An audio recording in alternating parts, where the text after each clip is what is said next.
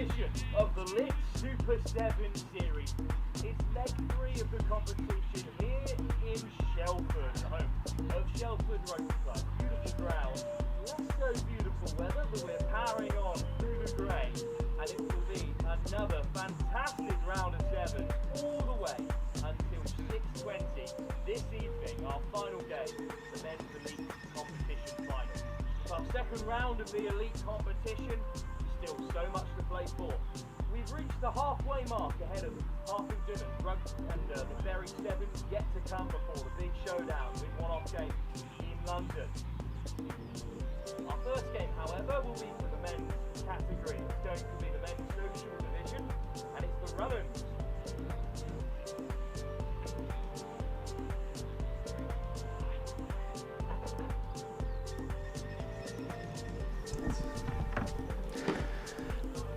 Well, good morning, ladies, gentlemen, and everybody else, and welcome back to another edition of the Lit Super 7 series. It's leg 3 here in Shelford, ahead of a fantastic day of sevens.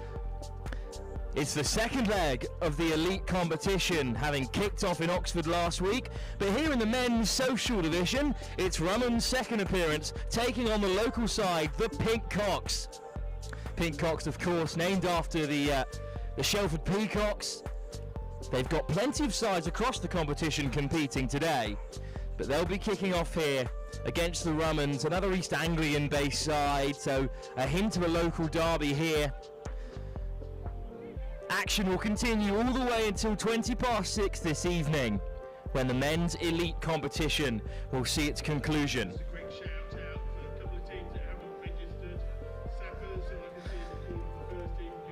Games every 20 minutes here at Shelford Rugby Club. Beautiful rugby club, less so beautiful weather, but we're working our way through it in the early hours here in Cambridgeshire.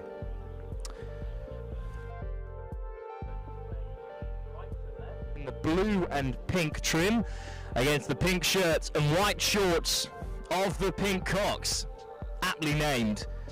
They're one of the younger sides here at Shelford, who have got plenty of teams entered all over the place in the men's open and this men's social division.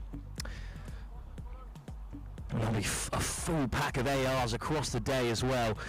We'll have action from the men's social, the men's open and the women's open before moving on to the elite competitions and staying with them all the way through to the knockout stages.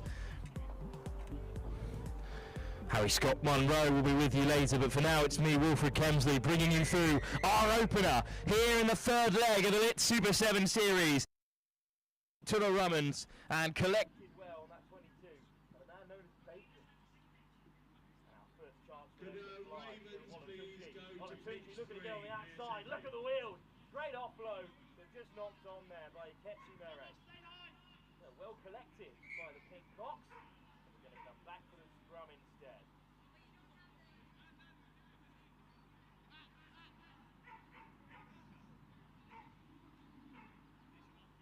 Right start then for the Rum'ns, although they still play inside their own half. Olatunji takes his place out wide. Looks like a dangerous opposition. Scrum to be fed though by the Pink Cocks for now, and it spits out their way. Again, they're a young...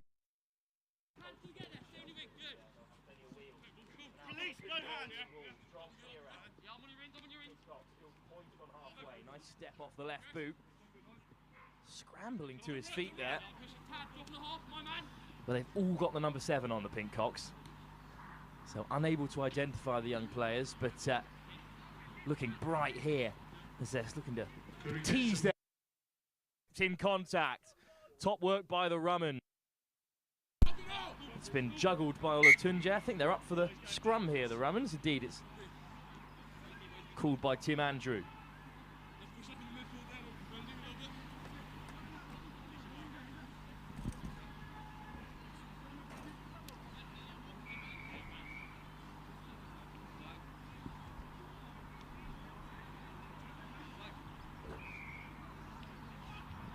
Crouch! Bind! Set!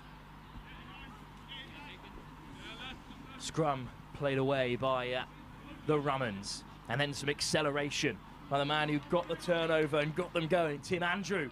And Andrew gets a ball on the inside, and this will be the opening score of the Shelford leg of the Lit Super 7 series. And it's the home side who go behind. Beautifully worked move. I think it was Thomas Miller on the inside.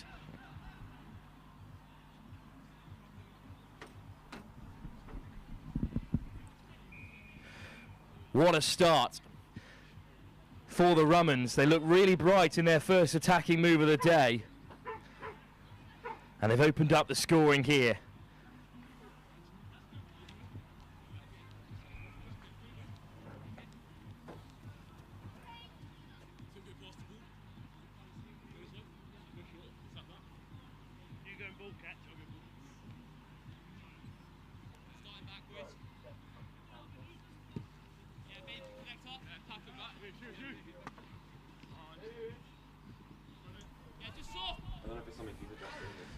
Oh, nice step inside and out from the Pink Cocks, looking to respond after going a try behind. Little basketball pass over the top, but it's gone loose. Oh, blasting little run. But Mere over the ball, this time penalised. Penalty for the Pink Cocks, breaking over halfway. To the short side go the Pink Cocks. Well marshalled out there by Olatunji. And then the little stutter step, the acceleration. Still no way through, but they've got numbers down the right-hand side. 2-on-1, but it's been put down. Huge missed opportunity. And here come the Rum'ns in response. Good work from that man Bacon again to keep it alive, but a second knock-on will bury the Rum'ns. And this is a huge opportunity for the Pink Cocks, having just wasted a nice little break down the right. Scrum, just shy of the 22.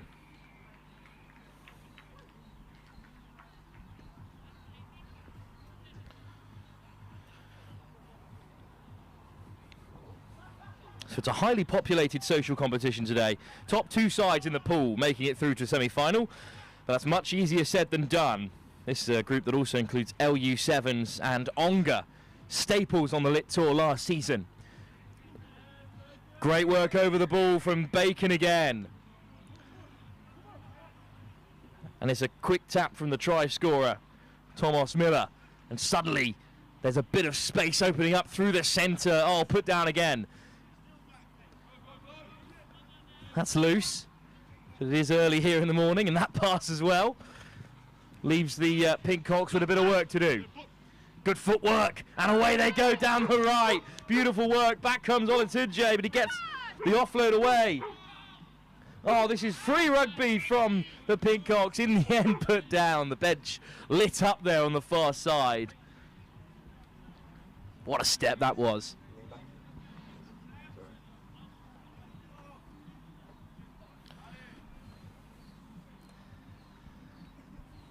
Right in that corner then, a scrum for the Rum'ns. Not out of the woods just yet.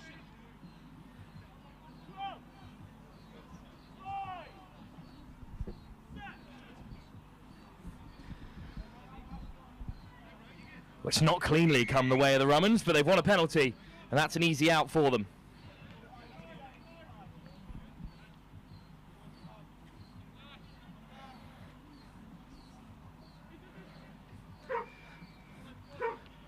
Just taken up the jumper inside the 22. Strong clear out, and it needed to be. And off goes Andrew. Andrew through the hole. Andrew over halfway, and he won't be caught. Rum'ns get their second score. Against the run of play, you could argue. Good period of pressure from the Pink Cocks, but they couldn't make it count. And Tim Andrew has the second score for the Rum'ns right under the sticks. Well, much like the host Shelford, they've entered two sides into this competition, with their second team taking on the likes of Fine Rugby Now and the Gladiators in Group A. But in Group B, it's a top start for the Rum'ns' first team. Kick for Bacon right under the post. Gets a hold of it. And at half-time in our opening game of the day, it's 2 unanswered tries in favour of the Rum'ns. Good start to the competition for them. There's a lot of players in that pink cock huddle, and we'll see what changes can be made by the Shelford base side in the second half as they look to turn things around here in the opening game of the Shelford Sevens in the men's social competition. The Rum'ns in front.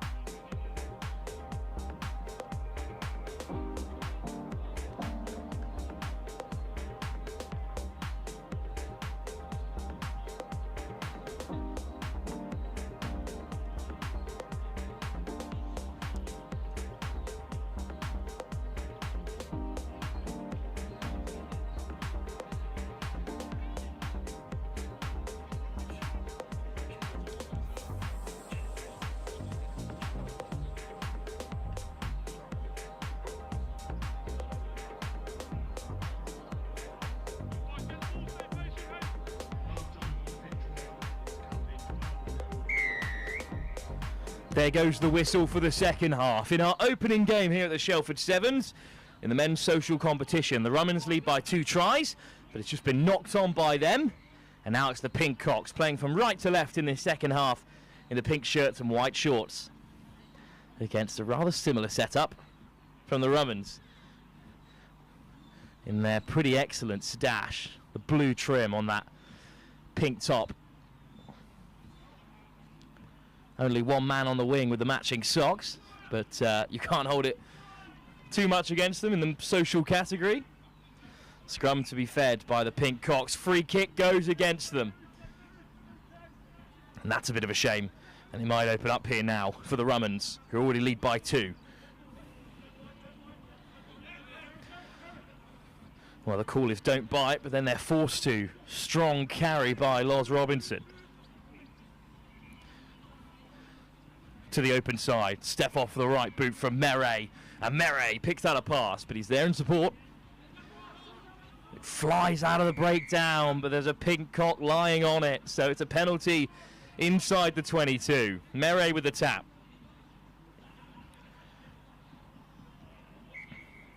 But again, a missed opportunity inside the 22. We've seen a couple from both sides. They've left a few out there, these teams. This time it's the Rum'ns who are back on defensive duty.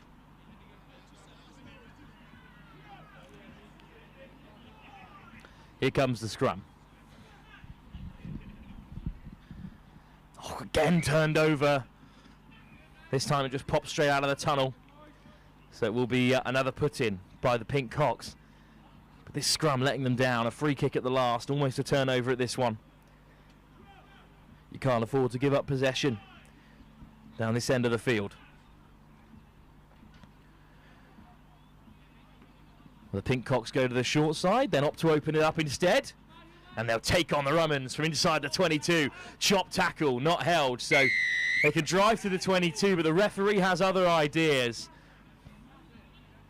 Instead, it's a penalty. And it's Akechi Mere with the tap. And Mere puts it in behind himself. It's well read by the Pink Cocks, but they're driven back towards the 5. Under real pressure here, looking to play from under their own posts. Mere over the ball again. This time he gives the penalty away. Bit of respite for the Pink Cocks.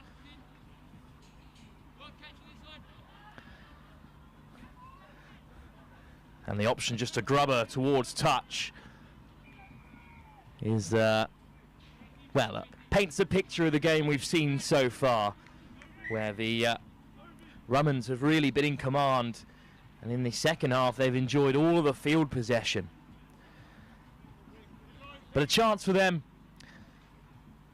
to perhaps turn this line out over. We've already seen the The Rum'ns go coast to coast. The Pink-Cocks could do the same. And it has been picked off by the home side. Now they've got a bit of space out wide if they can find it. Winding one up. Forward pass is the call.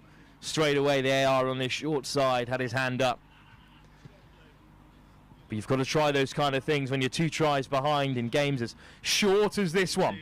Manager's briefing will be in the centre of the registration area at 9:20. 7 minutes. Please all managers to the manager's briefing in 7 minutes. Scrums be fed by the Rum'ns and by that man Bacon again. He's got Miller at first receiver. Miller, dummy switch. Puts the hammer down. Over the 22, lifts it into the path of Lumburn, who was in support. But the ball went to ground and the Pink-Cocks come away with it, and they spilt it themselves. Tackle off the ball there after it was put down by the Pink-Cocks. Can they break out of their own half for the first time in the second half? An aggressive carry up to the 10. Good clear out, but it's another loose pass. Well swept up in midfield. Big shot driving him back. It's another pass that goes to ground, but it bobbles up for the Pink-Cocks winger. Looking a little bit flat in attack here. But there's the missed tackle, and maybe the break. Merry over the ball again. This time, he wins the penalty.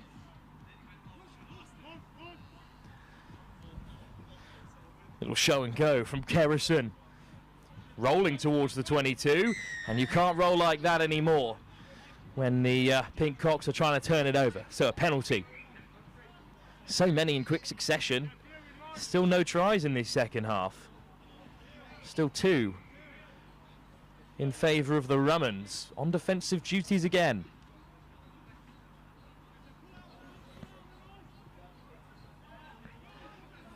A little bit isolated there. Little show and go as the Pink-Cocks look to snipe down the blind side. Good footwork. And then they recycle. Need a try, and they need it quickly here. Just come loose again. Kerrison looks to get his boot to it, but it's back with the Pink-Cocks. Finally a hint of an overlap. Across comes Lamburn. Ball on the inside. Great support by the Pink-Cocks. Finally they break through. And this is game on now with a few minutes remaining. Tap down right under the sticks. Quick conversion as well, so we will have time to come back. So now they trail by just a single try. Rum'ns will be kicking themselves there. They've been in command in this half. They've been deep in Pink-Cock territory, but unable to convert, and they were punished for it. Kick-off to come from the Shelford base side. Cleanly taken. And contact on the 10 metre. Well, there's 2 in that breakdown, and they've just taken the 9 out there.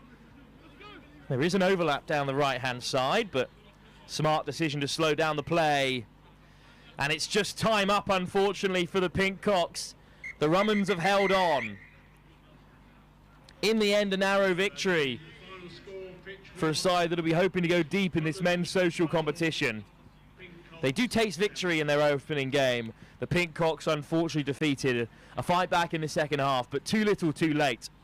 In our first game of the Shelford Sevens, well, unfortunately, it's the home side who taste defeat. Rum'ns victorious, but we will go straight on to another game, this time from the Men's Open, where the Heat take on Oxfam Mojo. Second game for the Shelford Sevens, due to kick off in just a few moments' time.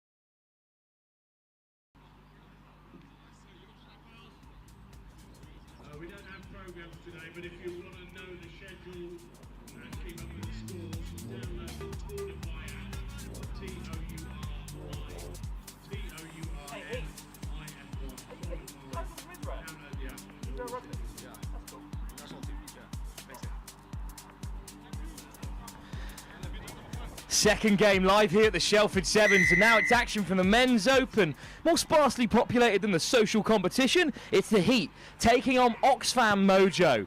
And it's the Heat playing in blue and white trim, kicking off to the green and gold of Oxfam, all based out of Bury St Edmunds Rugby Club. As you can tell by those socks. Decent level of rugby here. These are some young Bury St Edmunds players being taken on by the Heat here, who are all based out of Israel's rugby side, a growing nation in the game. And it's a penalty that's quickly gone their way, and it's a chance for Ranstein, who finds an offload, and Gur Levi goes over for the first score. Oxfam just harried out of it there, and they weren't quick enough to react when the penalty was given. And the Heat open up the scoring here. Oxfam Mojo and the Heat share this group with the Royal Engineers, the Sappers, who made it all the way to the final in Oxford before being beaten by Concord.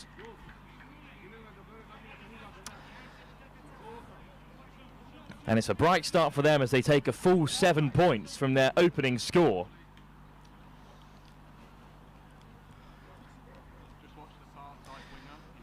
Oxfam, of course, in the men's elite competition as well. And they'll be needing to respond here, their men's open side. Kick off from Levinson. Was into no man's land and was just been spilt by the Heat. And that'll be a scrum for Oxfam Mojo.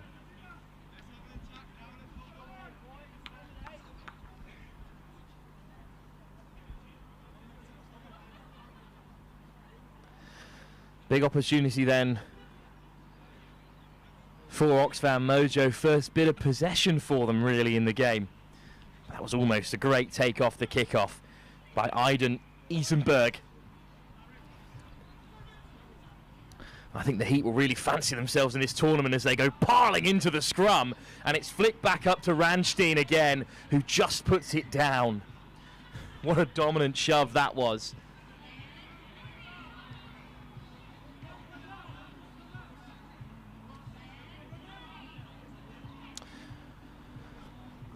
Oh, what a thrilling start for the Heat. Looked like a really sharp side. Their game against the Sappers will be a cracker, I'm sure.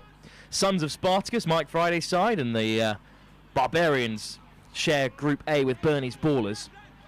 As again, the Heat go piling in, but it's just been chipped forward from the breakdown, but it might pop up for Ranstein here. Oh, it's gone loose. And in the end, Will Loveday forced to touch it down. I think the first knock-on was by the Heat. So it's going to be a scrum on the 5 now. But this Heat side, well, they're a lot older than this young Oxfam Mojo side. They've got a bit of nous about them, a bit of physicality that seems to be lacking from the Mojo for now. Again, the counter scrum is huge, but it's flipped off the deck and straight over the dead ball line. That's a mess. And this is the Heat's chance for a second score. With a scrum, they will surely dominate.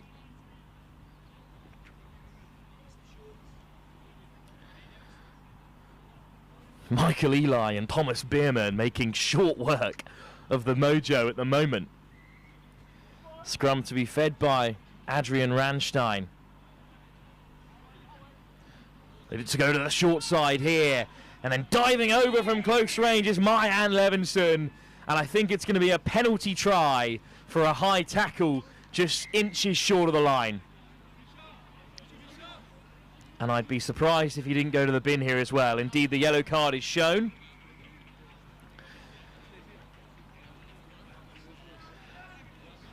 So that's an early yellow card.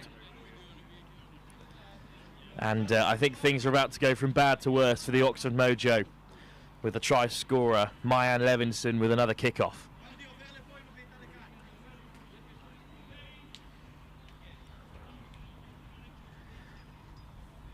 The Heat lead by 14 after that penalty try. Gives them the full complement of 7. What can the Mojo offer early doors here? Nicely weighted kick. Just about kept in play. Linesman's flag stays down. Ren Lloyd Dawson chips it on again. And this could be the first try for the Mojo. What a score.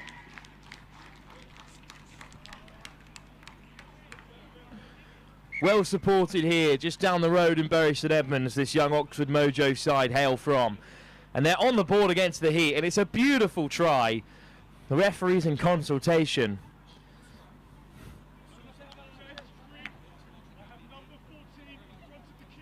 Oh no, it's going to be a penalty. The try scorer was offside. And the Heat aren't going to wait around for the Mojo to get into shape. They float it from right to left and then put down. Offside again, knocked on and then picked up by a man in front. So, chance for the Mojo. Brought down on the 22, but they're set up really well, nice and wide on this right-hand side. Good tracking by the Heat, good defence. Berry wants a penalty, the Oxford Mojo. Little hitch kick, dummy switch. Well read again by the Heat. Flying across to make the tackle, Omar Levinson. And they're driven into touch. Robbed of a fantastic try. The penalty was from just outside the 5, so the 6 men of the Oxford Mojo have done really well to hold out in that yellow card period and even threaten the line.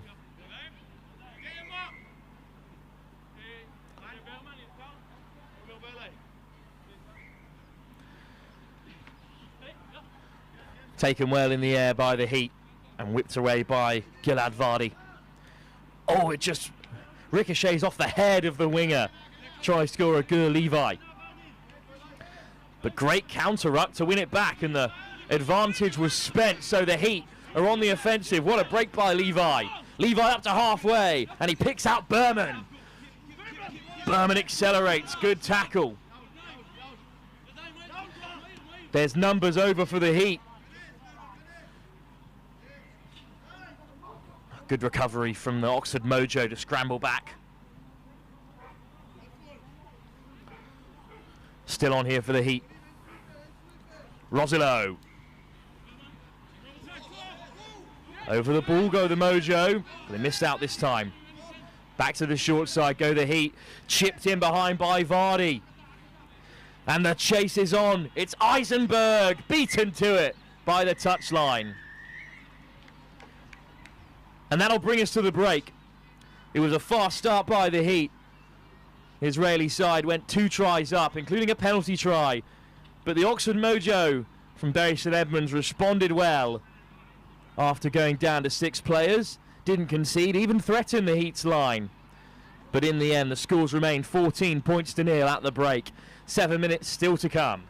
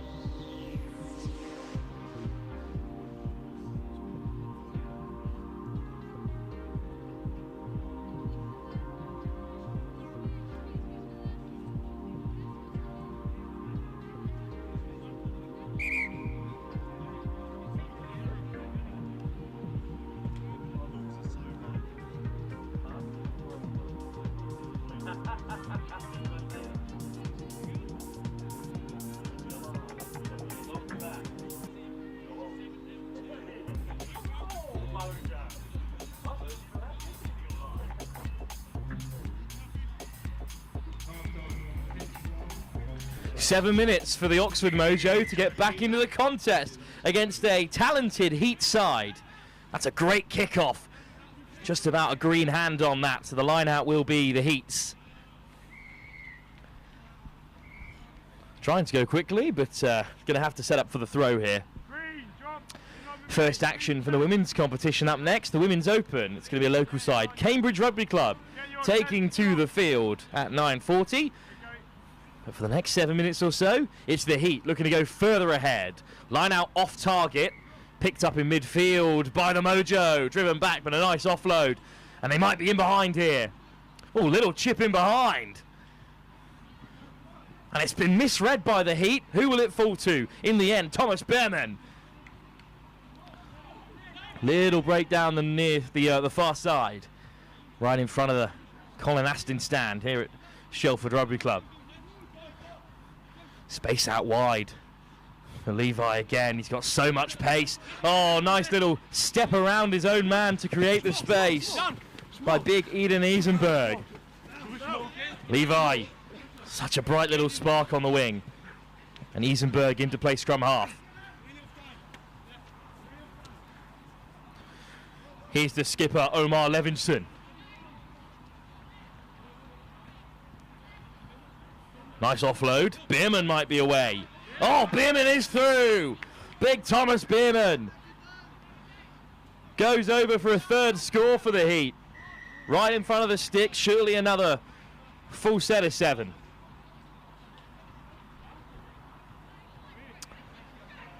That's nice rugby from the Heat. Patient play. Worked their way up the field really nicely. And on come the changes in response.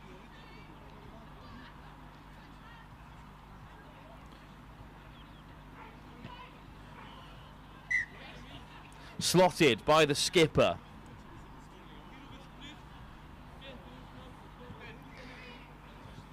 (21-0). This Oxfam Mojo side trail deep into the second half.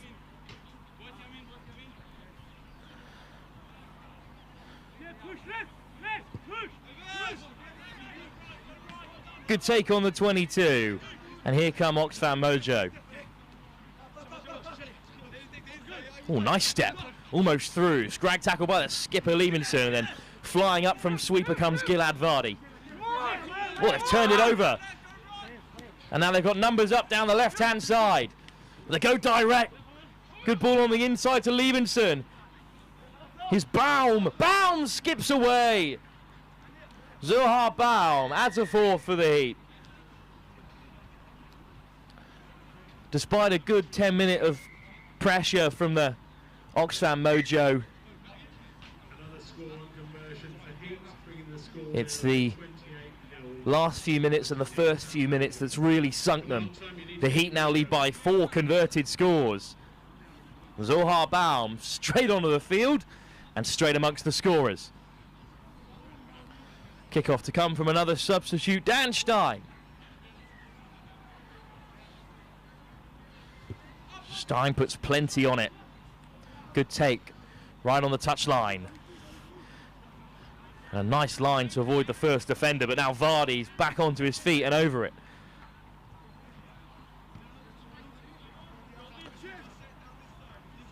Mojo chip it wide. Oh, it's just been spilt. And it will be a scrum right at the death here by the Heat. Well, I've downplayed the importance of the next game in the Women's Open. It's a local derby. It's Cambridge taking on Shelford. What a game that'll be.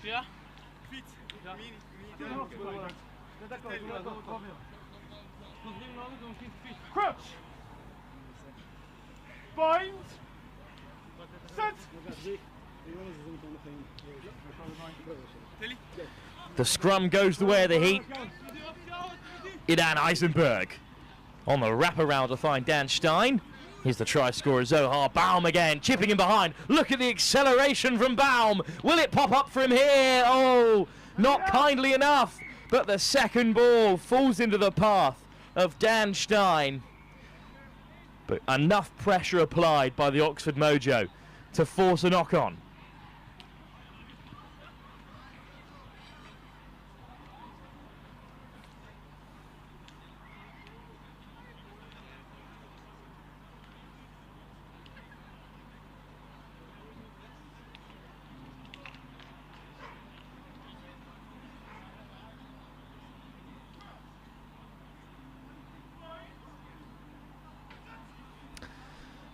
Scrum for the Mojo, turned over by the Heat. Knocked on in the process of dotting it down. So we'll come back for a scrum.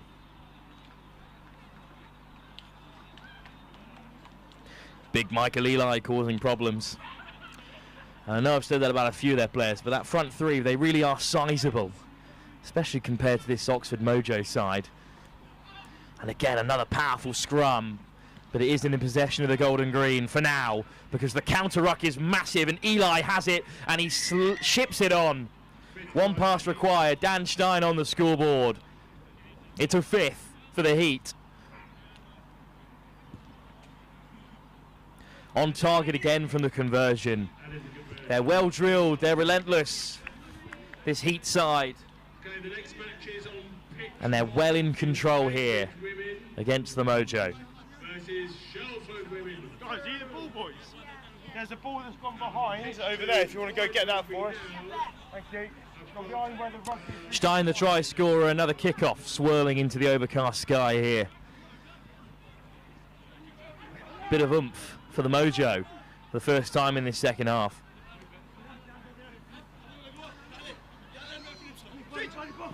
Lovely little offload, but good read by Stein, by the Heat, and it's a penalty, unfortunately. Yahel Rosillo not rolling away. Nice ball on the inside. Rosillo makes the tackle, but now just the sweeper to beat. Confident by Dan Stein, and then some big shots coming into the breakdown. Picked up by the Heat. Rosillo to the open side, and now Stein weaving away. Here's Eli. Eli accelerates! And Michael Eli is going to score another try for the Heat.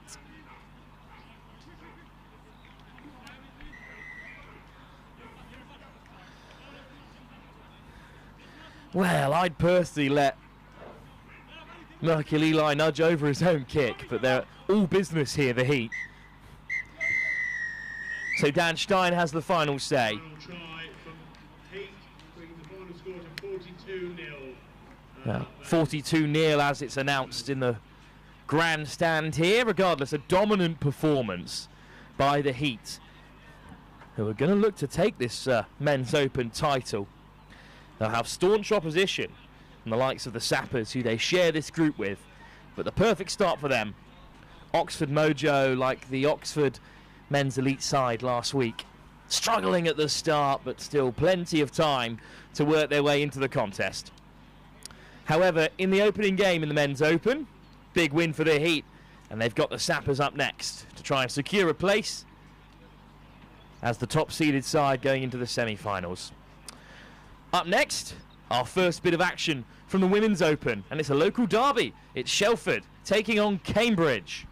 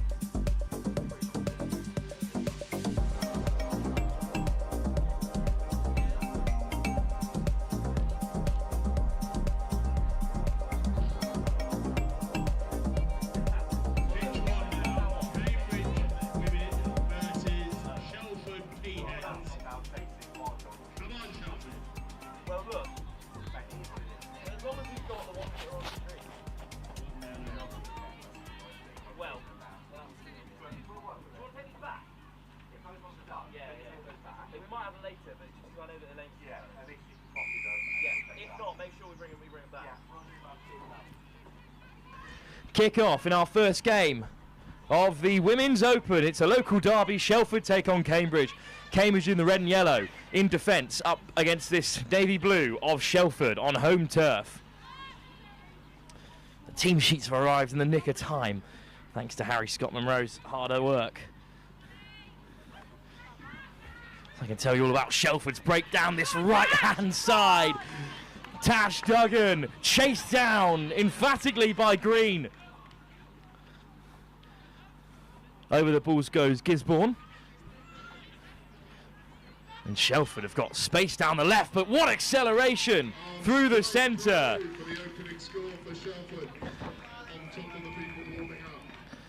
And the home side go in front here, supported by their many Shelford sides entered this competition on the Colin Aston stand in front of you there. But what pace through the centre by a woman just known as Evie in the Shelford women team sheet. I don't know her that well, unfortunately, so second name basis going forward. But Evie has the first. Great vision, spotted the gap and broke through the Cambridge line. Kick off from Shelford. Well taken. Some nice patience from Cambridge, and then just ducking under the contact of the towering Annie Worth. Penalty! Great work from Mason, but knocked on. Vicious tap tackle from the ref there. It's Cambridge ball. So a scrum for Cambridge, a chance for them to break out of their own half for the first time. Amy Jin with the feed. Interesting setup, now rolling away to that open side. Plenty of space down the blind side if Jin fancies having a go. But well tracked by our opposite number, Tash Duggan.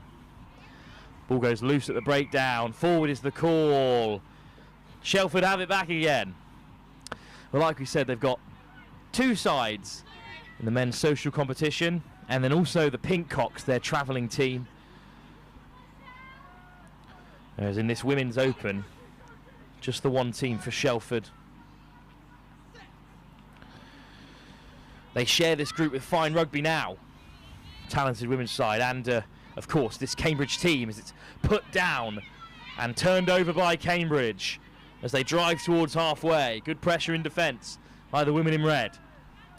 Cambridge just relegated from the championship in the men's game as a big shot comes flying in. First from Gisborne and then a big shot from Worth to turn it back over for Shelford. In the women's game, a growing club.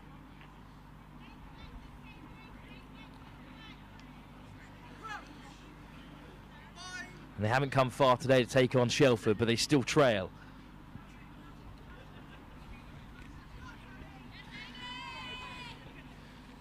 Sammy Mason looking to get away, finds an offload to the first try scorer. Duggan, ball put down and then chipped through by Cambridge, but another knock on. Secures possession for Shelford.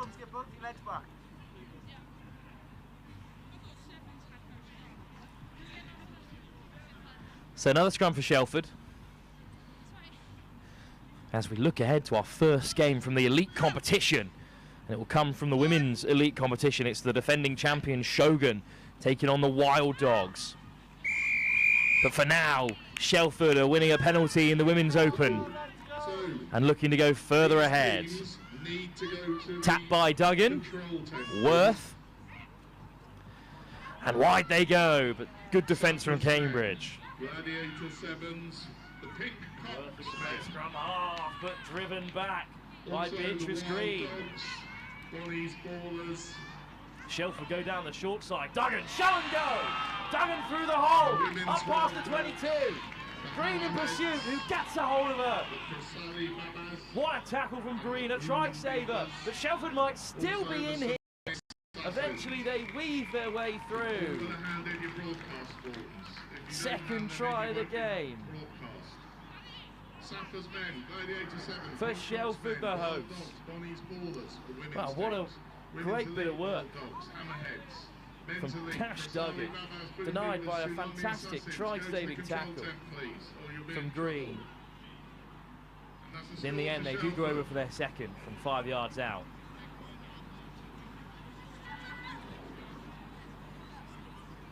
Good start for Shelford. Lead by 2 tries now. Good work, gents. Well done. Didn't convert that, did they, sir? No.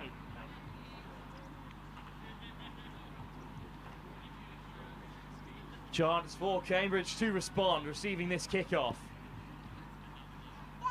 Mason again nudges it up to the 22. Strong return, but a big shot.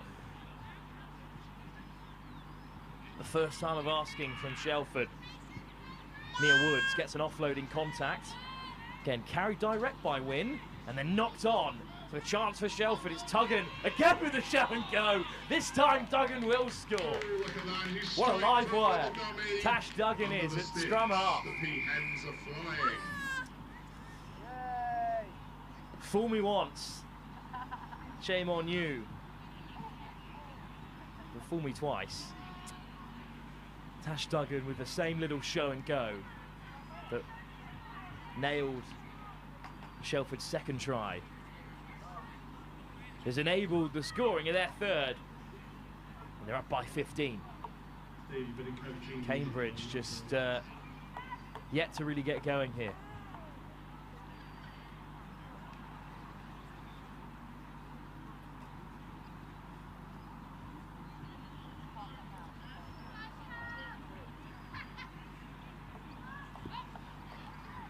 Another deep kickoff from Mason, collected by Jin. Now let's go to the open side. The Cambridge bench calling for a bit of patience. Knocked backwards. Tackle on the 22. Not a lot to go for at the moment for Cambridge. Taking on Shelford out wide, but it's good defence from Molly Messenger. Oh, what a break by Jin. Sniping down the blind side. Now look over the top. Great offload. Henthorne up to the 10-metre. Great counter drive, but it is going to come Cambridge's way. Picked up by Sarah Hamia. But a thunderous shot drives Cambridge back. Jin. Woods. Looks for an offload again. Is unceremoniously dumped to the turf. Jin catches a blow this time. Shelford flying up.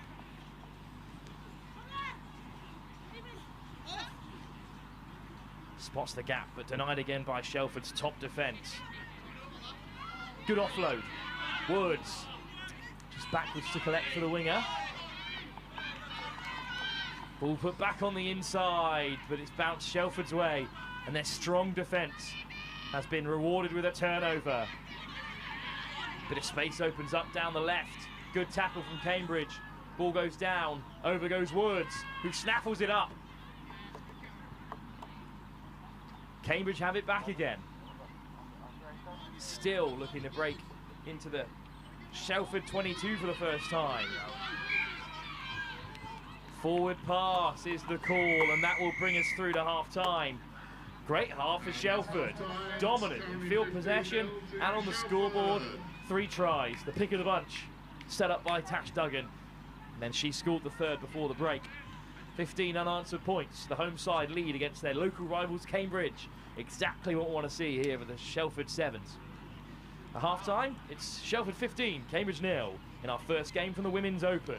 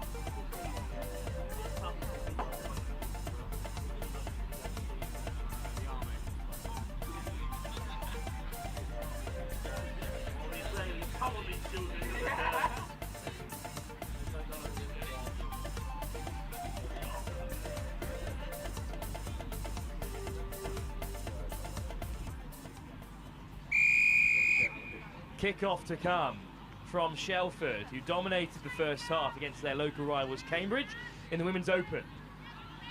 But it's another good run by the woman looking most likely to get things going for Cambridge, Molly Henthorne. Taken beyond the 10-metre, but what a turnover. And here goes Duggan again. Set up 2 tries, scoring 1, assisting the other, and almost skipping through again.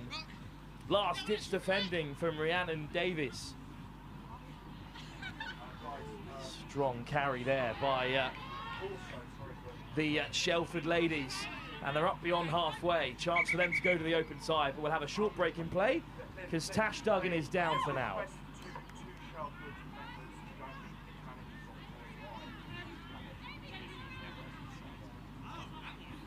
There is a guy doing like things for here.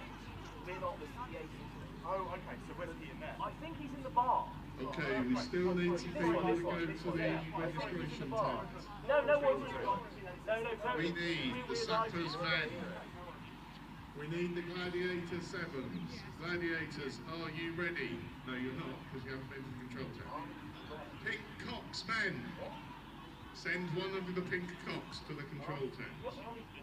In the Women's Open, Molly's Ballaz with a Z, which is very strict. Go to the registration tent, please. Women's Elite, the Wild Dogs. You need to domesticate yourselves and get to the control tent. The Hammerheads also need to come up for air and go to the control tent. Men's Elite, the Boom Beavers. Stop constructing dams and get to the control tent. So a slight knock there, as we were visited in the commentary box by the Shelford faithful who mistook us for the PA system. I think if you could hear me all day here in Shelford, it would get quite irritating. Just you lucky people on the live stream who get to hear play-by-play here on Pitch One all day, all the way through to 6:20 for the final game of the day. Shelford lead still by 3 tries. An unfortunate injury has been dealt with by the hosts. And we're back for a scrum in their favour. Mason gets it away to the opening try scorer, number 15, who skips through again. What acceleration. Cambridge go 4 tries behind, sliding right under the post.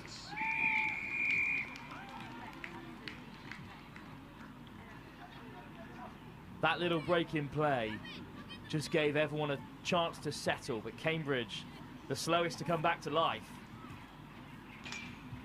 Strikes the post, off target. They lead by 20.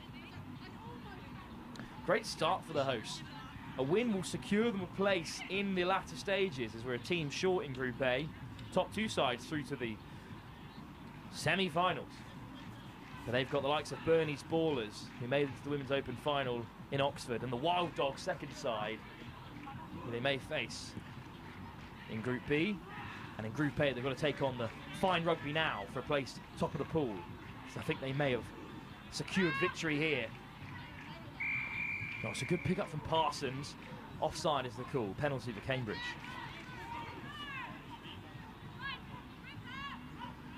Quick tap from Henthorne again. He puts in the fend and gets away. Takes 2 to bring her down. Henthorne leading the charge for Cambridge, but needs a bit of support. Great pressure from Shelford, and they've snaffled it up. Nice offload through the contact. And it's Molly Messenger racing away for a 5th score.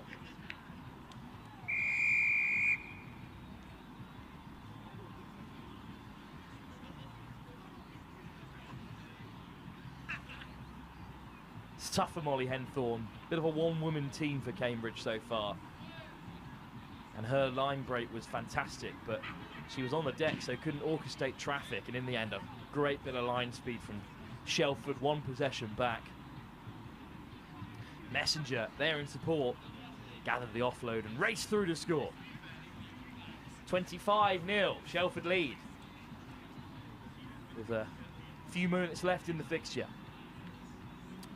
Mason slams it down the centre. Good take off the kickoff by Schaefer.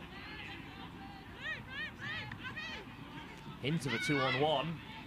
Good tracking across from Shelford. Strong tackle from Carmel Fitzgerald. Force the knock-on. And a chance for them to break the 30-point barrier.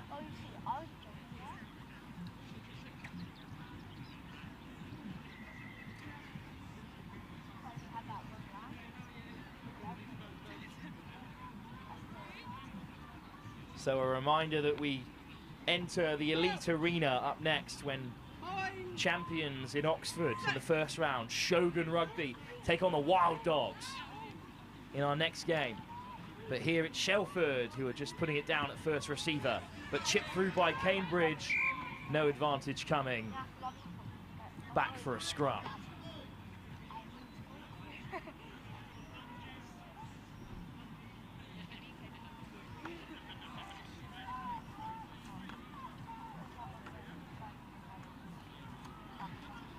And the refreshments keep on coming. I've just seen the Greek food truck drive in. If you're Greek or you just like the food. Well, it's almost a beautiful day all of a sudden here in Shelford. Fantastic rugby club. And certainly the women's team have been the more dominant of the two sides here.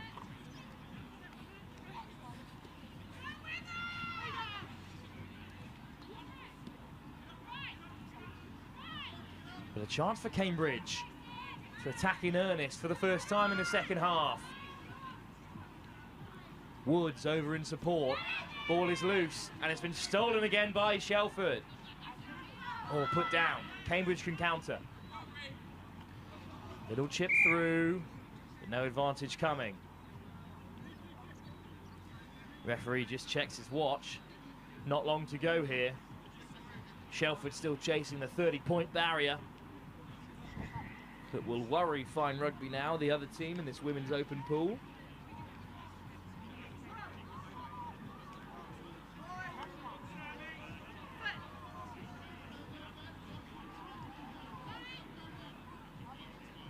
Here come Cambridge, perhaps for the last time in this fixture. Still looking to get on the board. Davies goes direct. Offload is loose and driven into touch. And that'll bring us to an end of this contest between two local sides. In the end, it's Shelford who are comfortably victorious. They have defeated Cambridge by 25 unanswered points and takes victory in their opening game of the Women's Open. So we jump up a level in competition. It's the elite division.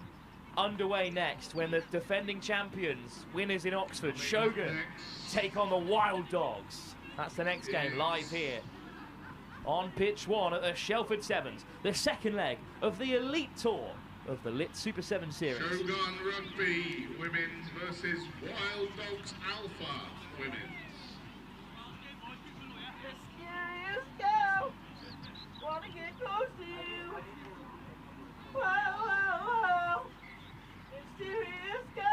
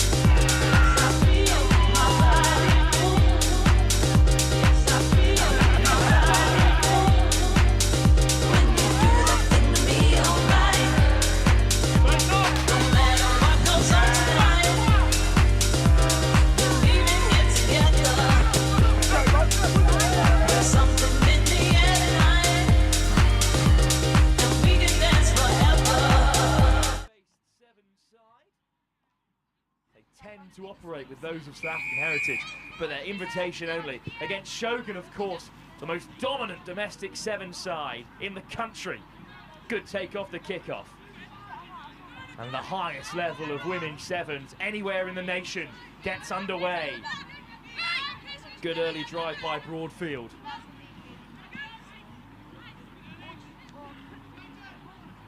And the Wild Dogs spread it from right to left with such efficiency.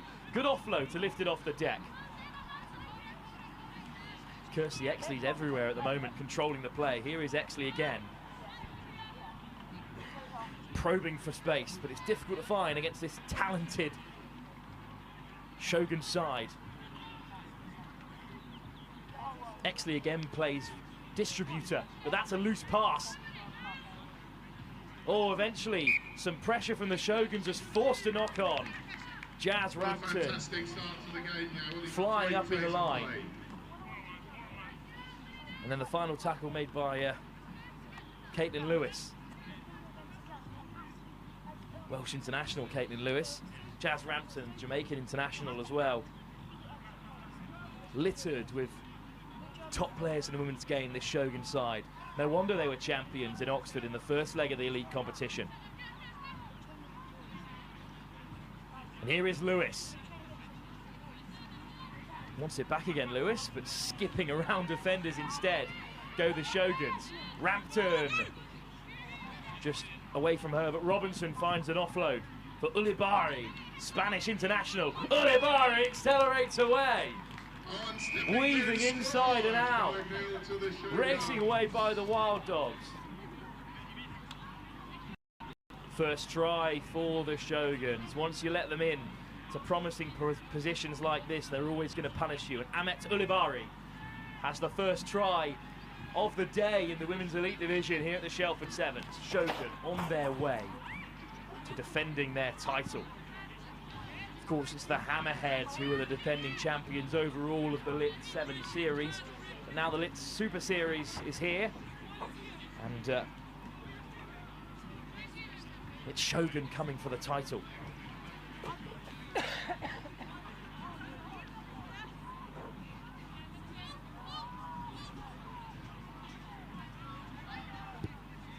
They lead by 5. That's a teasing kickoff.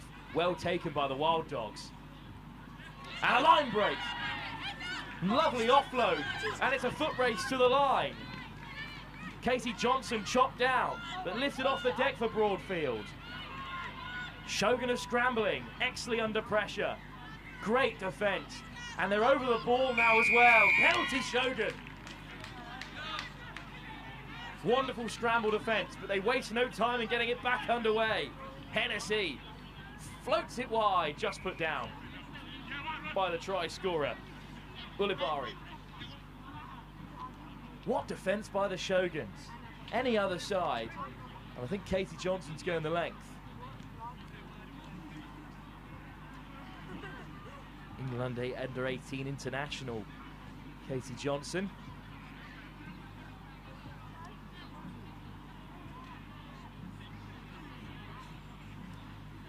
Well, this women's elite group is absolutely stacked.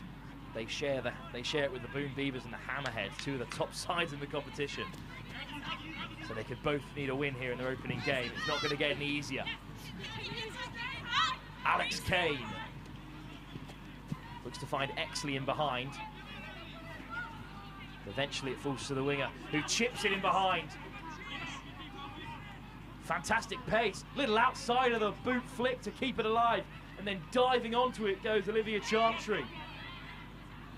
Shogun fire into the breakdown, but Exley just about gets it away.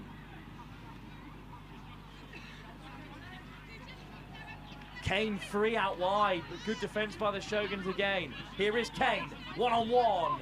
Takes a tumble on the 22. Baker there in support. Penalty Shogun. Huge turnover from Emma Hennessy, a Welsh international.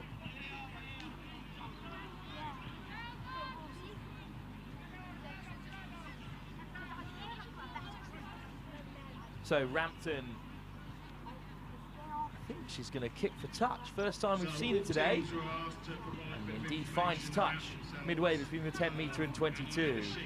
And off go the Shelford ball boys, racing away into the far field, into the allotments. That one's gone.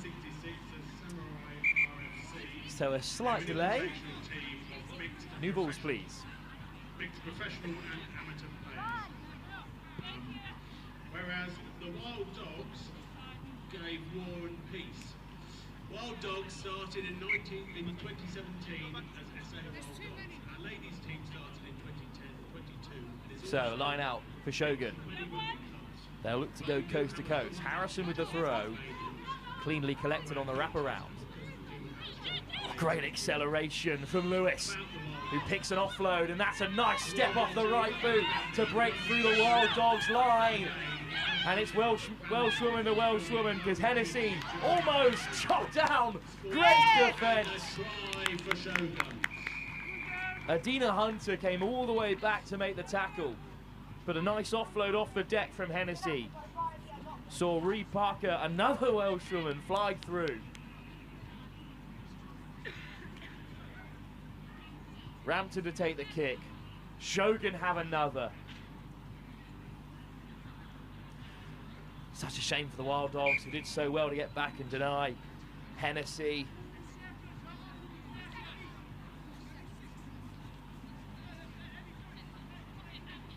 Certainly a strong Welsh contingent in this side, with Bethan Adkins, a Welsh under-20 international.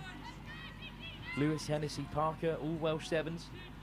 And then Marmelina and Amat Tulibari try scored today already. Spanish internationals. Can't miss out Jazz Rampton, keen to take this kick off, the Jamaican international. No wonder they were champions in Oxford just a week ago.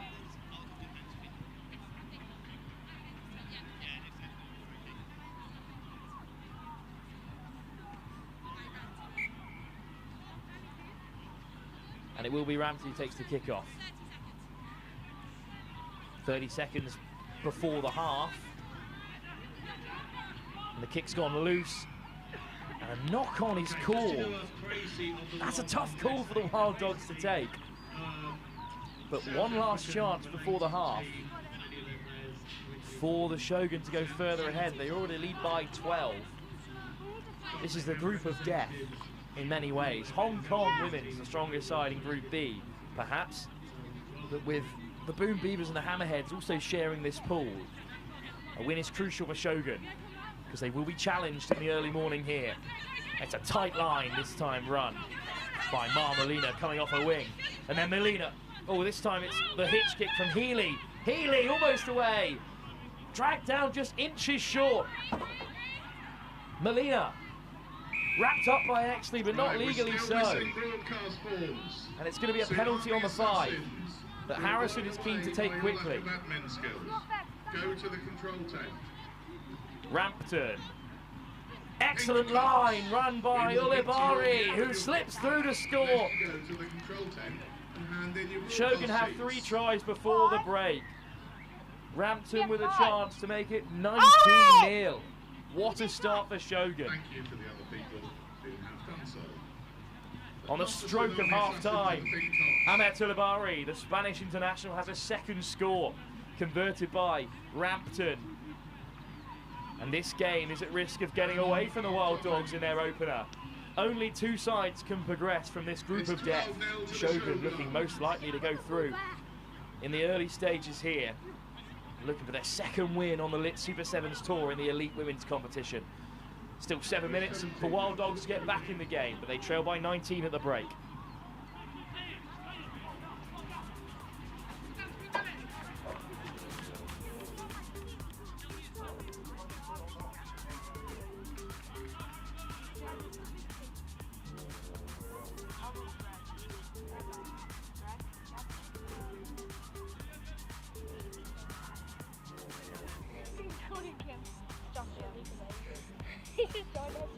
Wait, watch him.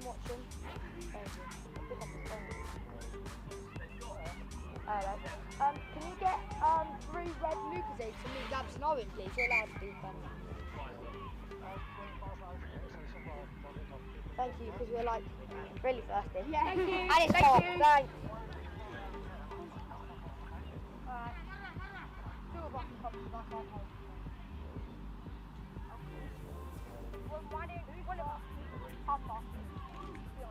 Okay, here's one for the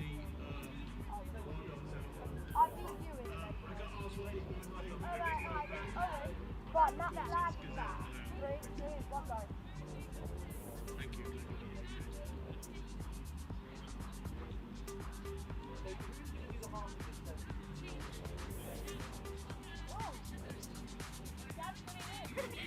Dad. Must say. He had the head start. He had the head start. Well, kick-off from the Wild Dogs, tap back by the Shoguns.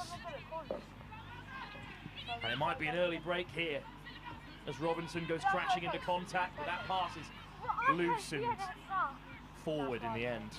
So the Wild Dogs have it back. And a chance for them to threaten the Shogun line for really the first time in this game. It's been all Shogun, as one might expect from a women's side that can field 7 full internationals at one time. The Wild Dogs, what have they got up their sleeves? Counter scrum by Shogun. Free kick goes the way of the pink and white.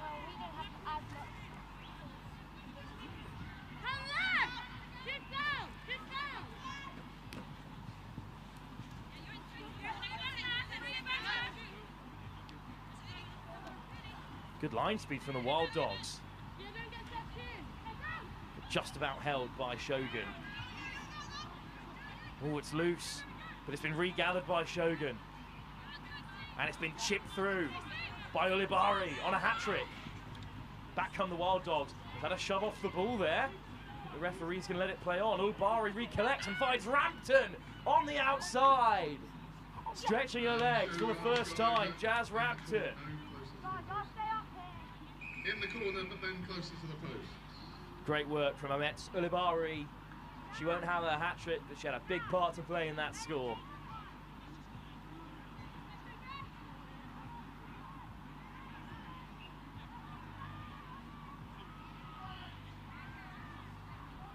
Perfect start to the second half. A lead by 24, the Shogun. Just wide, so it remains 24-0.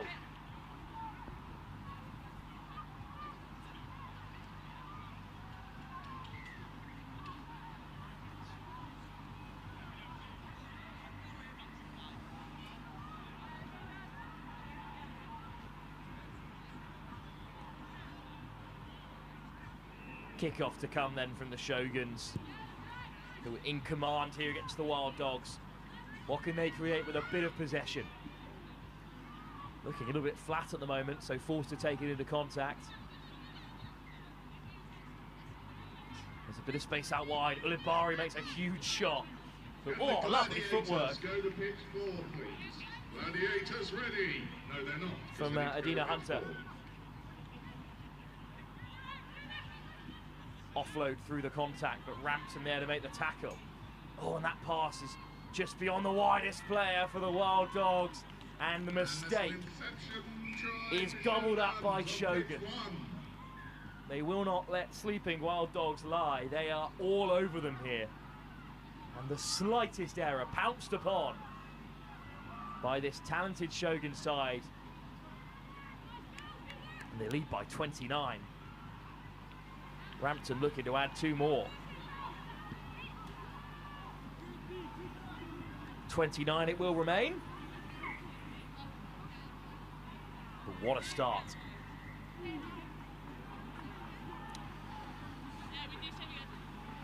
Ulibari waits to take kickoff again.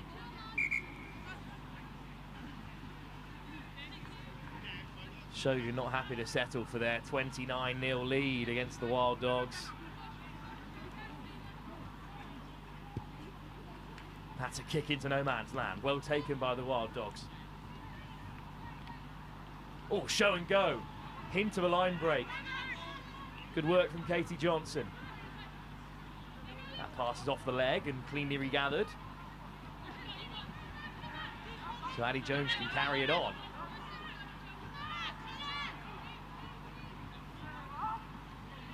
Johnson has a woman outside her and finds her well. Little stutter step and the handoff. But you can't beat Hennessy, who wins the penalty for Shogun. That's a penalty to the Shoguns. Relentless from Shogun. With one try from the Wild Dogs really spoil their day, and they take the scrum as well to slow the game down, knowing they are in control.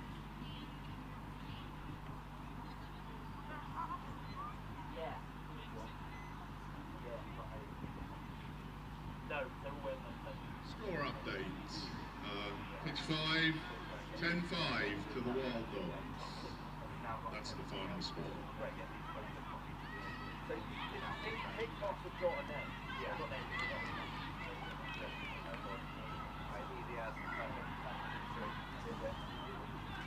Shogun on the offensive again, met at the gain line by Alex Baker. What a hit that is. Still they get over the gain line, the Shoguns.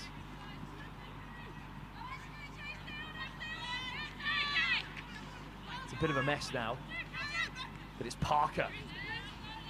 Rugby league background, so very physical.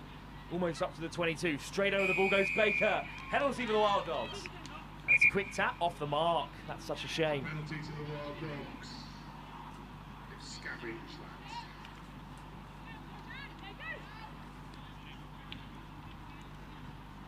Wild Dogs again looking to attack from inside their 22. Great delay on the pass. And on the swivel, what a take. And now they're in behind. It's a foot race. Ulibari looking to come back and make the tackle.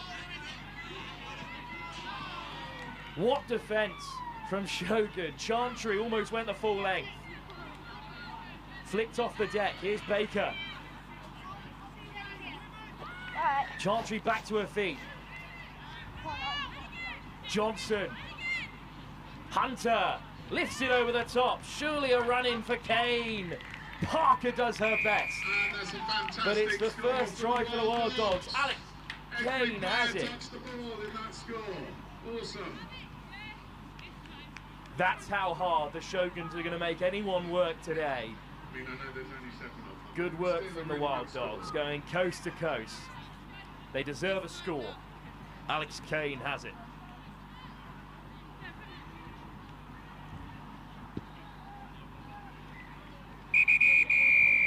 Wild Dogs have the final say, but they are defeated in their opening game in this unbelievably challenging group that also includes defending champions, the Hammerheads, and the Boom Beavers, finalists and winners of the Manor Sevens. Shogun, though, take the first step towards qualification. Fantastic performance from them. Wild Dogs beaten by 29-5. As we roll into the men's elite competition, it's the Mavericks in their unbelievable strip. The best kit here at the Shelford Sevens, taking on the British Army, the defending champions on the Lit 7 series from last season. That's the next game, live here on pitch 1 at the Shelford Sevens, the second leg of the elite division of the Lit Super 7 series.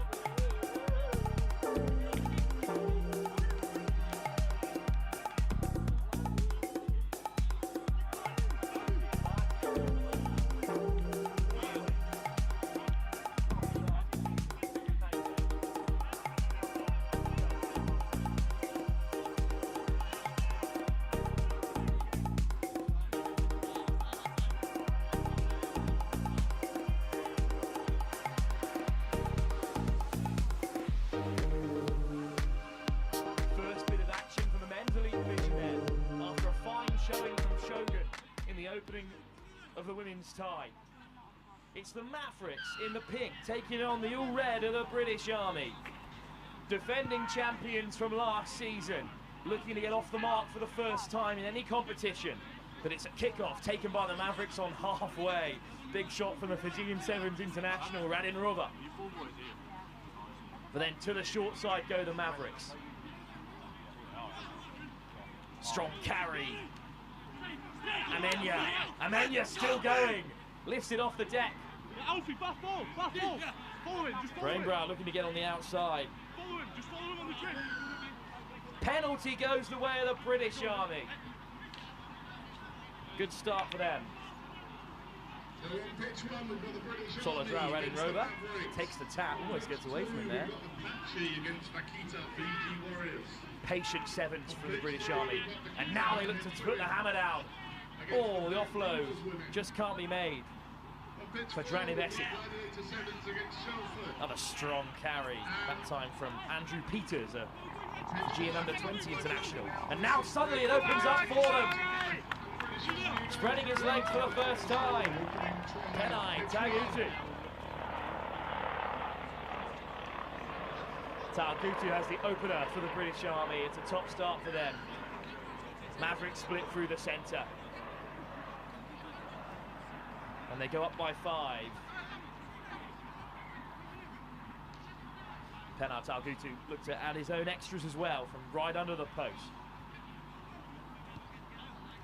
They're a fine sevens team, the British Army. They haven't had all the results they've wanted so far on the Lit Super 7 series, but they're still in touching distance of the Hammerheads, who currently lead the way in the Elite Division after losing to Belgium in Oxfam. Belgium not present here today at the Shelford Sevens, so a chance for Hammerheads to stretch further out in front. Overall, but here on pitch 1, it's the British Army, who kick deep. Taken well on the 22 by the Mavericks. They're a long way from home.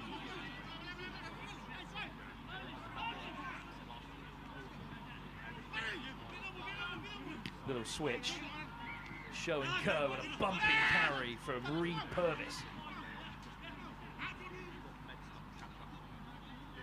Still looking to play from inside their 22, but it's beautiful soft hands by the Mavericks. Just a sweep and a beat. Back on the inside for Carl Bradbury, who touches down under the sticks. Wonderful play by the Mavericks. And they are well deserving of their equalising score. 7 apiece. We're locked up here in our first game of men's league competition. We've been desperate for a close game.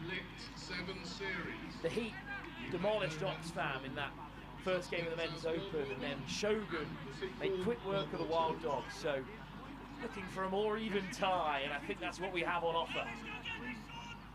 Wild Dogs equalise. Extras added by Harry Rice, who's going to kick off.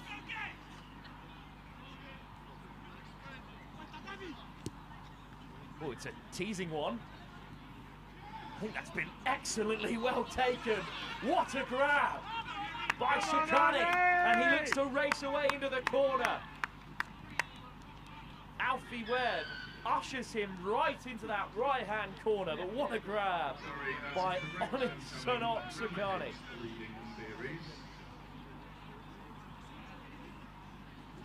That's a ridiculous take off the kickoff. He bumped off one man and went the full 50 yards and dotted down to score. He takes a well-deserved rest on the sideline, Honest Sukani.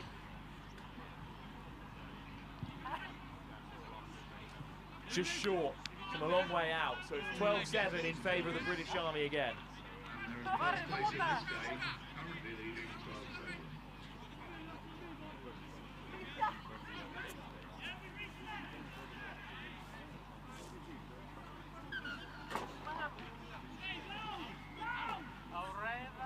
Short break in play while they go to collect the ball again. In the end, Akula Nadavo will get us back started again.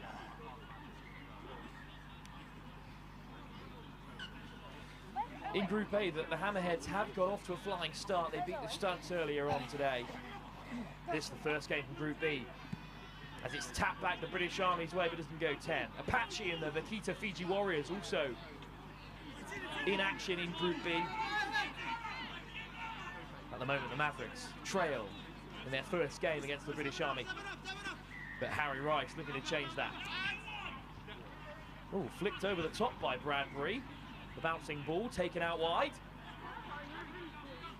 But the Mavericks wrapped up by the men in red. Rice. Ware takes them all on. Rice. We're going to skip away. Tackle made by Nadavo. Secured by the Mavericks. Henry Reed Purvis lifts it off the deck, but the British Army applying all the pressure. Tomaso Vuller holding up his man, Vuller. Can the Mavericks get it down? I think Fiji, the British Army, sorry, full Fijians are going to kill it here.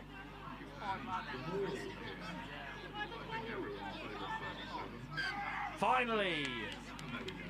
Well, it can't be a maul until another man from the Mavericks engaged, eventually just put his shoulder in because he knew that the play was dead. So, top work from Tomasu Vuller.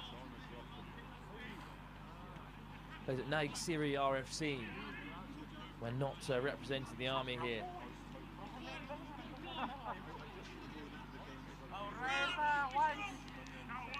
Scrum to be fed by Viliami Salu Salu. Salu Salu takes it to the open side. Here come the Army. Rayana skips through. Come on, Army! Another try for the British Army. Rusate Rayana skipped in between two defenders. Amayenya just couldn't get across. Great acceleration. And it's a second try on the board. The Takula Nadavo will look to convert. Wide. But at half-time, the British Army lead by 3 scores. Can't forget about that unbelievable take by Sukani off the kickoff. But on the stroke of half-time, Rusate Rayana adds another for the Army. The Mavericks have a bit of a mountain to climb in the second half in this men's elite competition. 7 minutes for the men in pink to get back into the contest against the Lit Super 7 Series defending champions from last season. The British Army up by 3 tries at the break.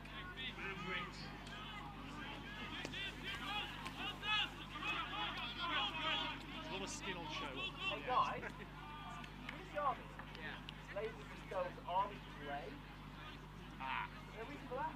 Because this is, so we've got another sevens team in Portugal. No, yeah. But normally we wear our second team shirts on red. Probably doesn't matter. No, I was wondering. Yeah, it is. I wouldn't say they're the second. No, it's just like another thing. Yeah.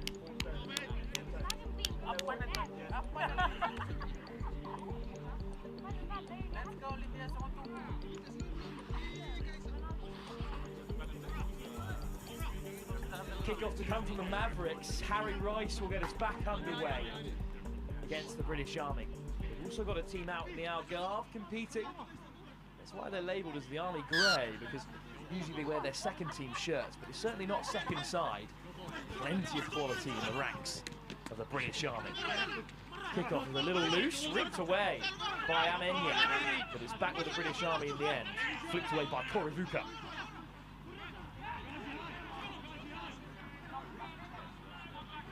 Now Silibanu stretching his legs and finding a beautiful offload. Hits kick, away they go. It's going to be Nadavo racing away for the British Army.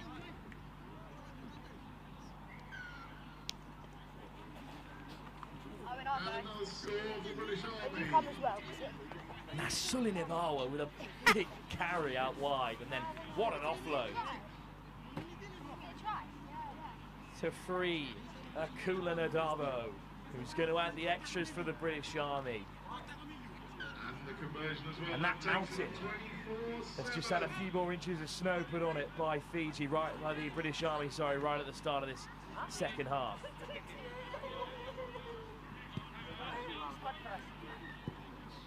Of course, the Vaquita Fiji Warriors also in this group. That will be a wonderful game of sevens later on. Also Apache long-standing Sevens side. For now it's the British Army who chip it down that left-hand side. Koivuka with the deep kickoff. Taken well by the Mavericks. Still looking to get on the board for the second time and for the first time in this second half. High tackle, penalty. Quick tap as the British Army on the retreat.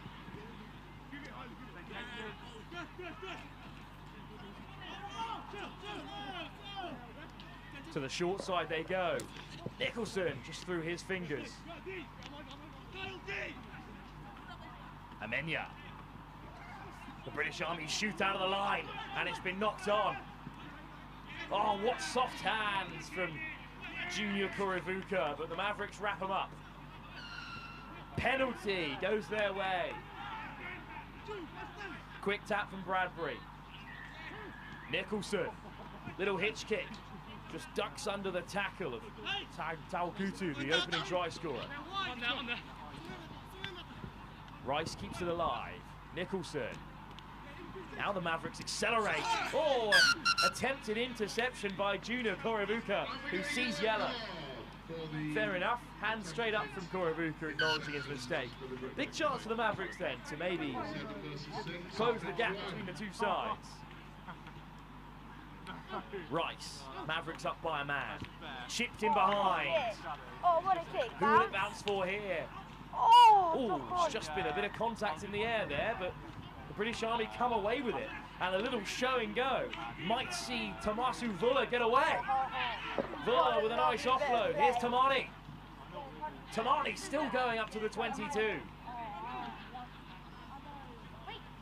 Quick ball from Usula Libawa, who finds Drownivesi. Come on, Drownivesi with another score for the British Army, and that will seal it for them.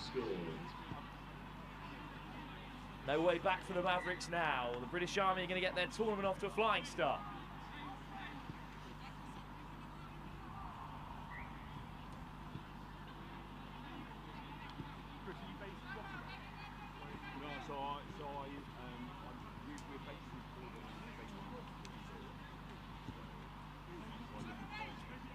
Off target from the conversion, but I'm not sure they'll mind too much.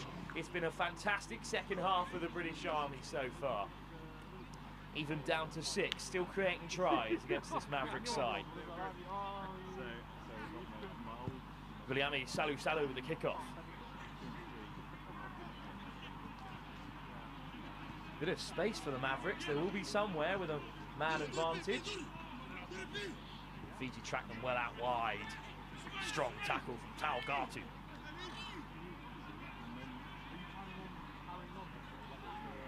Right to left in one phase for the Mavericks, but Fiji cover it well. Oh, they're filling the field, the red shirts of the British Army.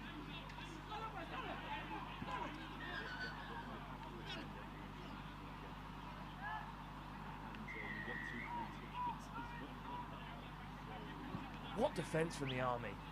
Down a player, but it didn't matter.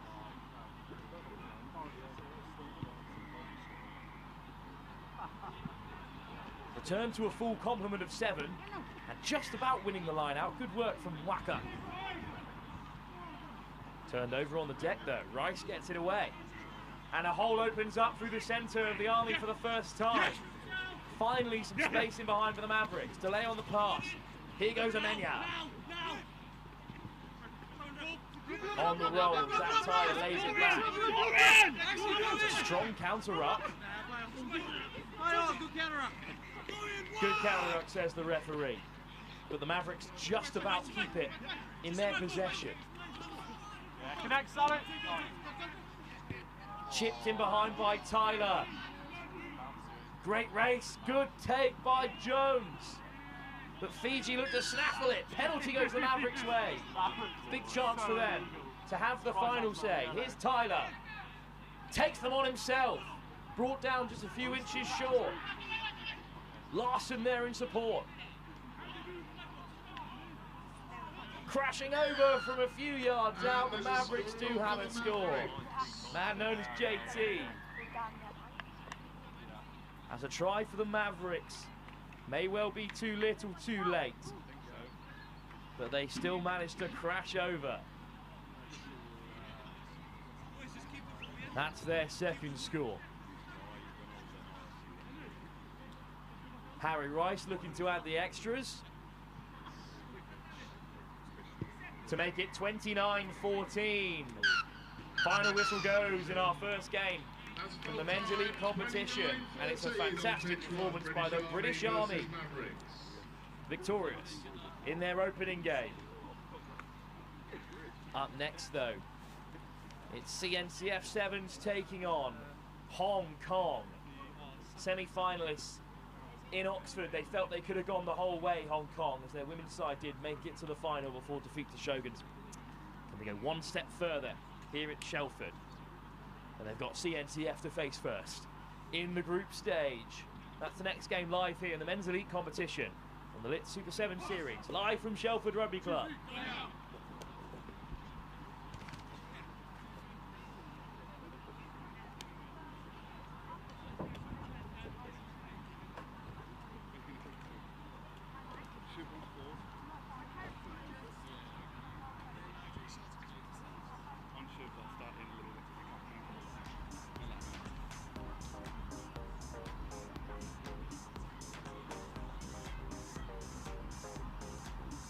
Result from pitch 5, Rugby House 17, Ravens 75-19. Go boys, shot here.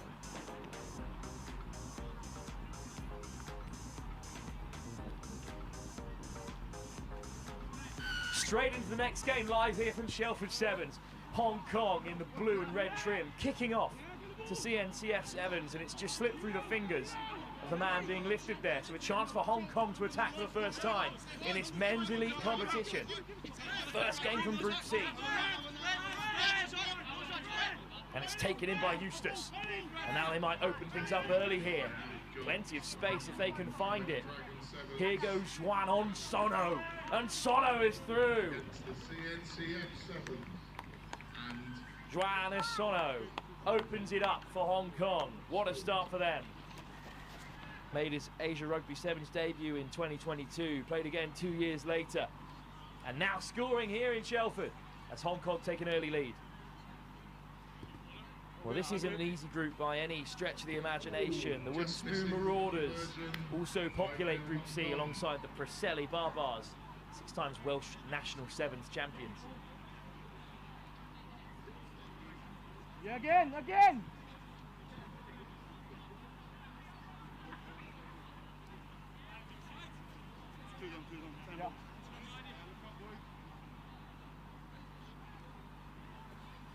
It is the Christina Noble Children's Foundation, CNCF, who look to claim kickoff, and this time they do take it cleanly. Well, their women's side were in action in Oxford, their men's side making their debut here in Shelford and looking to take on Hong Kong out wide. They recycle it well. Fast footwork on the 22, but well read by Dokande. Another slip in midfield on this artificial turf, and Hong Kong straight over the ball. What a turnover, and what a place for Camille Chung to win it. Eustace over the breakdown, Chung at 9. Moses goes himself, put down inches short, lifted up to Chung and knocked on. What defence from CNCF, and now can they break? Good chop tackle from Alex Moses. Looking to crash through is Adrian Geddes, and he wins the penalty.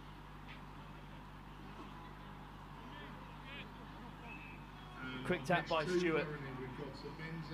CNCF looking to break out of the 22 for the first time. Oh, what a shot that is by Joe Knight. And they're over the ball here, Hong Kong. And they may have turned it over. Eustace comes away with it. Camille Chung.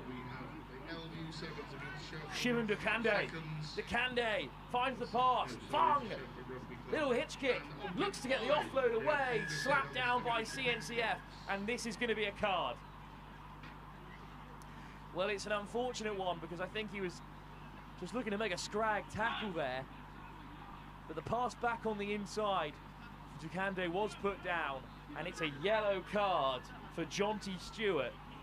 So CNCF already trail, and now they're going to defend with 6. Smart choice to take the scrum. Overcome the big men. Big by 7 standards anyway. Juan Asono, opening try scorer in the scrum alongside Joe Knight. And Alex Moses, who took part in the Dubai Sevens last season for Hong Kong at hooker. Camille Chung with the feed. He's got Eustace just behind him. Eustace drifting away. Demi Kateye makes a strong tackle. Knight over the top. Fong from close range. You can't stop it. Scored bucket loads of point. Fong Kit Fong at the Oxford Sevens, and he's off the mark here in Shelford. Made an Asian Sevens debut for Hong Kong back in 2017 and still scoring tries, this time on the Lit Super 7 series. Demi Kateye with a huge shot, just inches short of the line, forced Hong Kong to go wide.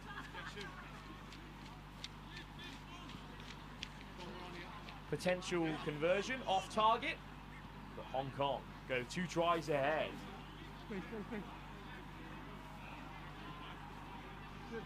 Tom, you're on place. That's a teasing kickoff, a difficult one for CNCF to take, and it's just about kept in field by Geddes. Oh, what a break! Missed tackles, but back to Camille Chung to make the tackle for Hong Kong. Straight over the ball. What a turnaround! The 6 men of CNCF thought they might be away for the first time. It was a great break by Jack Hogarth. Another Dubai Sevens man, this time for CNCF last season, but Camille Chung, who flings it away. What defence from him. They free the hands, and now Knight has 1 man to beat. Knight skips away. Good cover from CNCF, but they want it wide. Still defending with 6 here. Moses taps it back to Juan Asono. Fung. Over the top for Camille Chung. Nice step off the left. Great defence from Kateye again. And in the end, it's a knock-on. Demi Kateye, the last man back for CNCF, makes a huge tackle.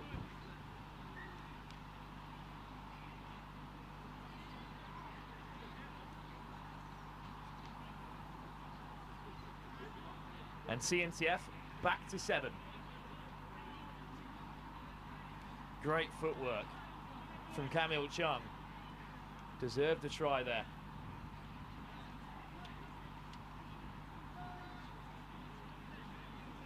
But Demi Kateye had other ideas, and he'll feed the scrum now for CNCF. Hong Kong again. Was so physical at the set piece last week. Or last time out in Oxford, I should say. They forced another turnover there.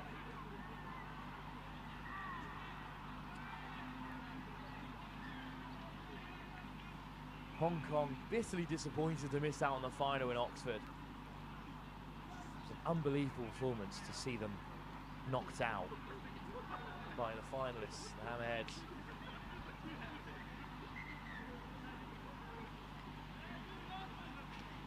But Eustace on the wraparound. Fung in plenty of space. He walks it in. Second try of the game for Fung. Scoring for fun here at Shelford. Eustace made that look very simple on the wraparound. Drew in 2 defenders. CNCF go further behind in the first half.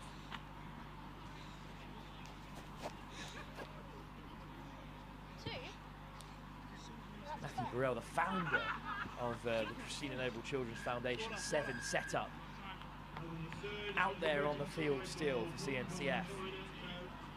But at half-time, they trail by 3 unanswered tries. Hong Kong in the driver's seat with 7 minutes still to play. They're looking to get their Shelford Super Sevens off to the perfect start. Right. Round 2 of the elite competition in the Lit Super 7 series. Hong Kong trail Leaders Hammerheads on points at the moment. Still plenty of time for them to turn that around, and a victory here in Shelford would be the right way to do so. Second game of the men's elite competition. Hong Kong lead at the break.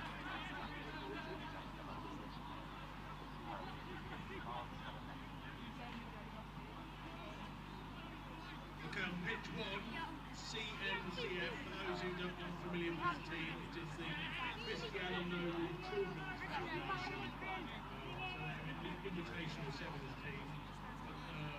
The foundation is dedicated to serving physical, medical, educational and emotional needs of children.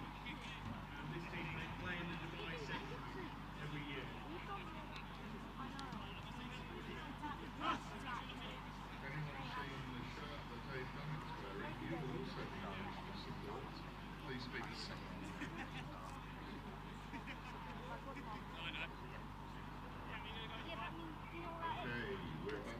Second half, 15 to Hong Kong.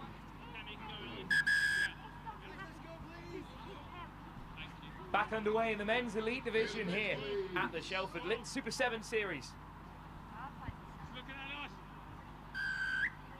CNCF, the Christina Noble Children's Foundation, trail by 3 tries at half-time to Hong Kong, and it's a great take by the man on a hat-trick, Fong Kit Fung.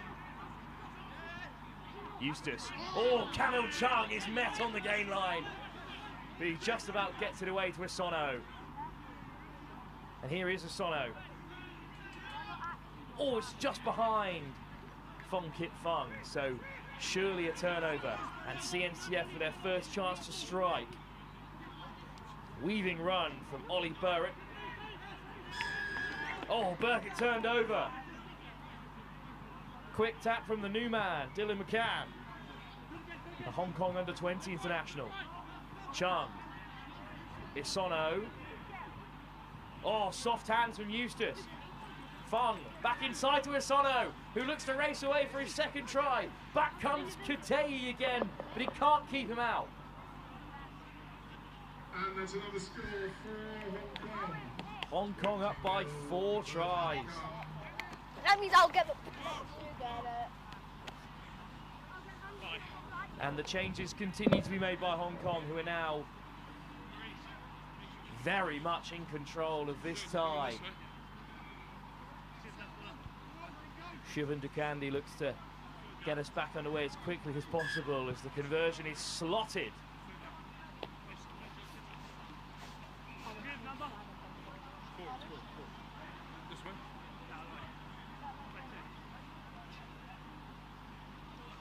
Long way back for CNCF now.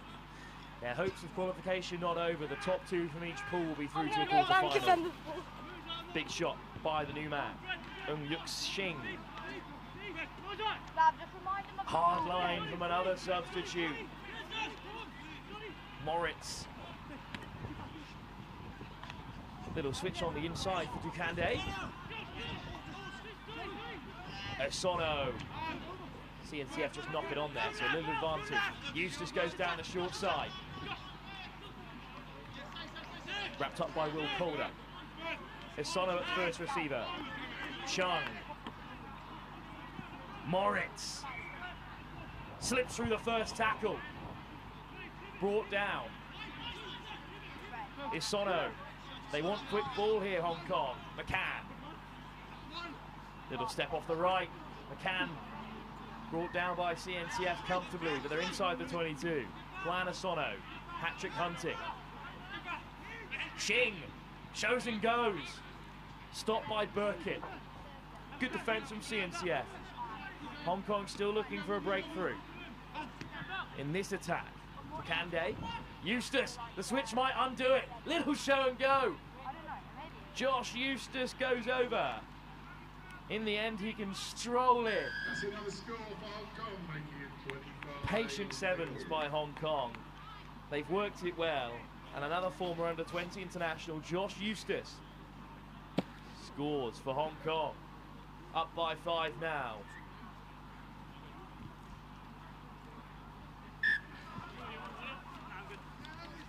Well, it's early days in the men's elite competition at least. But this is the right way to go about things with the Brusselli Barbars and the Wooden Spoon Marauders still to face this Hong Kong side.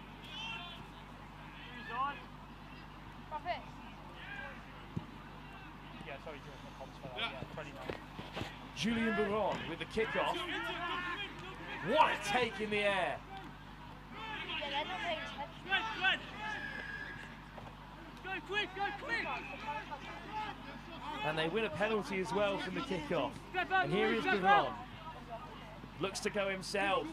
Rides the first tackle, but swung to the deck by Hogarth. Oh, soft hands from Eustace. I love this. Stepping off the right boot this time is James Key.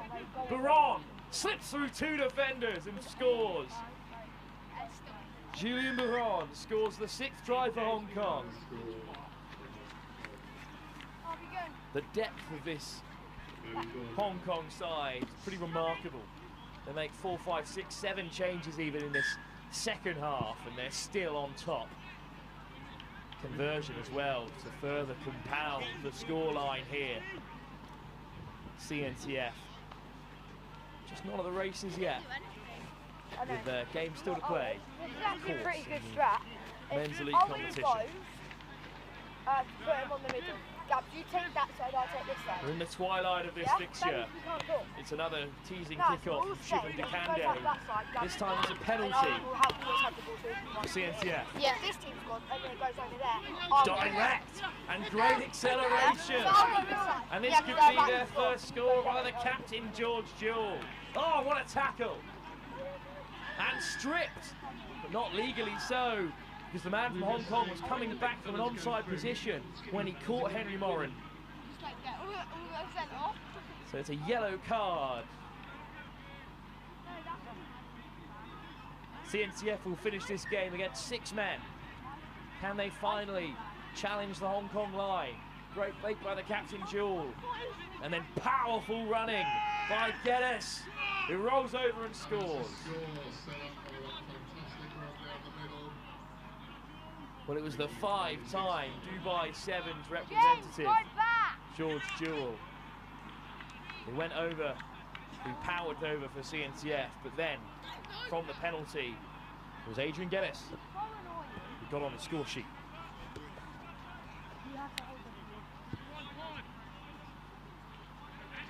What a kick that is. Not much to play for, but a beautiful kick from Ollie Burkett.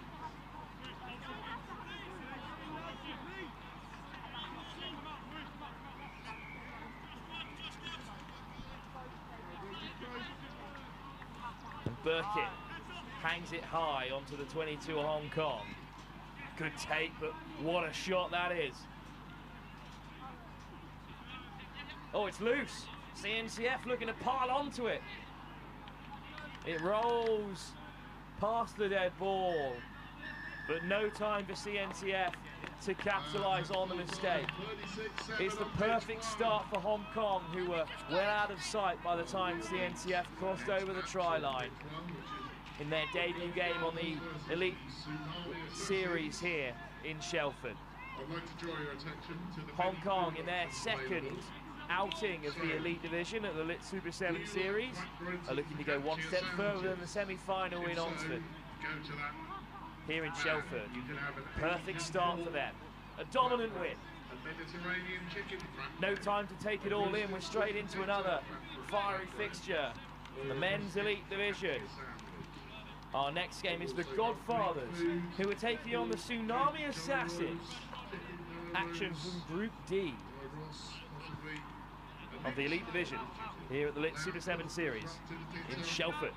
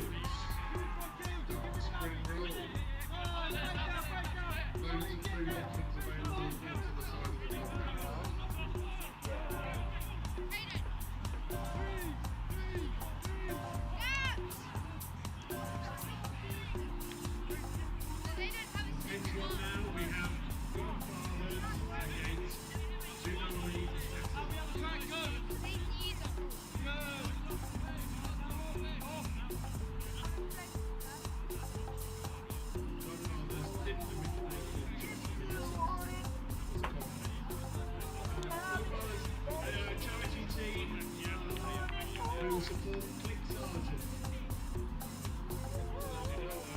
Children and young adults about these three camps.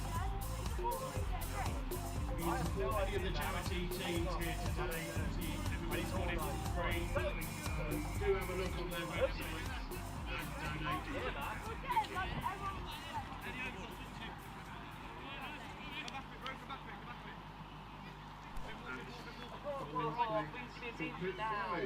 Olga, 19, Pickcock, 17. That's ball. Now, so pitch 2. We've got the Hong Kong China Dragon 7s against Lillian Amazon in the women's. Pitch 3, men's elite. We've got Vaquita Hammerheads against Oxfam next one. On pitch 4 of the men's open, we've got Burmese Ballers against Sons of Spartacus. And on pitch 5 of the men's open, we've got Oxfam Mojo against the Stunts. Great nudge! Great nudge! Get it, get it, get it! That's yours, The Tsunami Assassins take on the Godfathers. Two sides in their first game of the day. It's the Tsunami Assassins in the white and navy shorts taking on the Godfathers in the black and pink trim. Both sides in their first outing of the day. The Wild Dogs beat the Kaiviti Rugby Academy by 20 points in their opener in Group D. So both these sides chasing down that Wild Dogs Alpha pack. And it's an early break for the Godfathers. Away they go. Looking for options. And that pass has been overcooked. No offside line. So the Assassins looking to reshape themselves defensively. And the Godfathers get to work again. Numbers down that left. Foot in touch. Up goes the flag. Good defensive set from the Tsunami Assassins. Godfathers a well-established 7 side. The Assassins, of course, represented by Tsunami. Kit providers for a number of these sides. And a quick line out for them, which goes loose. Snaffled up by the Godfathers, and they just about keep it in play. Step off the right boot. Good defense from the Tsunami Assassins. Godfathers again look to snipe through the centre.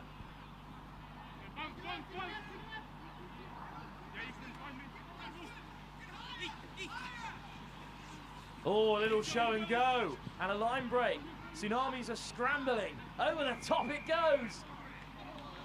Opening try of the game. The Assassins want a forward pass. And the ARs are going to be in conversation with the referee who didn't call it on field. It was lofted over the top, back on the inside. Oh, and we are going to come back for the forward pass. Godfathers denied their opening try. Instead it'll be a scrum on the 22, but a bit of a let-off for the Assassins. Good start for the Godfathers, who've worked it really well from deep inside their own half.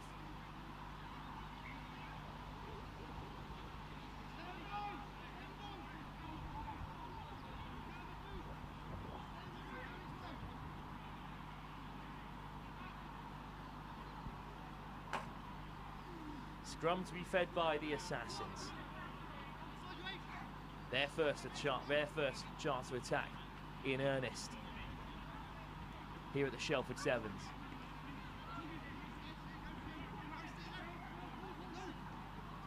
High press by the Godfathers.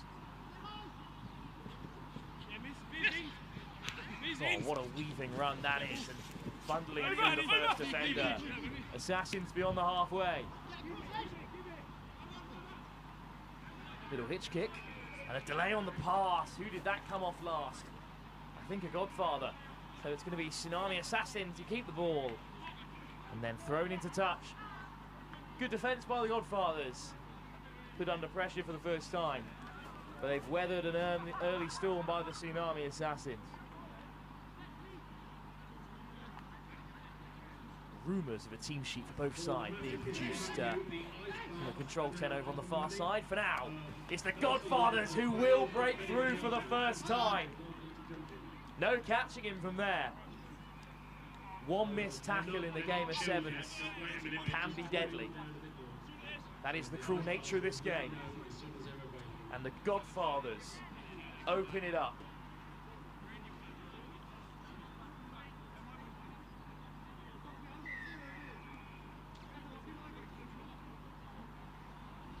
Chance to add the extras from right under the sticks. It's a full point score, 7-0. The Godfathers lead.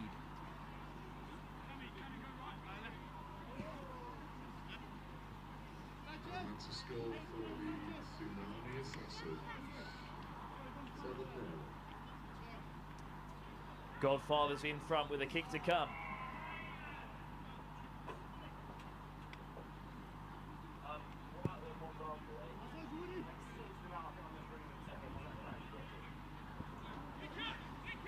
Deep kick-off by the Godfathers, but what a return by the Tsunami Assassins. Mr. Drauvaki with beautiful work. And he's away.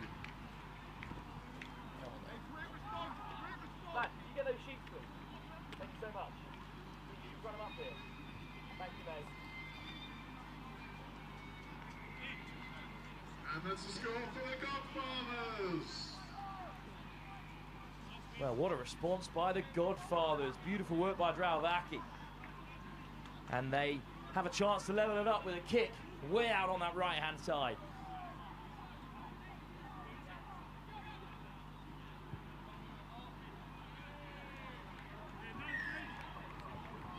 What a nudge that was. And it's 7 points. We're all level again.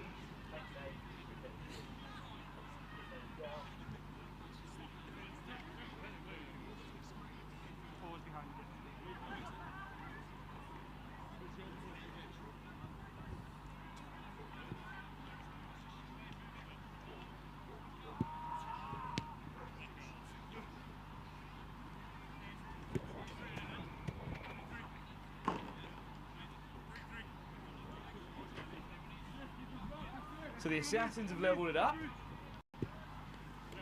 And they'll kick high into the sunshine here at Shelford, which has just broken through. Good work from the kickoff to win it back as well.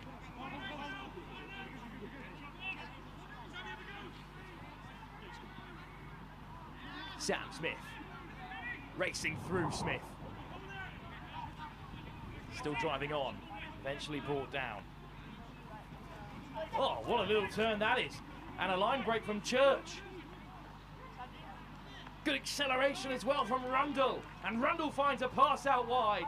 And the Assassins take the lead. You got the ball.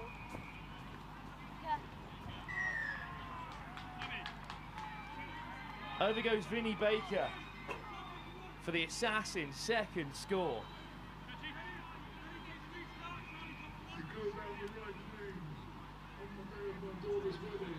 Well, this is a turnaround for the books.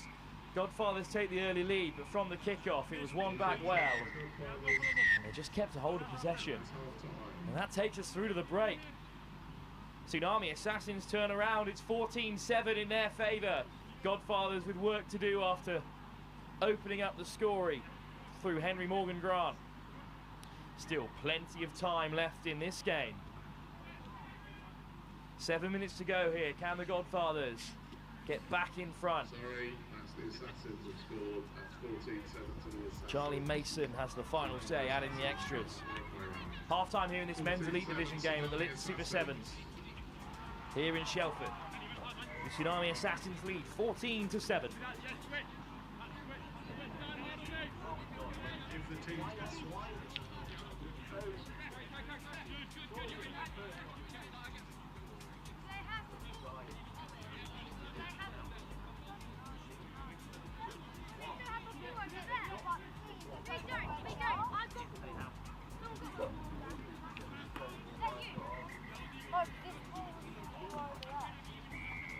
That's the second bottom, I don't know where they are. It's going to go Hammerheads. What do they do? They kind of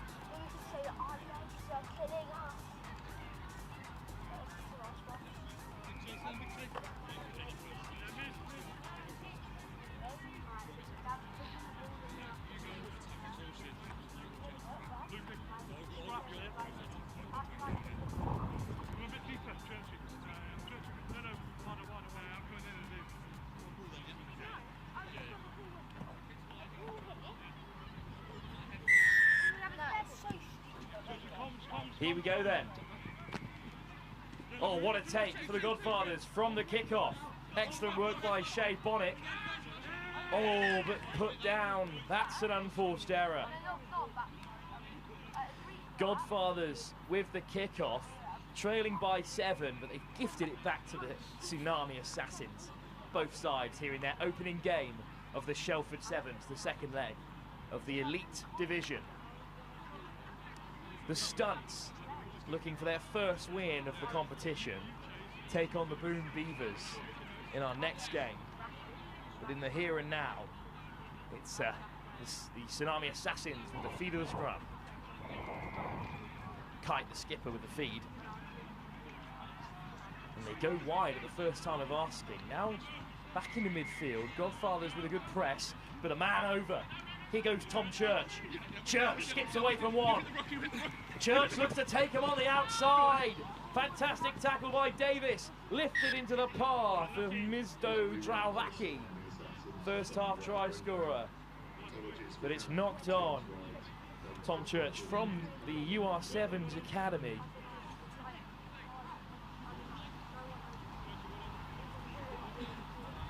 Almost getting away down the right-hand side.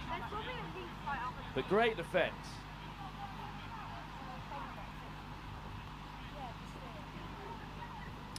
Scrum down, Godfathers ball. Scrum to be fed by Alex Jones. Penalty Godfathers, just what they needed.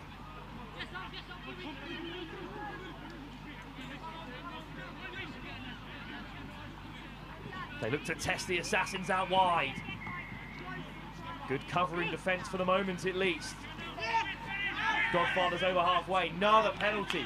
2 in quick succession. And it's got them on the back foot here. Bit of a miscommunication there. Bonnet recollects. Finds an offload. Flung back on the inside by Rum'ns. Little dummy line. Draws in the defenders. And it opens up for Morgan Grant. And that's the score for the Godfathers. Stunts almost caught in the crossfire there. But in the end, it's the Godfathers who are level again. 14 apiece here. Second try for Harry Morgan Grant.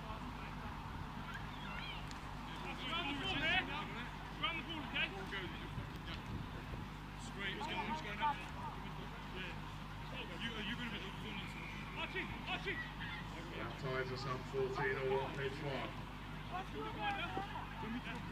Godfathers this time will kick off. They claim their first at the start of the second half. They've opened the scoring in the second half as well, and it's levelled things here.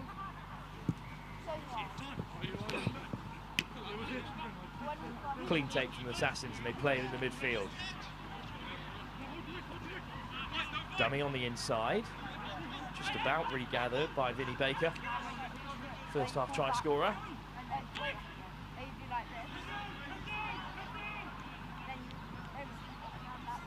Skipping on the inside, keeping the play alive, is Daniel Rundle. Baker. I can do it, yeah, we did it. Holloway. Dummies the switch. Can't beat his man. Vinny, get there! Vinny! Scott Del Nevo looking to get over the ball. Into the high tackle there. Baker goes to ground. And indeed it is. No releasing in the end is the call. Flicked away by Paul McCulloch. Oh, what a run. Big bump from Callahan. And it's lifted wide. Forward pass. Out of the hands of Ben Kite, the captain. So it's going to be a scrum back on halfway for the Godfathers.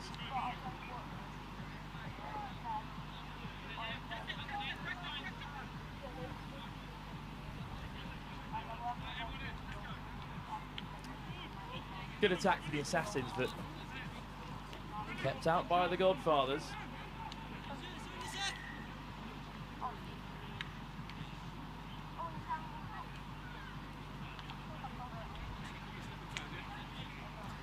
Chance for them to strike again in the second half and take the lead again. Alex Jones from the base, cleanly into the path of Harry Morgan Grant. Del Nevo back on the inside. Morgan Grant frees the hands. Del Nevo brushes off his man. The Welsh under-20 international Scott Del Nevo gets the Godfathers back in front.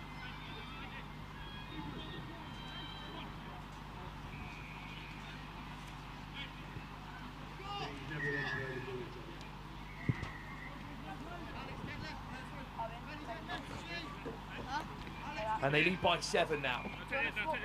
Assassins chasing the game again, but they did turn it around in that first half and took a lead into the break. 2 unanswered tries has the Godfathers 7 ahead. But there's still time in this game. What a deep kick that is by Alex Jones.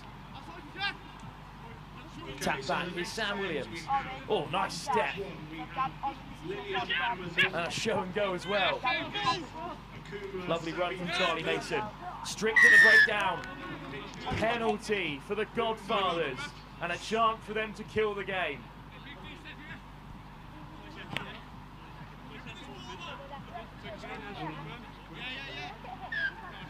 Scrum is the call. Eating down them at the clock here. Phase 2, men's elite, British Army against the Vaquita Fiji Warriors. Phase 3, women's elite. More action for the men's elite competition up next, as the Stunts take on the Boone Beavers. But for now, the Godfathers have a chance to seal victory here with another score. Jones at first receiver, picks it off the toes, hunted down by Holloway. To the short side they go. Burnett with a run. Bonnick over the ball. Strong counter ruck, but Bonnick's got his hands in there. And is this one last chance for the Assassins? Keep coming. Williams. Mason. Holloway. Wider still. Putting in the big fend is Sam Smith. Smith back on the inside. Godfathers hunting forward on the deck. Turnover! That might be it. Then you just step out or you die. Yeah, but you need to have a ball in your hands every time. Jones clears his lines, and the Godfathers have come back into the contest after trailing at half-time. 2 unanswered scores in the second gives them a 7-point win over the Tsunami Assassins, and they join the Wild Dogs at the top of this pool. I'm only gonna like run around and make sure I don't contact. Against the Boone Beavers. Not even right. No chance to take it all in here because we're straight into our next fixture. It's the Boone Beavers who are looking to take on the Stunts and rack up their first victory of the competition after being defeated by Oxfam earlier today. Back to the next game live here at the Shelford Sevens. And then on pitch 5 in the women's, we've got Fine Rugby now against Shelford Women. If you want to find rugby now, it's on pitch 5. It's also on pitch 3, 2 and 1.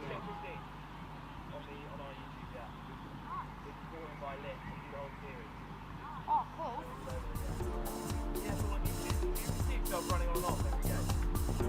Yeah, I'll give you a shout out at some point. How many subs do you have? Next gen, on Instagram, 120k. Oh, damn. So we're good for space? Yeah, basically, that's what I'm saying. That's what I'm saying.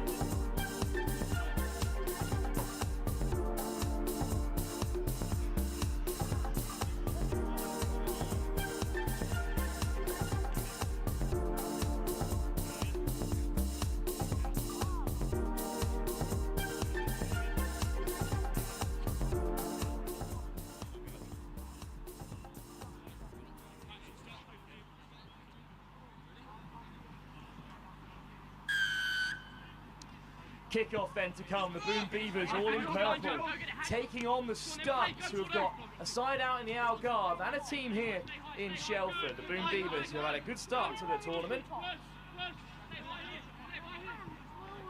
Oh, interception. but just slipped through the fingers there, back for a knock-on. They had a good start to the competition, I should say, the Lit Super 7 series in the first round in the Manor Sevens. Since then, they've slipped away a little bit in the elite competition, and a bit of a turn for the books. They were beaten by Oxfam in the first game. Stunts beaten by the Hammerheads, the current leaders in the elite competition. So both these sides desperately in need of a win to keep their cup ambitions alive. Only the top two sides from each pool will make it through. It spits out unkindly there for the Stunts. Almost getting away from Prince Nube, They're supposed to Zimbabwean. like break like loads today.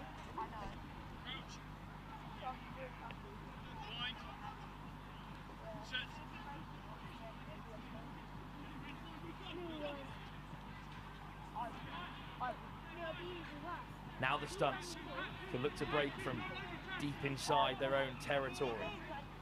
Boom Beavers looking to make a mess of things with the breakdown, but great acceleration from Prince Nube.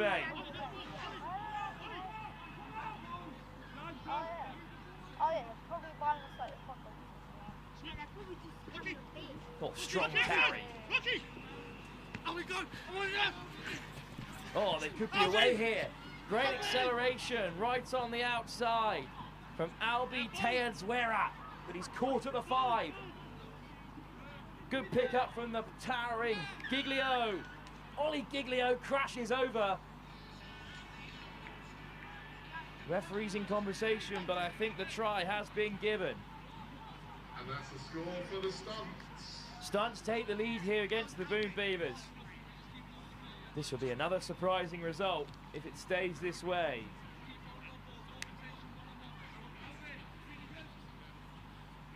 The captain, Albi Teadzwera, will look to add the extras. In fact, he's left it to Prince Nsube. He's Zimbabwean, he's certainly got the legs, but he's off target. And without the conversion, that's 5-0 to the Stunts, who are number from two. Birmingham. Number 2.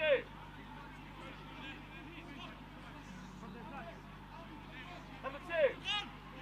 What's your name, mate? Rocky. Fair enough. Deep kick-off from Nsube. Good take and a good chase from the Stunts, but it's been evaded by the Boom Beavers. Teadzwera driving towards touch. Good work to keep the ball alive. Boom Beavers looking to equalise here. They trail by 5 for the Stunts early here. Tom Baldwin. Oh, good line, but it's through the fingers. Suddenly it opens up. There's no one out wide here, but the captain, James Boardman, comes back in field. Here goes Hewitt. Hewitt getting on the outside. Brought down by Borton.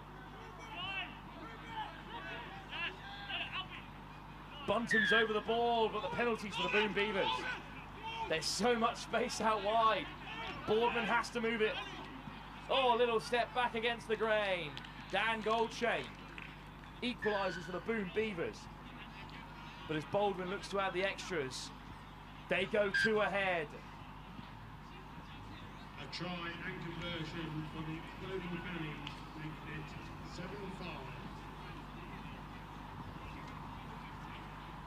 7-5. Boom Beavers.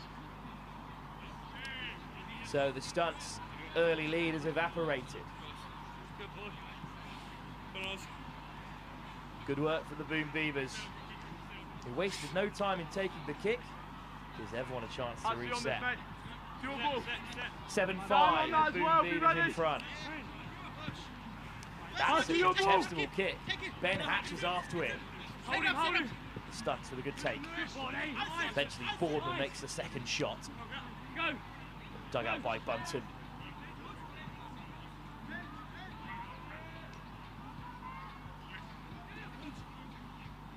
It's George Bunton that time, looking to make some yards.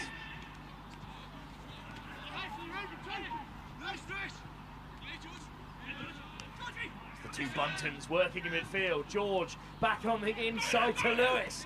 And Lewis Bunton races away. The Bunton brothers connect well in midfield. And the Stunts go ahead again in a very convertible spot. Ball back, let's go. Boys, line on that inside. See, we leave for 15s, yeah? 12-7.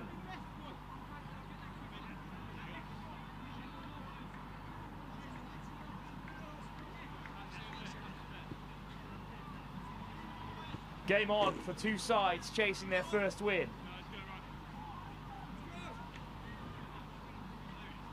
Oxfam and the Hammerheads currently top this pool.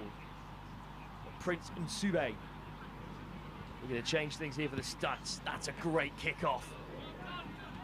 Oh, it's just judged to go a little short. That's a shame for the Stunts.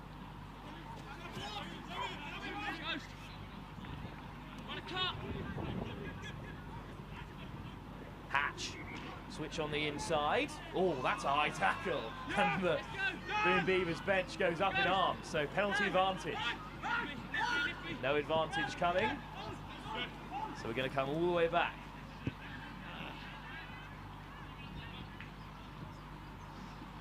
Big Ben Hatch to get us going. Baldwin. Zhang. Here's Bournemouth, the skipper. Winding away through the tackles. Over the ball goes and Sube. Penalty. Quick tap from Hewitt. Hewitt accelerates away. Hewitt with a little hitch kick. Eventually brought down by Bunton. Zhang with a good clear out. Boardman at 9. Baldwin.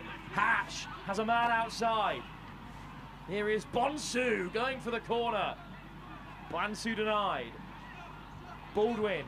Zhang loves that little goosey. Goldchain, try score ready for the Boom Beavers.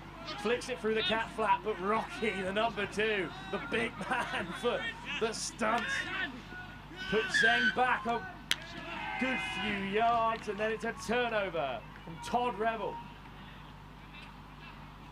Great defence from the Stunts. 2 penalties had them backpedaling, but their lead remains intact. And Prince and Sube is going to take us to half-time. Boom Beavers beaten by Oxfam in their first game, perhaps taken aback by that result, because it's the Stunts who lead, looking for their first win on the Lit Super Sevens tour in this elite competition. Hammerheads top the group. They take on Oxfam elsewhere. But for the Stunts, it's a top start for them. They're up by 12-7 at the break. There's 7 minutes still to play.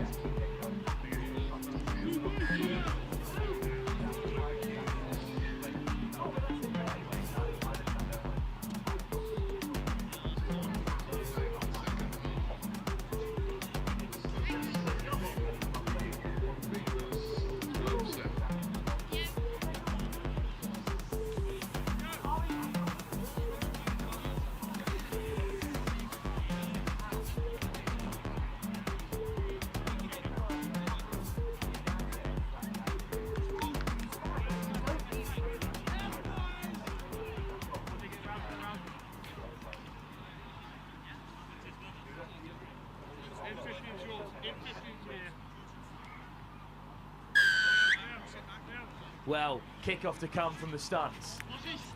They lead by 12-7. Good take from Hatch. And the Boom Beavers can get their second half underway. Zhang. Here we go then. What's Boardman got in his pocket? The Boom Beavers skipper. Nathan Bansu in support. Hewitt ships it on to Hatch, who takes on the Stunts. Brought down well by Bunton. Oh, Yabia's pass goes to deck. Regathered by Dan Goldshane. And here goes Goldshane. Good offload. Goldshane there in support of his skipper, James Boardman. Yabia plays scrum half, but he's been harassed and they've turned it over. Oh, and here goes the captain, Albi Twayanswera. All the way wide. Bonsu makes a big shot. Stunts put it back inside, but the ball is loose and regathered by the Boom Beavers. Boardman there again. How many of them are there out on the field? Nathan Bonsu. Ben Hatch. Well, everyone's knackered out there. This is a seriously lengthy bit of play. Here's Yabia. Bonsu.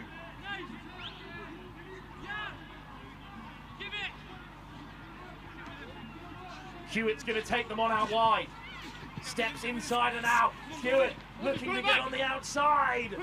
It's a last-ditch try-saver from Bunton. He was the last man back, but into touch. What a defensive set. Niall Gemmell in the end drags his man beyond the sideline. And it's going to be a line out for the Stunts. And that was a monumental effort. And on come the changes.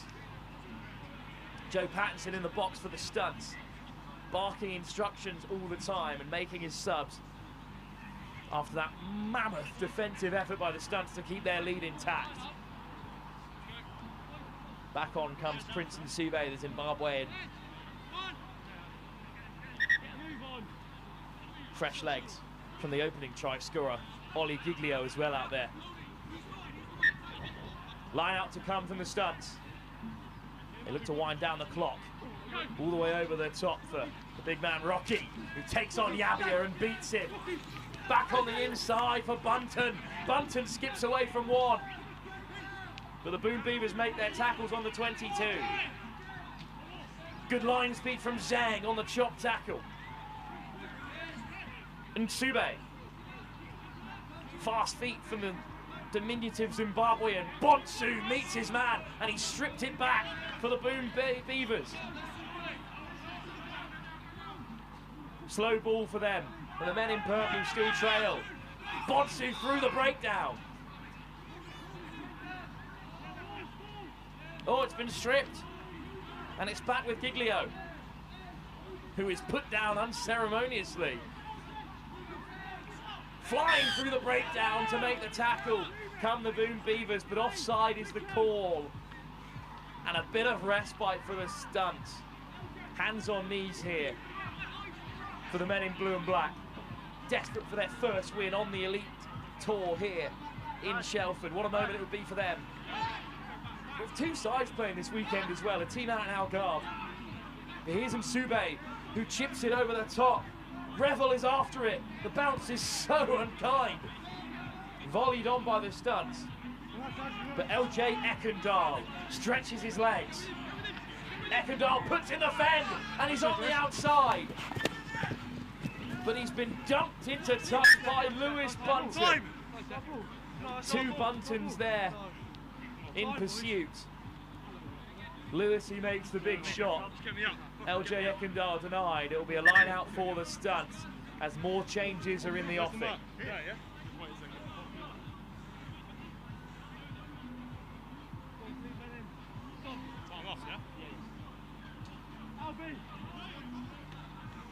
Changes to be made. Both Buntons off for the Stunts. Boom Beavers still trail by just 5. What a game we've got for you here in the elite division of the Lit Super Sevens. Boom Beavers staring down the barrel of a second defeat. Line out just about goes the Stunts' way. This could be their first win of the tournament over the 2 legs. And Sube dancing but brought down by Yabia. Lifted over the top, just volleyed on by the skipper, Tayenzewa. Stunts somehow still have it. Revel.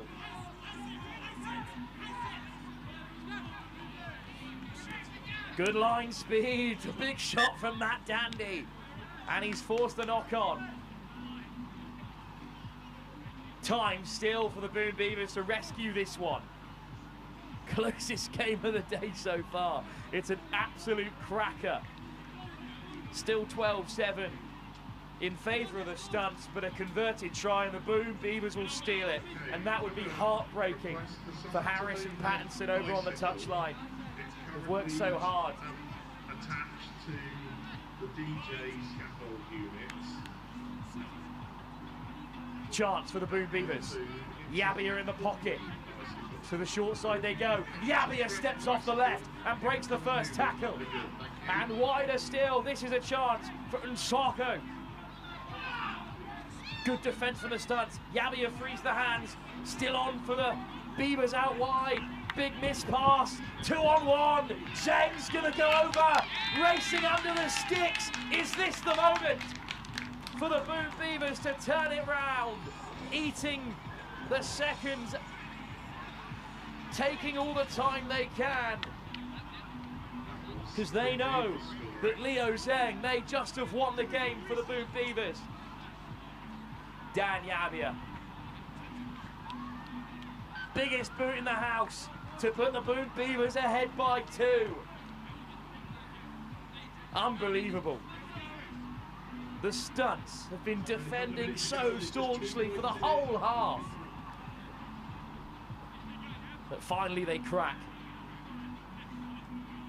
Still a chance for the Stunts to get back into the game.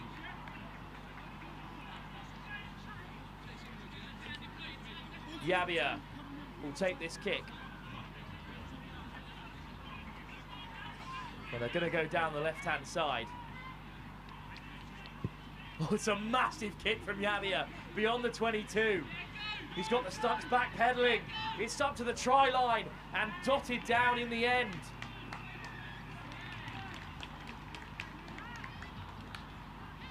But that is an unceremonious end to the fixture. The deep kick from Dan Yabia had to be touched down beyond the Stunts try line, which brings an end to the contest. It's a huge victory for the Boone Beavers. Their first win of the day, denying the Stunts in the dying embers of the contest. What a game here on pitch 1 in the men's elite competition. And we continue in this competition where the Mavericks are back on pitch 1, taking on the Apaches. Apache looking for their second win. The Mavericks looking for their first after defeat to the British Army earlier on in the day. That game is live in just a few moments' time. Against the Vaquita, Hammerheads. On pitch 3, in the men's elite, we've got the Hong Kong China Dragons against the Sydney Mavericks.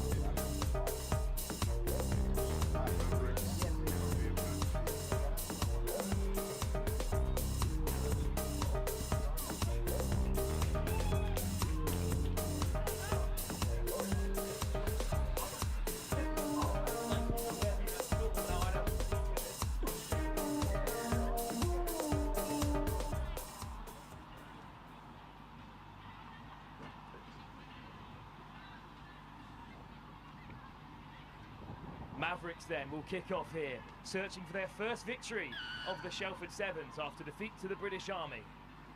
Apache are on for their second win after seeing off the Vaquita Fiji Warriors by just 9 points, taken off the kickoff, but spilled in the process.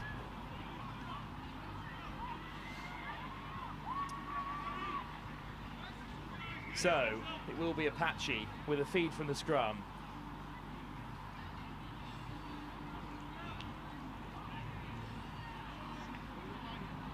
Apache, of course, all in blue against this wonderful pink Mavericks kit. It's Apache who look to spread the play. And they do go as wide as they can at the first time of asking, and are on down this left-hand side. What a break by Tom Mayo. And Mayo's going to go the length. Apache make it look very easy there. But trust me, getting on the outside of this Maverick side, especially the likes of Amenya, the man known as JT, is not an easy thing to do. Tom Mayo opens up the scoring. And Apache will have a kickoff. Get Mayo on the edge. Well, Zach Chukwuemeka will be under this one for Apache, the Bristol Maroon Sevens player. He'll be in action at the Celestial Sevens in just a week's time, down in Richmond. But for now, he's going to be chasing this one for Apache. Oh, it's a great kick, but it's just an inch short of that 10-metre line. So a big chance for the Mavericks. Certainly showed a lot of ambition, the Mavericks, in their opening fixture, even if they were on the wrong side of the result. And it's going to be Carl Bradbury to get us going. Rice, Bradbury. Oh, it's a high press from Apache. Jacob Ham makes a huge shot. It comes loose and it's chipped through by Apache. Oh, it just pops up so kindly for them. Adam Koblich scores Apache's second score in fortunate circumstances, it must be said. Mavericks look to go wide from the free kick on halfway. But it's gone the blue and gold's way instead. That's such a shame, but good work from Adam Koblich. Great reactions from the widest man in Apache colours. Well, it's looking like 2 wins from 2 then, and a place in the quarterfinals for Apache. Kick-off to come. This time it's beyond the end, and Chukwuemeka's going to get underneath it. Oh no, the drift in the wind is so unfortunate. Morgan McRae with a good take. But it's just not gone 10 again. Bradbury gets us started, and now Rice. Switch on the inside for Reed Purvis, bumping up beyond the 10. Avi West. Oh, penalty. Bradbury with a quick tap, wasting no time. Apache have to backpedal. Good run from Bradbury.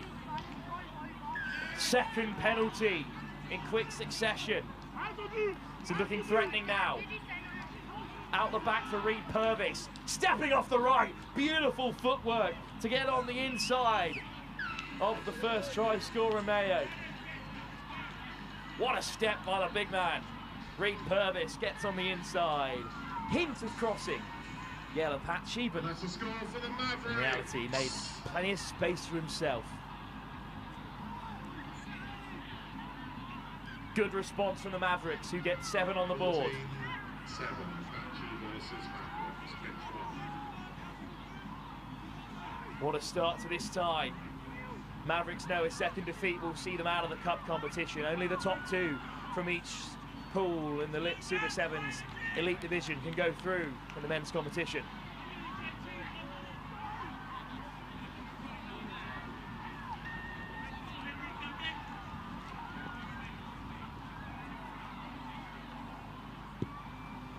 What a kick from Rice.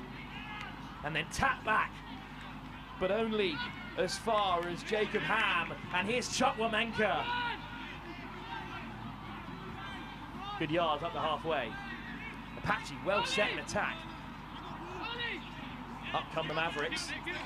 But here goes Koblich. Weaving through.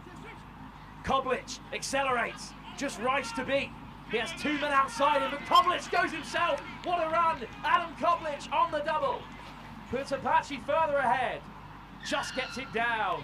beyond Carl Bradbury. Bit of a coming together between the two of them there. And both number 9s are going to be under discussion with the referee.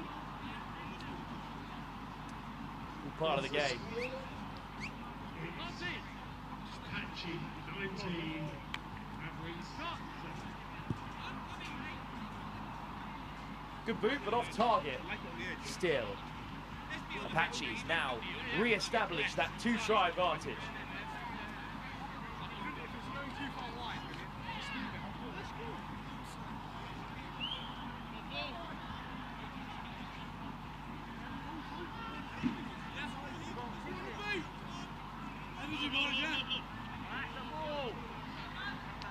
So we will get back underway. Apache with another kick-off. They've just been shy of that 10-metre line so far, but it's Max McCarthy's go. Plenty of height on it. Chukwuemeka taps it back. Tom Mayo latches on. So Apache back in possession. McCarthy over the ball. Little snipe down the blind side by McCrae. McCrae puts in the handoff and gets away from his man. And Morgan McCrae will go over.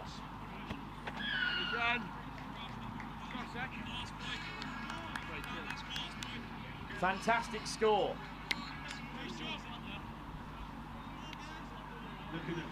Apache goes further ahead before the break. What a first half for the men in blue.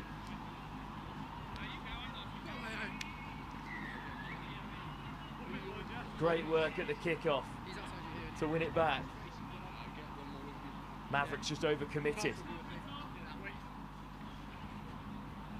Rickard gets a hold of it.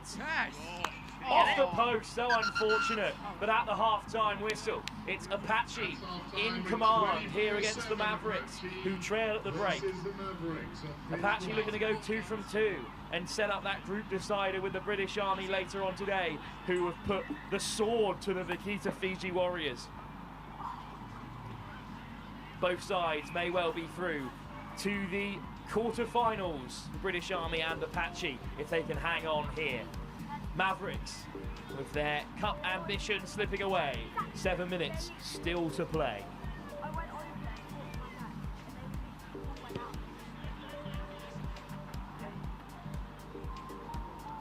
So just a reminder to everybody, if you're struggling to know who's playing where and when, go on the Tourdify app on your phone, Tourdify, Tournify, and now we've got posted scores on there as well, so you get the match schedule, what pitch everyone's playing on, and the scores, and also the standings. That's your information down which you'll be sitting down. Oh, and you have to just put, once you've got to the Tourdify app, you go to Shelford 7. Oh, they're playing Godfathers. I just watched Godfathers. Okay, 24-7 up on pitch 1 against the Mavericks. We're about to kick off the second half.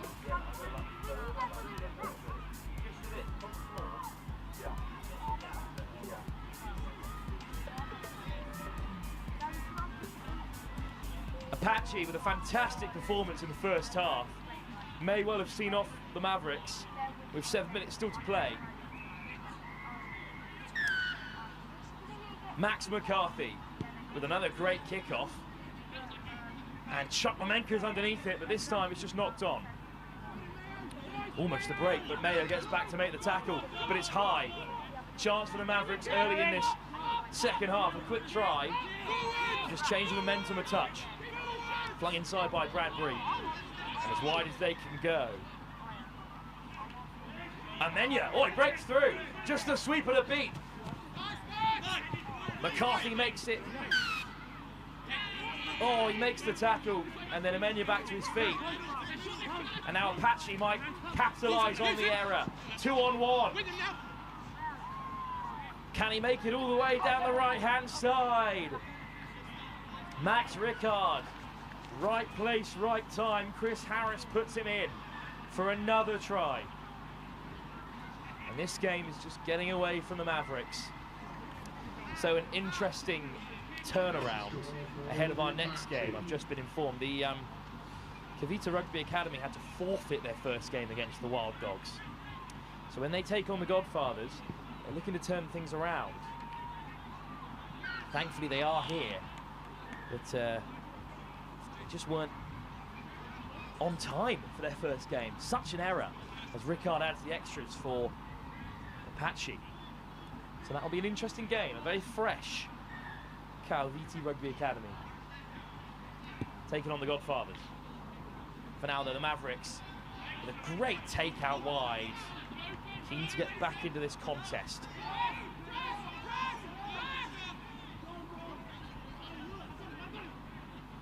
And they find the edge. Oh, great acceleration. Ball back on the inside from Jones. Well taken by Tyler. Jones just bounces up in midfield. High press from Apache.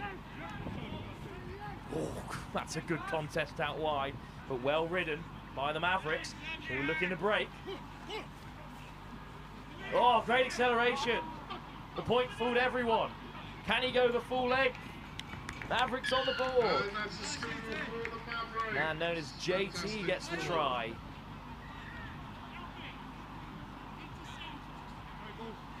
It's an excellent solo effort.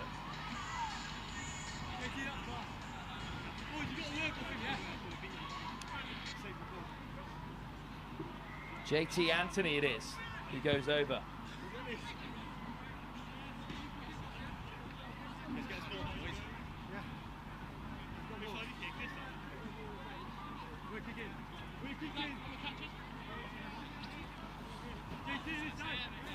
So at the moment, it's a commanding performance by Apache so far.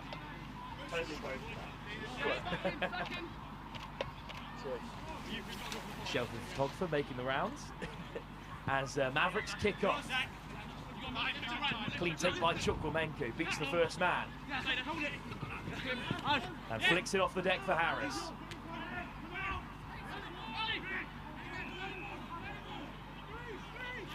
Here goes McRae. McRae breaks through. McRae beats the sweeper, and he'll have his second score. The Mavericks just getting in each other's way there as Larson hurries this man. But Morgan McRae has a second try against the Mavericks, and this is becoming a bit of a drubbing by Apache. So it's going to be a mighty clash in the final group stage game when Apache play the British Army later on today.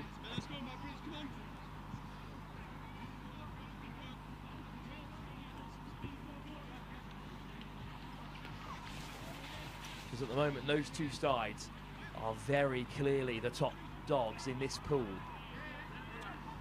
Chris Harris to kick off. A deeper kick.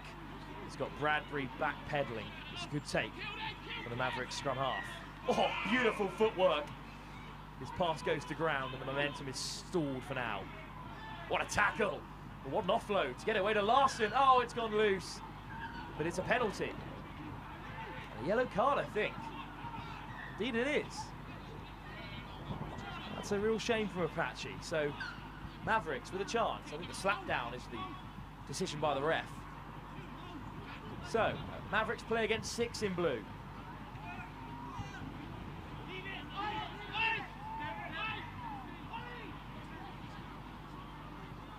Johnson winds one up. Here's Bradbury.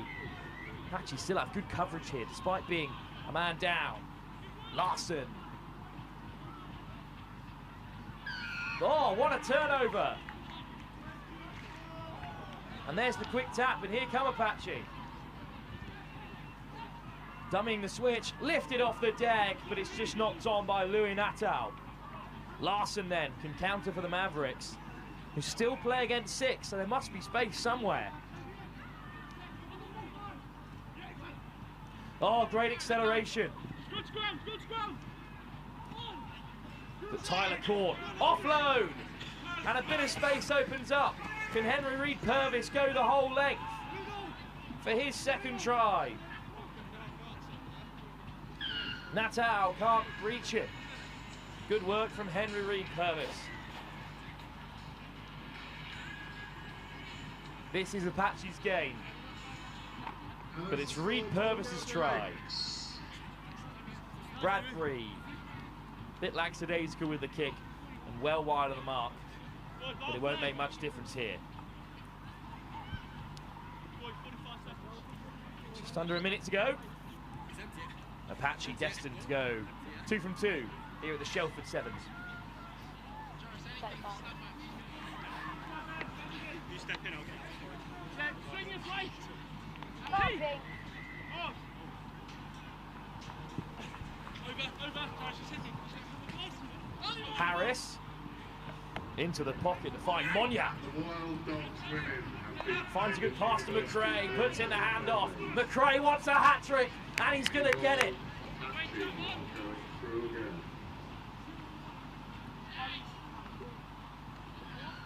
That big handoff for Morgan McRae, enough to undo the Mavericks.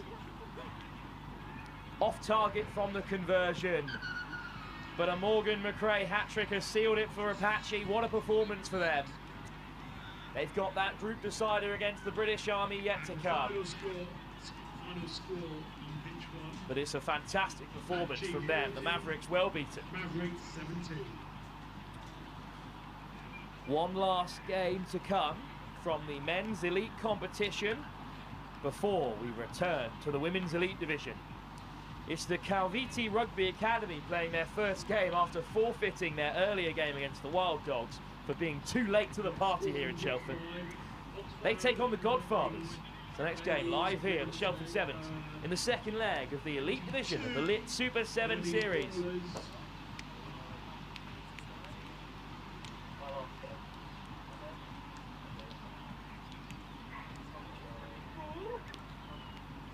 Next up on pitch 1, we have Kaiviti Rugby Academy UK versus the Godfathers.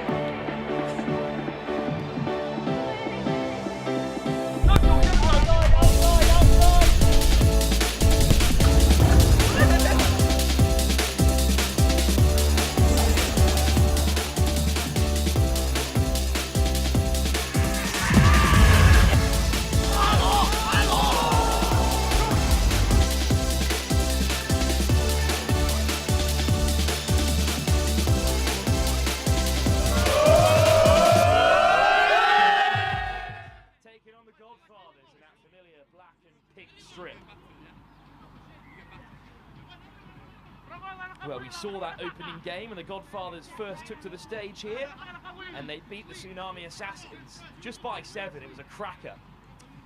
Kaiviti in their first fully fledged fixture. We're looking to turn things around and chase down the Wild Dogs who are taking on the Assassins elsewhere. Harry Morgan Grant will get us underway for the Godfathers.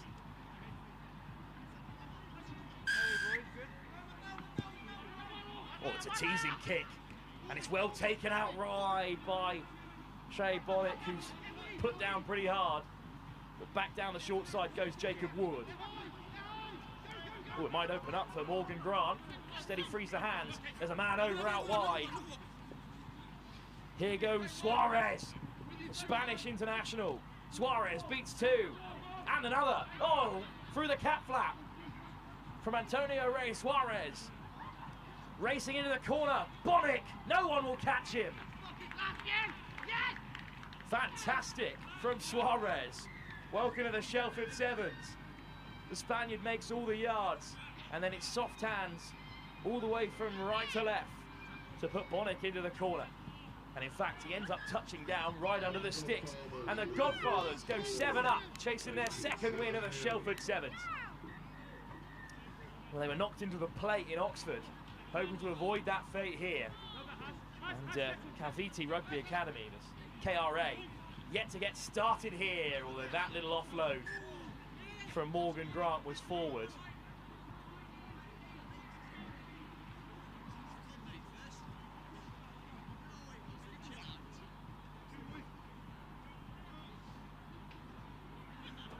Well, unfortunately, the Kaiviti Rugby Academy team sheet, I don't believe, is jerseyed correctly. So I can't identify these flying Fijians. But the Godfathers are on defensive duty.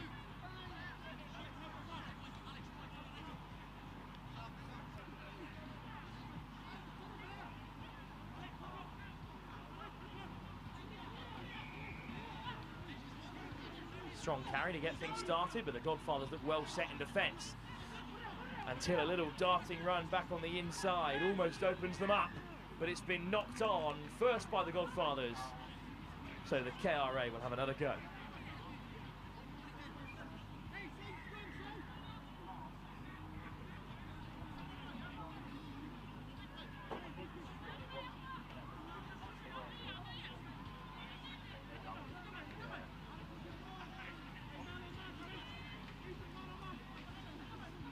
Scrum in the possession of KRA. Another lovely step. And they break through, but the offload has been intercepted. Snaffled up by Wood. And suddenly it might be on down this right-hand side. Alex Jones has other ideas. Oh, Bonnet bumps off his man and is going to race away to score his second. Shea Bonnet with a big bump to bust his way through. That was a real coming together. But the Godfathers go up by 2 tries. Very kickable from here. And indeed it is the full complement of 7 that accompanies Bonnet's second score. Few changes in the offing for the Godfathers as they look to see out this first half. They've played all the rugby inside the KRA's half, and that's how the Godfathers would like things to stay, as Harry Morgan Grant looks to take another kick-off after adding 2 more onto the board. It's another great kick. But it's been taken excellently well out on that right wing.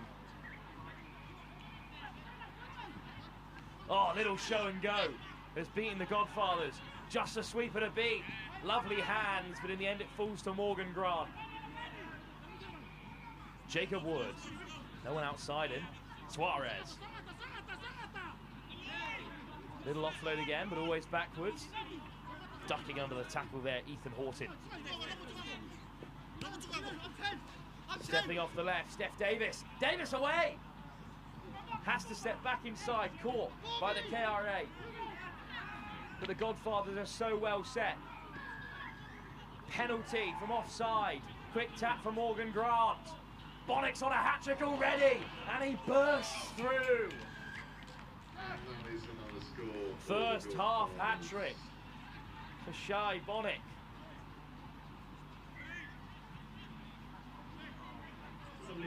I don't know what was said to him in between the 2 games, but I don't think it was very nice. It was probably in Fijian because he's absolutely fuming. What a first half. What did the Kaiviti Rugby Academy ever do to you, sir? 3 huge carries have got the Godfathers 21 points in front.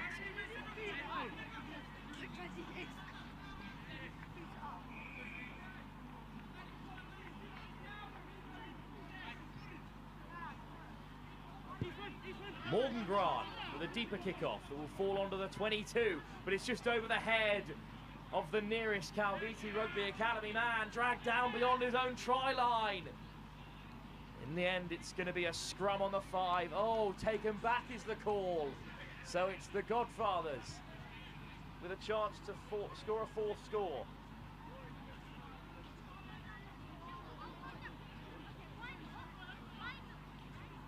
What a start to this game for the Godfathers.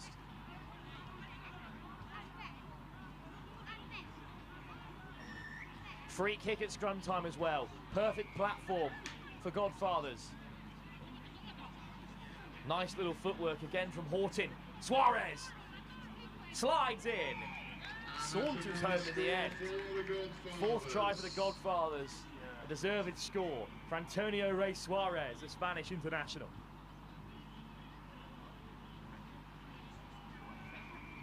This is one-way traffic here in Shelford. The Godfathers are going to go 2 from 2. 4 tries up at the break. Have the Kaiviti Rugby Academy got anything to offer? Certainly plenty of flair already. We've seen it when they get a bit of space. Morgan Grant with his most testing kick of the day, and he has failed that one. But at half-time, I'm not sure the Godfathers will be too worried. They lead by 26 unanswered points with 7 minutes still to play. The Godfathers are on their way to the Cup quarter-final here in the Men's Elite Division. The second leg of the Lit Super 7 Series in Shelford. Kaiviti Rugby Academy UK 0.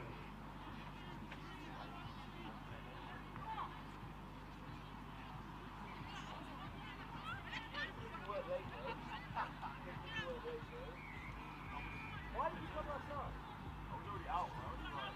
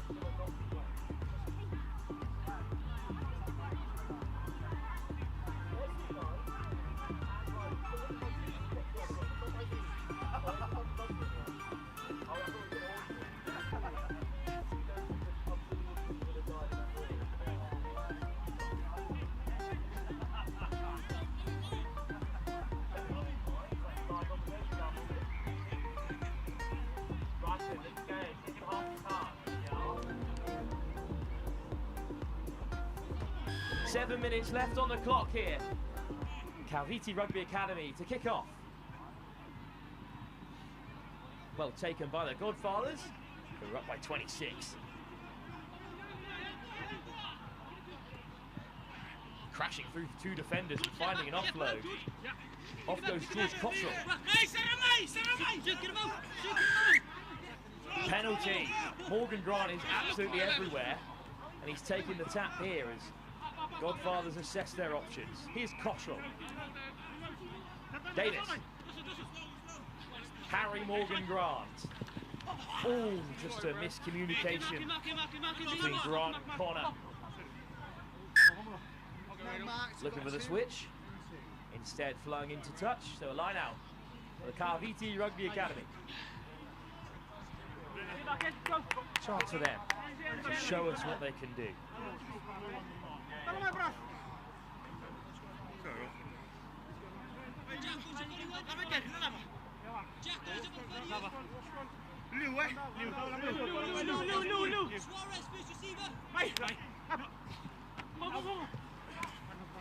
Clean ball for KRA. They go wide.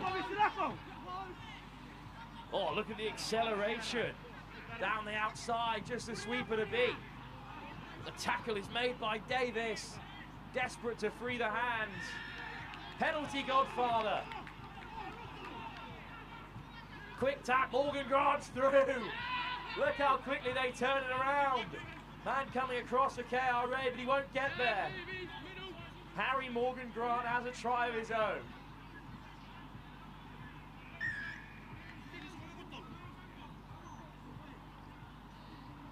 The Godfathers are running away with it here on pitch one. Quick tap from the penalty. KRA, who were flying forward from a line break of their own, just didn't have the chance to react. The Lillian Amazons will have a chance to show what the Fijians can do up next when they take on the Akuma Savi Panthers in the women's elite competition. But for now, there's a few moments left here in this game between the Godfathers and KRA, even if the game has been decided by Harry Morgan Grant. Alex Jones on to take the kick.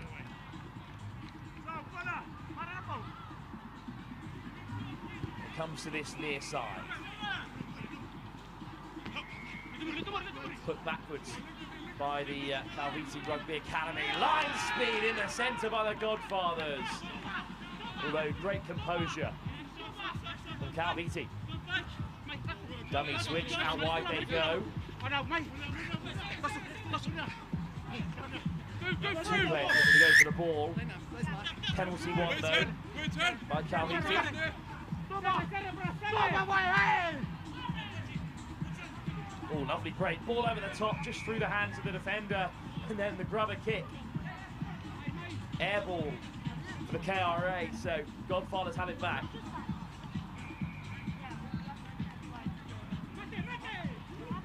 Little step inside from Jack Connor. Scott Del Naldo. Big miss pass. Oh, and there's a bump that might have the Godfathers in behind. What a carry by Ben Burnett. But in the end, it's a penalty.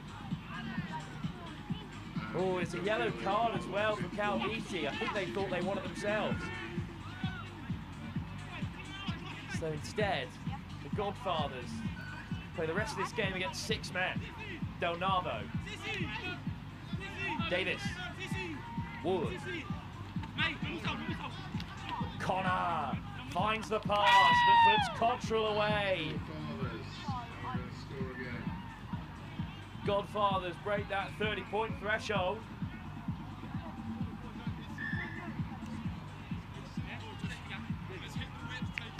There was always going to be a man over somewhere. And it was down this left wing that they scored another.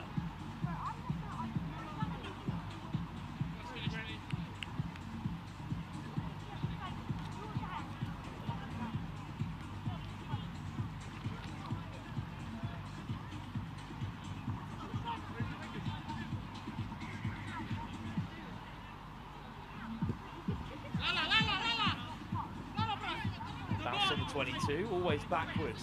One last chance then for Kaiviti to show us what they can do. Oh, intercepted and tapped up by Scott Del Naldo. The Welsh under-20 international has another score here in Shelford. Lovely interception and a score from the Godfathers. Crucial try in their previous game against the Tsunami Assassins. And just one more on the board here for the Godfathers.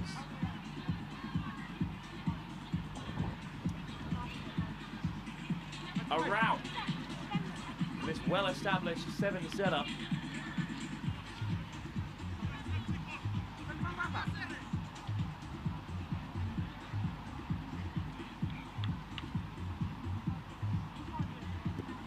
Joe just overcooks it. So free kick on halfway. The Kaiviti Rugby Academy.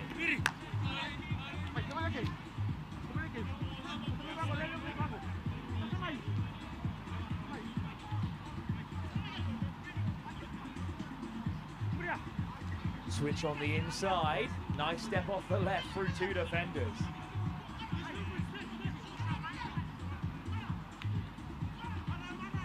Again, looking to take on the Godfathers, but Del Navo is over it. Penalty Godfathers. Del Navo.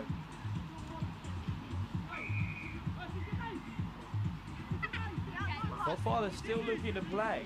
Add some more to the board here. Soft hands, Cottrell's away down the left. Great acceleration. He will stroll in, untouched, with the freedom of the Shelford turf.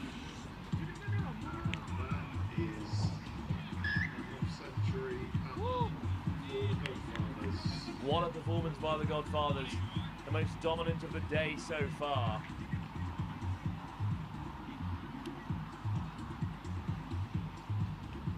A tight contest in their opening game. One try in it against the Assassins. This is exactly what they needed going into that huge game against the Wild Dogs, which will likely decide the pool. The Godfathers are through to a cup quarter-final, regardless of results elsewhere. 6 points secured ahead of their final game of the group stages. Dominant performance for the Godfathers. Up next, the Lillian Amazons taking on the Akuma Sami Panthers in the Women's Elite Division. Harry Scott Munro will bring you through those fixtures. Dogs Alpha Pack against the Tsunami Assassins. On pitch 4, the men's social, we have the Rum'ns 7s against Onga 7s. in the men's social, we have the Pink Cocks against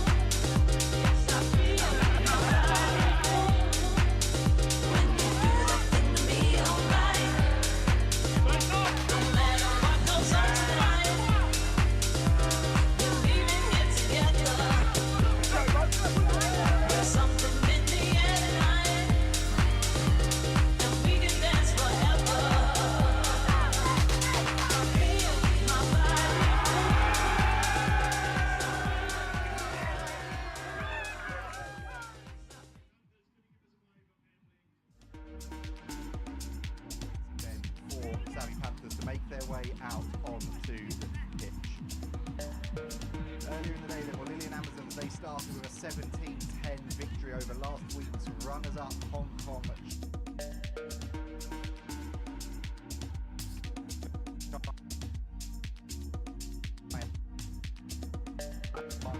10 demolition of Wooden Spoon Marauders.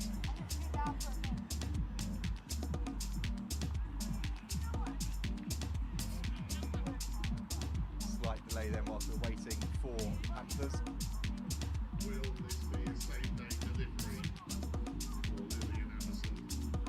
To get themselves underway, and there's some familiar names in their team. If you've been following us on the series this year, if you've been following University Rugby, then there'll be some very familiar names to you too. The likes of Danny Priest, Eva Sterrett at University, and Charlie May Mann, Hartbury University as well.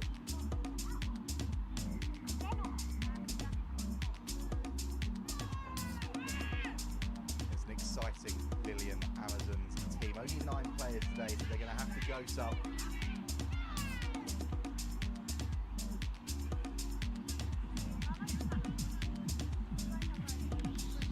After the 2 mass group stages last time out in Oxford, with just the winners going straight through to the final, we're back to the more traditional format this week. 2 groups, top 2 in each group going through to the semi-finals. So a victory for either of these sides will confirm their place in those cup semi-finals a little later on today.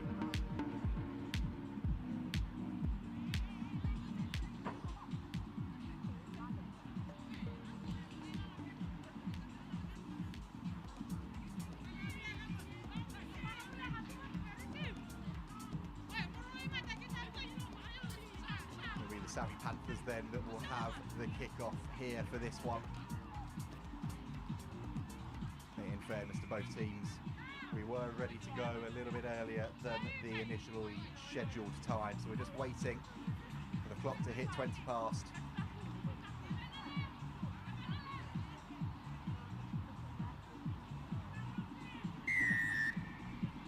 And we're underway. That one's not got the legs on it. The free kick straight off the bat for Lillian Amazons.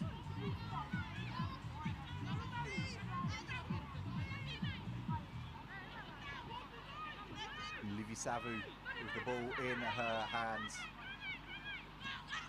Spinning that wide, and a beautiful floated miss pass out. And now the power, the foot race and the gas coming in out wide. It looks like it's number 7, Asinasi Nabitu, who has scored within the first 20 seconds of this one. Blistering, devastating pace from the B2. And Lillian Amazons get themselves on the board early.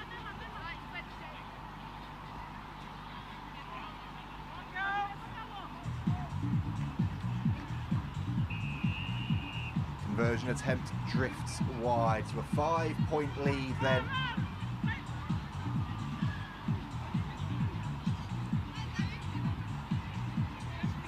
And as the ball boys run about and get themselves back into position and back off the pitch, the Amazons have the ball back in their hand and they're ready to get back underway. That one's a much better restart, putting the pressure on.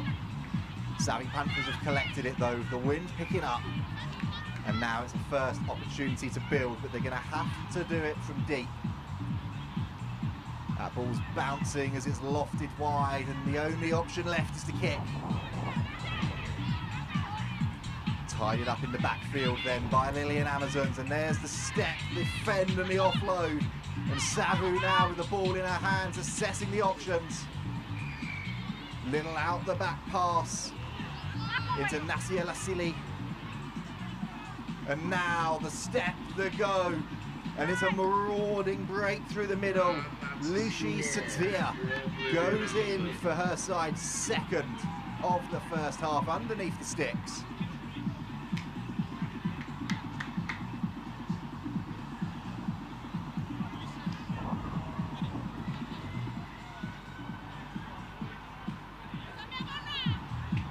She converts her try, 12 points to the good now, Lillian Amazons.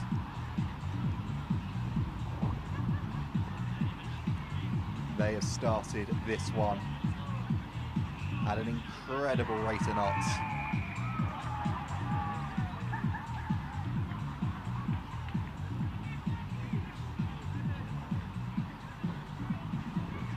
It's a ball kid down there, bless him, that's struggling a little bit with the zip on his joggers. He's fixed it now as we get back underway.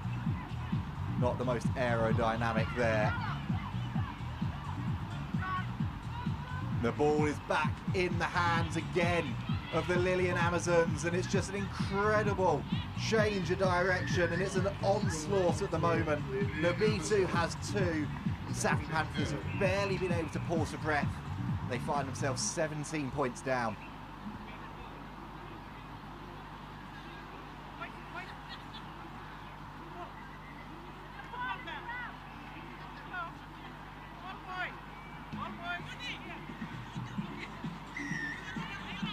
Conversion is good, 19 points the lead has been stretched out to now.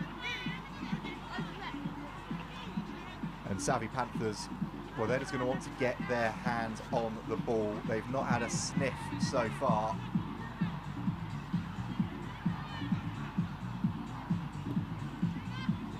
They are going to get the ball back here as that kick is floated deep into the 22 from the restart. It's going to roll. And it's rolled all the way into the in-ball, grounded by Charlie Manns, who will come back for a free kick for the Savvy Panthers on the halfway line.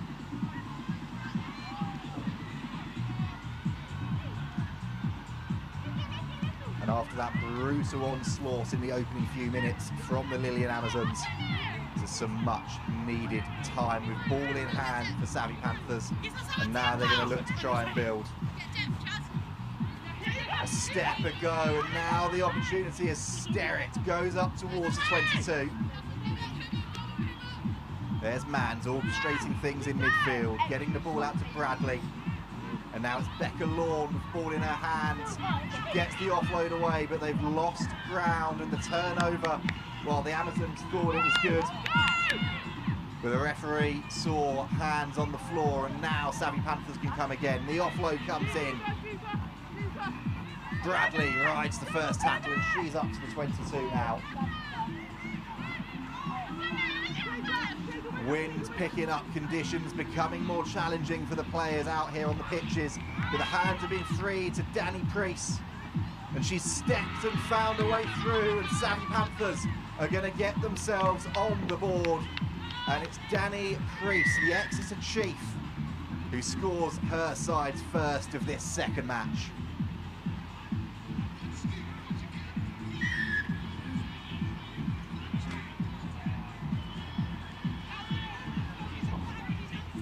massive converted score for the Sami Panthers. The conversion is good. It's a 12-point game, 2 scores behind.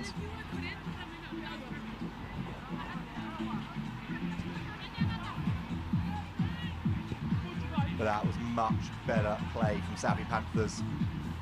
And that kick, well, it looked like it had been caught on the wind. It dropped just before it drifted into touch, so it will be a line out instead for the Lilian Amazons. I'll tell you what, you can feel that wind picking up now. You can see some of the flags starting to fall over on the other side. We've pretty much taken down as much as we physically can up here in the commentary gantry. And the Amazons then looking to spin this wide. A no-look pass is picked up and tidied up. There's a little goosey that comes in. Nabilangi it was there, and she's managed to keep the ball going and moving for her side. They've got the advantage coming as well, and they've picked it up, and they're going to go route one. Lilian Amazons. They looked up, there was nobody at home, and it's an easy walk in. And an opportunity to try and kill the clock a little bit as well. 4 tries on the board before the break. And it's clinical play once again from the Lilian Amazons.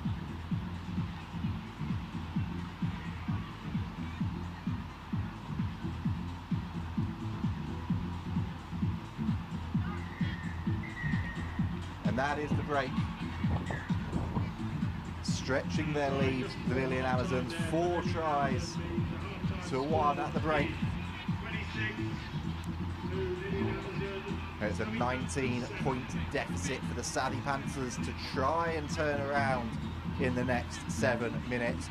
Stick with us, coming up after this one.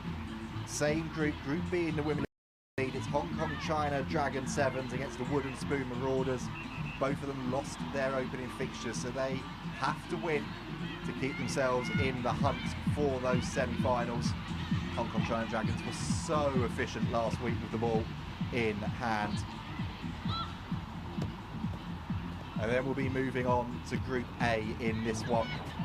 And that one is the proverbial group of death this week here at Shelford.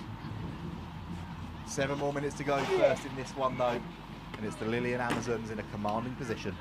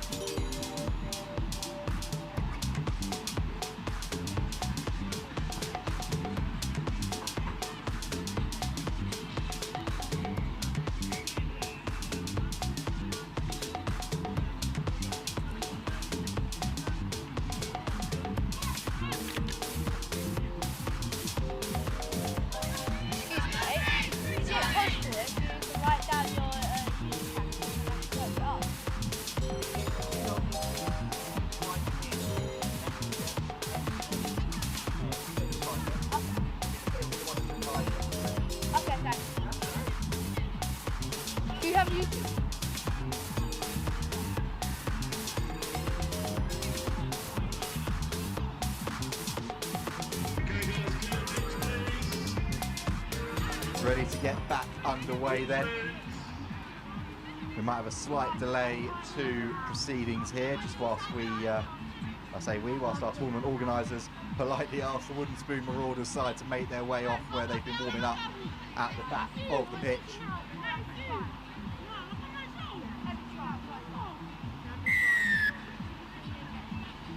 Good to go now then, back underway, a stiff breeze now in favour of Akuma Sami Panthers for the second half, but running straight into the headwind and through is number 9 for the Lilian Amazons, Varanisi Koro.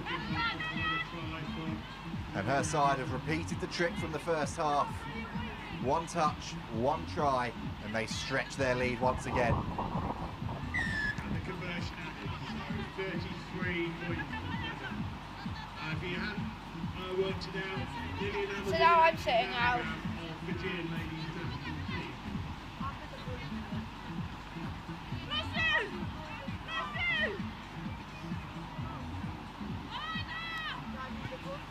Back underway, then booming kick into the air, pressure on. Probably one of the few mistakes we've seen so far here from the Lillian Amazons. A knock on as they went to contest the kick. An opportunity then for Savvy Panthers to get their hands back on the ball. They've had scarce possession in this one. They did make the most of their one real attacking opportunity that they had in that first half. Sterrett stepping and weaving over for her side. But there is a proverbial mountain for them to climb in this second period. Mans gets it away to Williams. Sherrier gets the ball away as Williams wraps round her. She's met though with a white wall, but she's burst through it so far. Fantastic carry from Holly Williams. Mans just checks and goes, and then the little jink and the weave, and now Danny Crease has put the afterburners on, is racing away, and nobody's going to touch her. It's Priest who runs in again for Savvy Panthers, her second of the afternoon. The conversion is successful, 33-14 at the score, a mountain to climb, but they've given themselves a base camp to start from.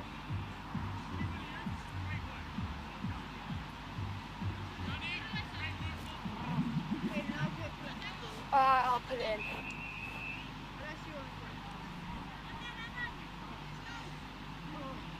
Yes! Man drills that one deep into the 22. It's gone over everybody's heads. It's picked up though. And there's the hands and the lovely offload, and now the race is on. Flowers chasing down Nasila Silla.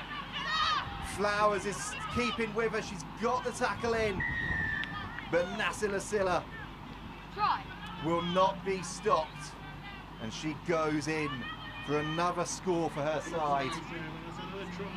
And that one surely now is the match.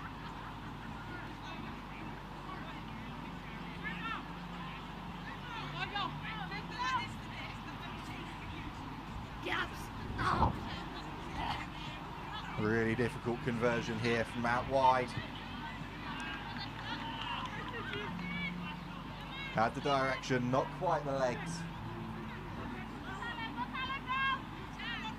The Lillian Amazons won't mind that one too much. 6 tries to the good now. And barring an incredible turnaround, they look sure of securing themselves a spot in the semi-finals, especially if they win the ball back from the restart like that. A knock on there though, and it was the try scorer, Nasila Silla. And a welcoming committee there of 2 players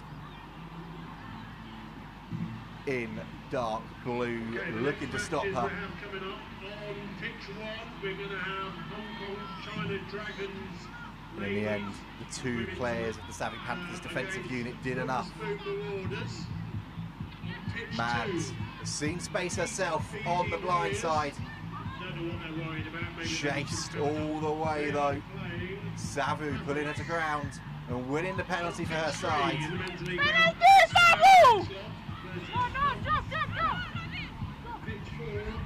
And the chip ahead and the chase is on.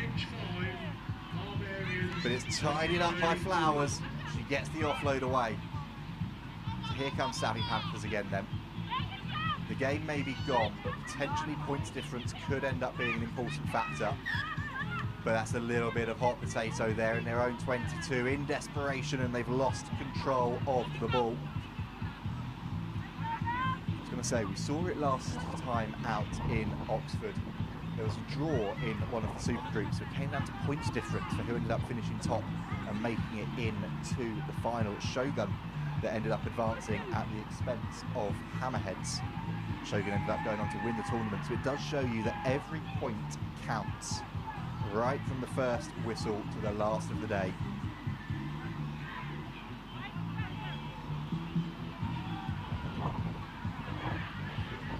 Here go the Lillian Amazons again then. They've been so good, so clinical whenever they've got into this position. Ah, it's a beautiful little looped pass back inside. It's commentator's curse, isn't it? Probably the first time today they've not managed to make that offload stick. The Savvy Panthers come away with it, but then they lose the ball forwards themselves. It's all a little bit scrappy out there in the dying embers of the game. And in fact, in the end, Savvy Panthers coming away with a penalty there. See our referee gesturing. The Lilian Amazons have played the ball on the floor.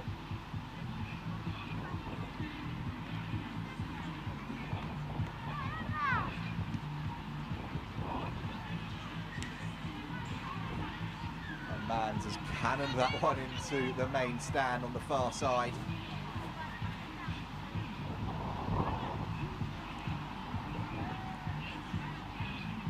Decent distance on that.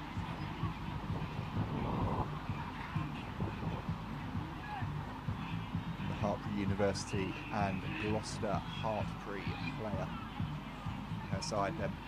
We wanted to try and finish with a flourish here, but they've not got the ball back from the line out, and instead it's the Amazons, so poised every time they look to set an attack, and now they go again. The offload isn't the cleanest, but Nabitu tidies up. And now they launch again. Sotia gets the ball away. But that one from Nabi Langi has drifted forwards, and that is the end of this one. The two unbeaten sides in Group B in the Women's Elite competition. And it's the Lilian Amazons that have laid down a marker, 38-14. They have taken the victory. One game to go, but they've confirmed their place in those cup knockouts later on today. And the Savvy Panthers, well, all is not lost. One win, one loss, and they know still that a victory in their final game should still see them through. But this one was all about the Lilian Amazons. Hugely impressive performance from the first minute to the last, and they advance on in the cup competition.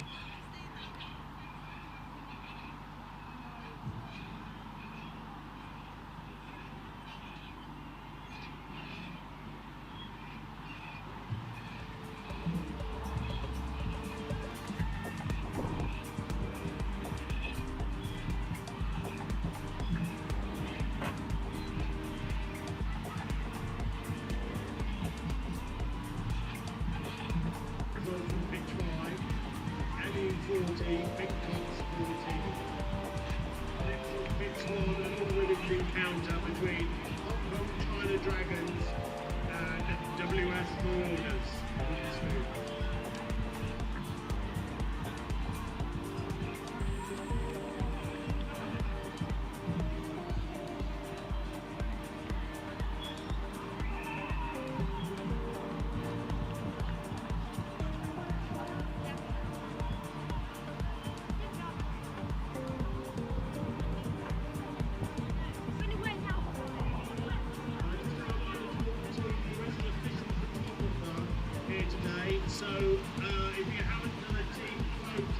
Welcome back then. It's Hong Kong China Dragons against the Wooden Spoon Marauders.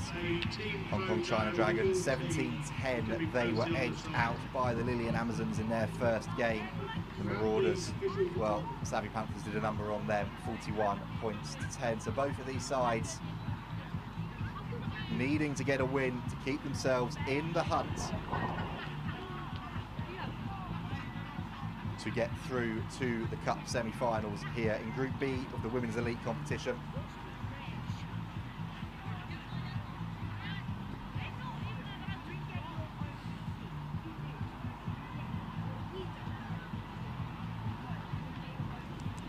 Two incredibly exciting sides.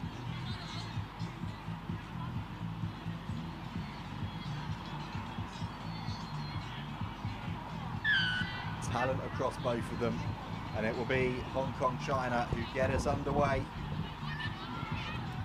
Stephanie Chan, one of the players of the tournament last time out in Oxford, in that 10 shirt, gets things moving again, and the Marauders come back straight away though. Carmen Tremeling, Saracens women's player, played in that PWR final against Gloucester Hartpury at Stonex Stadium.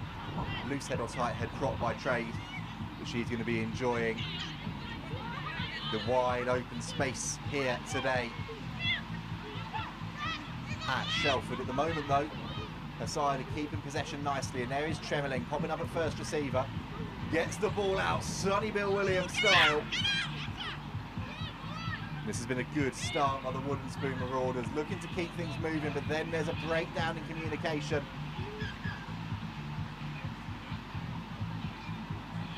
And for a second it looked like Hong Kong China had managed to pounce on that one, but there was a knock on a piece on the floor.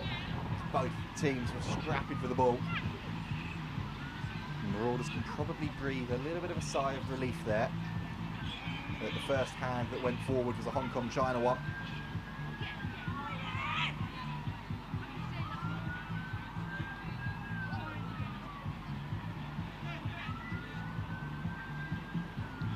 Selena Kepi then gets the ball out. Well, it looked like they were going to put boot to ball for a second, the Marauders, but in the end they float it wide.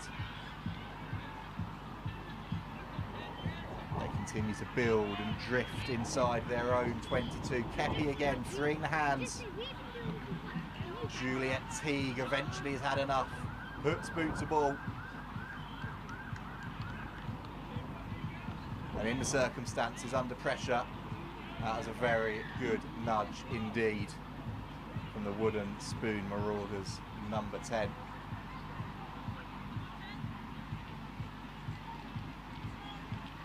In fact, it came off a Hong Kong China hand as well, so a double win for the Marauders, an easy net gain up the field, and they do well to hold on to the ball at the line out. And now let's see what they can do on their own 10-metre line. That ball is bulleted about. Tara Bacon has to go and try and tidy that one up for her side. It's been intercepted though by Hong Kong China. Jessica Wei-on-Ho with the ball, and then the try. One attack, one opportunity, and Jamie Bork has gone over for Hong Kong China.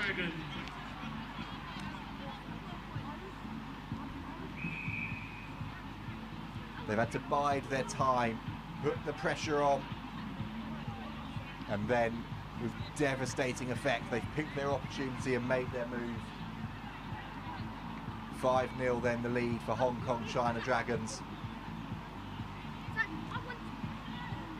A reminder that this is a must-win game for both of these sides if they want to advance to those cup semi-finals later.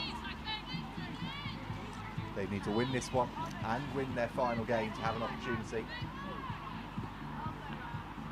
Chan, oh, that's a clever little dink through, and it's picked up on the bounce by Lucia Bolton. It had just gone over the 10-metre line. Clever from Chan, and the ball goes wide again to Bork, and Bork is not gonna be stopped out there, and even manages to have the power to round the bend, round the final player, and dot down nearer the posts for her side. Good hands to get it, and then there's some pace and power down the way. Makes it 10-0 to the Dragons. Superb stuff from Hong Kong China Dragons, and it was all started by that cute little kick-off from Stephanie Chan. Just caught the defence napping. With the extras added, her side are up to 12 points.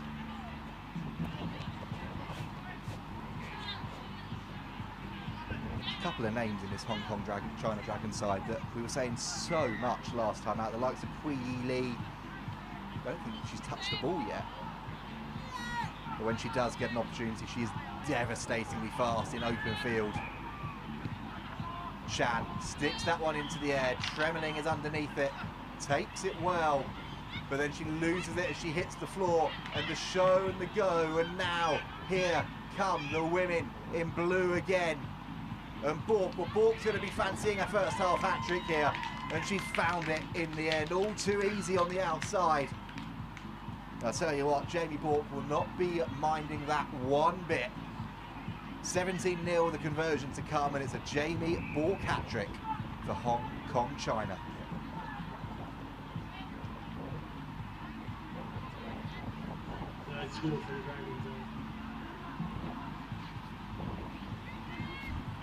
kick didn't quite have the legs, so it stays at 17.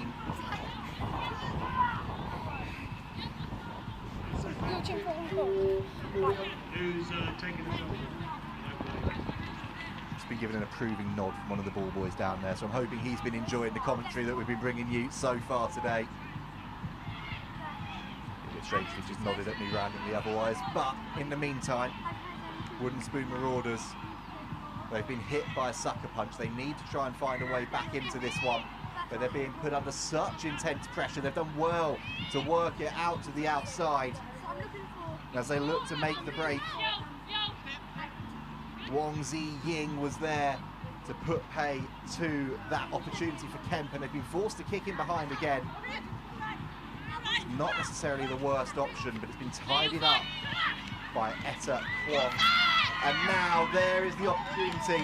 I said her name a few moments ago, barely looks like she's getting out of second gear, but Pui Yi Lee is over under the sticks, and Hong Kong China have 4.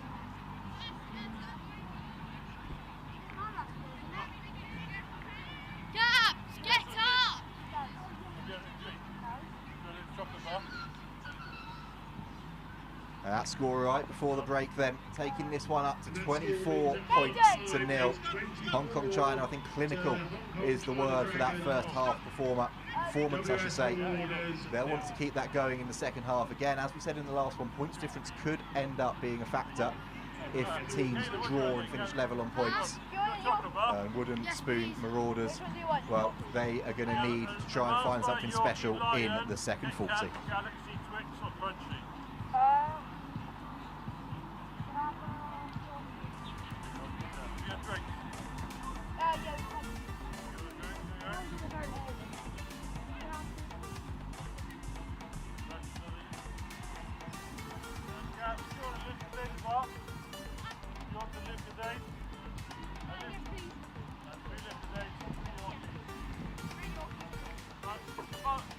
I'll come and drop them off on that side of the pitch, yeah? Okay.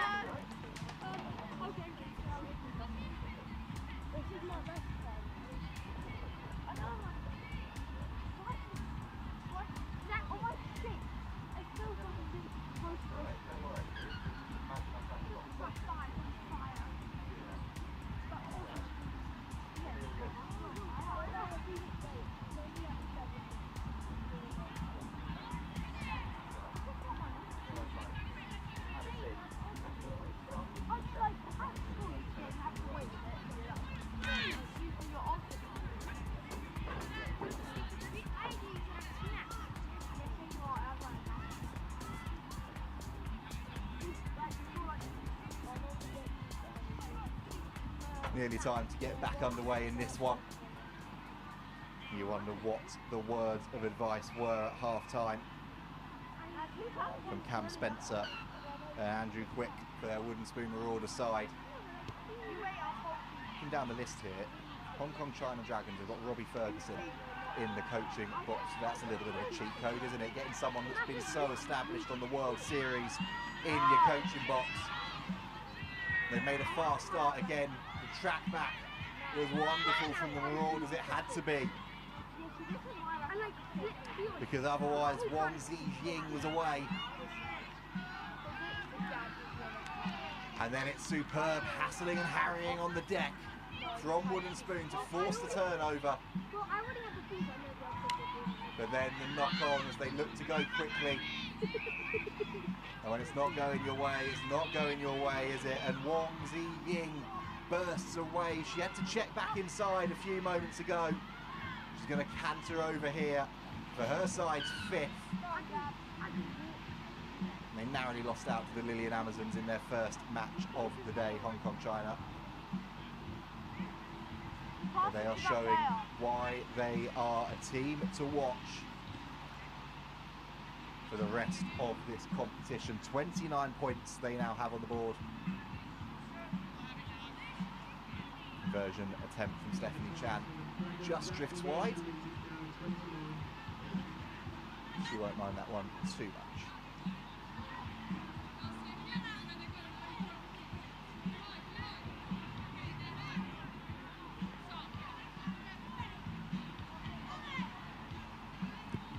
and then gets us back underway.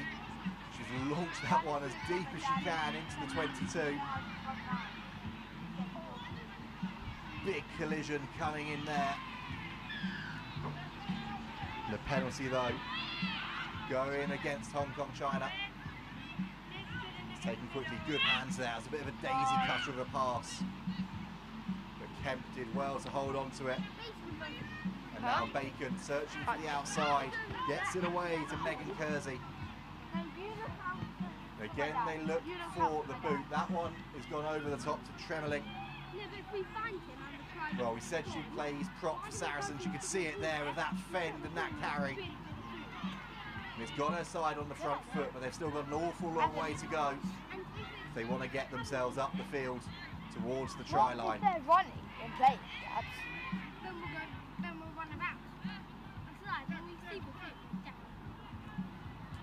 Oh, again, unlucky there. It's a difficult pass to take for Caitlin Brown. Kicked out. It's just gifted possession back to Hong Kong China, making a change of their own. Lucia Bolton's day is done for the moment. If you run across. And Joyce Z makes her way onto the field. She'll be on this left-hand side. That's why I'm just gonna wait until it's I'm just gonna wait because it's like not even 7. It's like not even 5 minutes left. That one's against the head. It's great work from the front 3, and then the show and the go is exquisite. Etta Kwong tracked back, made an important tackle for her side. And now he's left us to do. The sun has temporarily come out here at Shelford. Will it shine down on the Wooden Spoon Marauders as they hunt for their first try of this fixture? Gabs, yeah, he's always on foot. They're under pressure at the breakdown though. They've got a penalty coming at least. And it's taken quickly, but not from the mark. So we'll go back.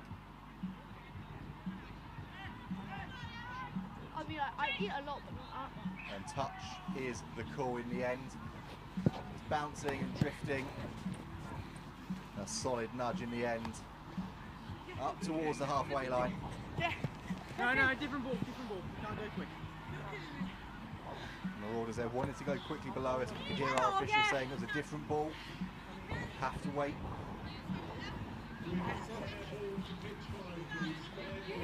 In, Hong Kong, in. Line out time then, it's taken well, and then the pass down to the scrum half. Just petering out a little bit at the end. Hong Kong China back in possession.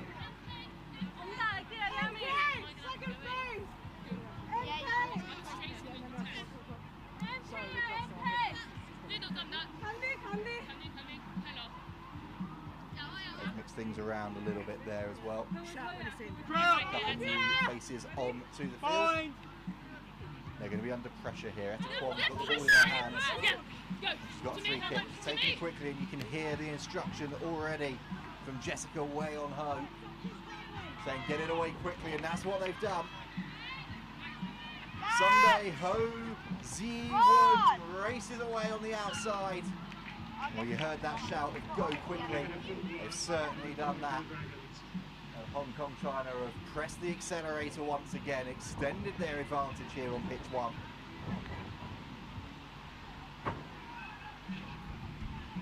Now it seems to be a question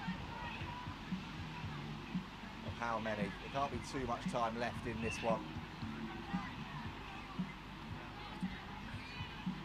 They have extended the lead up now, 34 points to 0.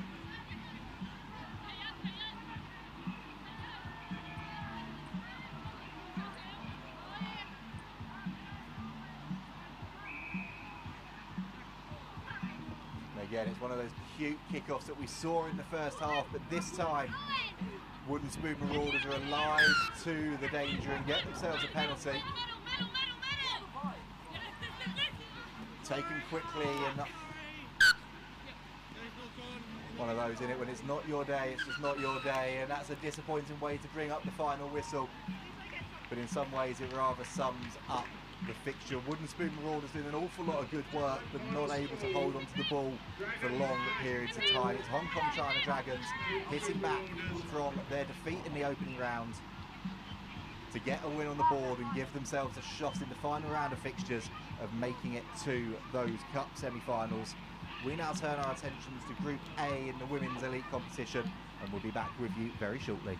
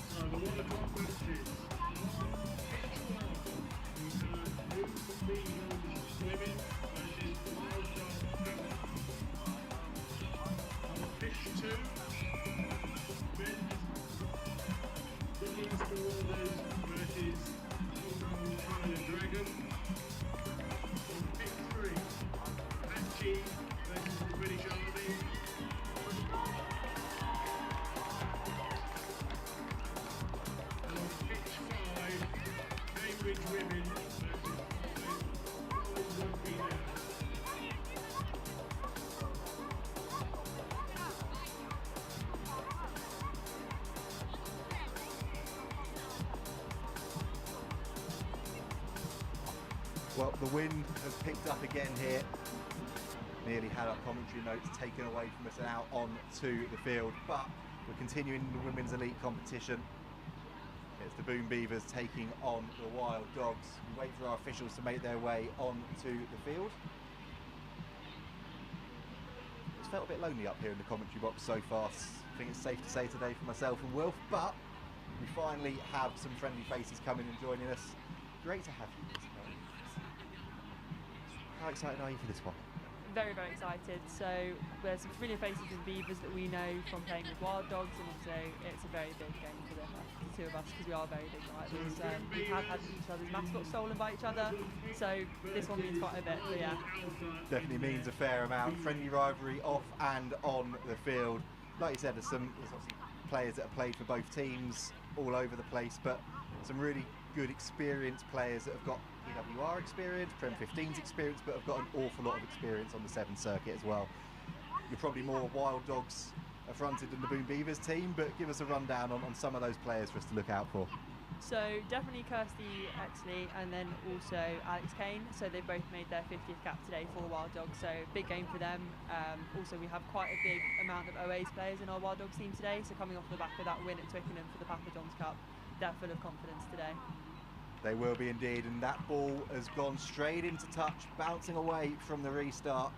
Thanks very much for mentioning that one. I was doing a lot of work with Richmond this season, so that was a little bit of a difficult one to take, but a great final and a great occasion at, let's call it Allianz Stadium now, don't we, which is quite annoying, but we all know it's Twickenham, but a great occasion and showing the very best of Championship rugby. Wild Dogs then looking to get things going. Katie Johnson there. Forced to ground in the end. And the Wild Dogs are going to look to go from deep. Boom Beavers won, lost one so far. And Wild Dogs still looking for a first win of the day. So pressure on, and also Boom Beavers knowing that a victory hopefully should see them into those cup knockout games a little bit later. And they've made a fast start. They've got the opening score, and it's Bluebell Nichols that's gone in under the sticks. Work to do for Wild Dogs, but there's plenty of time left on the board. Oh, massively. That was just a bit of a soft defence from us. So we can definitely massively improve on that. Two Wild Dogs trying to play out from behind their own line, but try for Boom Beavers. And then you're going to see if the conversion go over. Did the conversion go over? Just taking a moment there, just look through both teams, have a little look at who's involved. A few of us up here in the commentary box now. And Wilf giving me a taste of my own medicine for how much I was annoying him in his stint earlier, coming over and checking the team sheets. was going to yell down the microphone to you that all Beavers without their best player. They're at the tournament with both legs so fast. Kaz classic over and not learned today. So interesting to see what they do out there. So there is the man with the knowledge. All the knowledge, but it's great knowledge all the same. And unlucky, it was a wonderful break up the touchline, but the boot just hit the whitewash as the Wild Dogs look to launch an attack of their own.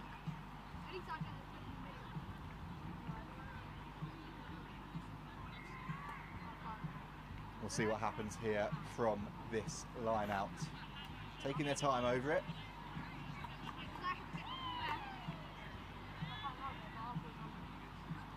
And as Wilf was saying, if you weren't quite able to hear because of a little bit of the feedback, Boom Beavers without the player of the tournament from the last 2 legs. But at the moment, it's not stopped them in the opening minutes of this match. It's a good carry up into midfield from Sophia McDonald. And the ball out to Jess Dadds.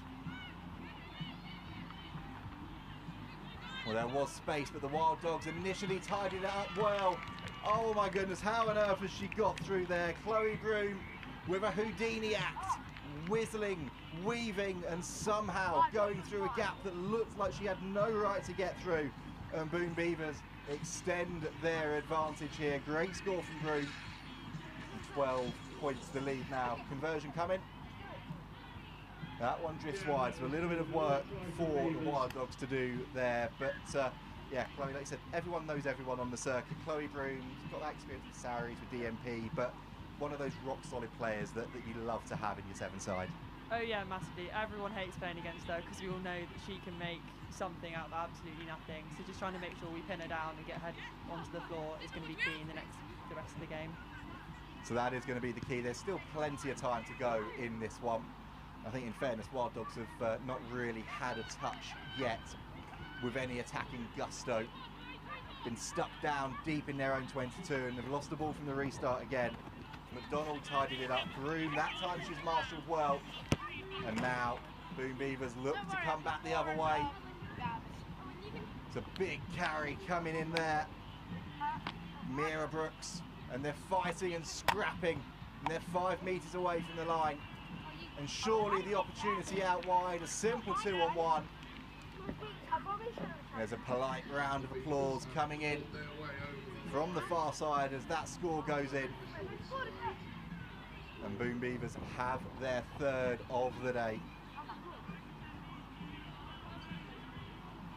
Work for Wild Dogs to do then, Chloe, but whilst we're waiting for the conversion, and I think half-time may be nearly upon us, not quite, but you said about the 2 girls that are playing their 50ths today. 50 in any form of the game is a huge achievement, but to get 50 appearances in 7s is massive. Talk to us a little bit about the 2 of the girls. Yeah, so Kirsty and Kano are probably some of the players that you always look up to when you play 7s. They're very experienced on the circuit and everyone loves playing with them. You always look to them on the field to make something out of nothing, and you know they're going to be there on the inside, so yeah, they're very well deserved 50th for both of them today. Well deserved, but they'll be hoping that they can try and give themselves a little bit more of a present for that 50th appearance. Their side have got a lot of work to do, especially now they're in there in goal and it's bouncing around. Oh, for a second there, Boom Beavers thought they might have been given an absolute gift of their own, but in the end, Wild Dogs do just enough to ground it. But it is going to be a 5-metre scrum and pressure on again. Yeah, we're trying, but it's hard to pull on this. The other ball boys have gone on the other one. So, We've got more boys now coming. Ball boy gate going on down below us at the moment as the ball goes in from Broom. She's seen the gap. Is she going to use her last player? She doesn't need them. Steps inside and nonchalantly sticks that one down one-handed. Broom's got 2. Her side have got 4. And that's impressive play from the Boom Beavers. Plenty of good players across both of these squads. And that one sails over. Feels like the longest half of 7s I've watched in a long time. It's still ticking on. But 26-0 the score now. Talking about those Boom Beavers players, not here today, but Bonnie's Ballers, their team in the Women's Open tournament a couple of weeks ago at Oxford. Jojo Vasaki Weiwei, sorry, I should say, playing for them. Harlequin senior development player. Got player of the tournament in that one. Then rocked up to Melrose Sevens a week later in a Harlequin shirt. Her first outing in the Quins shirt, and picked up player of the tournament in that one. She will be back. She's in that pre-season group of Quins at the moment, which is why she's not here with us here today at Shelford. But she'll be back involved, I have no doubt, at some point between now and the end of the Lit Super Sevens series. But watch out for her, a name to watch out for in Sevens and 15s. That one, well, it's on the money in the breeze, it bounced out, and that is the break. 26-0 the score then at the break. Boom Beavers, I think it's fair to say they've been quite dominant in that opening 40. They did have the wind at their back, so there is time. Plenty can still happen. And yeah, Chloe, how would you sum up that first half? It looked like Wild Dogs struggled to get any territory, and from there that was it really. I think the Beavers were so on it with their attack and also in their defence, just shutting us down here, there and everywhere. So we just need to look at trying to find the space, get the ball out wide, and trying to make some plays from there and see what happens. But yeah, Beavers are just on it at the moment. Let's see what happens then. We'll be back with you in a couple of minutes. Anything can happen in sevens, anything can happen in 7 minutes. 90 seconds to boil egg, probably boiled, what's that, 4.5? But we'll be back with you very shortly for the second half. Are you happy to see the next one? Yeah, so fine. If with this,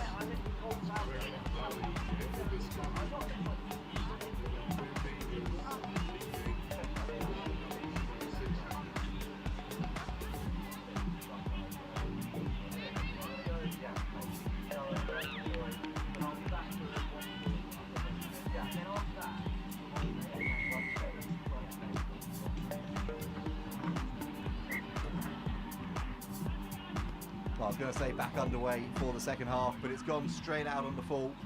It's a free kick for Boom Beavers.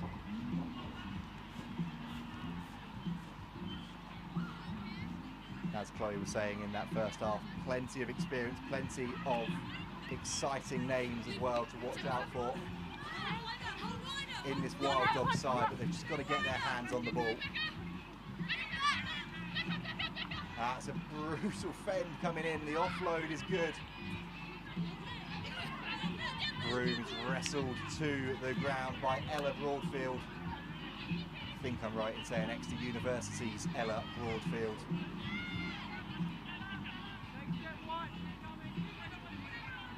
Here come Boom Beavers again then. McDonald looked to get it away, looked around and decided to go route one. And there's Broom. Lovely little wrap around, and now the opportunity's been created. Esme Newton freeing the hands to Becca White. And she's under pressure, but she won't be denied. There's a 5th try of the match for Boom Beavers. We've seen some wonderful handling so far in this one, but that was just about Route 1 rugby. Oh, massively. That's Route 1 rugby, that's getting the fend, that's trying to get through the space, so she absolutely smashed that. But we just need to work on our contact a little bit for the rest of this half, I think, and trying to get some points on the board. Points on the board, then definitely the goal. I think smash that is probably the perfect analogy for that, because the moment Becca White got the ball in her hands, she had no doubt in her mind she was going route 1, didn't matter who she had to use as a speed bump. She was going straight through and getting over the line for her side.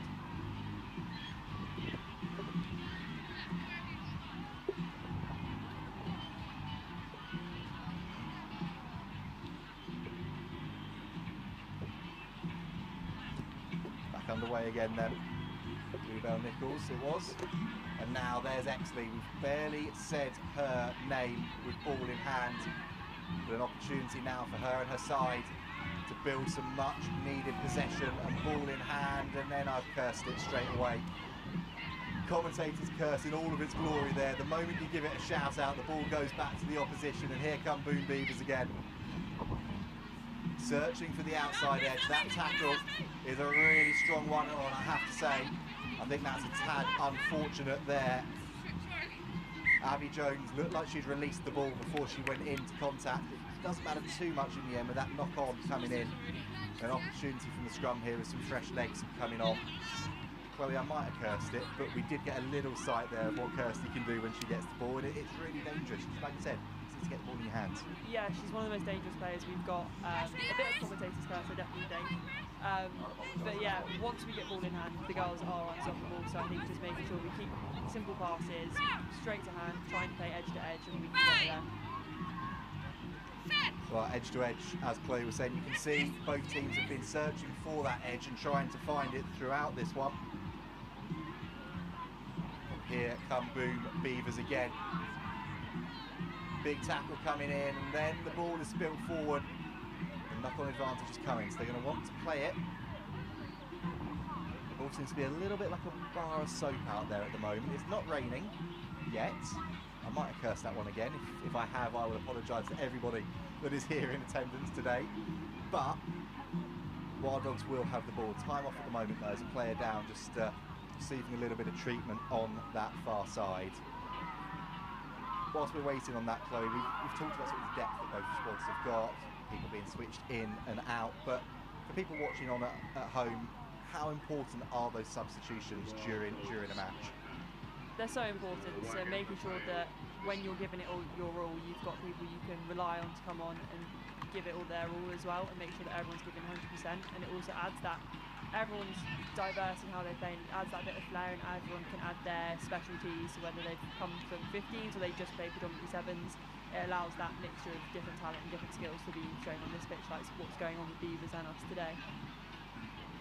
It is a full squad game, and Wild Dogs needed to make use of an extra player from that squad as well. Abby Jones, it's good to see her back up on her feet leaving the field, but off as a precaution having stayed down there. Katie Johnson then was initially looking for the wraparound. Now she gets the ball back. And that's beautiful work on the outside. And now the opportunity, now the pace. Adina Hunter is not going to be stopped. Well, Chloe, you said that your side just needed a ball in their hands and they would be deadly. They've proved you right there. Oh, massively. She is one of our deadliest players, definitely. Just making sure we've got those connections that we had between Baker, straight to KJ and out to her. Insane. We just need to make sure we're continuing to do that for the rest of the game and try and get some more points on the board.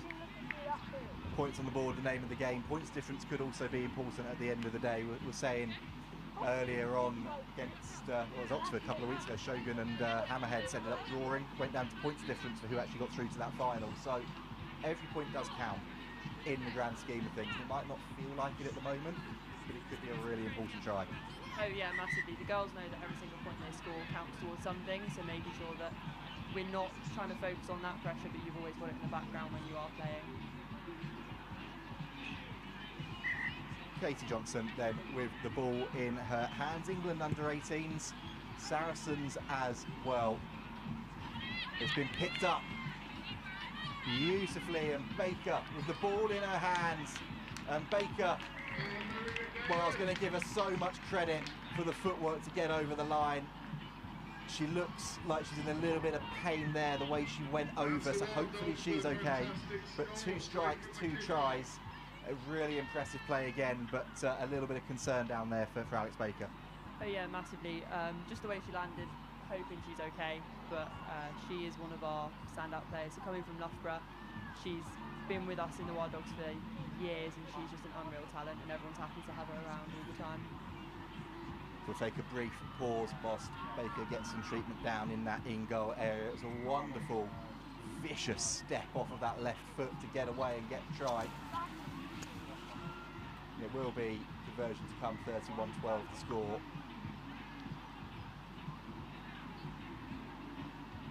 They're going to take the conversion anyway as it stands, and then we'll just wait to see what our referee says.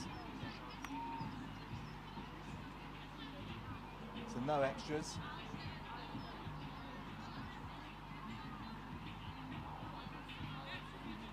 There are now 7 players back on the field, but treatment in the backfield still for Alex Baker. We'll wait to see what our referee wants to do, whether we're going to continue or whether we'll have a little bit of a stoppage. We are going to have that stoppage. I think the ball boys have done a bit of a favour there with the lack of a ball in the middle of the field.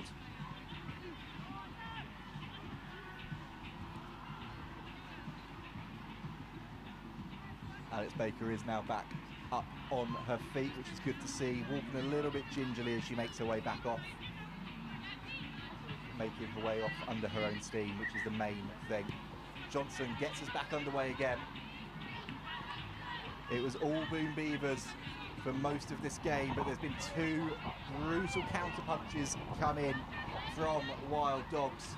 Can they find a third and just start to put the cat amongst the pigeons a little bit here on pitch 1?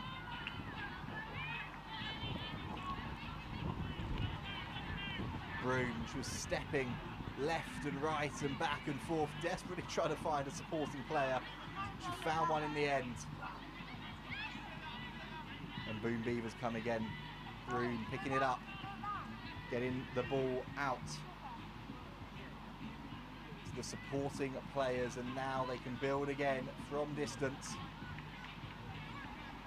Playing around here, toying with that Wild Dogs defence.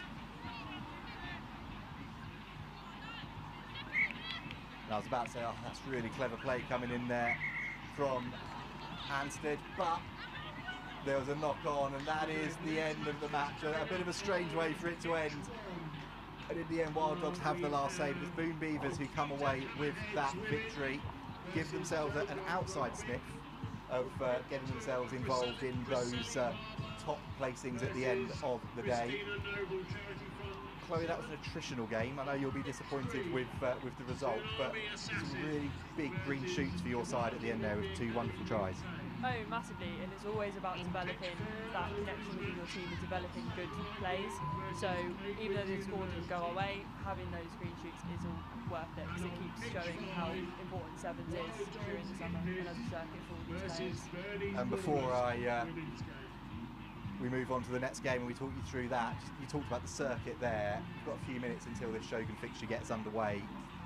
How important is the circuit? We know what's been happening with the wider Sevens landscape at World Rugby level, but how important is it that the Sevens circuit keeps growing and developing like it is here in the UK?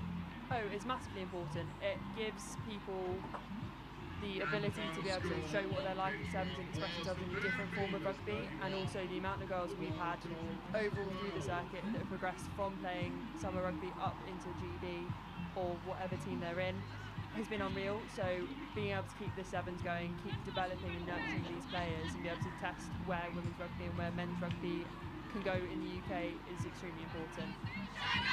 And it really is a global game as well. I think see there's the Algarve tournament going on at the moment as well. They definitely got the better end of the stick than we did with the conditions we've got here, but a wonderful occasion, and this is also going to be a wonderful occasion. It's Shogun against Vaquita Hammerheads.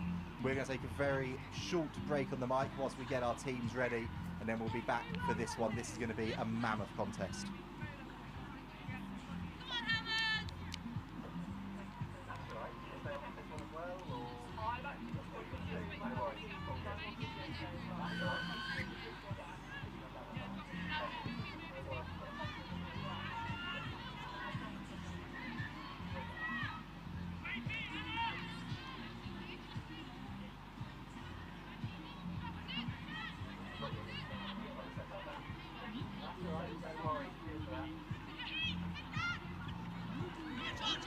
Well, this one feels big. Shogun against Hammerhead. Shogun are victors last time out in Oxford when these two sides bet in that super group. It finished 27 points apiece, and Shogun progressed to the final by virtue of points difference. And when I say every try count, it literally was. It came down to 4 points, the difference between Shogun and Hammerheads on that points difference and the qualification. The Hammerheads have made a fast start here.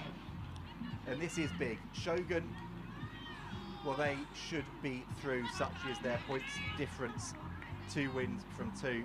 Hammerheads 1 win from 2. That was over the Wild Dogs. So Boom Beavers are going to be watching on here, seeing what happens with points difference, seeing what happens with the result. And as Anna Burke converts that one and puts the Hammerheads 7 points to the good, they're still going to be under a little bit of pressure here because of the points difference that was generated by Boom Beavers in that last outing.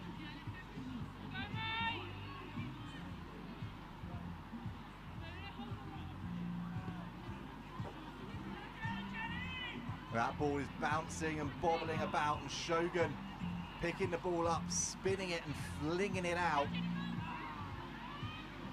And now the step and the foot race and the track back. Oh, this is nip and tuck. Who's going to get there? It's Shogun, who respond instantly under the sticks. We've barely got a minute on the clock. We've had 2 worldy tries already, and we've got a game on our hands. These 2 giants of the Women's Elite Series are already serving us up another classic.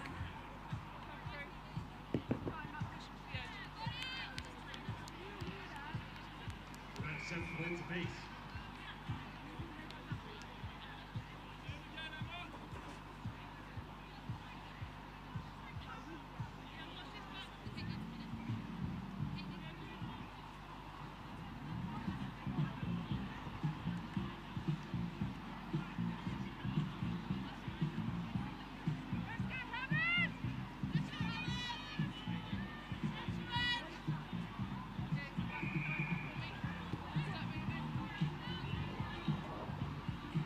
We're back underway. Level at 7 apiece. And it's suffocating defence from Shogun, looking to try and force the turnover. And they've got even better. They've managed to force Hammerheads into touch. And now have the attacking opportunity here. Was Ree Parker, former Wales Sevens player and Wales Rugby League player, that went in for that try for Shogun. They're wasting no time at all, trying to get ball moving quickly.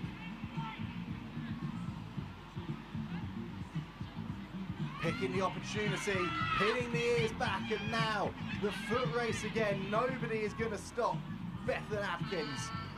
And the Wales under-20s international races in under the sticks, puts her side into the lead. And the picture changes once again in Group A in the Women's Elite Series.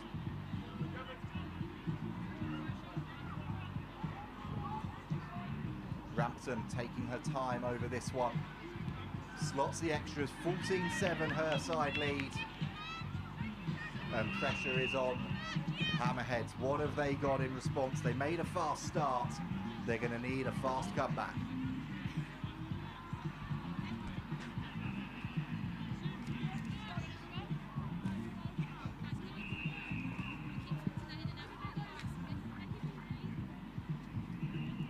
Just waiting for the ball to come back, and well, that one bounced and bobbled around, and Rampton accidentally lets that go through the legs.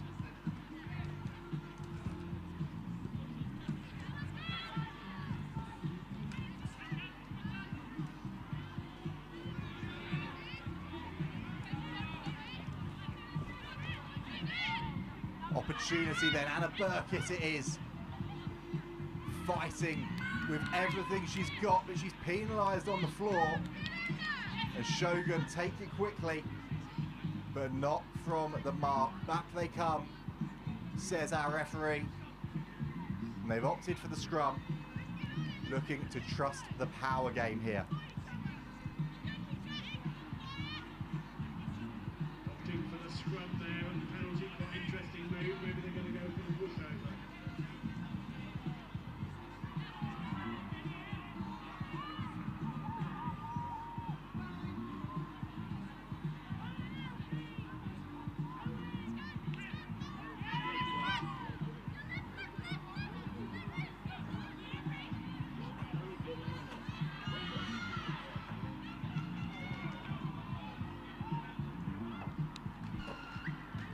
And there is barely time to think because Shogun, yet again, are flexing their muscles here on pitch 1.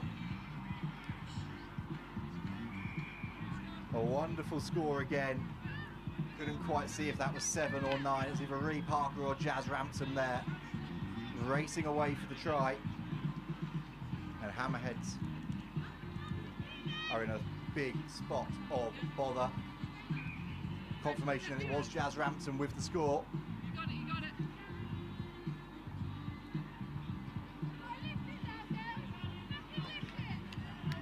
And the conversion attempt drifts wide. But Shogun really won't mind that one bit.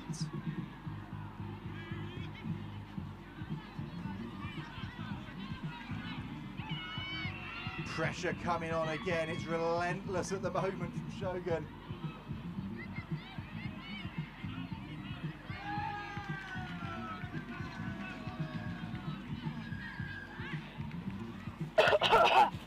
And the referee then bringing an end to the first half. The power game has done the job, and Shogun are 19 points to 7 at the good at the moment. They seem on course to finish top of the group, and as it stands, Hammerheads are missing out on those cup semi-finals.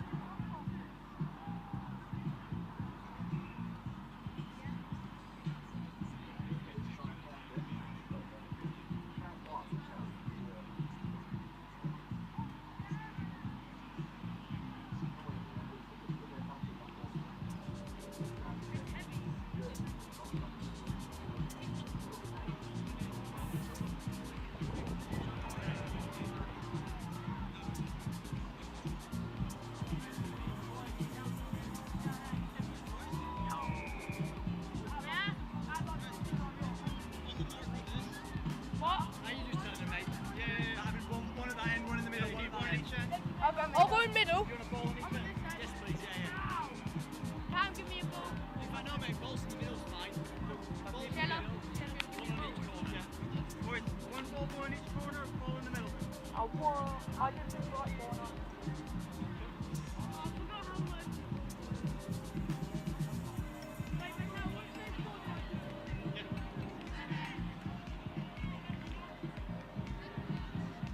French people, please, anyone who's French should be on the pitch. Well, the joys of live sport, our team sheets we've got up here in the commentary gantry have been blowing this way and that way over the last few minutes, but we have managed just about to hold on to the team sheets for these two out on the field. Here we go for the second half. It is the Shoguns currently leading the Hammerheads in the women's elite. 19-7. Burkett drills that one into the air. Huge shot coming in. But the wraparound is wondrous. And the pace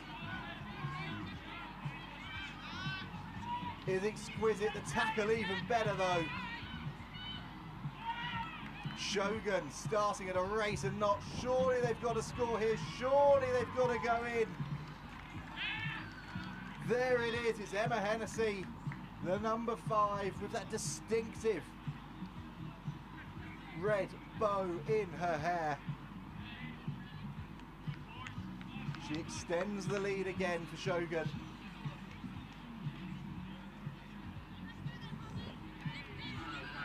The conversion is good, and Hammerheads are staring down the barrel here of a huge shock in what has been a brutal group of death. I think it has to be said in this women's elite competition.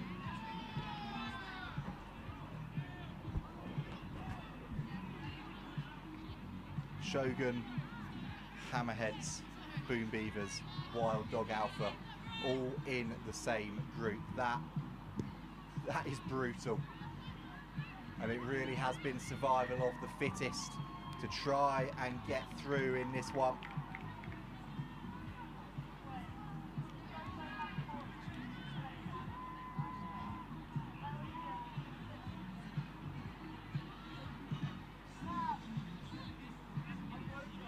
Even if Hammerheads do pull off a miracle comeback, Shogun are still guaranteed of their place in the knockout stages later on today.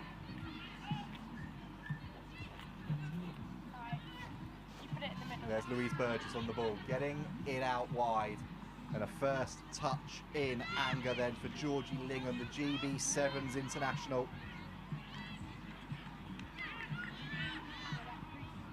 Eloise Hayward, a GB Sevens international in this Hammerhead side as well. Rasheen McBreen, Leicester Tigers and Ireland Sevens. There's some big names in this side. There is Hayward, getting it out to Burgess. And that is a monster tackle coming in. And eventually, Burgess is just given a dainty little shove into touch. And the referee and the assistant referee have said that it was high. So it is a penalty for Hammerheads. And Hayward skipping and coming away one-handed, gets it away.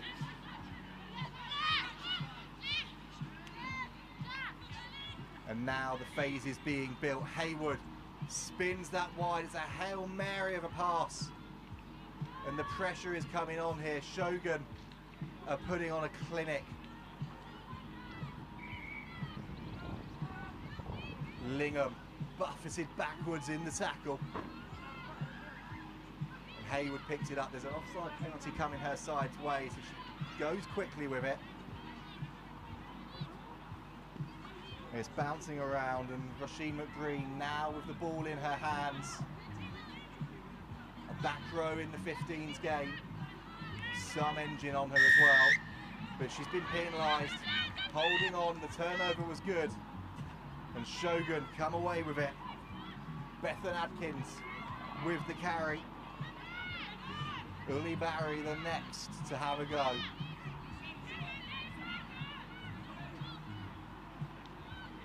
Parker, she's shown that the only way she knows so far this afternoon and this morning has been Route 1, but she's penalised there. Now the connection doesn't quite work there between McBreen and Pearl Kelly, the Philippines international, but it did go backwards. Lingham has to go fighting for it, and McBreen comes away. Hayward carrying that ball one-handed like a shopping bag,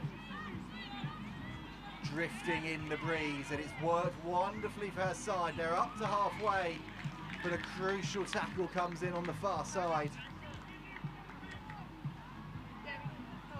And Shogun showing that they can do it in attack and defence.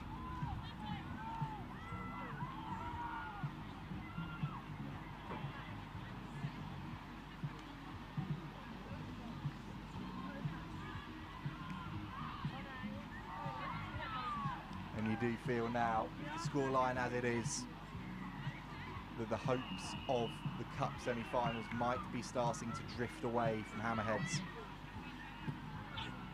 Still plenty of time,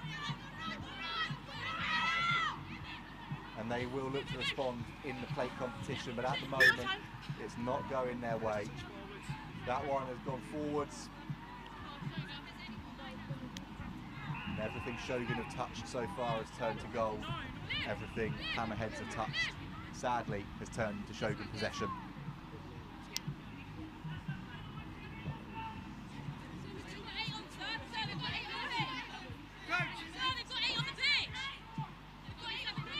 You can see Hammerheads shouting there's 8 on the pitch. They are right. And there's a bit of a miscommunication there, so Ree Parker eventually makes her way off the field. Shogun have got a 19-point lead. They don't need an extra player on the pitch as well. But we're all sorted now, and it's a mess at the scrum. Shogun do well to get it away.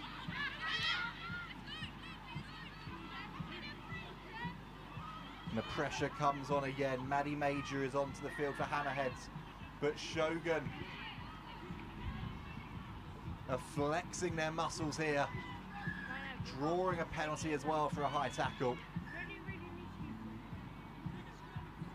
That's the second time this has happened in the match so far. Not taking the ball from the mark as they wanted to keep injecting pace into it.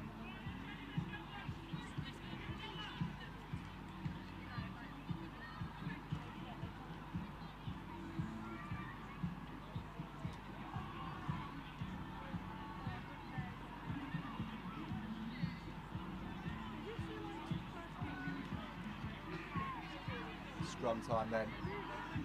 And Shogun have got themselves a free kick.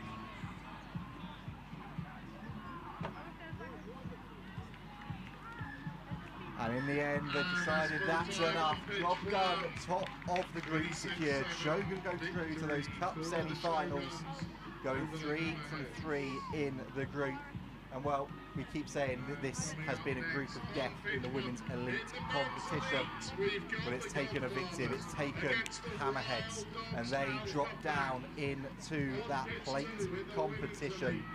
That is a huge, huge shock. So coming up later in the women's competition then, in the cup semi-finals, we'll have Shogun taking on Hong Kong China Dragon Sevens as it stands, and the Lillian Amazons taking on Boom Beavers. Two wonderful matchups to come, and then some wonderful matchups to come still in the men's elite competition as well. Next up then here for us on pitch one, it's going to be the Godfathers against Wild Dogs.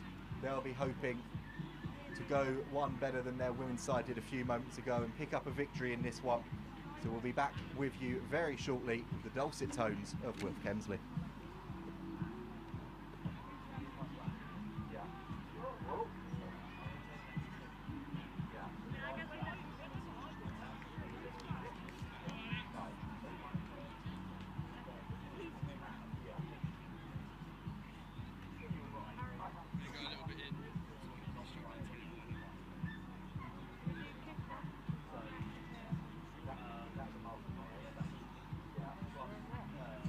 Score for the women's last round.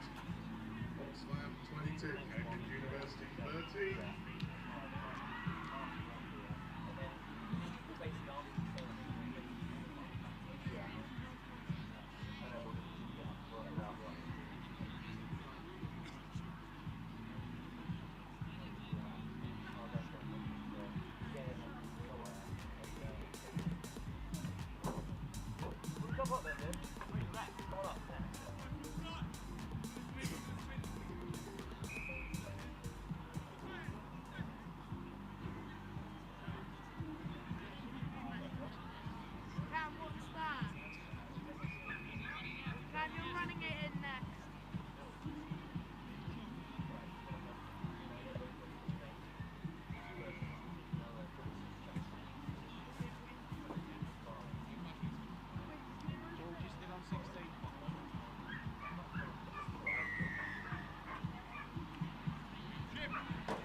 We're back then for more action from the men's elite competition. And, well, it's a knockout game here between the Wild Dogs Alpha Pack and the Godfathers. Noah Jassie's and Preston McFarlane alongside with this one. Noah, pretty high quality event throughout, but these are two sides of serious quality, and we're expecting to see a really close game. Yeah, absolutely. Seeing them warm up, I mean, their passing, everything about them just looks like it's going to be a great game, and we can see there, like, just finding gaps out of nothing, just doing really well. Well, there's 3 former St Joseph's College students in the box, and one making the tackle there, Jamie Light. But a long ball out wide, still has the Godfathers rolling on. Oh, what a step! He gets back to his feet, and the Godfathers are over, and that is the opener. This would be a huge result for the Godfathers against a very talented Wild Dog side. Preston, you play out wide yourself. That's a pretty remarkable finish. Yeah, to be honest, that was really good. The difference between 7s and 15s is insane. The speed and the skills you got to have is just so different. Indeed, that kind of aggression and leg drives keep yourself alive right on that touchline. Let's put the Godfathers out in front, and it's Alex Jones looking to add the extras. Off target, so 5-0, the score remains.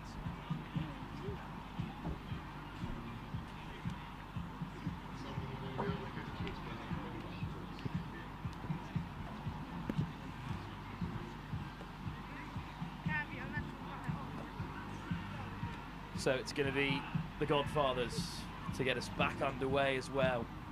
These kickoffs have been pretty key. Of course, the Godfathers in that pink and black play against the Wild Dogs in the white. We saw their women's team in action just a few moments ago. It's their men's side still hoping for a place in the cup final. And here is Light again. Loves that goose step, and he's almost through the hole. What an offload, put down. Missed opportunity for the Wild Dogs. And will the Godfathers punish them? Second knock on there. So I think we're going to come back.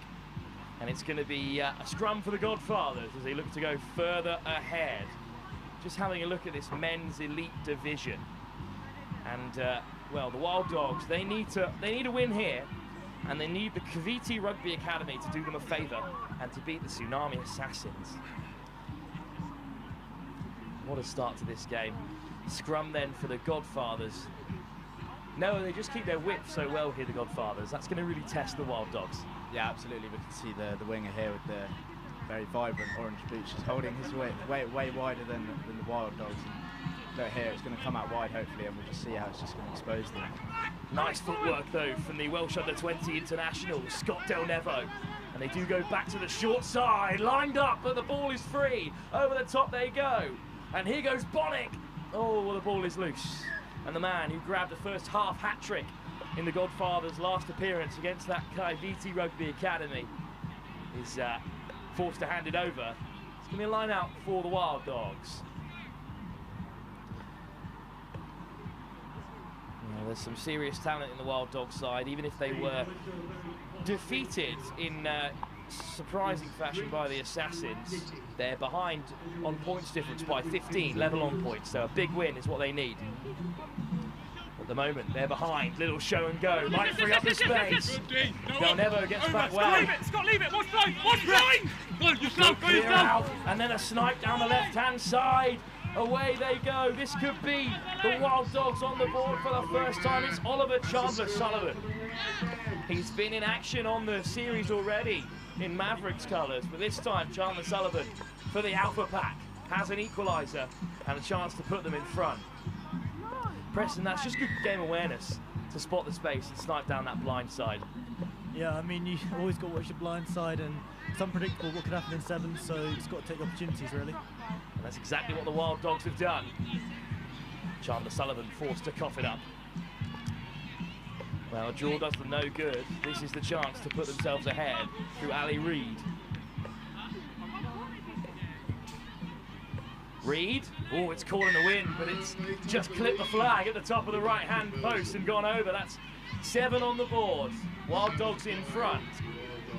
But unless the Kaiviti Rugby Academy can pull something special out of the bag against the Tsunami Assassins elsewhere, the Wild Dogs will be exiting the competition. Well, can you believe it, Noah? The score has come through on Tornify as this game rolls on. The Tsunami Assassins have beaten the Kaiviti Rugby Academy. So in order to win this game, in order to progress through the cup, the Wild Dogs need to beat the Godfathers by 38 points. Oh, that's going to be a tough one for them to sort of catch back, especially with the quality of the Godfathers. Up gets Light and he taps it back. Oh, it's the try scorer, Chandler-Sullivan, caught hard there. Reid, and now a chance maybe for the Wild Dogs to start working towards that big score that they need to overturn this points difference deficit. Reid rushes up to play scrum half. Williams. Chandler-Sullivan goes direct, but he's met well by Alex Jones, who's there at the breakdown looking to disrupt. Penalty goes to Wild Dogs. Williams, dummy switch with Reid. 2 outside him. Oh, it's just behind the winger. Preston, if you were out wide for the Wild Dogs, you'd be upset with that ball. He was free and away. Yeah, I'd be very upset, but you just got to hold your depth considering there's a lot of wind, so you just got to anticipate it well. He didn't hold his depth there, as Preston McFarlane has said, and that's a missed opportunity for the Wild Dogs. So Tsunami Assassins here in Group D beat the Kaiviti Rugby Academy, so they sit on 6 points, level with the Godfathers, but behind on points difference. We've got results from the other groups. Group A, Oxfam Nexlot have topped the group. Boom Beavers down to the plate after losing to the Hammerheads. In Group B, it's the British Army through as winners, with Apache through in second place. The Mavericks and Fiji Warriors yet to play, but the result doesn't matter. And in Group C, the Preseli Barbars, the Welsh national champions, are through after beating Hong Kong China. Hong Kong do make it through to the Cup quarterfinals. So this is the final quarterfinal spot up for grabs. A win here would see Godfathers top the group. A big defeat might see the Wild Dogs sneak through on points difference. But at the moment, a win by just 2, not enough. That's how things stand, as again, it's Del Nevo looking to break the line. Still Del Nevo. Takes on Ali Reid. To the short side they go. There's a man over here. Chance for Rum'ns to stretch his legs. Rum'ns gets on the outside of Reid. Harry Rum'ns is going to put the Godfathers back in front. No, that's a top finish. Absolutely, it just shows the Godfathers keeping their width and just how it's just going to expose them and absolutely punish them there. Lovely try. Bit of a dagger in the heart of the Wild Dogs here, who could be dropping into the plate, but it will be a hotly contested plate with the likes of the Boom Beavers and the Wooden Spoon Marauders also falling into it. No wins for them so far today. At half-time then, the Godfathers are going to go 3 from 3 as things stand. The Wild Dogs need a turnover of 38 points to overtake the Tsunami Assassins and make it through to the Cup. Preston, it's not looking likely at the moment, but anything can happen in the game of 7. Yeah, anything could happen, but in the next half, 38 points is probably unlikely, but they can give it their best shot. That's all they can do and try and grab some momentum heading into the plate. 7 minutes still to come here in our most recent game from the men's elite division here on the second leg of the Lit Super 7 series in Shelford.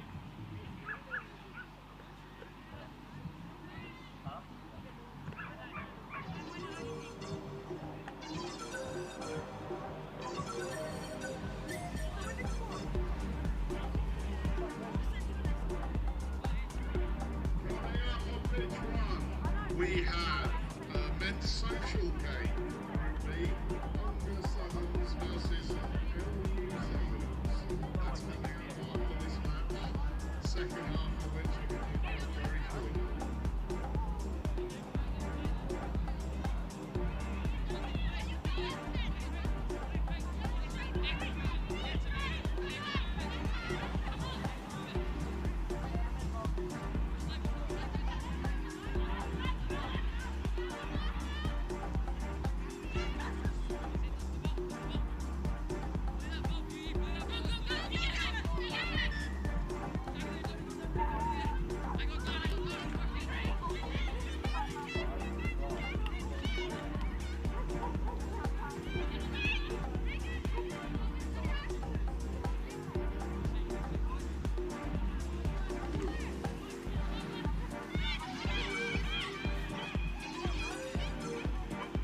Well, a win in its own right might not be enough to see the Wild Dogs through to the Cup competition, as they'll miss out on points difference.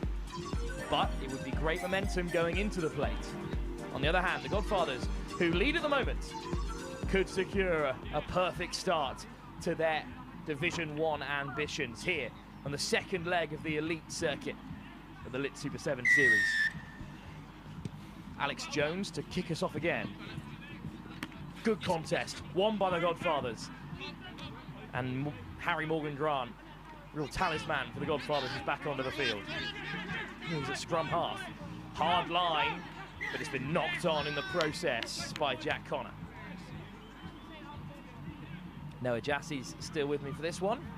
It's unlikely that the Wild Dogs are going to get what they need from this game, but how important is momentum in these long knockout tournaments?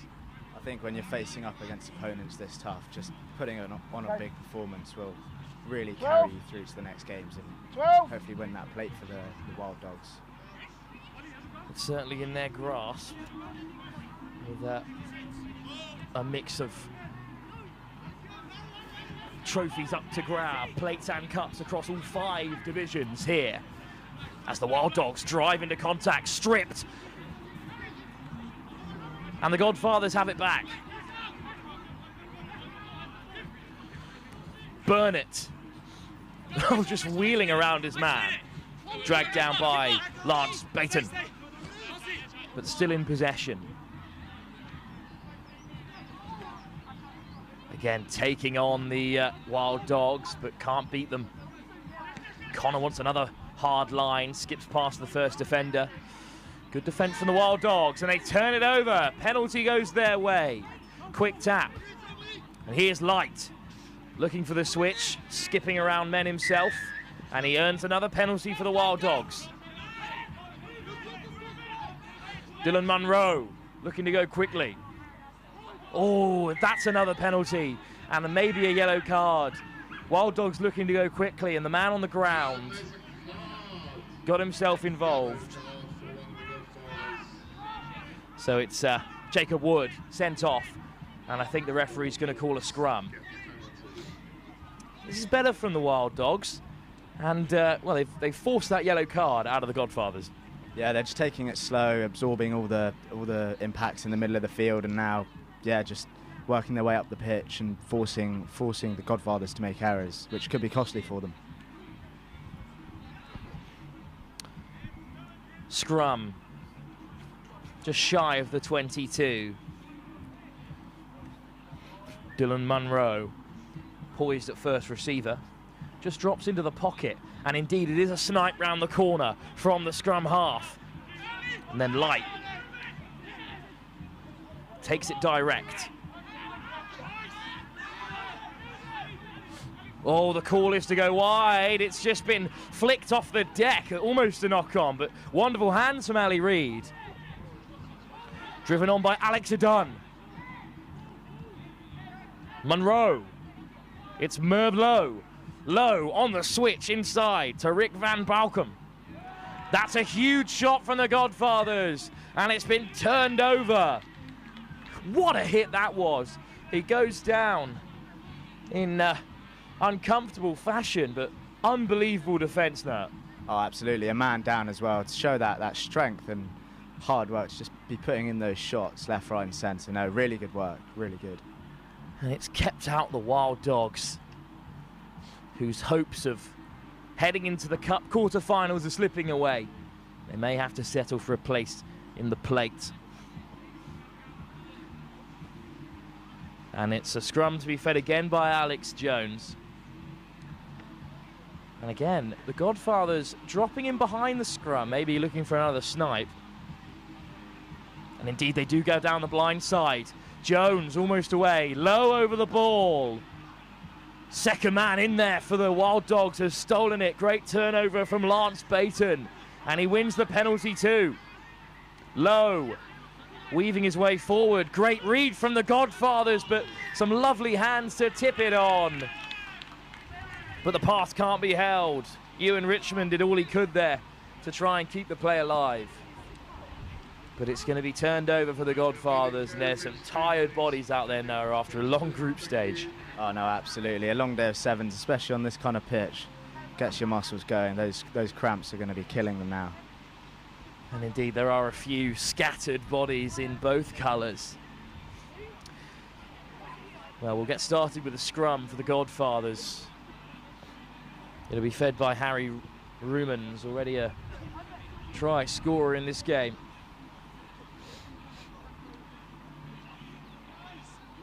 Godfathers looking for another score from inside their own half. Lowe and Rum'ns just getting acquainted.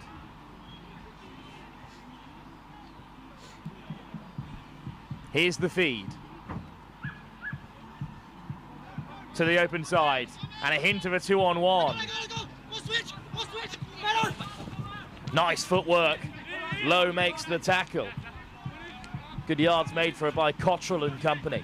Oh, put down at second receiver. Chance for the Wild Dogs to counter. Munro. Lowe. Whips it over the top. Across comes Horton to cover. Rolling on the deck. Sneaking those extra yards.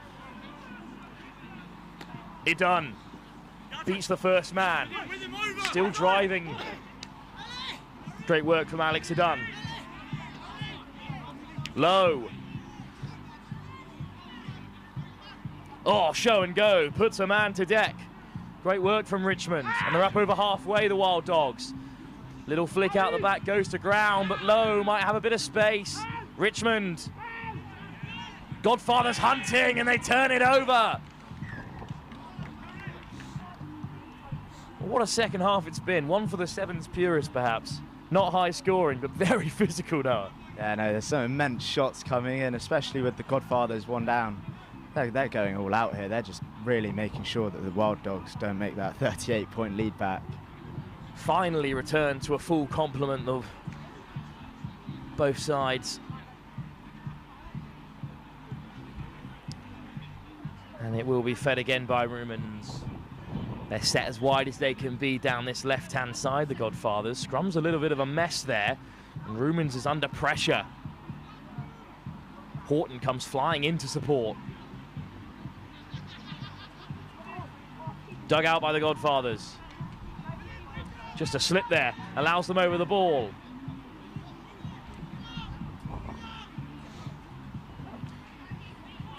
Under pressure, just on the edge of their 22. Wild Dogs hunting for every ball, but they've pushed it too far there, and it's going to be a yellow card, absolutely, for obstructing play. Oliver Chandler-Sullivan, who opened up the Wild Dogs account, heads to the bin, and that's just a sign of the day they've had, perhaps. No, are a bit frustrated overall. Yeah, the frustration kicking in, that's just silly play. You can't be doing that. I mean, especially against a high-quality team like this, you're just going to get punished. Scrum called, smart decision, upper man. Godfathers will seal it with another try at this stage. Up next on this pitch, we return to the men's social competition for a game that is less than social. It's a real rivalry between Ongar and LU Sevens, who have met multiple times on the Lit 7 series over the last couple of seasons. But for now, it's the Godfathers who are just going to run it out and seal victory. It's an undefeated effort in the group stages for the men in black. But for the Wild Dogs, they've slipped into the plates from just one win in total. They will be competitors in that second tier competition, but it's not the day they will have wanted. Noah, thanks for joining us for this one, and well, enjoy the rest of the Shelford Sevens, but your final thoughts on that high quality encounter? Yeah, like you said, just to repeat, high quality encounter. I think the Wild Dogs put up a massive fight against a top Godfathers team, so credit to both teams and good luck to the Godfathers in the cup. We'll be back for a bit of action for the men's social competition. It's the final round of the group stages. It's Ongar taking on LU Sevens.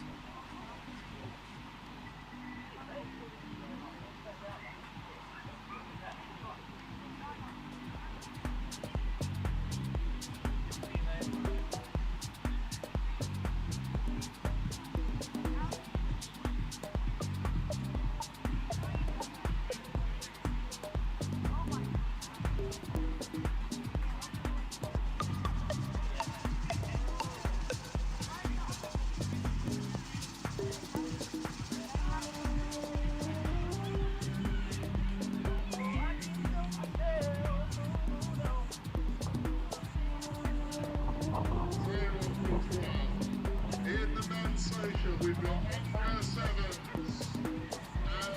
Now we're playing LU Sevens. Ongar Sevens, put your hands up.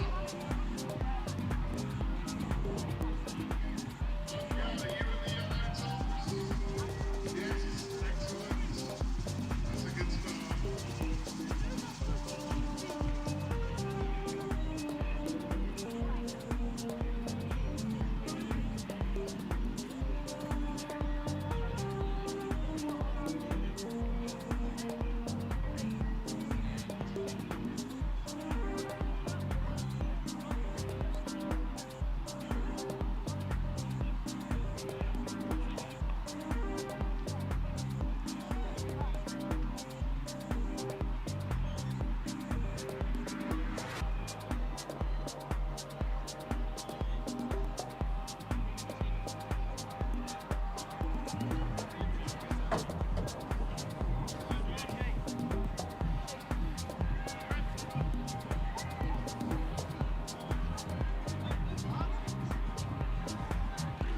So we're into the latter stages of the group stage in the men's social competition. It's Ongar kicking us off in the blue, pink and yellow trim against LU Sevens in the navy and pink. It is LU Sevens who win the free kick from the kickoff, and it's a quick tap by Manny Hilton. And they're on the offensive for the first time. Here's the captain, George Harris. Hilton. Oh, long ball over the top and a hint of space on the outside, and that's all they need. First score for LU Sevens. Excellent pace down the left-hand side. And they've already opened the scoring. LU Sevens will have one more group stage game to play after this one at 3:20. But a win here would seal their place into the semi-finals. Top two sides from each pool make it through to that semi-final stage. At the moment, it's Shelford and the Ravens who are top of the pool over in Group A, with the Gladiators chasing them down. Ongar, this is their final chance for some extra points, and they need them to overtake the Rum'ns and indeed this LU side, who both have a game in hand. But a victory here for LU Sevens will seal their place in the Cup semi-final. Skipper George Harris, though, from the kickoff, has given away a free kick. Try scorer was John O'Rabuka as well over that far side. Oh, brushing off the first tackle. Nice little run from Morgan Jackson. My mistake. Oscar Busby opened up the scoring over on the far wing, as a penalty has been given in LU Sevens' favour. Griffin puts it in behind. Oh, what a chase this is by Hayward. Hayward gets the second nudge on. This could be a wonderful score. Hayward! Oh, it's just beyond him at the very last. How close was Hayward to touching down there? One of the Maidenhead contingents that make up this LU side. It's another one, Jude Griffin, looking to turn it over, but the penalty goes Ongar's way. Chop tackle comes in. But Ongar looked to spread it wide. Harrison almost breaks through. Hayward gets a hold of him. John O'Rabuka all over the ball, but not legally. Reese Williams. Here come Ongar again. One try behind in this crucial game that they have to win. And that's a bit of a miscommunication there. That's given quick ball for George Harris, but too quick for the referee. There's a man down for LU Sevens, so that's why no quick line out could be taken.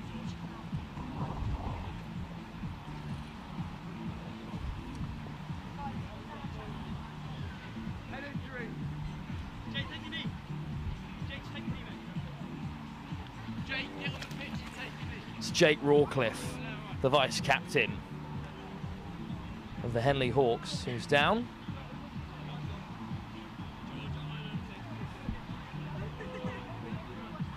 So, at the moment,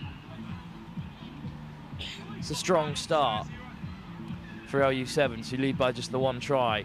This could be Ongar exiting the cup competition in the men's social competition. But they have a chance with LU Sevens playing Rum'ns later on after this game. If Ongar win, then they are through on 9 points, because one of LU Sevens or Rum'ns will likely drop points when they play each other later on. It's on the line for both sides. Good line out. And away comes Manny Hilton. Rabuka. Driving towards the 22. Harris in support. Quick ball for Rendell. Lofted over the top by Griffin. Oh, good control from Hayward, but it just rolls into touch. Forward pass regardless. So we'll come back for a scrum for Ongar, who survive despite being under pretty persistent pressure.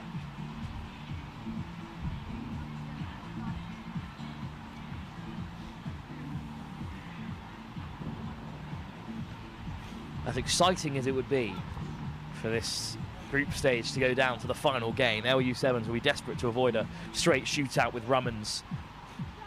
Harris puts on the pressure. Turnover for LU Sevens. And George Harris takes the quick tap and puts in the fend. Taken by Griffin, who goes for the corner. And he slots it. On the roll, Jude Griffin just about gets it down. LU Sevens double their advantage. Ongar at the moment, just not in the fight. Not enough time with ball in hand. And it will be the skipper, of Cardiff Met, who will take the kick.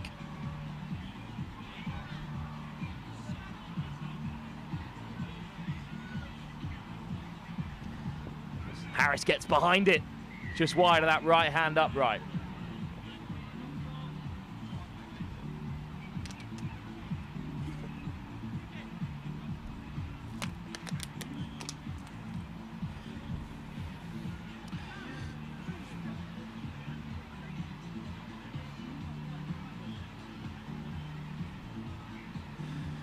So after this fixture, it's nothing but knockout rugby for the rest of the day from all of the various competitions. We've got finals, quarters and semis, as it's LU Sevens, who might be scoring another. Big step off the left boot from Busby. Great work from Rabuka.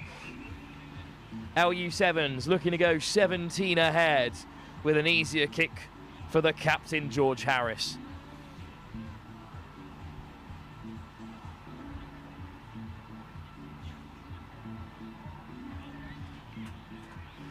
Simple enough.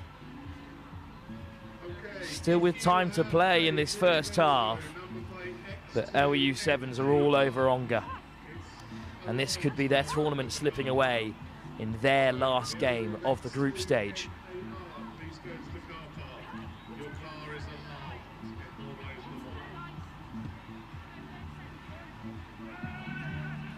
What a chase that is by Manny Hilton. Another Henley Hawk, and it's forced a knock on.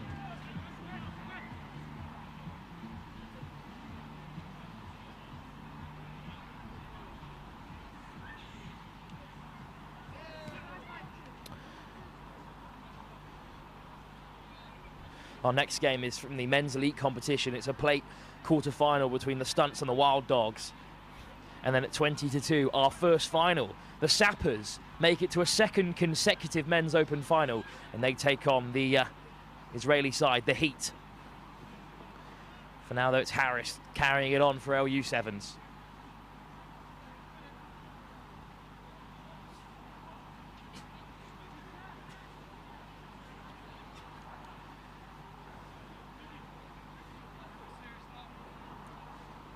Rabuka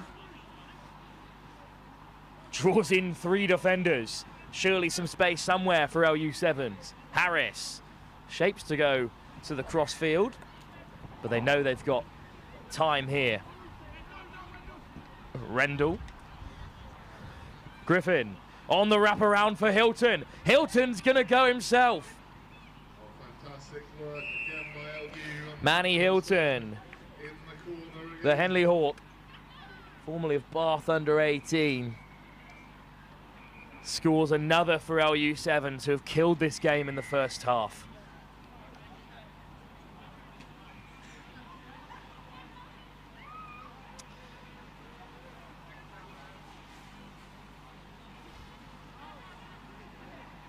Harris with the final nudge before half-time.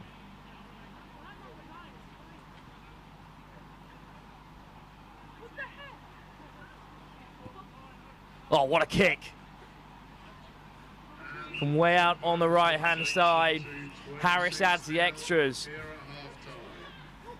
What a performance by LU Sevens in a crucial game for them.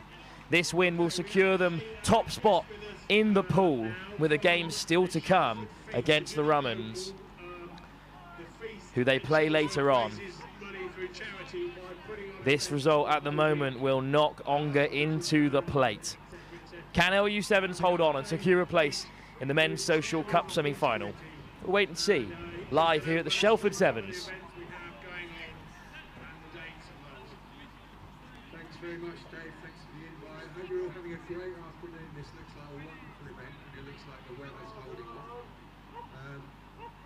The Shelford Festival of Feast has to give it its full title, in case you're not familiar. It's a local event that raises money for children, if you're the local children, don't like to talk about it. And this year, we're running between the 5th and the 12th of July.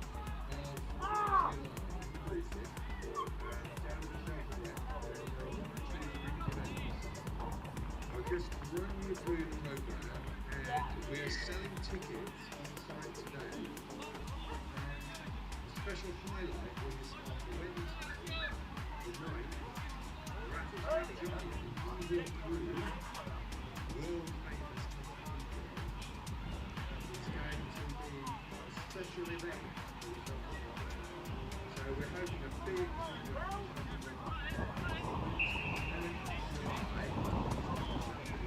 the Rattlesnake Giant Unreal Crew will be there for lots of activities and dancing.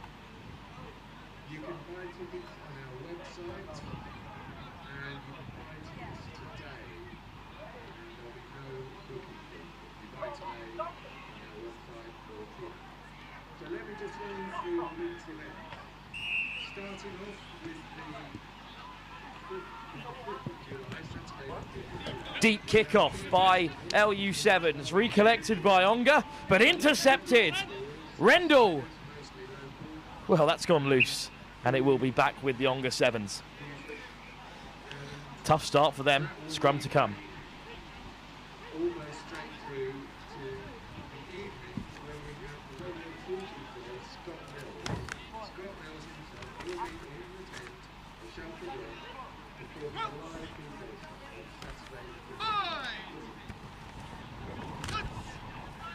Sunday the 6th is feast day, so that's pretty much a tradition. Well, this is a tough position for the Onga Knights to find themselves in. Secured the ball from the scrum, but looking to play from on their try line against LU7s. Bit of space for them down the short side. There's the handoff that might free them. Cross comes Nielsen to make the tackle. Penalty for the Onga Sevens. Here goes Jackson. Jackson accelerates through. Jackson with one man to beat. What a foot race this is. Busby catches his man. Jackson frees the offload. Put down. Great defense from Busby. Despite the advantage, LU7s turn it over again. What a chase from Busby.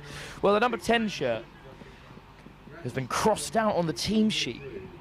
Scored twice in the first half. It was not Oscar Busby, because here he was there, the Brunel University man, racing back to make the shot on Jackson and deny the LU7s a point on the board.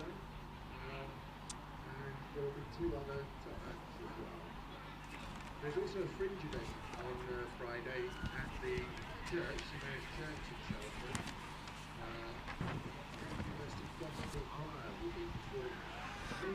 LU7s looking to go coast to coast. That was a tough pass for Busby, right on the toes. It's returned to the Onga Knights, who have a scrum in a promising position.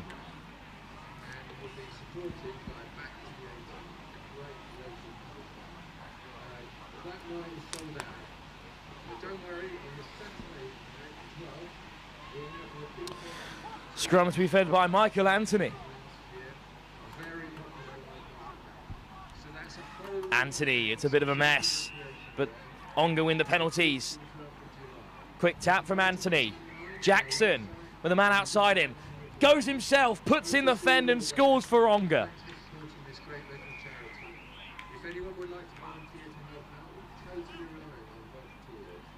Onga on the board. Faint hopes of a comeback for the men in yellow and blue. Thank you for that, David. We're on pitch one. Onga have just got to try to bring it back to 26 points to 5. Still trailed by 3 converted tries, Onga. But never say never in the game of sevens. It's Bailey Albert onto the field. And he hands it off. Free kick on halfway. Onga Sevens offside from Michael Anthony's kick. That's disappointing. LU Sevens looking to kill this comeback before it really starts.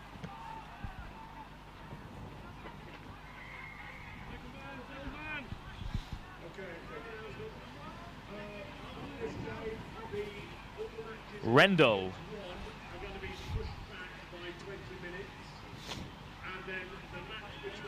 Phillips.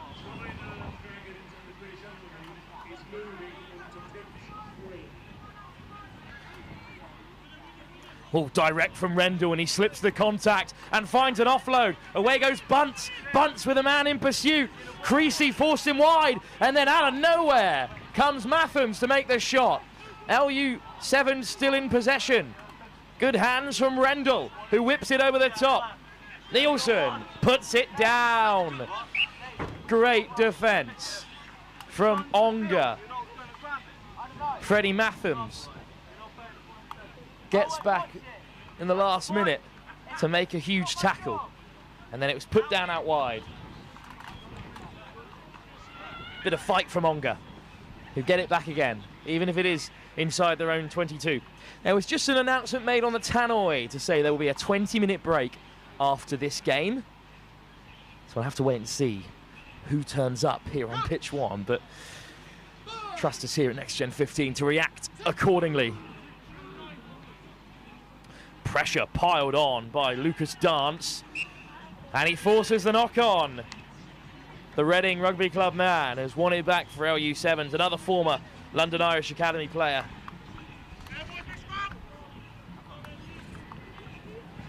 That's the mantra of LU7s. A lot of former academy lads who are playing at university or decent club level, just looking to get some more experience and show themselves on a higher stage. And it's Dance who opens things up here.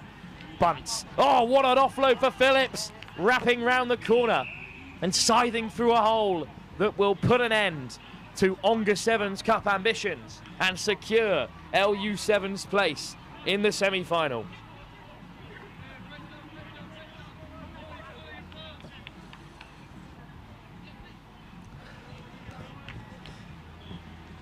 Phillips off target. Referee puts one finger up, a minute to go, but LU7s will taste victory here.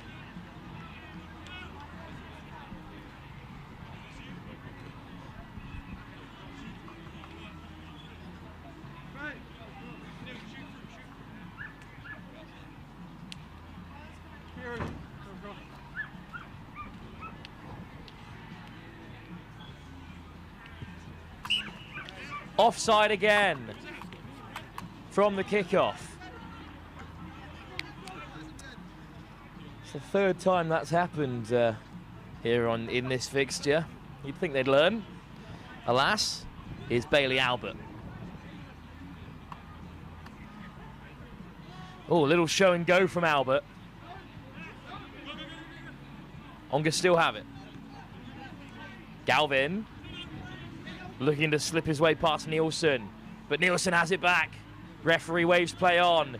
Nielsen slips off the tackles and then chips it in behind. Nielsen and Rendell on the chase. Nielsen flies in. Over the ball go the LU7s. Onga have it behind their own try line. Bit of space down the left-hand side, and now we're into broken field. Oh, he slips the tackle. Away goes Will Kerwin. Kerwin on the inside to Creasy. Creasy chased down by Hayward. And Hayward's over the ball and he's stolen it. Luke Hayward. Quick tap as well. Hayward has the freedom of the Shelford grass to find his space, and then he is unceremoniously dumped by Albert. LU still going here. That offload is off target. It rolls into touch. And finally, this rather thrilling contest comes to an end. A few minutes of madness towards the end, but the result never in doubt. LU7's through to the cup semi-finals. Onga drop into the plate, but they will be competitors in that competition. So the next time we'll see the men's social competition will be cup final time.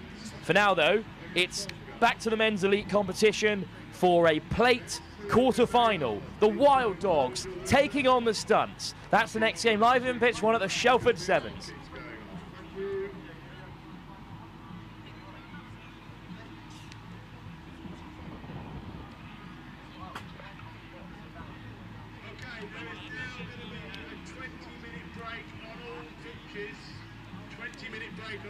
matches, we're slightly ahead of time or whatever. And so make sure you get stuck into the beer tent and the food tent and have a reset and then enjoy the rugby when it begins again. It's a 20-minute break.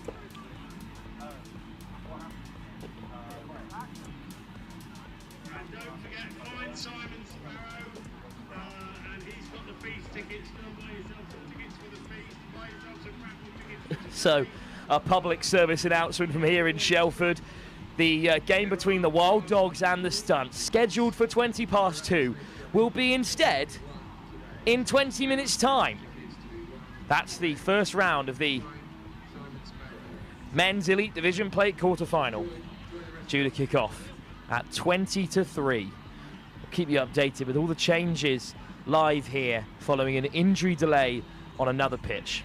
The player themselves is sitting up and receiving attention, but that long delay means there is a slight shift in schedule. 20 minutes until the next game live here on pitch 1.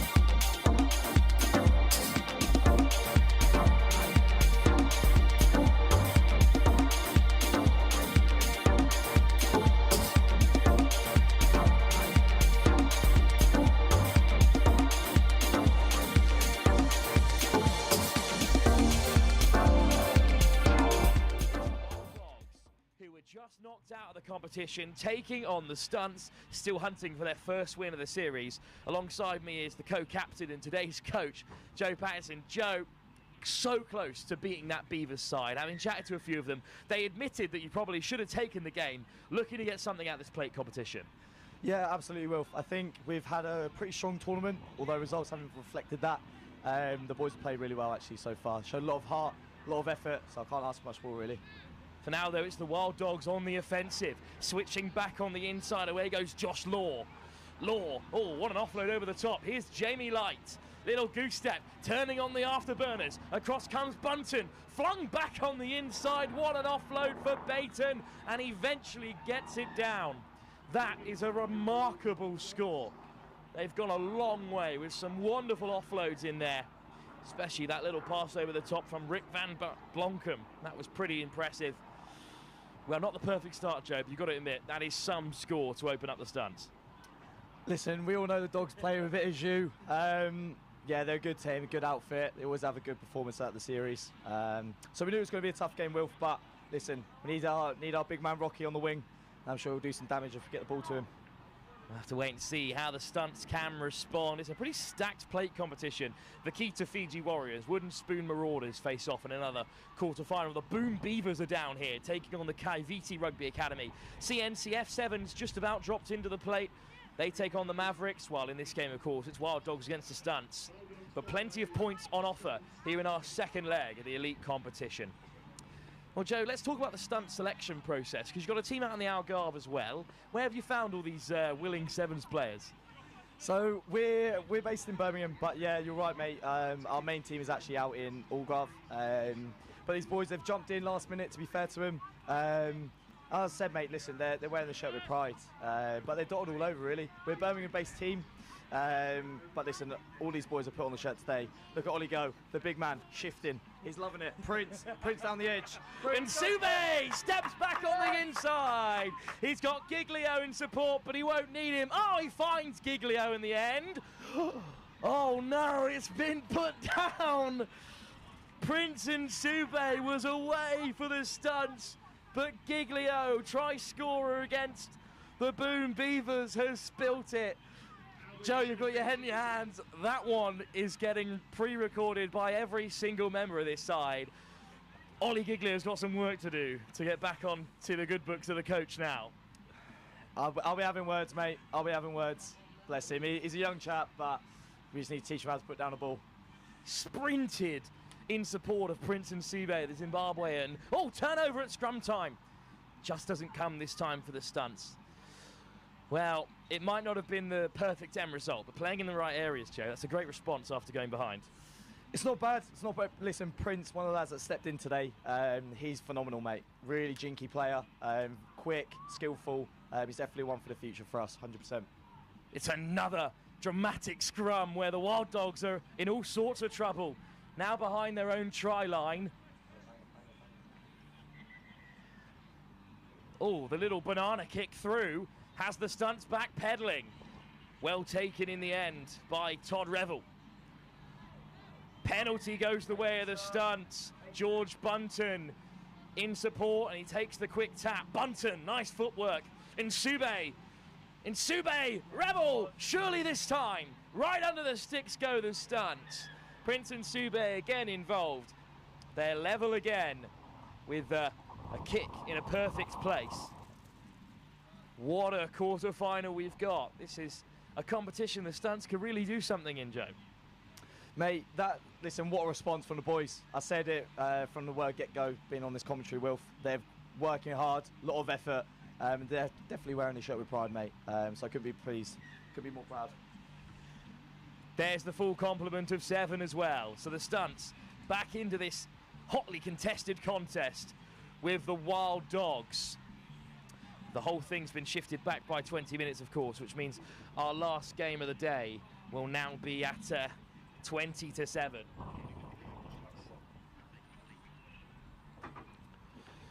So it's going to be the kick to equal to take them in front.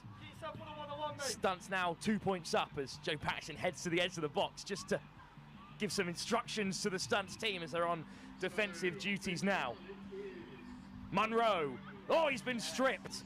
Looking for the offload. Light comes back to make the tackle, but here's Giglio. And Sube. Hunted down by Lowe, who turns it over himself. Here's a response from Eton. Back against the grain comes Josh Law.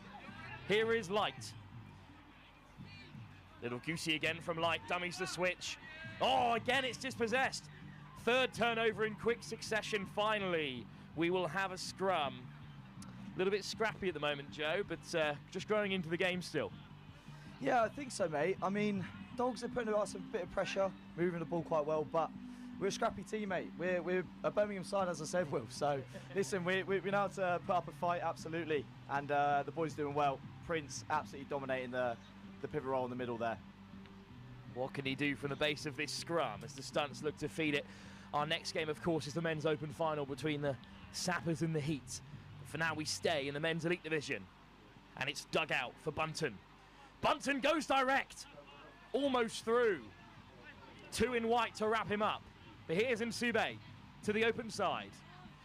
Stepping back in goes Tom Ward. Ward almost away. Lowe looking to get over the ball. But it comes the way of the Stunts. Here's Rocky, the big man. Tap tackle by Eton. Still, it's Stunts in possession. And Nsube, high line speed, so it's chipped in behind and the race is on. It will be won by Monroe, who looks to open it up here. Here's Eton, stepping off that right. And Eton going direct, but he's got both Buntons to wrap him up this time. Lowe digs it out. Monroe straightens up. Monroe almost through. Bunton just about keeps hold. Lofted over the top. Oh, there's a foot in touch. Just trying to go a little bit too fast and too furious. The Wild Dogs, and it's good defence by the Stunts in the end. Well, there's a man down for the Stunts for now. It's George Bunton just receiving a bit of support. Well, Jay's a man down for now, but both Buntons playing very well so far. The Bunting brothers, mate, they're good lads. They've come in, they're playing absolutely phenomenal. One's a winger, one's a 10. Listen, they've both got different skills, mate, but Lewis on the edge, absolutely bombing it down, and then George as well. Fantastic at moving the ball, so both jinky feet, mate, as well, so that's good.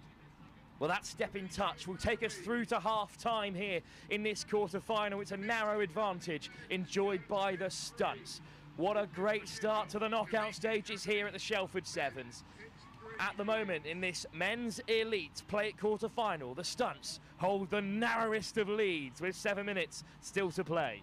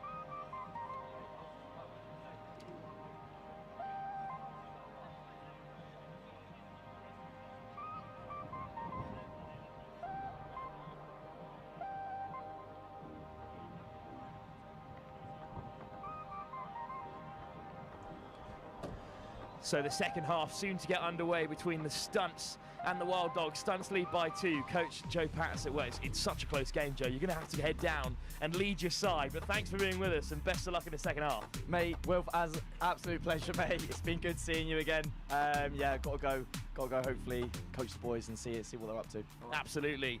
Best of luck, Joe. It's the Stunts who lead by 2. It's a Wild Dogs kickoff, but a place in the plate semi-final is on the line. It's as close as it can be, as you expect things to be in these knockout stages. Lowe will kick us off.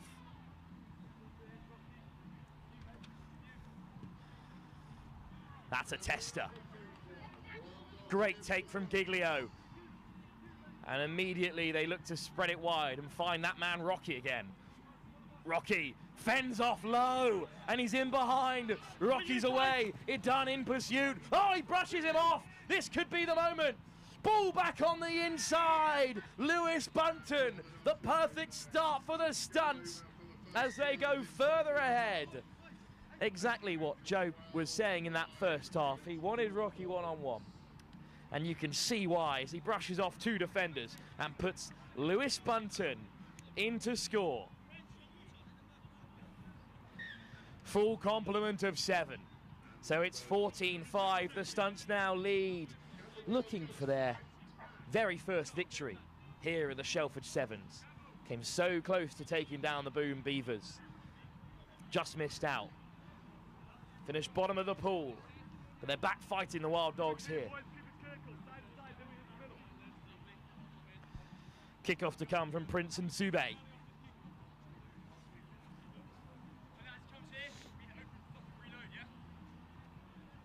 Try scorer Lewis Bunton leaves the field. What a start to the second half for the Stunts. And Sube. It's not going to go 10 yards, it's straight out regardless. So it's going to be a free kick on halfway. Here goes Jamie Light. Nice little step off the right boot from Williams, but crashes up on the 10-metre. Light. Through the hands they go. Switch on the inside for Beaton. Light again. Skips away from one. Looks for the offload, smartly keeps a hold. Put under pressure by Todd Revel. And around the corner come the Wild Dogs. And Sube makes a crucial chop on his opposite number, Williams. Good counter drive by the Stunts. But a penalty, collapsing the breakdown. That's going to be a yellow card as well. Off goes Niall Demel. And this is a tough spot for the Stunts as the scrum is called.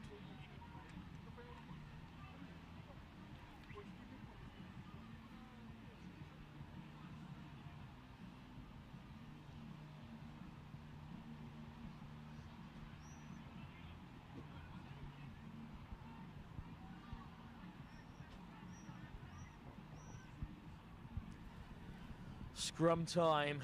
The Stunts under pressure. They lead by 14-5 in this plate quarter-final. It's a Wild Dog scrum. They make it a first receiver. As wide as they can go. Josh Law, he's put it down. And it's been regathered by Reed with the first knock-on. Regathered by Todd Revel, I should say. Scrum for the Stunts, good defence from them. Missed opportunity for the Wild Dogs. Will they come to rue it? Prince and Sube has played every second of this quarter-final. Wild Dogs still down to six. The Stunts, of course, down to 6.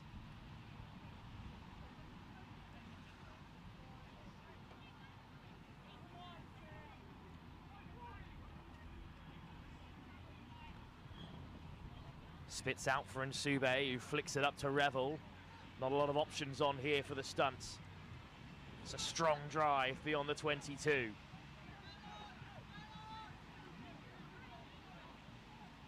Double shot, man over for the Wild Dogs. But it comes the Stunts' way. Knocked on at the base.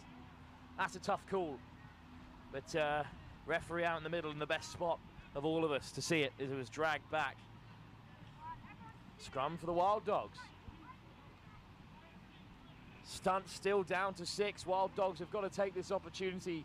Eton back onto this right wing.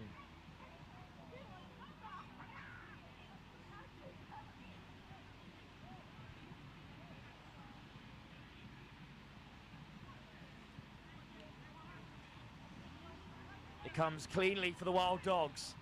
And getting his head down is Oliver Chandler Sullivan. Sullivan's over.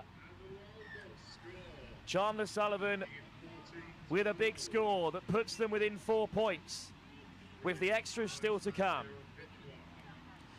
It's a crucial kick from Ali Reid.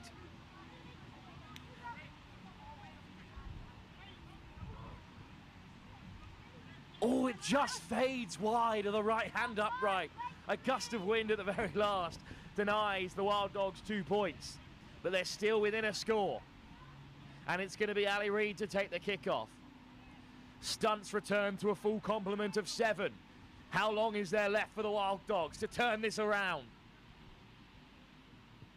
What a nudge that is. Taken cleanly by the Stunts.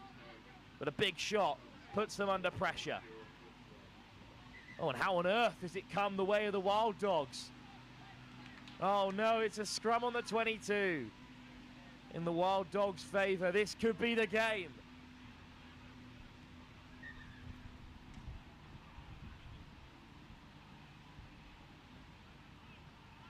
The tension runs high here. Last-ditch substitutions for the Stunts. Can they save their tournament? They lead by 4. But the Wild Dogs have a perfect opportunity here to turn the tide of this plate quarter-final.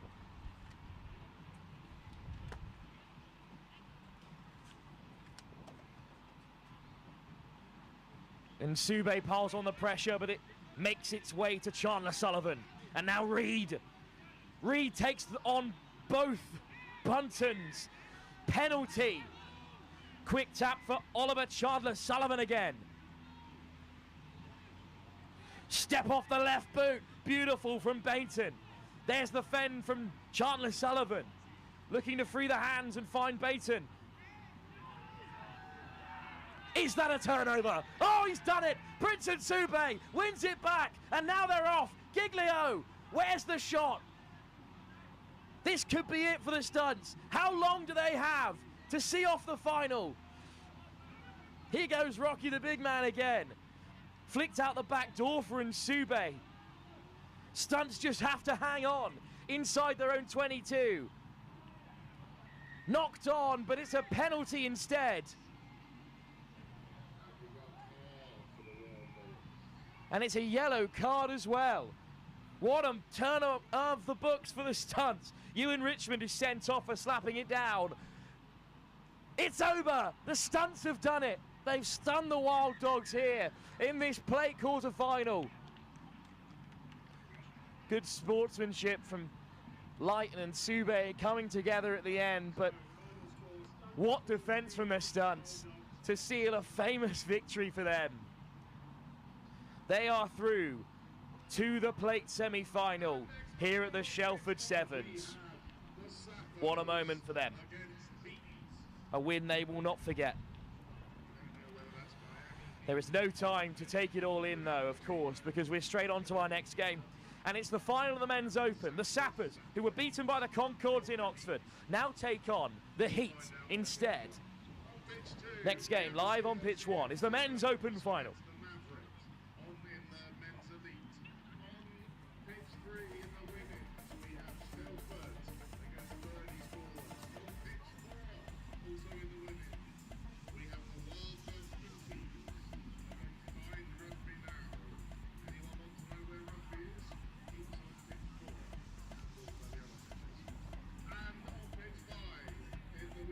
We have Cambridge winning against Oxfam Lightning.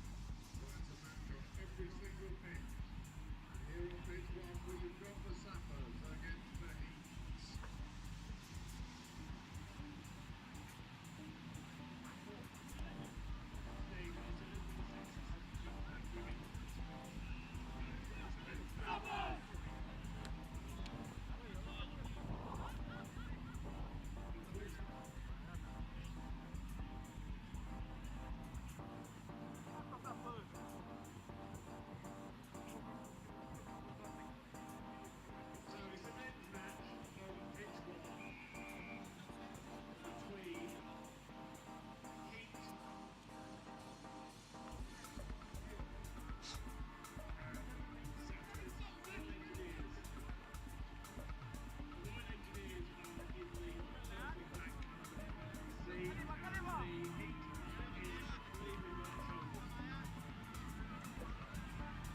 So it's the Royal Engineers, the Sappers in the blue and red strip, taking on the Heat in the blue and white.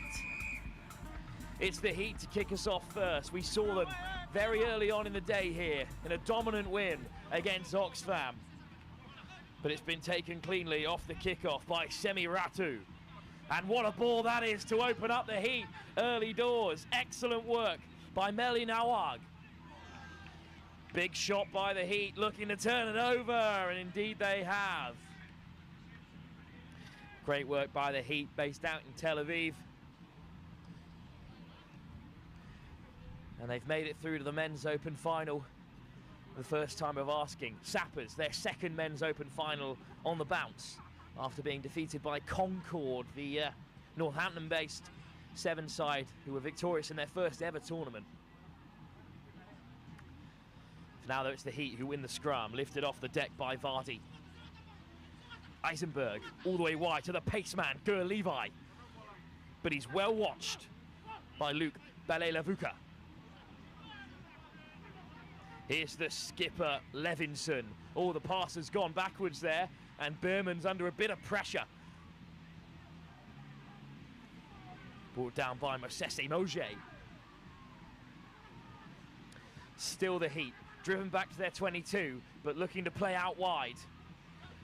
Flicked out the back door for Gur Levi. Levi dances around two defenders. Just a sweeper to beat there. Brought down by Meli Nawag. Penalty for the Sappers. Big turnover by the captain, Sikeli Raiwa.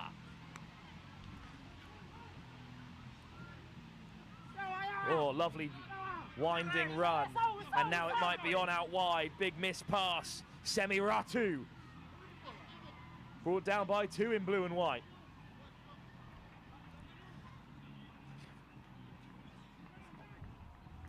Here goes the skipper again. Raiwa finds a pass. Oh, and they slip the net. Through goes Mosese Moji for the first score for the Sappers.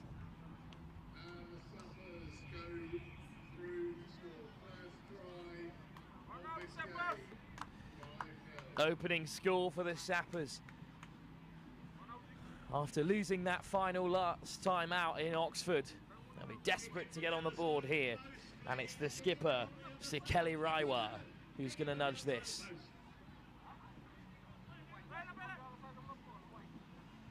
Clean conversion into the field behind here on the main pitch at Shelford. They're up by 7, the Sappers.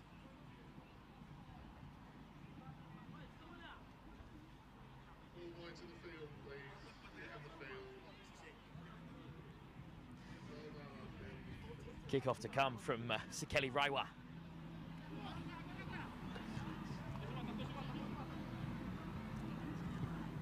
What a nudge that is. Certainly contestable. Tap back by Michael Eli. Oh, it's loose, but excellently regathered in the end by Levinson. Heat under pressure. Eli goes down the blind side.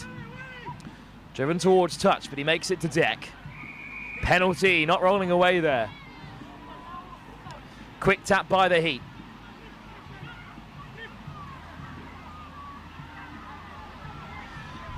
Back on the short side for Eisenberg. Knocked on. Good defence by the Sappers. In the end, they made it look very simple. And now they've got a scrum in a very promising position.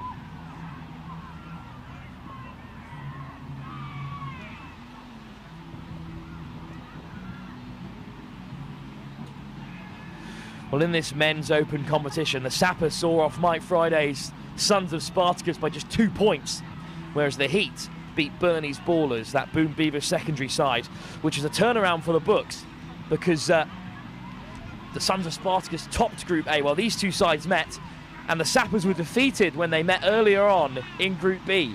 So at the moment, it's the Sappers reversing that result in the game that matters. Big ball over the top.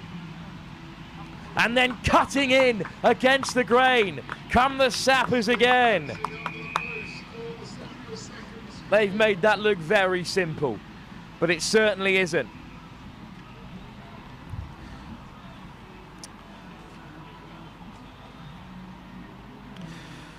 Well, the Heat beat the Sappers by 12 points to 7 the last time these two sides met. The Sappers have already topped that score, going up by 14. It's a second try for Mosese.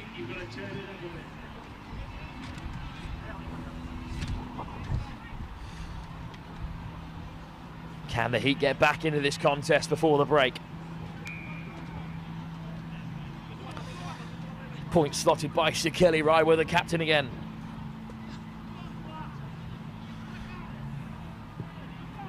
It's another fantastic kickoff that's causing problems for the Heat, and then ducking under the tackles is Gilad Vardy. So a chance for the Heat to strike. Levi skips around 2 on the turn, beats a third. Levi's opened it up, there must be plenty of space. Soft hands from Vardy. And another ball out wide. Away goes Idan Eisenberg. Eisenberg chopped down by Raiwa, but the ball out wide. Picks out willing runners. Best opportunity of the game then for the Heat, deep inside the Sappers territory. Omer Levinson at first receiver. Stein, backpedaling for now. Stein steps away from one. But now he's under pressure.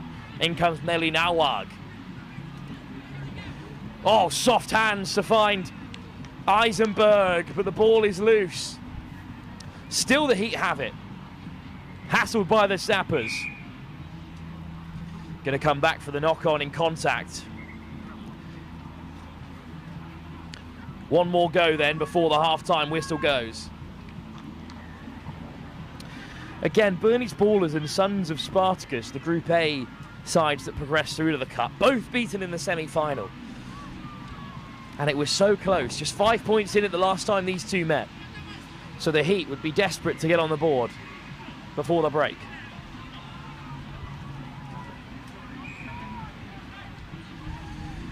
Here they come. Stein. Oh, just a slip there as Evrami looked to give it on the wraparound.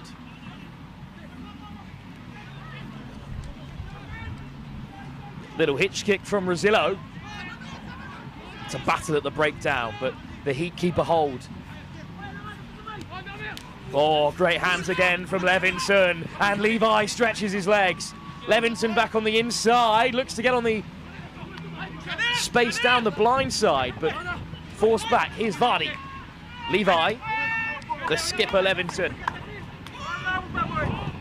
Oh, it's Grubbert cross field. Recollected by the Sappers, but look at the pressure piled on, and it's come loose, and it's come the way of Yahel Rosillo. Avrami with the offload, but snaffled up by Sekeli Raiwa, the skipper.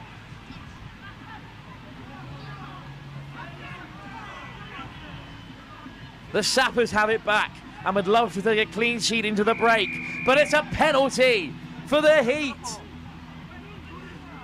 Quick tap, referee's letting it play on. Wide they go, Stein over. Just before the break, Dan Stein on the end of Yeshai Avrami's quick ball. And the Heat are back in it, with a kick still to come.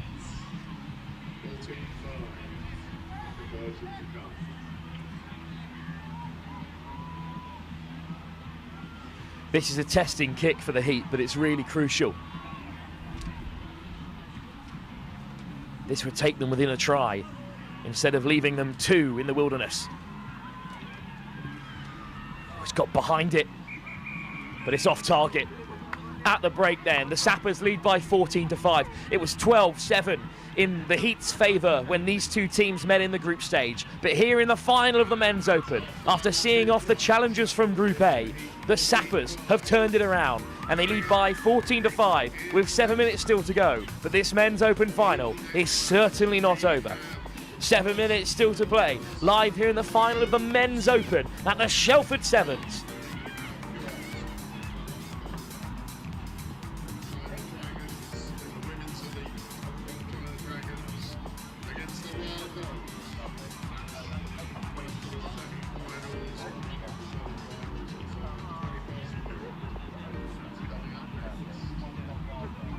we had a game on pitch 5 to the left there, and then that's like a bomb.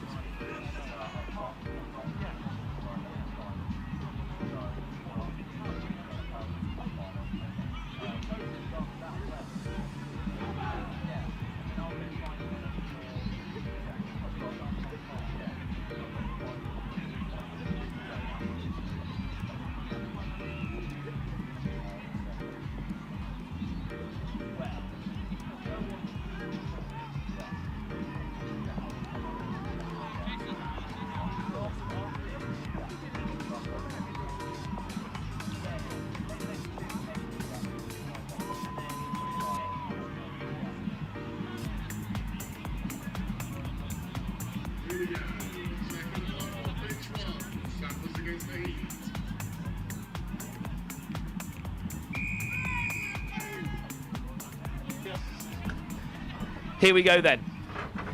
The Heat are very much still in this final, but they trail at the break by 14-5. But it could be the perfect start for them because Levy is away down the right-hand side, dummies the kip, skips on the inside of Raiwa.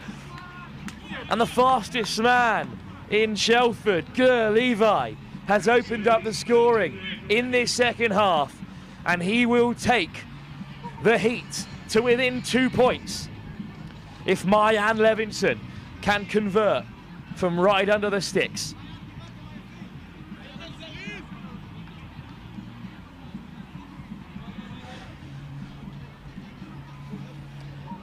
Of course, Levinson slots it from 5 yards out. All of a sudden, it's 14-12, and the men's open final has come to life early in the second half. And it will be Mayan Levinson to take the kick-off as well.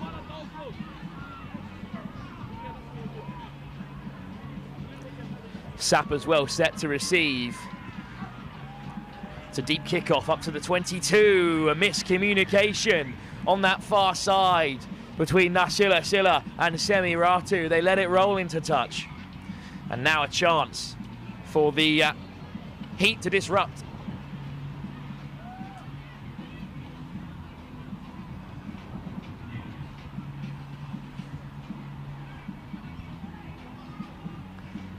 Short little line out, taken well by Nasila Silla, whose leg drive draws in 3 defenders. The Heat quickly over the ball. Penalty. Big turnover from Gilad Vardy, who takes the quick tap. Rosilio brought down on the 22. Eisenberg. Levi skipping away. Taken to ground by the Sappers. This is the chance for the Heat to go ahead for the first time in this final. Vardy on the switch. Still the Heat looking for gaps. They might have found a bit of space. Instead, they nudge it in behind. The race is on. It's Zohar Baum who dives over. That's the score that turns the tide of the men's open. Zohar Baum freshly onto the field, chips it in behind and puts them in front. Well, at the moment, they lead by 17-14. But Mayan Levinson has the opportunity to stretch them further out in front and turn that 3-point gap into 5. Levinson hooks it wide of the left-hand post. So it's a 3-point game. The Sappers very much still in the contest, but they trail for the first time since these two sides met in the group stages this morning. Here we go then. Of course, a deep kick. This time the Sappers do keep a hold of it. And they take on their men at the first time of asking, and it's a dogfight there, which is won in the end by the Sappers, who keep driving on. Desperate forward at the breakdown, but it's flung away instead by Meli Nawag. Oh, what an offload round the corner for the skipper Raiwa. And then they're still going. Raiwa gets it back. Oh, this is wonderful, Sevens. And then look Look at them go! Just one man to beat! Outstanding Sevens. And a hat-trick in the final from Osese. But that is exactly what you like to see from the Royal Engineers. As flair as you could possibly ask for. And they take the lead again in this final. Chance to go 21-17 ahead. Sikeli Raiwa adds the extras. Unstoppable Sevens from the Sappers.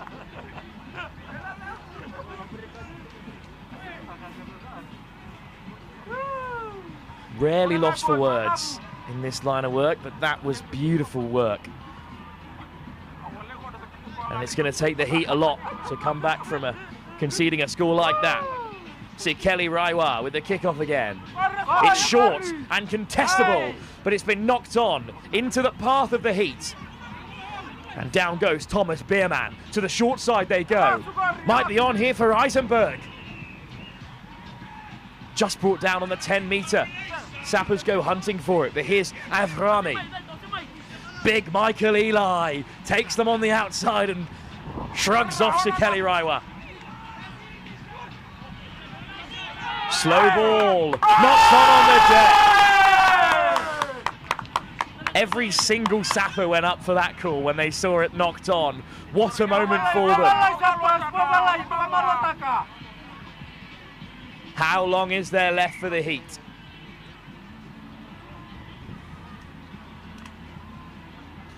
Conversation to be had between the referees and their assistants in the meantime. Could be a change of call here. I think the AR on the far side has spotted some wrongdoing at the breakdown that may have led to that knock-on. This could be a huge reversal.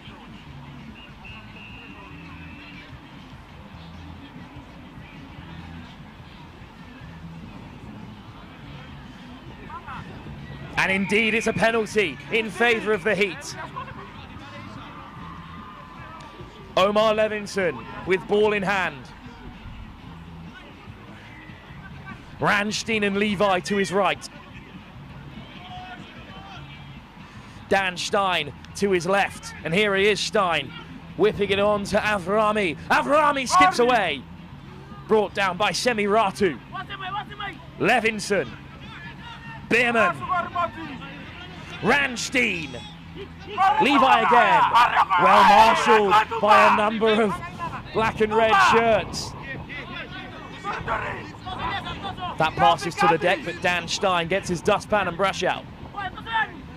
Yishai Avrami teasing the defence. Switch on the inside for Eli. Taken down. Bierman. Frees the hands. Here's Levi. Oh, it's a forward pass. And the bench below us goes absolutely ballistic. And this could be a huge moment in the game if the Sappers can cling on here. Just trying to listen in to how much time is left on the referee's watch.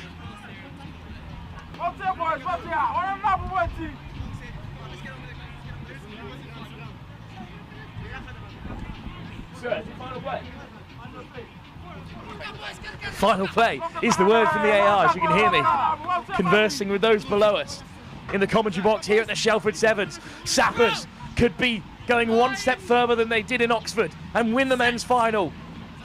The most important feat of the day for Sikeli Raiwa. He gets it away and they're going to jog it off the field.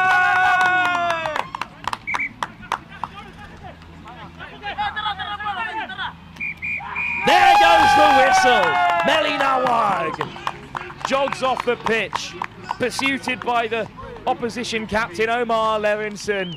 But in the end, it is a victory for the Sappers. The Heat fall at the final hurdle. What a performance.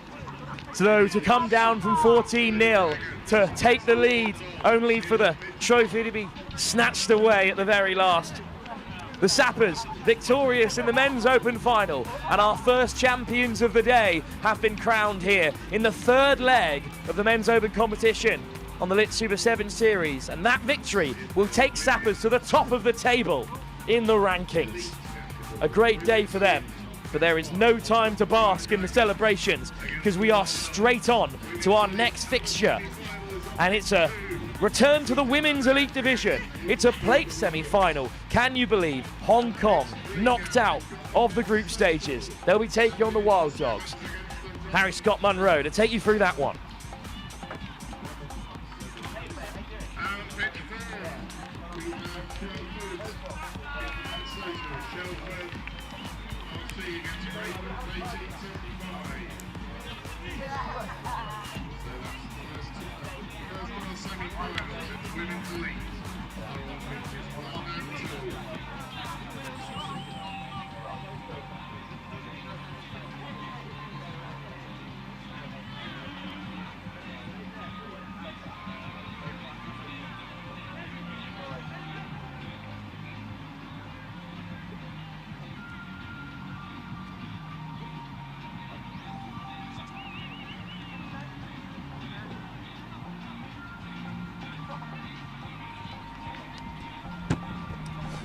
Women's Open competition time then, and as Wilf was saying, what a turn up this is. Hong Kong China Dragons, the runners up last time out in Oxford, but they find themselves in the plate semi-final taking on Wild Dogs, getting ready to get this one underway. And Jess Way-Oho with the little knock forward. Katie Johnson, bit of a daisy cutter of a pass as they look to fizz it wide. And now a first opportunity to try and stretch the legs. We're talking about Group A being the pool of death. Well, Group B in the end proved to be equally challenging. Hong Kong unable to make their way out of that one, but they've got a penalty advantage early doors here, and they look wide. And it's an opening score. It's Jamie Bork that goes over. Hat-trick last time she was on the stream. She's taken about 30 seconds or so to get herself over the whitewash there. Hayden, I realised I've not actually introduced you yet to the viewers. Incredibly rude of me, but I'll pass over to you. Really good pressure there from Hong Kong. Great start. Thanks, mate. Pleasure to be here. And yeah, suffocating defence turns into a penalty, quick try. That's the game of sevens, though, isn't it? Fast-paced, put pressure on, get the rewards. It really is all about that fast-paced play. You were saying it's been pretty fast-paced for yourselves today as well, non-stop in terms of the matches you've had, and a game to come in a couple of games' time. So you're with us to the next two, and then a big gap until your final game of the day. Talk us through how it's gone so far. Yeah, we got off to a little bit of a slow start against Pacelli. Just weren't at the races to start with, and they were clinical. Fair play to them. It was a close one, 4 tries to 3. We then maybe a bit lethargic into our second and lost that one, unfortunately, and then got through to Hong Kong China. Tough game, but we ended up losing out by 1 point. It was 22-21, but excellent shift from the boys. We turned up, mentally was strong, energy was high, and we took that straight into our quarter-final in the plate to run out 6 tries to 1 against the Fiji Warriors. So yeah, it was a good turnout. Like I said, good turnout, been a good start. Maybe not the best start to the day, but it's been a good continuation now, and looking to finish on a high in that plate competition. So what these two sides want to do here as well. There goes the danger woman, Adina Hunter, but she's been penalised, and Hong Kong China look to take this one quickly. Bork gets it into the hands of Etta Kwong, and now the ball is released, and they're flying through for a second score under the sticks. Hong Kong China accelerating away, and it's Wong Zi Ying with the try. Any of the get your words out, Harry. We've had some notes written down here, and she said, "I'm silent." Well, she's made a big noise there and a big impression there with that score. Couple of extras as well from Lucia Bolton, 12-0, and Hayden Root 1. Very much so. They are pressuring the breakdown very, very well, getting the just rewards and quickly recycling into space. And you just can't compete with that, can you? You certainly can't. It's been ruthless and it's been efficient so far from Hong Kong China. And there's a player making their way off there, Stephanie Plunkett, who's limping a little bit as she slightly gingerly makes her way over to the touchline. We hope that's not the last we've seen of her today. Last time we saw Wild Dogs on the stream, they went down to Boom Beavers, but they showed a fair amount of grit and determination to pull back a couple of tries at the death, and she was an important player in that effort. Her side, though, are going to have to do it without her here, searching for that outside edge. Chantre that was, and there's Katie Johnson. Made her Saracens debut at just 18 4 years ago. Started for Old Albanians in that championship final against Richmond a few weeks ago at Twickenham, but their side have coughed the ball up. Alex Kane it was there, who's just lost the ball on the ground, and Hong Kong China suffocating them in defence. An opportunity here to strike again for a third time in this half.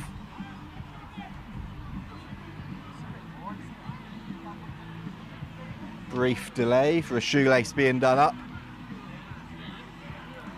That's Haruka Vuamatsu.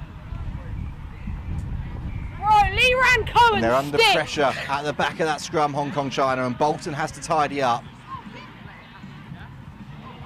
Way-oh-ho it was with the initial carry, but then she's penalised. That's good play in defence from Wild Dogs, showing a fair amount of grit there, but then the ball is just coughed up again. Exley initially made a great covering tackle, but it's wave after wave of offload and defence, and there goes Pui Yi Lee, hauled down short, and then a crucial, huge turnover coming in with the line in sight. Hunter wastes no time in getting back underway here. There's Exley out the back to Johnson. And Johnson looking for that outside edge, but it's wonderful defence. And Bork does the job, forces her into touch. And Wild Dogs again at the moment, Hayden, they're just stuck in that 22, unable to really get any territory. Yeah, definitely. The suffocating defense we keep talking about really is on. They don't relent, they don't give up, they're constantly talking, and that's key in sevens. Your teammates talking inside and outside of you really makes a difference and really sort of solidifies what you have to do. You know, you got one job and you go do it.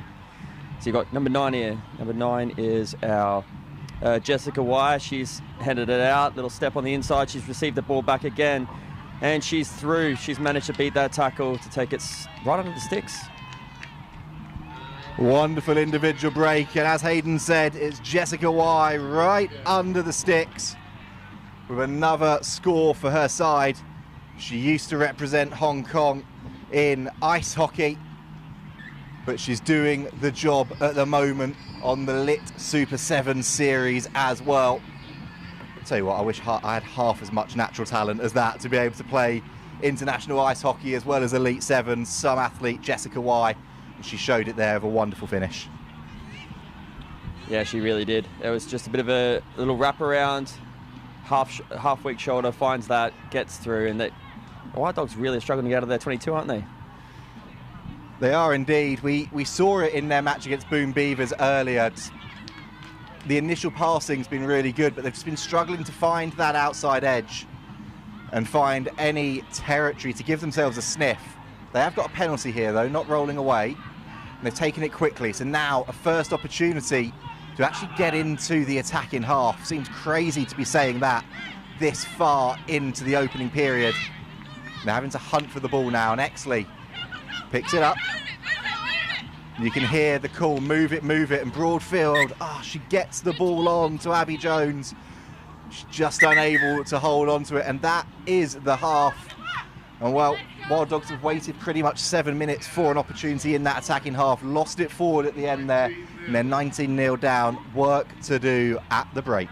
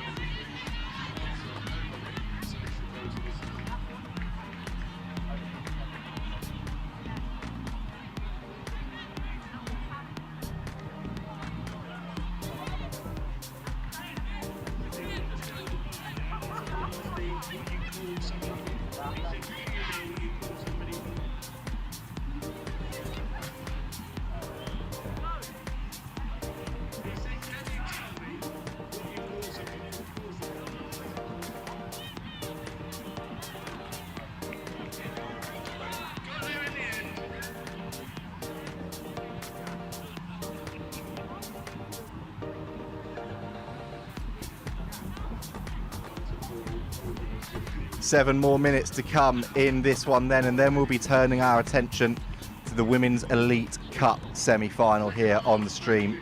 Shogun, our winners last time out in Oxford against Akuma Savvy Panthers. That one is going to be a game and a half. This one's been pretty good so far though, but it has in truth been one-way traffic for Hong Kong China. And they've got an early penalty here, Exley penalised. And that one's been called back. Wing Key not taking the ball from the right mark. Hong Kong China content then to slow this one down a little bit. Scoreboard is on their side, so now they look to use it. Bolton with a wonderful pass, and now the step back inside into the attacking half. Bolton again, referee, fair play there, ducking out the way of the ball. That one could have been getting clipped up on socials for weeks, but he saved himself the embarrassment and the pass and the show. And this is wonderful play, beautiful play from Hong Kong China. And it's Etta Kwong reaching out, a desperate last-ditch tackle. But she has not quite got it down at the end. We were listening for what the referee had to say. And you could see the hand going out there. She was tackled, went to deck, and then reached out. So a let off for Wild Dogs. But again, the pressure is relentless and they're going to lose a player here. Exley, she can't believe it, but they've been mounting up against her side. And Hayden, you were saying in that first half, it's that power game from Hong Kong China, and the amount of penalties that are going against Wild Dogs now, it was coming. Yeah, it definitely was. You feel like Hong Kong's out there playing with a bit of a chip on their shoulder. Didn't expect to lose that last game against Savvy, but they have been absolutely ruthless, and they go over in the corner again, and that's Sunday in the corner, dotting down. Lovely try, quick movement. Can't deal with it, can you? You can't deal with it at all. Yet another try for Hong Kong China. Well, Wong Zi Ying scored in the first half. She is a woman of few words, just told us she's silent before the game. Sunday Ho Ji-wan has said she's very noisy. Well, she's been making an awful lot of noise on the field there and getting a deserved try. As the rain starts to lash down, the breeze starts to come across a little bit. Oh, to be honest, it's a typical British summer's day, isn't it? All 4 seasons in the space of about 30 minutes. As a ball boy just stood on the pitch, almost wondering what on earth's just happened. It was bright sunshine when he ran the ball on 30 seconds ago.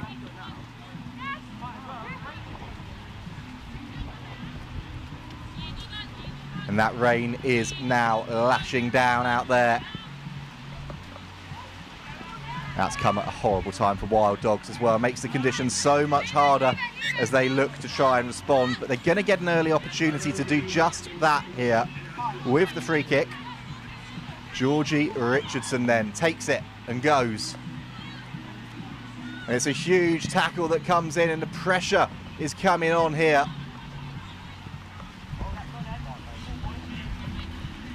Not much space, very few options, and Gbemi Adeola Shawole picks it up, pins her ears back, and nobody's going to stop her.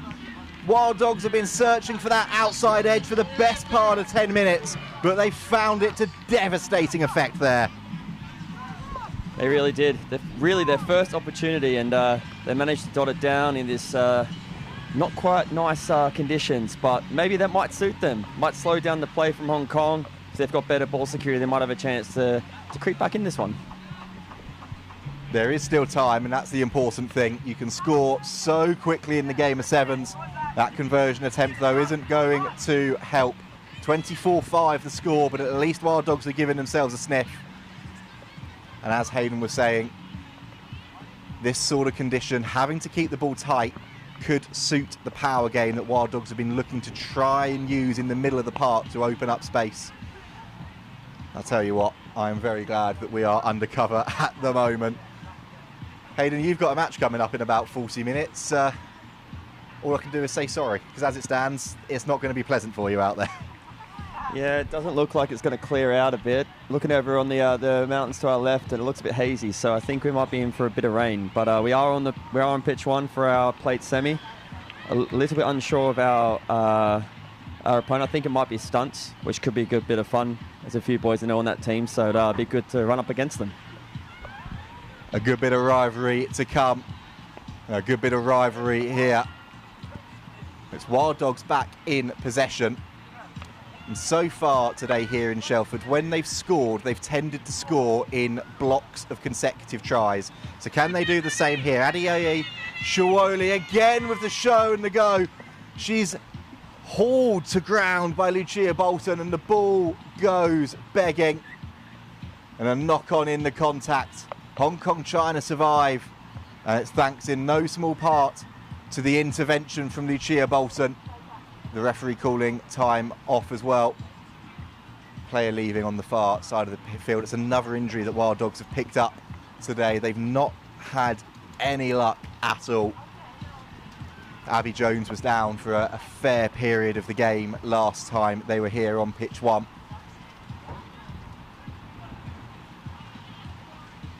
And there was a DJ and a barbecue and loads of great fun going over beyond us on pitch 1. You can literally see, it's almost like the passing of the Red Sea. Everybody has scarpered for their lives to get into the clubhouse. And for the 14 women that are currently on the pitch, they've got to stay out there for a few minutes more at least. That kick in behind is chased down, and Hunter has to go back. Done well there to ride that initial contact. And her side look to build again. But it's just suffocating play at the breakdown every single time. Bork's there again, the kick in behind, and now Bolton in a foot race, hacks it on. Hunter gets back, but she spilt it, and it's bouncing all over the place. Conditions making the ball a proverbial bar of soap, and Wild Dogs survive, get themselves the penalty, and Hunter takes it now, runs into contact and frees the hands. Well, that was a devious step there. And Wild Dogs are still going. Desperate defence from Jessica Y, clinging on to the leg. And Hunter freeing the ball again. The penalty going against her side. Jessica Way over the ball. Important intervention there. Getting that turnover, just killing the clock slightly and seeing out the end of the game for her side. It's Hong Kong China who advance. Great performance in the end, and Hayden, that was built on an impressive first half. Yeah, it really was. They were suffocating in that first half, not letting the Wild Dogs exit their 22. Making them make mistakes and capitalising on every single one of them. And it was just a bit of a more of a professional performance in the second half, just seeing out the game. They knew they had it won if they kept to their straps, and they did that. Exactly that. They'll be back for the plate final a little bit later. We're going to take a very short break just to reset, and then we'll be back with you for the Women's Elite Cup semi-final. Shogun against Savvy Panthers. You are not going to want to miss this one. It could be an absolute cracker.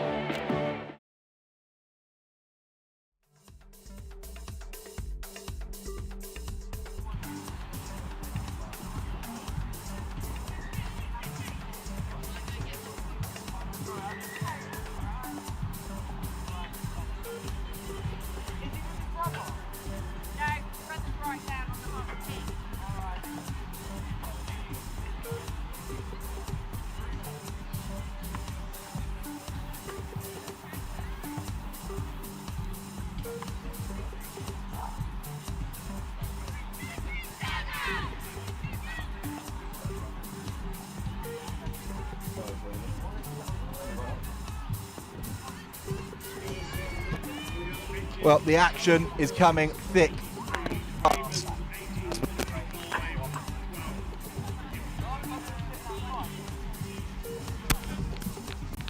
Professional there, just dropping the mic, but we're back in the swing of things now. And we're underway here. Shogun sending the ball along. Danny Priest was unable to hold on to it, but it's tidied up by Eva Sterrett. Two Exeter University players in tandem there for Savvy Panthers. They had to do it the hard way. They beat Hong Kong China to get themselves to this stage.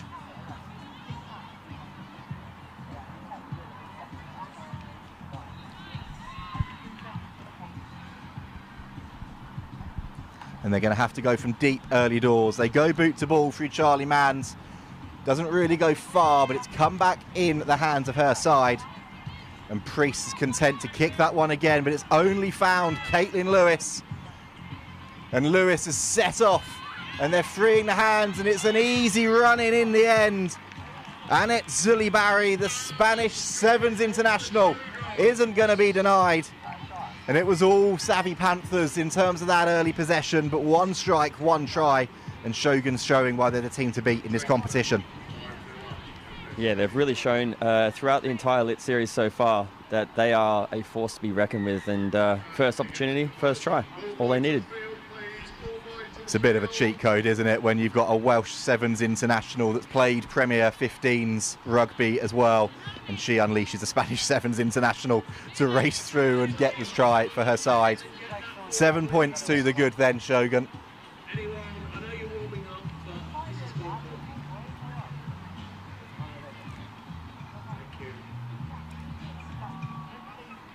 And Ramson then is taking her time at the restart.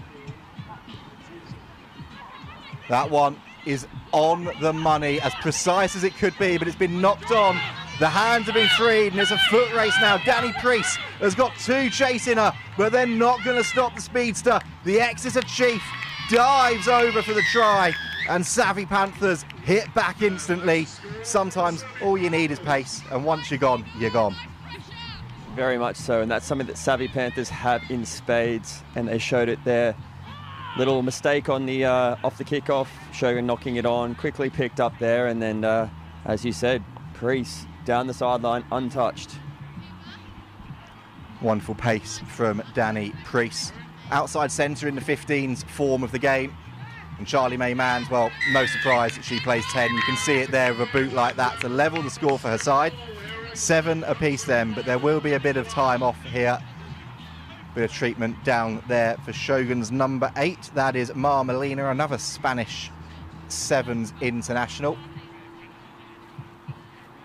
It looks like they wanted to carry on at the moment. Bit of tape going on to the leg for her. But that's what Savvy Panthers needed to do, Hayden. Shogun have been relentless there, and again, one strike, one try, and they've shown they're going to be right in the mix here. Yeah, very much so. They, they obviously got the upset against Hong Kong, and they're carrying on as they left off. This little stoppage here may give them a chance to get their breather, but they're going to have to be on the money because, as we know, this Shogun team can score from anywhere. Back on her feet then is Melina. A little bit gingerly, but as I say, the boot's been taped up. The boot has pretty much been welded back to her foot, the amount of tape that is on that right ankle. And the ball is going straight down her channel. Pressure on, she's taking it well though. And that's going to be a tester of the ankle. But it's more than up to the task, and Melina's more than up to the task. How on earth has she got through that?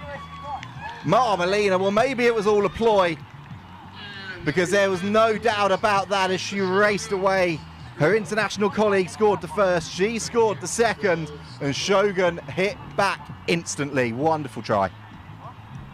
Absolutely. She managed to hold her feet, kept holding on, pumping those legs, and broke free, and then no touching her after that, was there? She was away and gone, and Rampton adds the extras. 14-7 the score now. And this one is heating up here on pitch 1. The other cup semi-final is happening just beyond our cameras and that main stand you can see on the stream at the moment as well. So once we're able to confirm who is in the Women's Elite Cup final, we will do. But there's a knock on there, the last thing that Priest needed. And it's been picked up by Shogun and Uli Barry. And they're still going, Shogun. They're 5 meters away now, looking to hit with a 1-2 sucker punch. And they've powered over the line. Surely they're there. Yes, they are, says our referee. A round of applause, a tap on the back, and it was all about the power game. And Shogun doing what they do best, hitting a team when the pressure is on. As you can probably tell, I am slightly delaying to work out the number on the back and give you the try scorer. It's Zoe Healy that has gone over. And again, she used to be a winger in the 15s game, but that was all about the muscle and the power. Definitely, she took route one there. She saw 2 girls in front of her and went, you know what, I'm having you. Exactly that. Wonderful play from Zoe Healy. Trust me, I'm not doing an Exeter University who's who today, but she is another that's come through that quite incredible pathway down in the Southwest. Had a couple of years playing for Worcester Warriors women as well before their demise. And she's out here carving up on the Sevens circuit now. What have Savvy Panthers got in response then? They're going to have to go from deep. That's not going to help the little knock on. But that's the pressure that Shogun are putting on them there. It's a spilt ball by Pippa Robinson was putting the pressure on. It was Margot Cherrier with the dropped ball. But it's what happens when you're coming up against a defence like that. It's defending you outside to in, forcing you to have to try and make those passes. And conditions like these, it's always going to be tough. Yeah, that umbrella defence really encourages you to throw that ball over the top, and in these conditions with that ball, which is definitely a bar of soap, it didn't come to fruition for them. Shogun down the sideline, number 10, Zoe Healy, in for her second. Very quick, very snappy. Get to the ball to the edge, find the space, score a try. Simple as that. It's a simple game really, isn't it? Zoe Healy then has got 2 tries in the space of a minute. Like London buses, waited most of the day, and now she's bagged herself a brace. And it looks like we may be approaching the half-time whistle as well, with players taking on some drinks and getting themselves back into position. Coaches coming on, and Rampton misses her first of the game. But that is the break, 26-7, her side lead. And, well, Savvy Panthers did really well to stick in the fight, but then that's the strength of this Shogun side. Hayden, you were saying they've got so many players to choose from, men's and women's, can vary the way they want to play, and we're seeing here how good they are as a unit, not just as a side. Absolutely. They have got strength in depth. They've built an incredible program, changed names, Samurai to then Shogun. Sort of, it seemed like a bit of a mature sort of decision to move towards that, moving into the next phase of their development. And you can see, because of their pool of players and the talent they've got available, they really can put teams to the sword, which they've done so far in this first half. You know what, but we saw it, that Savvy have beaten some quality opposition today, and they have it in them. Let's see what they can do in the second half. A big second half to come, and then after that, one more women's fixture to bring you before we move back on into the men's elite competition. That's going to be the Women's Open Cup final, and Shelford, the home side, have managed to get themselves through, and they will be taking on Wild Dogs Impies in that final. For the moment though, 7 more minutes to go here, and a place in the Women's Elite final awaits one of these sides. Shogun looking to underline their dominance, get back into that final again. Savvy Panthers, well, they've caused a couple of upsets to get here already, looking to cause probably the mother of all upsets if they were to turn this one around in the second half. There's plenty of experience in that side, so let's see what they can do. We're back underway then. Straight down the channel of Rampton. She fires away into contact. Penalty coming as well.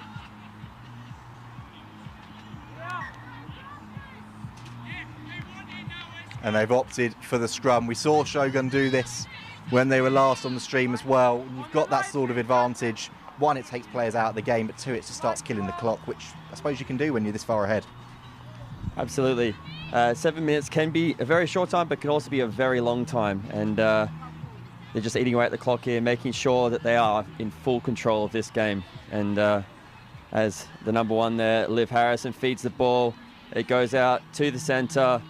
Veering run out here to, I believe it's Zoe Healy again. She's away down the sideline. She's turning into a bit of a try-scoring machine today, isn't she? She certainly is. Zoe Healy has a hat-trick in the semi-final. Shogun surely now have not just 1 foot, but probably half a leg as well in there. Cruising away now. And Zoe Healy, well, she looked like she was in cruise control there, going down the wing. Susie Flowers gave it as good as she could, chasing back on that one. But the acceleration from Healy wasn't going to be denied. Conversion drifts wide, but it's another 5 points on the board. And Shogun now in cruise control.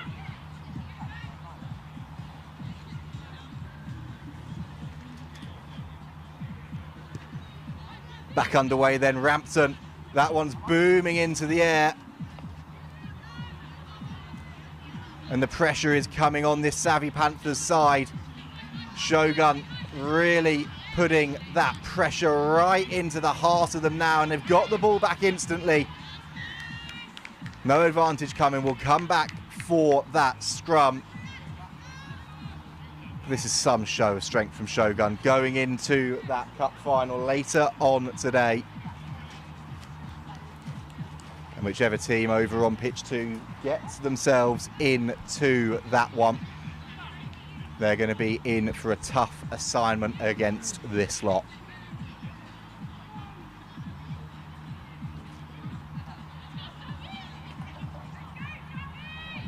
Down the short side then, a 2-on-1 if Rampton wants it. She frees the hands, cut back inside, and Molina goes in for her 2nd of the day. Dodgy ankle, what dodgy ankle? She was down for about 2 minutes in that first half, got up, scored instantly. And well, she looks absolutely fine now, flying in for another try. And it's the experience again, the international experience shining through. Yeah, I think she got that magic sponge when she was down, and we know that magic sponge heals all, and it seems to have done so, because straight away, whenever she touched the ball, turns into gold dust. 2 tries so far for her there. Really running away with this one now. We've got 36-7, clinical, professional. They're here for one job only, and that's to win silverware. They will want to win that silverware. They'll be smarting as well from a couple of weeks ago at Melrose Sevens. Stormed their way through to the final, came up against Harlequins. It's not often that you say that on the Sevens circuit, but in the end Harlequins edged them in that final, took home the title that day. But now an opportunity, Savvy Panthers fighting back. Charlie Manns it was, she's hacked through, she doesn't have the legs to get there. But the chase is exquisite, the knock-on has been forced. And a penalty coming as well. Wonderful play from Charlie Manns. And now it's taken quickly. Fighting and going there was Cherrier, the number 2. And then the ball was lost forward. You see the referee having a conversation with his AR. And a knock on with the try line begging for Savvy Panthers. Disappointing outcome there. Not that I think it would change the way this one's going to go, but it would have been a nice little carrot for them to take home with them.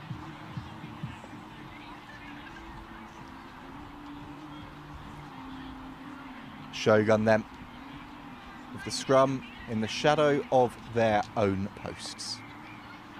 Under pressure, they get it out well. And what are the options here? It's a good old-fashioned toe poke through the middle. Cherrier it was that tied it up for Savvy Panthers. She's met with a welcoming committee, fights to get to ground and does well. There's Charlie Manns freeing the ball to Lowry Davis, but it's been picked off and intercepted, and it's now a foot race. Healy is looking for 4. She's having to put the jet heels on because Flowers is fighting with every sinew, but Zoe Healy gets there again. 4 in the semi-final, and this is now a demolition job from Shogun Rugby. Absolutely, they have been absolutely clinical. They've made very few mistakes and they've also forced many errors, unfortunately, for Savvy. But whatever the outcome, I'm sure Savvy can be proud of the fact that they made this semi-final. Unfortunately, come against the red-hot favourites, aren't they? They have indeed. Plenty more to come from this Savvy Panthers side, and potentially some of this lot will be showing what they can do in the Celestial Sevens on Friday at Richmond as well. The likes of Eva Sterrett, Danny Priest, Charlie Manns. She'll probably be at uni for the next 5 or 6 years. She's been there 5 or 6 years already. But plenty of talented players that could be carving up for a Hertfordshire University, an Exeter University, and showing what they can do next week in their university colours. That whole event is going to be on Next Gen as well as Rugby Pass. And that's going to be some of the brightest university prospects in the country going head to head. At the moment, that's a huge bright spark. It's Ree Parker, it's Route 1, it's brutal and it's clinical. Parker saw the gap, went for it, saw a player to use as a speed bump, and in the end decided she was going to keep going all the way herself, and her side are getting dangerously close to that half-century mark. We keep saying it, but clinical rugby. Make a mistake, they put you to the sword. Much like their namesake, eh? Much like their namesake indeed. They're not quite going to have enough time to try and hit the 50, but I think they'll be pretty happy with that. 8 tries, 46-7, and Shogun are in to back-to-back finals in the Women's Elite Cup competition. Hayden, I know you've got to run over because you've got to start warming up and preparing for a game, but yeah, I think they underlined there exactly why they're the favourites for this competition. Absolutely. They, you can tell that they get good coaching and they take on every word that their coaches say, because that out there looked like clinical sevens, and unfortunately you can't compete with that. When they're well drilled, they make barely any mistakes. They end up with the chocolates. They do indeed. One more to go to tick off the list and go back to back. Fantastic performance. We're going to be moving on now to the Women's Open Cup final. Hayden, thanks so much for joining me. Good luck for the rest of the competition, and we'll be back very shortly. Before you go, 2 games, 2 high quality performances from 2 individual teams. Sum it up in one word. I've said it too many times already, but clinical rugby, impressive. And yeah, thanks for having me, and we'll see you out there. Brilliant. Hayden, thanks very much for that. We'll see you on the pitch very shortly as well. And now our attention turns to the Women's Open Cup final. We'll be back very shortly to bring you that one.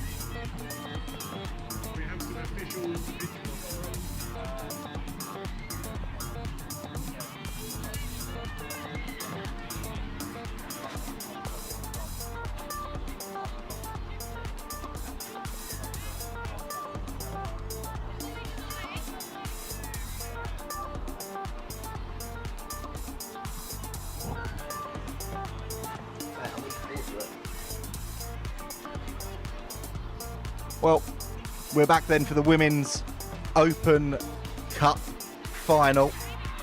We will be joined by Chloe Broom as well. She's making her way up from pitch 2 from that other elite semi-final. So she's on her way up here now. Be great to get some of her insight. And a coin toss then between Shelford and Wild Dogs in this Women's Open Cup competition. Wild Dogs, they edged Fines Rugby now 22-19 in their semi-final. Shelford against Bonnie's Ballers with a 29-17 victory.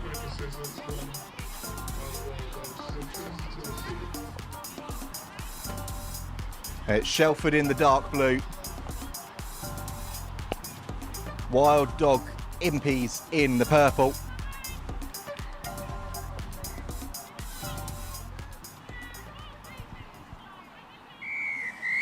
And we're underway here on pitch 1. Big initial carry coming in from Shelford. Putting the pressure on, and the ball works its way to Gisborne. And Gisborne in the scrum hat, checks and goes and darts over the line. Well, you can tell that they're the home favourites in this one, can't you? One of the biggest roars of the day here on pitch 1. And Charlotte Gisborne has wasted no time putting her side into the lead.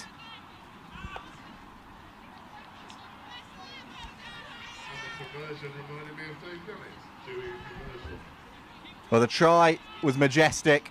The conversion, not quite the same level, but it's 5-0 to Shelford.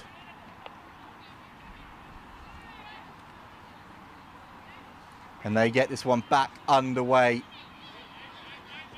It's now gone through, so it looked like it was going to be playable for a second, but in the end, there was a Shelford foot on that ball. So the referee has called them back. And now Wild Dog Impies then with their first opportunity of the day.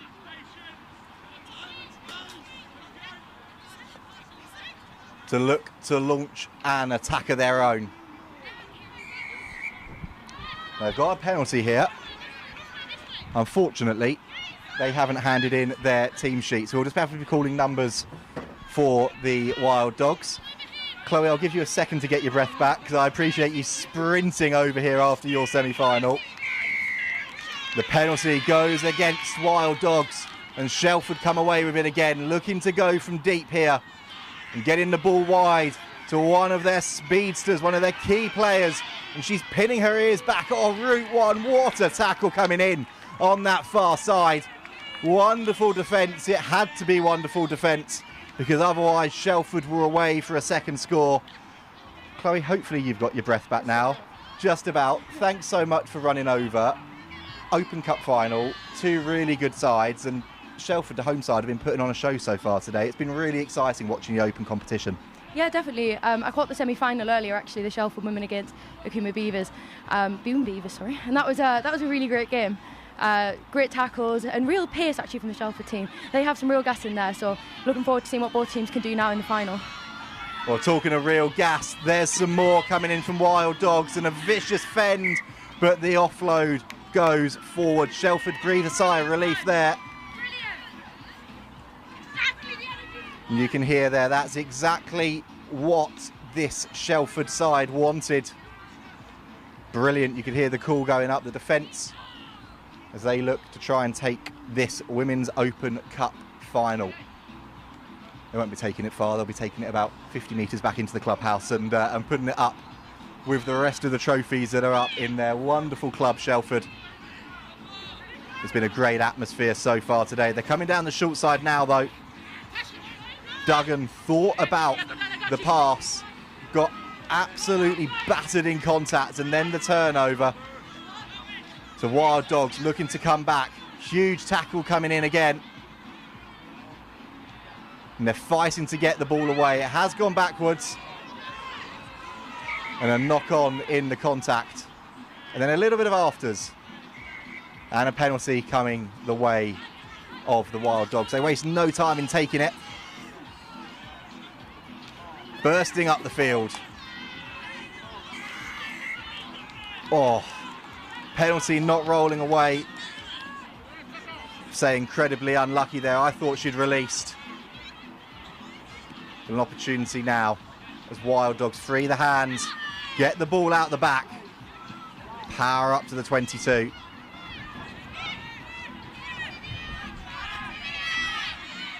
Looking to go wide now. Trying to pull themselves back into this one, and they're going to do that. Jet Heels on the outside, coming in under the sticks.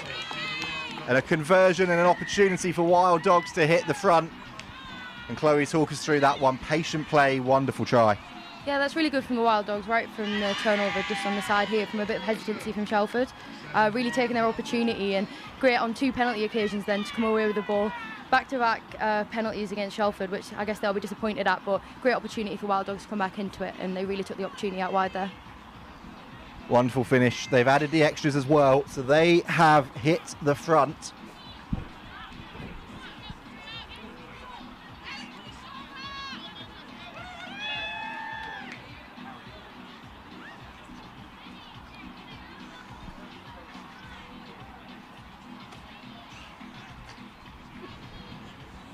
Ready to get back underway then. This one on a knife edge. 7 plays 5, and Shelford, after the fast start, now find themselves behind. Gisborne, the try scorer, looks to get it away.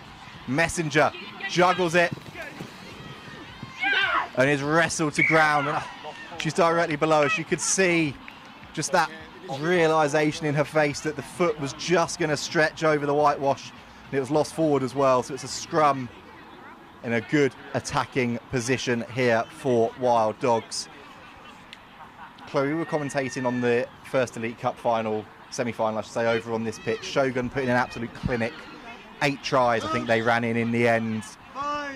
You had an equally tough assignment over on pitch 2. Didn't quite go your way, but talk to us about this Liliana Amazon side, because they are so impressive. Yeah, they're immense. I mean, just the way that they link up in play, the offloads. I mean, the rain was obviously pouring. Didn't impact them one bit. Throwing the offload, so much confidence in their play, and a super physical side. So we'll look forward to them against Shogun in the final. That'll be a great matchup. Be a fantastic matchup. It'll be a great one to watch. Obviously one you would have wanted to be a part of as well. But there's a fair few players, let's say, that are experienced on the Sevens circuit that are in their lineup. But what does it say about the growth of the Lit Super 7 series, how the game is growing at this club level, to have a side like that coming down, carving up? Shogun, we know what they can do. We know what you're like in that Boom Beavers outfit. So strong every single game. The strength in depth now is brilliant. Yeah, it's great, and I think you see it in the results across the week. So obviously in Oxford, Shogun have come away with it in the final game, but below that, it's been hotly contested right across the board, and I think it shows how many teams are now up to that level rather than one team running away with it. We're actually getting some really good games out, like this one now actually. And talking about running away with it, it's a wonderful solo break, and Wild Dogs, from the end of the earth, they have ended up striking again. It's a blistering, searing break down the left-hand side. A wonderful finish, and they've extended their advantage out in this final. Shelford are going to be so disappointed. They've played so well so far, but they find themselves now trailing by 12 points to 5. Conversion isn't successful though, so it's just that converted try, but what a time to score right at the break to extend that advantage. And clinical, I think, is the word that Hayden kept saying for the last hour or so that we've been up here in commentary, but it is that word again, clinical play. Yeah, exactly, and Wild Dogs have done well then to concede early on and then come back to be winning at half-time. It just shows, I guess, the momentum swings in Sevens, that you can have a good start, but you've got to really ride out the entire game. So no, good job from the Wild Dogs there to come and be in a good spot at half-time. They're in a great spot at half-time. And after this one, we'll be moving back into the men's elite competition here on pitch 1. What a quarter-final matchup that is. The British Army taking on Hong Kong China Dragons. And then after that, we'll be moving into the Women's Elite Cup final. Shogun taking on Lilian Amazons. That is going to be an absolute treat for you to watch at home. I'm looking forward to seeing how that one goes as well. And to be honest with you, I'm praying, touch wood, that the rain holds off for at least 40 minutes or so we get to see both of those teams in full flight. It's been a wonderful day so far. The third leg of the Lit Super 7 series. It's the second leg of the elite competition. And both of these teams then going through their key messages, all to play for at the break. And Chloe, you were talking about the depth that we've got now across the men's, across the women's. We were chatting with Chloe Langdale on the stream earlier about everyone knows what's happening at the elite international end of the game, but just seeing in the fact that Club Sevens is in such rude health at the moment is brilliant. And whilst there's those issues at the top, it's thriving at this level, and that's only going to keep growing. Yeah, it's great to see, and to have such a great standard across the elite and open competition, particularly in the women's game, shows how much the game has grown over the past few years, and also how much investment is still going on at this level. As you say, at the higher end, it's obviously been a tough few weeks for them, but we hope that this can hopefully continue to grow with the buy-in that we have from all of the teams, all of the clubs, and all the sponsors around the game as well. Very well said indeed, and a huge thank you to all of our sponsors and everybody here today. These events don't just happen overnight. There's a huge team behind the scenes with Lit Super Sevens, a huge team of volunteers, and then there's a huge team behind every single one of these Sevens teams as well, keeping the players fit, getting them through, well, not just 5 grueling games in a day, but 7 grueling legs of the series as well. And it's all the Sevens at the moment. There's 7 grueling minutes left here. And now the opportunity, Shelford with the break. It's Annie Worth. She's being chased down. Looks to get the ball away. The tackle had to be made. Slightly suspect on the floor, but play on the call. And now here come Shelford again. Trying to free the hands. Gisborne picking it up. And she gets it wide now. And they go around the outside. We've not got a surname, it's Evie that goes in, but if she's scoring tries like that, I think first names will do.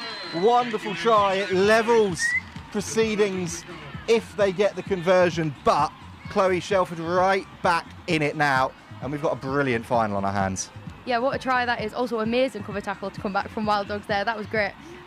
But great finish from Shelford, and to the composure as well after that first tackle to rebuild into the second phase. That's really good from Shelford, great finish. Wonderful finish, tough conversion into the wind here as well. So this is to level it up.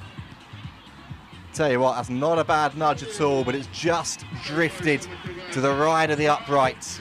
So Shelford trailing, but the gap is down to 2 points.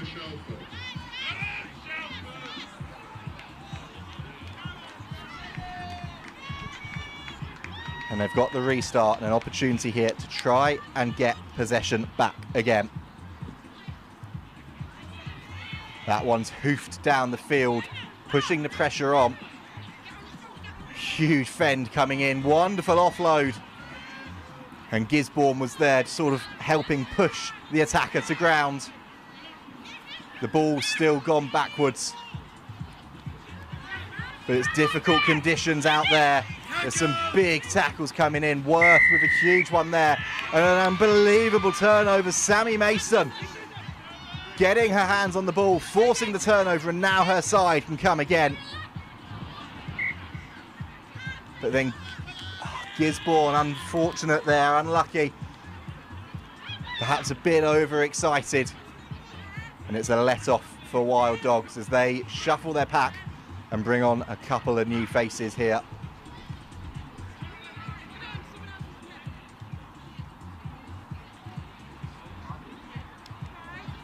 Chloe, let's get down into sort of like the minutiae of it. It's not just a 7-person effort, it's a big squad effort. How important is it, not just the impact the subs make, but the timing of those subs in terms of changing that momentum? Yeah, it's really important. We touched on it earlier, the momentum swings that you get in sevens, and subs is a really key moment for that. Also puts a lot of pressure on the bench actually to come in and make that big impact, and you're the fresh legs on the pitch. So yeah, it's definitely an interesting one of how the coaching team get that right and how the players come on, how they handle the first minute on the pitch. Well, so far those changes seem to have done the job for Wild Dogs. They've got the penalty. There was a combination of cheers and jeers, I think, let's say, from the far side. Gisborne offside there as she looked to win possession back. That's an easy opportunity now for Wild Dogs to start working their way up the field. The offload comes in, And there was a knock-on in the tackle. Such fine margins here out on pitch one in this Women's Open Cup final. It's been so tight that you think another try here for Wild Dogs could stretch the game. But any score for Shelford will edge them back into the lead. That was a brutal carry coming through the middle there. And Wild Dogs are content to build the phases. So it's great when a home team makes the final. There's a huge crowd over on that far side, braving the conditions. And the pressure coming on. The out-the-back offload is wonderful though. As is the breakaway. Wild Dogs are going under the sticks. And the Wild Dogs go over. Taking their time, looking at the clock. And at the moment they can just sit and wait. And it's taken a good 15 seconds or so for somebody to run back and put the pressure on from Shelford. It's a sucker punch there.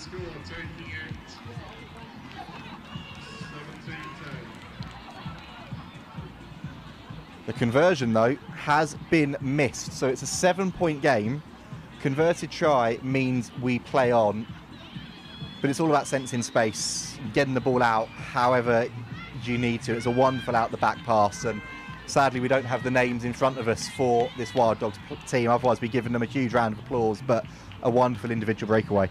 Yeah, that's a great try, especially coming into the closing minutes of the game. Fatigue setting in. It's been a long day here, in the rain as well earlier on in the day. So to keep the composure there and to make that decision making, that's really great from the Wild Dogs team. But Shelford, they still have time to come back in it. So let's see what they can do in the last minute. There is still time. Not much, but enough. But Shelford have got to try and score quickly, and they're looking to cut back against the grain. They're going to be under pressure here at the breakdown. Done very well to get themselves out of a really sticky spot there. It's tidied up in the hack through, and the chase is on. And Wild Dogs plucking that one off the turf, and now a foot race, a straight fight, and the breakaway for a try that could and probably will now seal the Women's Open Cup title for the Wild Dog Impies. That surely is that. It's heartbreak for Shelford. It's a clinical breakaway try. I really need to stop saying that word. Hayden's got it stuck in my head. But it's brilliant play and brilliant awareness from Wild Dogs. The conversion goes over. And there is still time as the conversion's added. But that should be that now, Chloe. And yeah, heartbreaking for Shelford, but it's all about taking your opportunities, and Wild Dogs have done that. Yeah, Wild Dogs have been amazing in this second half. A couple of great tries, great decision making, and really making the most of their opportunities. I think Shelford will be disappointed in the second half, but they can take so much away from this final. It's been a great game. Certainly has. It's been a wonderful game. There's been a wonderful crowd in the stand and on that far.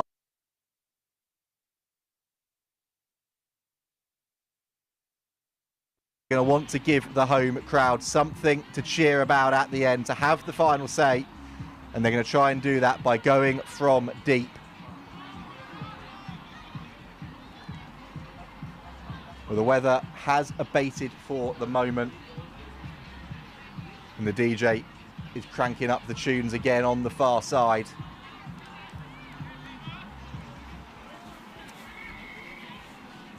And there is going to be a penalty coming the way of Shelford here. They're going to have to go from deep to make sure they have that final say in the game.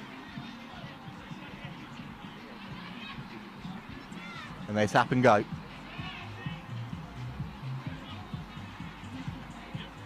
Looking to get the ball away and out wide. And they were looking up there, wondering whether there was enough opportunity on the outside. Cut back in. And Sammy Mason then is hauled to ground. The pressure is coming on. Gisborne, though, gets it away. And now Shelford. Oh! Unbelievable shot coming in midfield. Poor Molly Messenger there was pretty much cut in half. but her side is still going. But going too far, says the referee. They're penalised. And there'll be a stoppage with a player down on the field as well. Will take all of the time they need for her. And I think the call from the referee there was that we're into the final minute of the game. Had a few injuries today across the pitches here. Fortunately, most of them I think I've seen, if not walking about, at least going back to their gazebos, their tents, wherever they've pitched themselves, and sitting down and taking on some fluid. So it's good to see that they've been back up on their feet, but time rightly being taken here.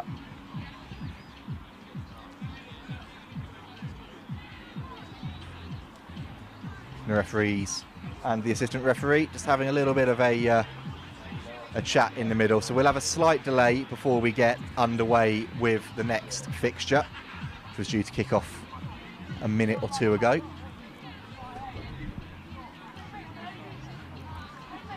And whilst we're waiting for this injury then, Chloe, we've got that Women's Elite Cup final, I should say, coming up. Obviously, sadly, Boom Beavers not in it. What's the plan now? Are you guys going to be sticking around? Are you going to be getting back in the cars and resting up for the next leg? What are the plans for the rest of the afternoon? I'll definitely be watching that final. We've obviously come across both of them teams today, so it's going to be such a great matchup. I'm really excited to see what both the teams can do in that final. It's going to be a great game. It really will. So Chloe's going to be sticking around for it. We hope you will be as well. For the moment, though, there can't be too much longer left in this one. You can see the Fijian Army, the British Army men's side, I should say, sorry, there. That's the Fijian Sappers tent. There's the confusion there, but they're warming up, getting ready to come straight onto the field.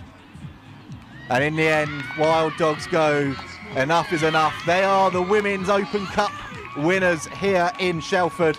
As Chloe was saying, a wonderful second half performance, a brilliant turnaround, and deserved winners in the end after a great showing in the game, but a great showing across the day.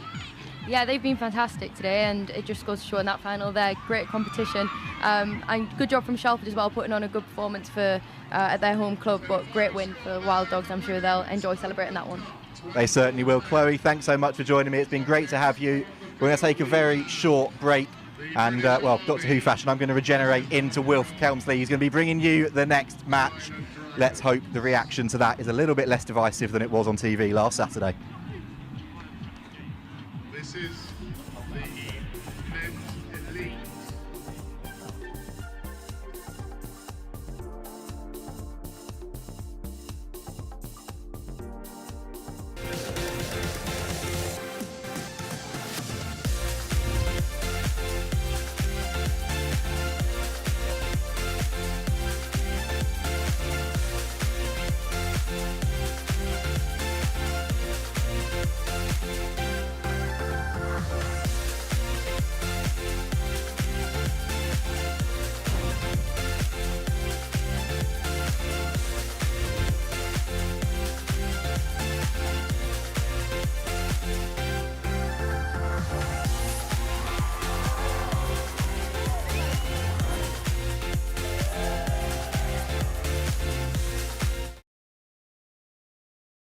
Taking on the British Army. Great take from Hong Kong to get us started.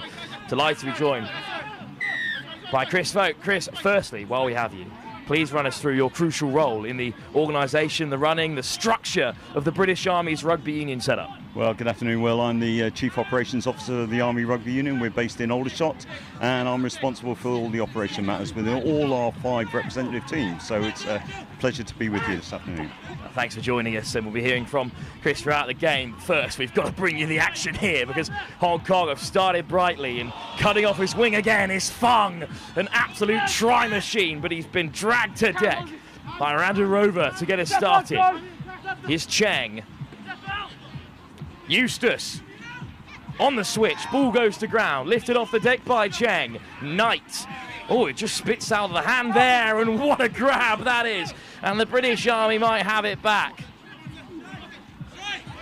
Still comes Hong Kong's way after a real battle on the deck. Esono going direct as he often does. This is a lightning fast start to this quarter final. Cheng wheeling away It's been a big gap between the last game of the group stages and this quarter-final for the men's elite competition. Fung looking to get away down the right-hand side. Isono on the inside, just a sweep and a beat. Flicks it out the back door. No offside line, but a slight knock-on. Miss pass forward. So finally, Chris, a chance to breathe, but a great defensive set by the Army. Yeah, a chance to breathe indeed, Will. I mean, the players have worked hard there, and they've something that they've been targeting over the last few competitions. Defence is as key as attack. So, of course, the British Army are the defending champions of the Lit Series. It's been a tougher start to this season, but what do you think? An uptick in quality, perhaps, across the whole competition? Without doubt, yeah. You know, several years ago, the British Army was seen as the team to beat, but the competing teams in these last few years have really raised their standard. And, you know, they're up there, and some of them are above us, and that's something we're working on.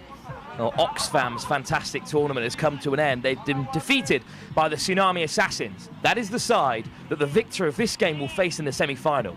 And I think both of these teams will back themselves against that Assassin side, despite their quality. Here we go! First line break of the game, and it's surely going to result in a score. Pene Targatu goes straight through to score. Eustace in pursuit, but he won't get there. And that is pure sevens from the British Army, coast to coast, exactly what you want to see, Chris. Yeah, it is, and that's the skill of these lads. You know, they're all serving soldiers based throughout the UK, and they come together literally for a day before the competition. So, you know, it's all about camaraderie, teamwork, and you know, getting it together, all tied in with the values of the British Army. Indeed, we've seen a couple of these British Army players before, but it's a bit of a revolving door, this Sevens circuit. So they've gelled well in this particular tournament. And in our first men's elite division quarter-final here at the Shelford Sevens, it's the defending champs, the British Army, looking to deny Hong Kong a place in the semi-final that they reached in Oxford. Both these sides fell at the semi-final phase. The Army beaten by Belgium. Hong Kong beaten in dramatic fashion by the Hammerheads, who've already dropped into the plate. It's anyone's game here. And at the moment, it's Eustace who's hammered back off the kickoff by Nadavo. Fung, the danger man, out wide. Such an experienced player, but he's been held up. This could be killer for the Army. They have it back again. Well, the physicality on show by the Army, it's picked up even from when we saw them earlier on today. They've really come alive in this quarter-final. It's, you know, it's something we've been working on. Our discipline, you know, hasn't always been the best, but Joe Nyakavo, our head coach, is really trying to instill, you know, good discipline throughout, and I think it's showing at the moment. Great defence to hold up Hong Kong, and a chance for the British Army to go further ahead. They lead by 7. And when it's loose, but it does come to Nadavo at first receiver. Tomasu Vula stepping off that left boot. Oh, lovely step. He's been wrapped up by Feng on the wraparound. Comes Nadavo. Oh, there's a man loose. It's Junior Korivuka, but he's just dragged into touch. They just kept winding round and round, closer to the touchline. In the end, rugby's greatest defender never misses a tackle, and it's off to the sideline for Hong Kong. But again, going from left to right in just a few phases, there's plenty of flair in this Army side. There is, and you know, it's important to move it around. Looks like, oh, nearly went through there, but call back by the ref. Yeah, it's important to move people around, isn't it? And that's one of the key aspects of Sevens and why we love it so much.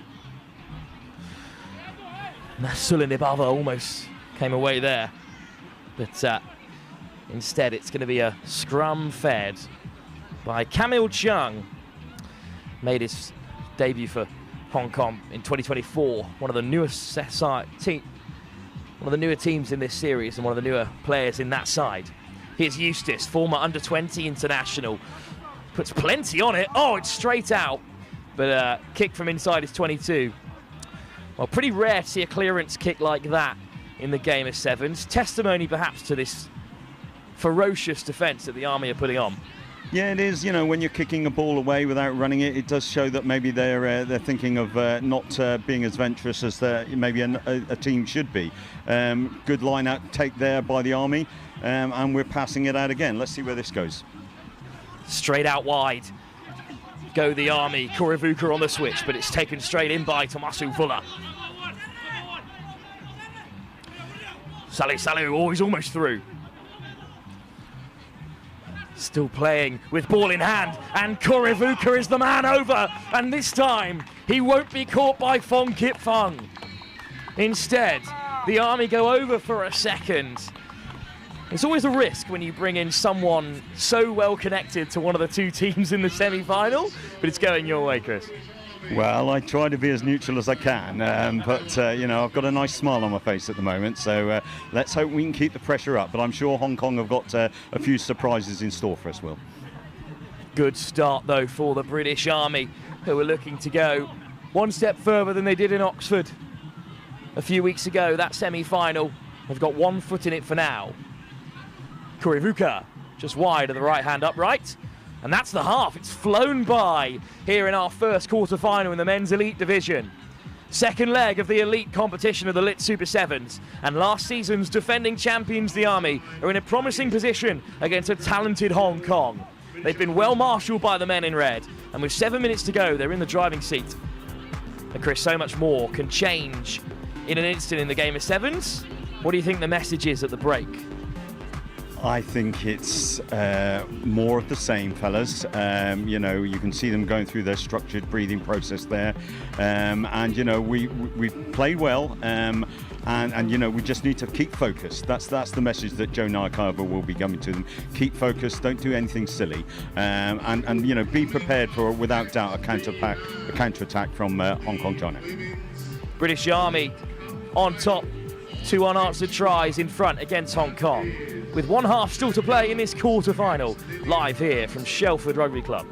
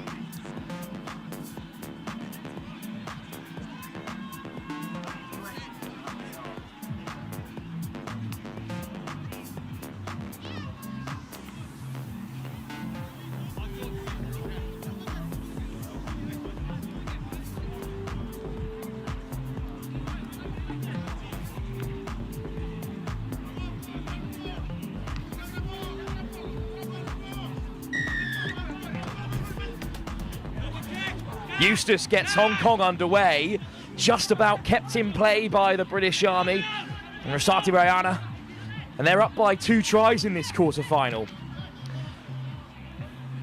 Lovely step off the right, looking to get away from Osono. Excellent work.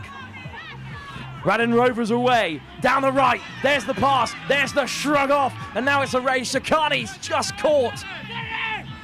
Hong Kong scrambling for it. They're desperate for it out wide. That pass is off target. And Taugutu has to backpedal. Oh, what a step! Taugutu with a goosey straight through the centre. And the British Army are going to go 3 ahead. Hong Kong with a mountain to climb. Chris is still with us. And, well, what a perfect game of sevens it's been so far for the British Army. They played really well. I'm very proud of the team. You know, it's a team effort. It's you know, considering we've got a sevens in the Algarve Sevens this weekend as well. So it's not every superstar on display here. It's a mixture of development and you know, some key players. But we've got the same in Portugal. So this is an impressive effort from them. Second try in the final for Penai Taugutu.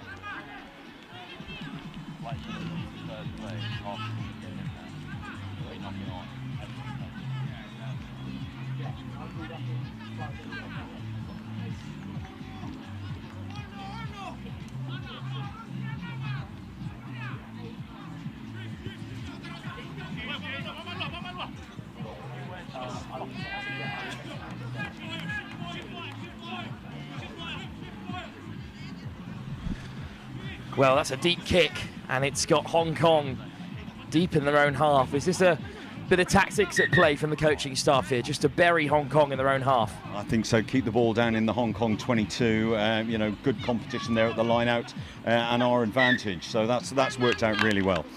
Well, what a moment, a huge moment in this game. One more try for the British Army will certainly seal their place in the semi-final to take on the Tsunami Assassins.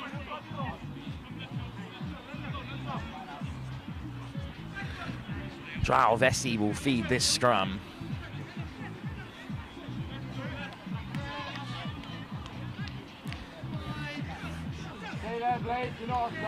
Just talking about your notes are much better than the handwriting I've got for me in the Army team. There's Vesey with a good carry. Radin Roba takes it on. Good support from the Army. They've got numbers down the left if they can use them. Here goes Tamani. Oh, that's a great carry. Nasul Nibawa. What a take that is. Under real pressure from Hong Kong. And a lovely offload. Now the Army are rolling. It's a foot race down the right-hand side. Rayana dragged down just inside the 22. Oh, it's been spilt, but always backwards. Still looking to free the hands at every opportunity. Oh, he's straight through! He's straight through again! That is a quarter-final hat-trick for Penai Taugutu. What a performance.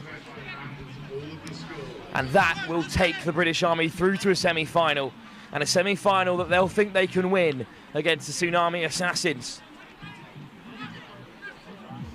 Well, again, a point you mentioned earlier, Chris, it's the secondary side in some ways, with a team also competing out in the Algarve. We've seen the Stunts, who have had a better day today than they did 2 weeks ago with a side out in the Algarve. I wonder if it's just a big opportunity for these players, and they're taking it with both hands. It's a huge opportunity. You know, the British Army Sevens have got a great history. We've won the Middlesex Sevens in our day. We've won Melrose Sevens in our day. You know, so there's a lot of great history within our team. So yeah, we're very proud of what we do. Good take from Blake Elliott, but he wins Hong Kong a penalty, and it's Elliott stepping through the contact. What an introduction to the game for Elliott, and out wide they go. Now it's a chance for Key. Key racing away. Oh, that's a hint of a high tackle, and I think we're going to see a card here. And it's going to be a yellow for Junior Korovuka. Lucky not to get a penalty try there. Well, I think that would have been a bit harsh personally, but yeah, a misjudgment there by Junior, and up round the shoulders, correct decision by the referee. Maybe a chance for Hong Kong to get something in this game.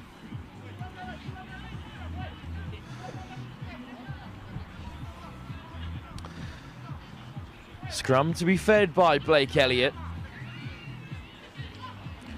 Player of the tournament on the Challenger Series, which Hong Kong recently competed in. And he feeds the scrum and swings it away cleanly. Looking crossfield, instead they just wind up the long ball. Right on the toes from Julien Boron. He would have done really well to hold that out wide, but it's been put down. And that's a bit of a let-off for the British Army. Yeah, it was. We're down to 6, so it's all these little seconds count while we're just setting up for the scrum now. But, hopefully 4 tries at the moment is good enough for us. Not long to go here. The British Army have possession. Viliami Salu will feed this scrum.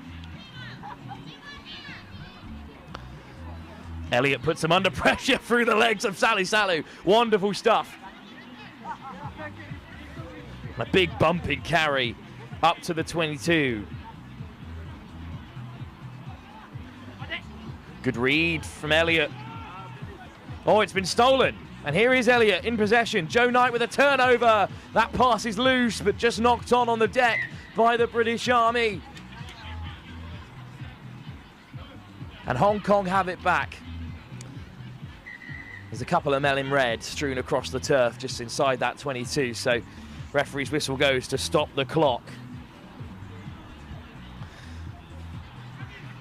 A break in play. There might not be time for Hong Kong to get back into this game. Thankfully, there's plenty of substitutes for the British Army. I think you're exactly right there, Chris. It's a coming together of heads. So we'll have a short break in play.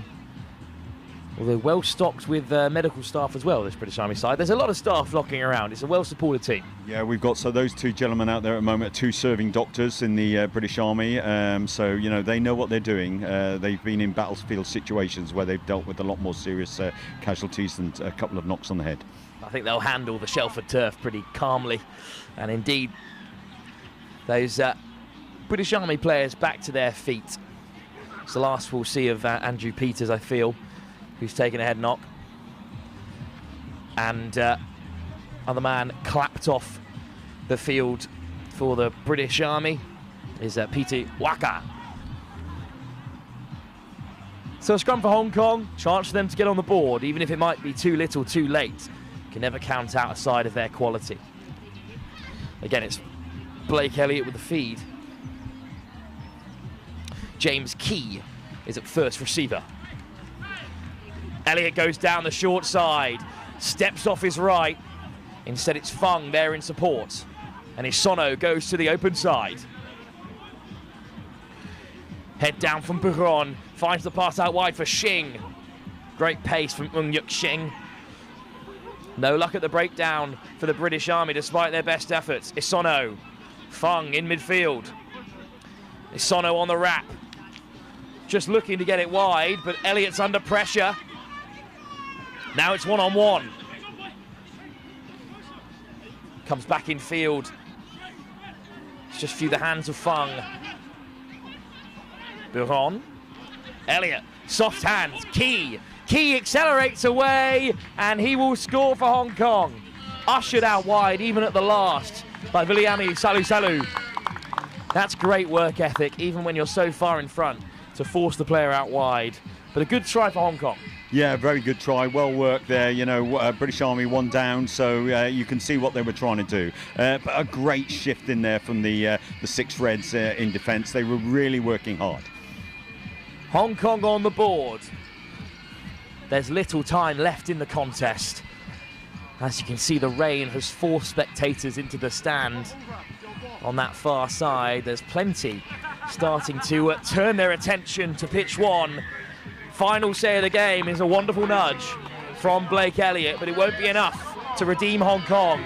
The British Army have beaten them. A fine performance in the first half, topped off with a quick score to get things moving in the second, has got the British Army back into another semi-final.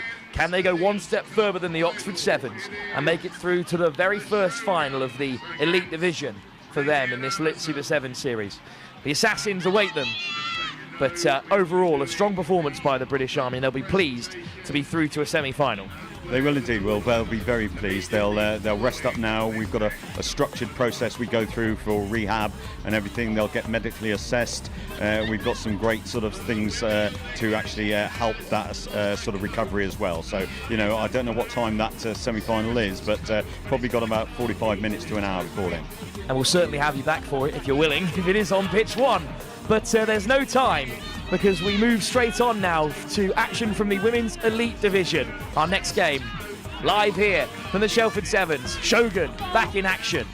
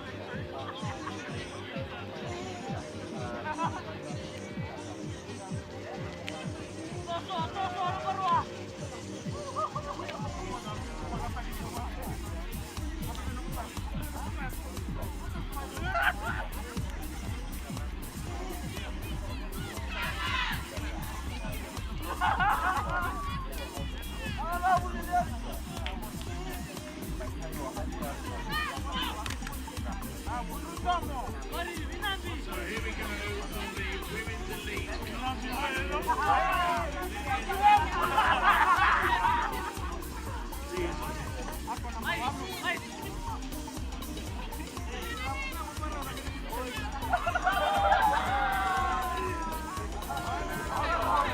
Here we go then, the final women's match of the day, and it's the biggie, the Elite Cup final. Lillian Amazons against Shogun. Chloe Broom back with us again. Chloe, you've had the, I don't know if fortune or misfortune is the right word, but gone up against both of these teams today.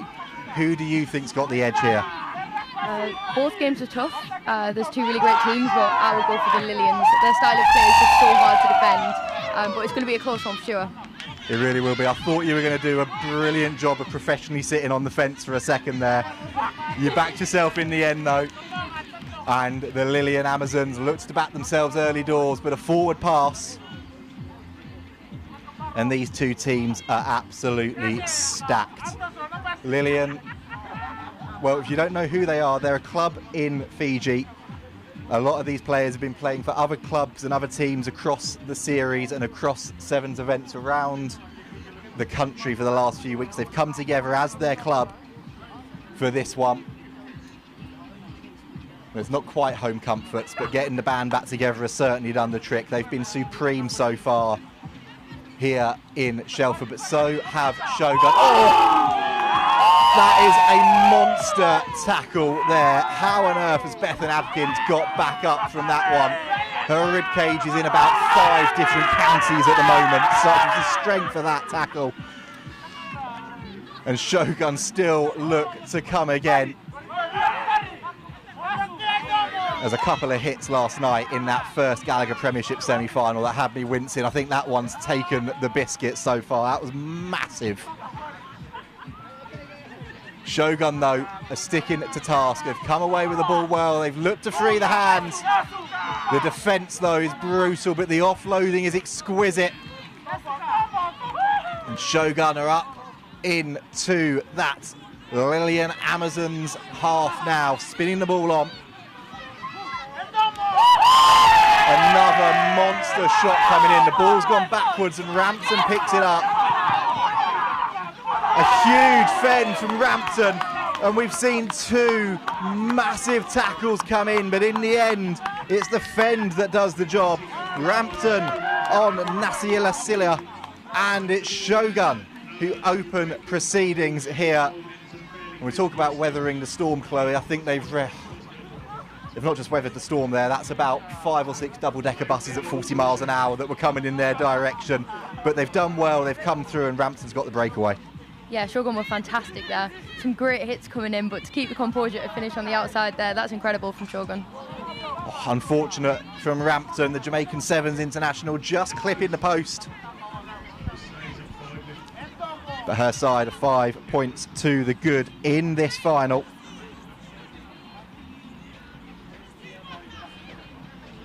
And we wanted entertainment, we've had entertainment. We've had bang, crash, wallop, and everything in between. Wonderful start to this game. What have Lillian Amazons got in response then?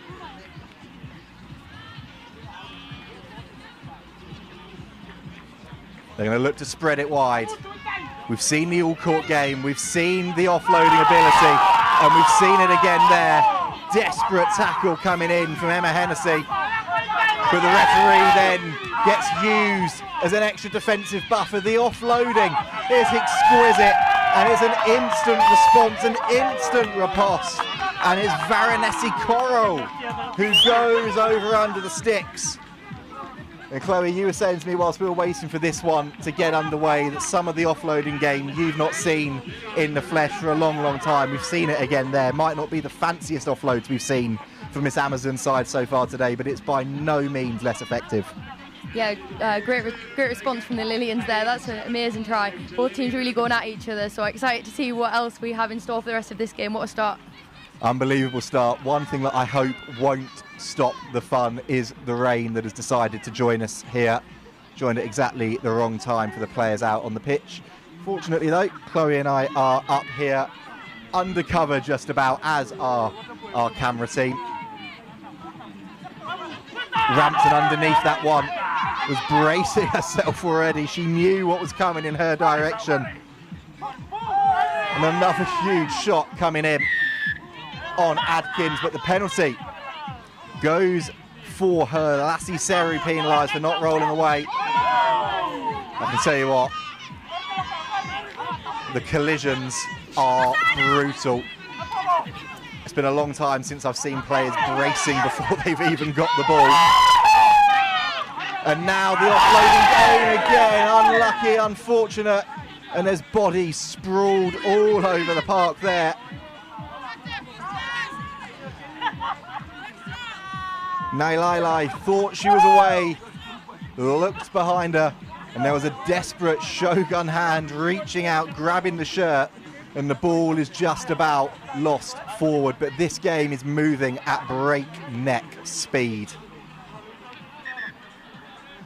A change made already, a slight delay. It's Liv Harrison that's going to be making her way off the field for now.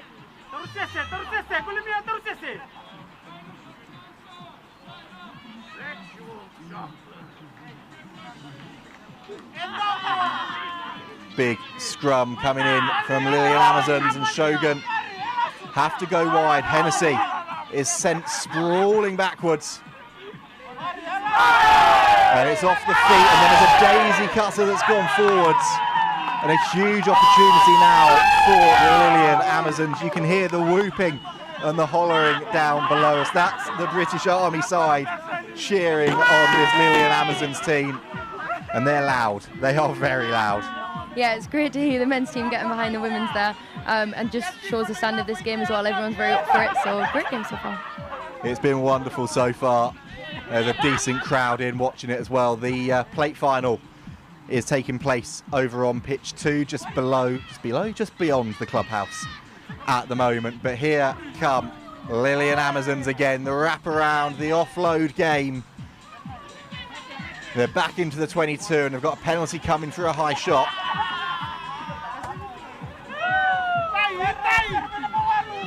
Looking to spread it wide. Now Lai gets it inside. Savu was just short. And now they build again. There's so much space out wide if they want to use it. But Varanesi Koro decides she's going to go herself. Has a brace in the final. And another score. Lillian Amazons doing what they need to do and extending the lead. And Koro has been superb so far at the start of this final.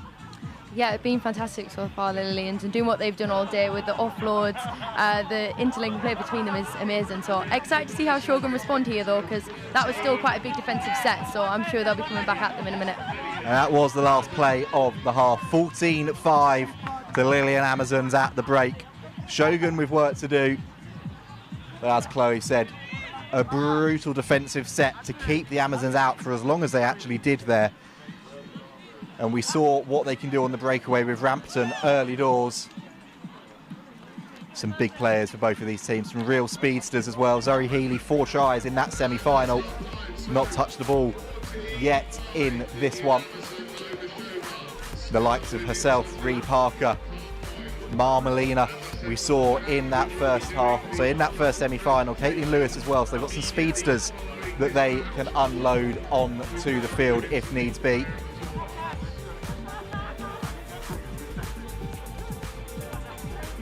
And there's plenty of time to go.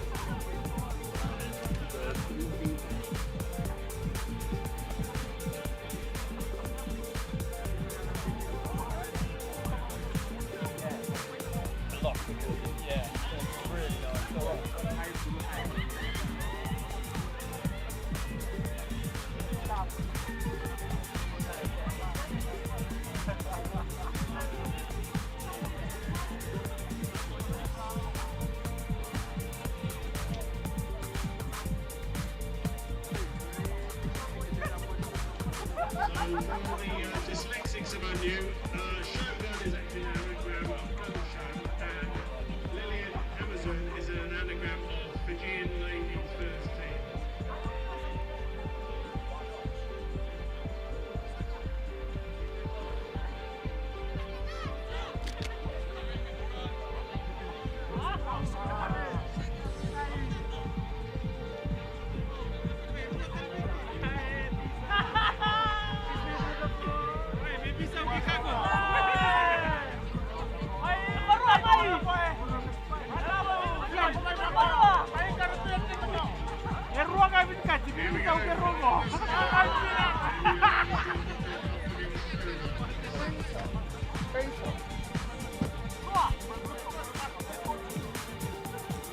That was a brutal first half. It's been a brutal day of action.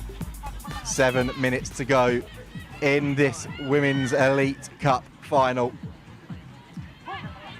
Talk at half-time there, Chloe, that your boyfriend may have stitched you up and tried to keep you up here indefinitely. We'd love to have you staying up here, but if you want to call anyone out, then now is your chance. Oh, that's too much pressure. There's plenty of people I could call out. The message will be going in the group chat now. Reach out for an ally at some point. We'll see. Well, it's great to have you with us for as long as we can. Chloe may be back after this one, she may not. It depends how that group chat message goes down. But for the moment, I keep saying that today, I really need to stop that one. But Shogun have found an opportunity, found a breakaway. And it looks like it's Caitlin Lewis on that far side, racing clear under the sticks. The man on the scoreboard has already given them the try before she's even dotted it down. He was that confident. There was one of those earlier in the day that looked like a dead cert before the ball was dropped over the line under no pressure. But the conversion has been added.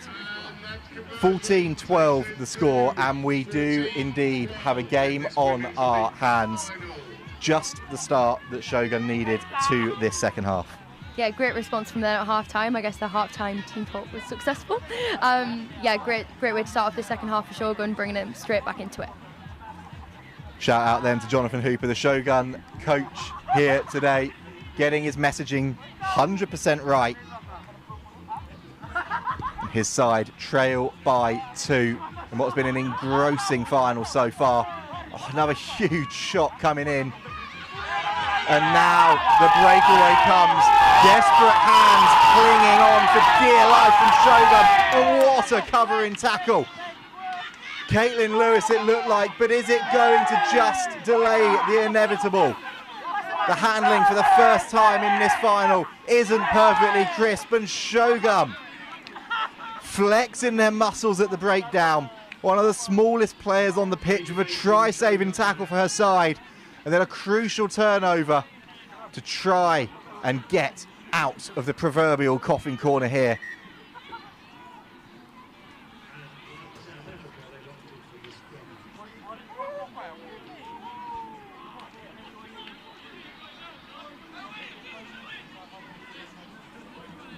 Substitutions being made.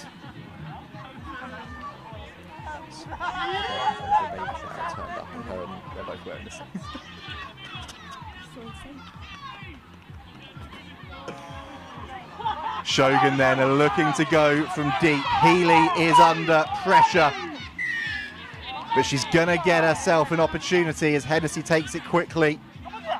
Lillian Amazons, hands on the floor at the breakdown. And Shogun trying to find opportunities, and a knock-on, bar of soap in the hands of Zoe Healy. She puts her hand up apologetically. But that's a huge moment in this final, a huge moment for the Lillian Amazons. Shogun, it's been all them so far in this second period. But here now is a gilt-edged opportunity for this Amazons team.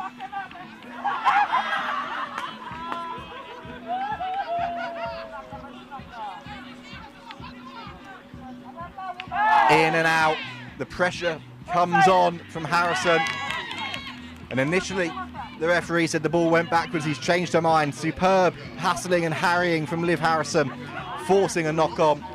And Chloe, as a scrum half, I'm sure you can appreciate perfect scrum half play like that in defence. Yeah, that's great from the Shogun scrum half there to get that turnover in a really important area on the pitch. Now we have to see what Shogun can do to play out, as the Lillian's defence previously was pretty tough, but let's see what they can do. Well, they're debating which way to switch the play. They've gone to Hennessy, and she's had to put in a couple of steps to try and free herself up. Pressure is coming on again. Rampton.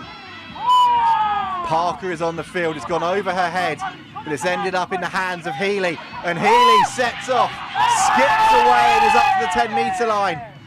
Releases the ball so she can get up and play on, as she needed to get her side back with her. And here goes Hennessy now.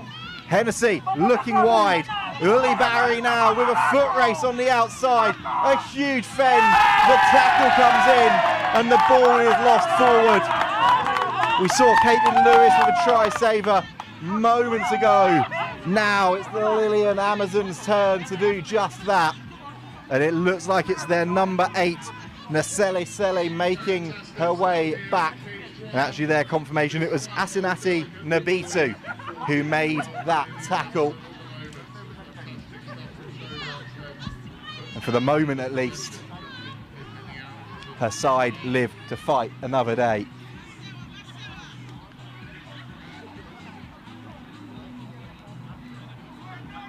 Tight and tense here. Ball right down in the far corner. So far into the corner that our cameraman is having to zoom in and stretch with every sinew that he's got. And the Shogun defence is doing the damage at the moment. It's keeping the pressure on. There's about a minute to go in this final. They trail by 2, but they have now got a golden opportunity to try and hit the front and secure the victory in this one.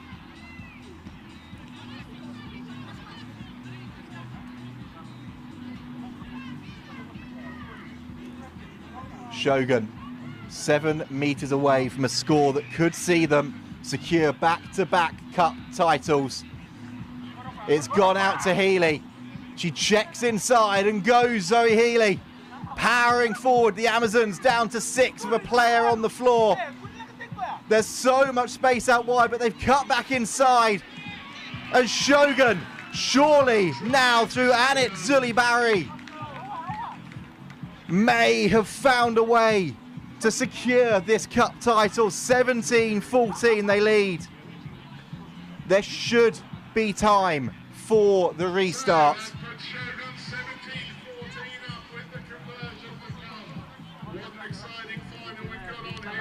But Rampton is going to take every single second she can.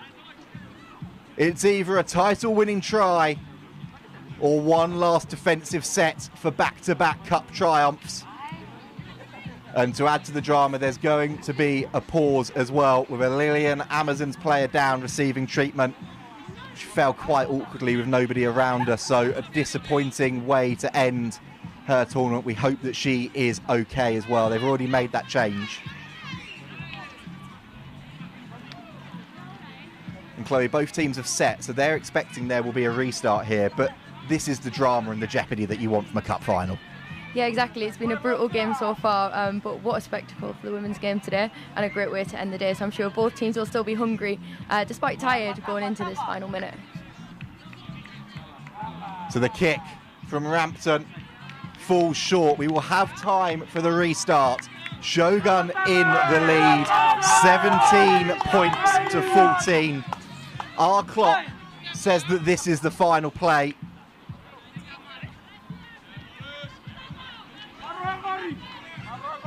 It comes down to this kickoff. Rampton has gone long. She's going to try and force Lillian Amazons to play from deep. They're biding their time, looking for the opportunity in the whip. And the handling is good, but it's gone forwards. And that, surely is that. The referee's had a look at the clock. That is the final whistle. Shogun have done it again. 17-14 over the Lillian Amazons. And it's Annette Zully-Barry, the Spanish Sevens international, who is the hero of the day. A last gasp try to take her side to the title. The only time in this match that they led as well. It's the champion's instinct kicking in. And Chloe, you kept saying to us, this one is going to be a classic, and it proved to be that. Yeah, that was an outstanding game. Shogun amazing there to clinch it in the final dying moments of that game. What a fantastic game that is, and congrats to Shogun, because they've been outstanding all day. They have 2 outstanding teams in amongst 8 outstanding teams in this women's elite competition. But it's Shogun who will have their name on the cup again. They might be wondering how they've done it, but all that matters is that they did. Annette Zully-Barry is the hero, and Shogun are your Lit Super 7 Series Cup title winners here in Shelford. What a display from both teams. What a performance from Shogun. And they will be celebrating once again.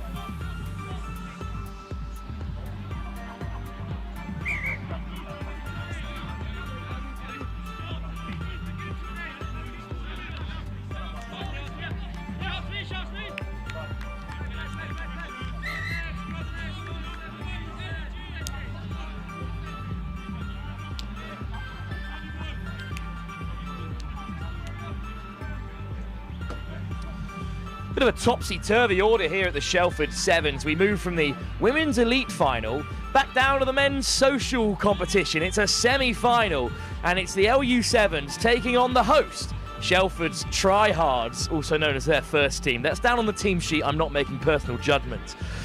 Join with me for this one. It's Noah Jassie's back with us, a local as well, and you're tentative about this game. You don't know how it's going to go. You're not quite backing Shelford to go all the way, but they've made it to the semis. Yeah, well, I'm sure we'll see how it goes there. Already some sloppy hands, but we'll see how it goes, and should be a bit of fun to watch. LU Sevens, who finished second in the group in the end against a Shelford side who topped the group, beating Gladiators to go undefeated. Oh, free the hands. This might be the first chance for Hayward, who's brought down on the 5 metre by his opposite number, Patrick, driving him towards touch, but it's Rendell who comes away with it. Penalty for a high tackle. Quick tap from Nelson, he might go himself. Shelford over the ball. Here's the captain, Harris. Great line speed from Shelford. Big tackle from Dunnett. And he's forced a turnover. And away comes Jack Baird. Oh, there's the show and go, and a lovely offload through contact. And Shelford are really rolling here. The hosts are over the halfway line. Off goes Patrick. Bunce in support, and what a tackle by Bunce for the LU Sevens, who turns it over. But Noah, that's a lovely turnover and a great start for Shelford. Yeah, I mean, to be on your 5 metre line, like when they're pushing forward, and to turn that over, and look where they are now, 22. Very good work rate from LU Sevens to be able to force an error there, I guess. But yeah, it's shaping up to be really exciting, actually. Well, we saw LU Sevens confirm their place in the semi-finals with a win over Onga, but then they were defeated by Rum'ns in their final group stage game, which knocked them into second place. Rum'ns take on the Gladiators, the league table leaders, after 2 rounds in the other semi-final, here in the 3rd leg of the men's social. And here's Luke Raybolts, who scored 2 tries in that Onga victory. Off the deck for Bunce. And it's Hayward who puts it back inside.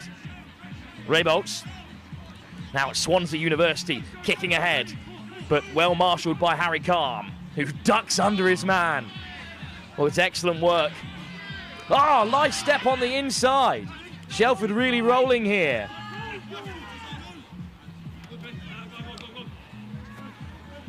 Well, what can they create from this position? Liam O'Kane backpedaling, but lifted off the deck. Great offload. Patrick almost away again. Oh, a little show and go from O'Kane. Brought down by Jono Rabuka. Lovely step off the right boot and slipping through. It's the Shelford 15, the only man, unidentified, who gets the try, Noah. I think that might be Charlie Baker, and he's done amazingly there. What a lovely step to get through that tough defence. Charlie Baker down as numero uno, but he scored the #1 try of the game, regardless of the number on his back. And Shelford go ahead. The hosts in front in this semi-final, who will face Rum'ns or Gladiator in that final. At the moment, it's advantage to Shelford as Charlie Baker leaves the field. Noah, great start for the host, well supported over on that far side. Yeah, I think you see everyone's come down, big day, seeing Shelford, the home team, get this far in the social.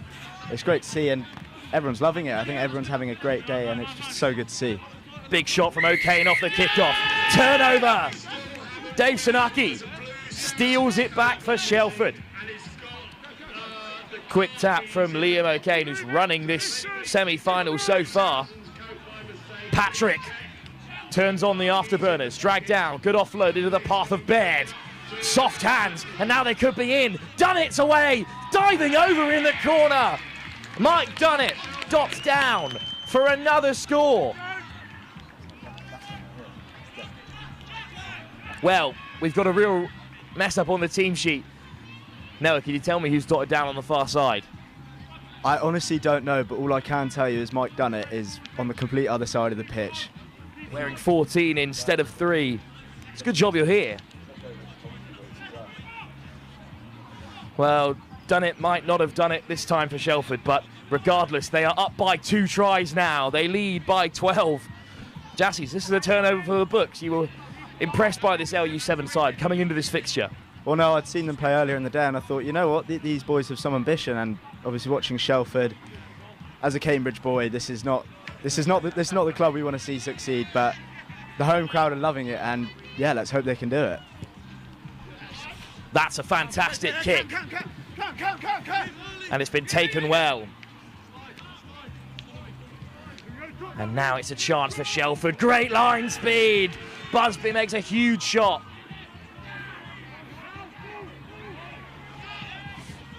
Pressure on for Shelford, but they pick and go.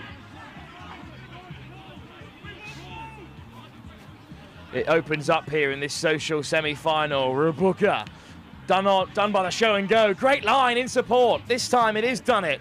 Driving on. Lovely offload. The final one goes to ground, but chipped ahead by Lecky. Lecky sliding in. Oh, he's almost scored it. Knocked on at the very last. And we'll have a scrum for LU7s. But Noah, how close were the hosts to getting their third? Oh, it was inches away. I mean, I think the crowd have put a spring in Shelford's step. It's a new team, and I'm loving it, to be honest. I'm loving it. Tough in the semi-final, whoever they face, between Rum'ns and Gladiators in that men's social final. But this is a game that LU7s cannot afford to slip away. What can they create from deep inside their own half? George Harris cleanly away at the scrum. Shapes to kick, but instead it's Luke Greybolts out wide, weaving away from O'Kane. George Harris. Jono Rabuka. And then it is hammered away by LU7s. Oh, it's rolling towards the touchline. This could be a fantastic kick. Oh, it's kept in play. Excellent footwork. Will it pop up for LU7s? Unbelievable. Well, it's number 11 on his back, so it may well be Busby of the Ealing Trailfinders Academy who scored against Onga in that game that sealed them a place in the semi-final. But that is remarkable, Jassies. That's terrific play, just showing you never give up. I thought that ball was gone, but obviously he didn't, and he worked so hard, and it's paid off, and bringing LU7s back in the game just before the break.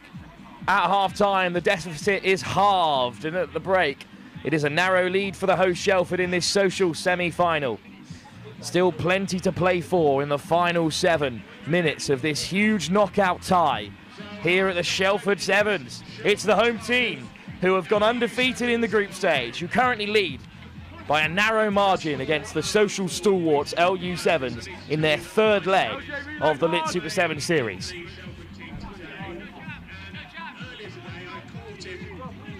With his head stirring the soup. I said, what are you doing? You'll never get married if you do that sort of behaviour. He said, I know, Dad, I'll always be a special.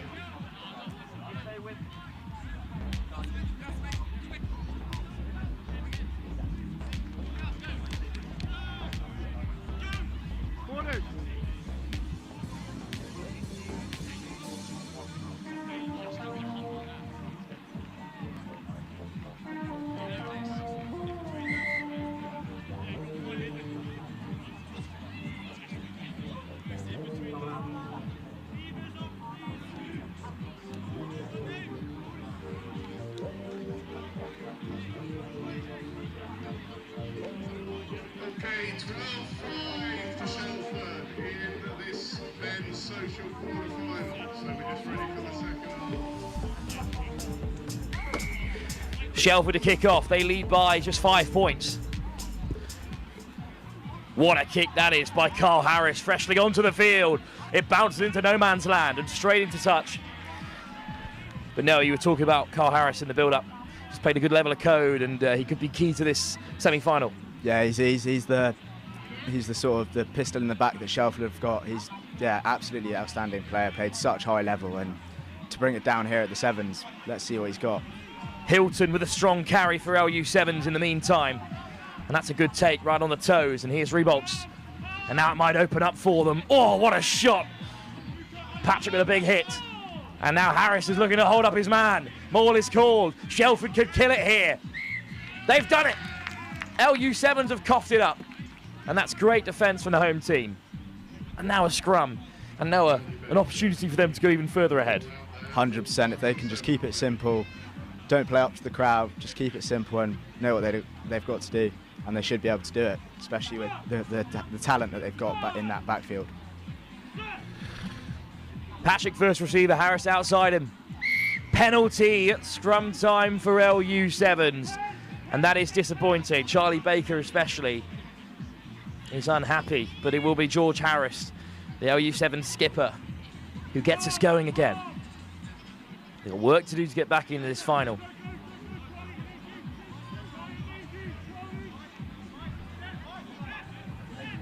Oh, lovely step off the right boot from Ashton Phillips. And then a good pickup from Rendell. Over the top and well read. Big shot flying in. But that's a bump in response. And the physicality has just gone up a notch here in the social semi-final. Try scorer, Busby picks it off the deck. Oh, indeed, he's returned to the number 8 shirt that was previously worn by the vice-captain, Jack Rawcliffe. Another penalty, and Harris goes quick. Baker catches him just at the 10-metre. Flying into the breakdown, looking to turn it over. Goes Shelford, but a good bit of physicality. Keeps it in LU Sevens' hand. Hilton with the fend. Chop tackle made. And into touch they go. Hammered down range by Shelford. Harris is the first man back. And this game is just broken up a little bit. Phillips. Hunted down inside the 22. Man over. Shelford scramble. Hilton puts in the fend but dragged down. Offload. Denied. And Oscar Busby's driven into touch. Baker looks to go quick. But instead, it's a break in play, but Shelford won't mind that. No, this is a social semi-final, and yet the physicality has massively increased. Yeah, absolutely. I mean, there's some tired bodies out there, but this crowd is keeping the boys going, especially a home crowd. It's what they want to see, and yeah, I tell you what, I would not want to be out there right now with some of those shots flying in. So, news coming through that Rum'ns have beaten the Gladiators and are through to the social final. But who will join them? At the moment, it's advantage Shelford.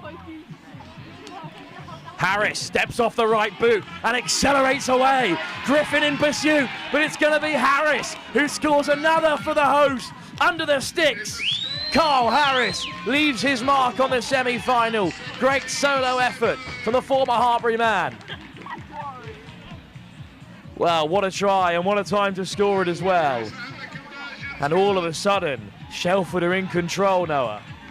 You'd like to think so. Let's just hope they can hold on for the next, however long's left. But if they carry on this way, the crowd will be very happy. It's another score on the board for the home team. And LU Sevens can feel this place in the final slipping away. Kick-off to come. And it's not going to reach the 10-metre, so we're back for a free kick. In Shelford, at their own Sevens. The hosts are up by 10 in this semi-final, but it's been chipped in behind by Lucas Dance. One man back for Shelford, put under pressure by Nelson. Just about flung away, but that's been knocked on, and LU Sevens have it back. Shake of the head. No, they put themselves under pressure there, the home team. Yeah, they've made some silly mistakes there. I think they just needed to slow it down, take the simple option, not just try and get the ball away as quick as possible. That's a silly mistake, and that could be costly for them. At the moment, it's a 10-point lead that Shelford enjoy in this social semi-final. But it's a scrum for LU Sevens. George Harris has played every minute of this semi-final so far. Harris goes himself. And then he picks out the first receiver, and it's made its way to Phillips. Penalty LU Sevens. Quick tap from Haywood. Hayward, dummies, darts in. Hayward scores. Under real pressure here. Harris needs to make this kick and get things started as quickly as possible. Through the post they go. It's 17-14. LU Sevens with a 3-point deficit to overcome. This is as tense as it gets, Noah. This game's really turned on. This is a tough game now, and you see LU Sevens taking the short option, and it's paid off. Look at them go. Bunts over the top. Here's Nielsen. Puts it to the toe. Oh, it's come loose. Nielsen gives away a penalty. No man couldn't connect. He was shoved off the ball. And could that be the semi-final? The hosts back with ball in hand. They could be through to the social final here in their home Sevens tournament. Contact taken. Over the ball go the LU Sevens again. It's cleared. It's off the field. It's a victory for Shelford. The hosts are one step closer to silverware here on their main pitch. On their leg of the Lit Super 7 series, LU Sevens fall at the semi-final stage. Rum'ns are through to face Shelford in the final. And Noah, another step towards silverware in their home tournament. It's big for this local community. Oh, they're going to love it, especially to do it on home turf. And they got a little bit too close at the end, but I think they'll be happy with that result and hopefully take it all the way in the final. There's no time to waste here because we're straight through to another knockout tie. This time it's in the men's elite division. It's a plate semi-final and the Boom Beavers are looking to redeem a tough performance so far today in their group stage. Knocked out at the first time of asking, but one step away from silverware, and every point matters. And the elite division of the Lit Super 7 series.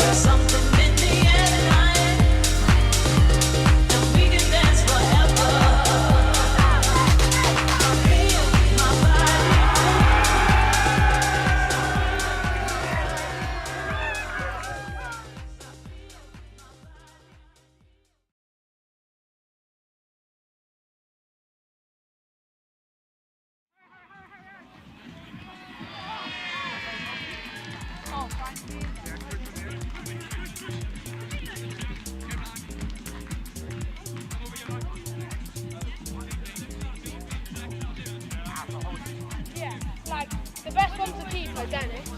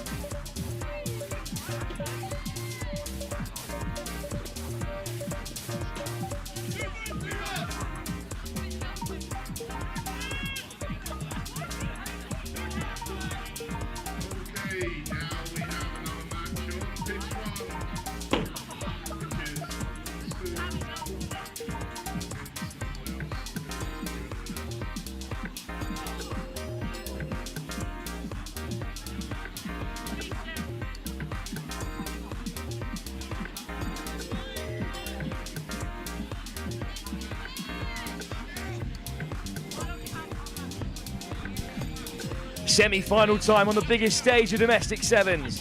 It's the plate competition on the line, and it's Wooden Spoon taking on the Boom Beavers. I'm delighted to be joined by Amelie Anstead. Amelie, it's been a great day of sevens so far. This Boom Beavers side didn't have the best start, but they're still in line for silverware. And that's as good as you can get on the Super Series. Yes, they'll be happy with that as well. Knock on like 10 seconds in, so hopefully a big scrum from the boys, and we'll find an edge and get a try. Let's wait and see. It's a bright start to the game. So the Wooden Spoon Marauders and the Boom Beavers both knocked out in the group stages, and that led them to the plate competition, but they've come through a quarter-final, and now they're one step away. Whoa, what a take from the breakdown of the scrum. It's a quick dart towards the line, and then here comes Bonsu breaking through the tackles. Brought down 5 metres short. Well, will they go edge to edge here? They've got numbers over if they can do it. Little stutter step in midfield from the captain, Boardman, and he's driven back.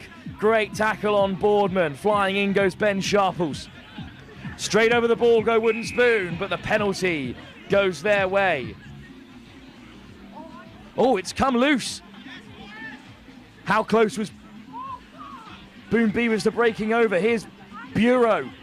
There's the missed pass. Bonsu puts it down.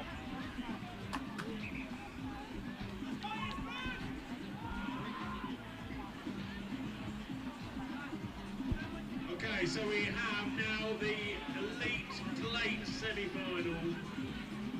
Wooden Spoons against... Well, what a start to the game for Boom Beavers. I mean, it's going perfectly so far. Yeah, I mean, they probably couldn't have asked for any better. A try would be nice, but hopefully we can dominate in the scrum and the ball come our way. Feed, though, comes for the Wooden Spoon. Chance for them to attack in earnest for the first time in this plate semi-final. What a line that is. Looking to open things up, but it's good tracking of Oliindu Ray, the Kenyan. Sharples puts in the fend. Oh, it's come loose at the breakdown, but the first knock on was by a Boom Beaver. Well, let's have a closer look at the journey these two teams have taken to this point. Boom Beavers are in the group of death with Oxfam, who had a fantastic day topping the group, Hammerheads and Stunts, who are on good form, and they finished third in that group, just one victory over the Stunts. But take on the Hammerheads and Oxfam in one group, pretty tough going. Yeah, it's been a tough day for the boys, but let's hope they can bring back some silverware and win this. They've still got plenty left in the tank after a 20-0 quarter-final victory, because it was a walkover as it comes Bureau's way. Long lofted pass by the former Lamb, and here's Bonsu stepping off the right. Bureau. Boardman. Still wider. They look to strike. Oh, great delay on the pass, and surely that'll be the first try. It's LJ Ekendal who dots down to score. And as the rain starts to pour here in Shelford, that handling was pretty silky. Yeah, it's what they do best, edge-to-edge rugby. We drew in the last two defenders, and we got round them on the edge. Couldn't be happier. Well, it's the Stunts taking on CNCF Sevens in the other semi-final, and at the moment it looks like it's going to be the Boom Beavers who will meet them. It's a long day, as we were discussing before the game, Amelie, but a bye in the last round for the Boom Beavers. How much will that impact this game? Clearly it's helped them a little bit. They've got slightly more legs on the Wooden Spoons at the moment. I mean, it has its pros and cons. Some of the lads switched off, some of them have a nap, but I mean, first try of the game, so can't really complain right now. Let's just try get another one. What a nudge by Tom Baldwin, but a great take in the air. And now it's Wooden Spoon on the offensive again, looking to weave their way through. Ryan Scott Young. Ross Lewis hands it off. Nice step off the left from Ray. Bonsu goes a little high there. Straight over the ball. Go the Boom Beavers. Big turnover from the try scorer Ekendal. Wider from Zheng. Oh, almost away. Beautiful footwork. Owen Hewitt eventually slides in right under the sticks. That footwork out wide, as you exclaimed just a moment ago, Amelie, pretty special. Yeah, I mean, we know him as Aussie, and he has had a phenomenal season. Scoring tries left, right and centre, making things work out of nothing, just like you've seen then. Second try, right under the post for the Boom Beavers, and it's the opening scorer, Ekendal, who'll look to add the extras. Easy enough, and this is a great start. The Wooden Spoon Marauders yet to break out of their own half, who will face off against another charity side, the Christina Noble Children's Foundation, or the Stunts in that plate final. Another high hanging kickoff. Bureau underneath it, but it's bobbled the way of the Wooden Spoon Marauders. Just about taken by Chris Stegman, German international. Lewis. Ray gets on the outside.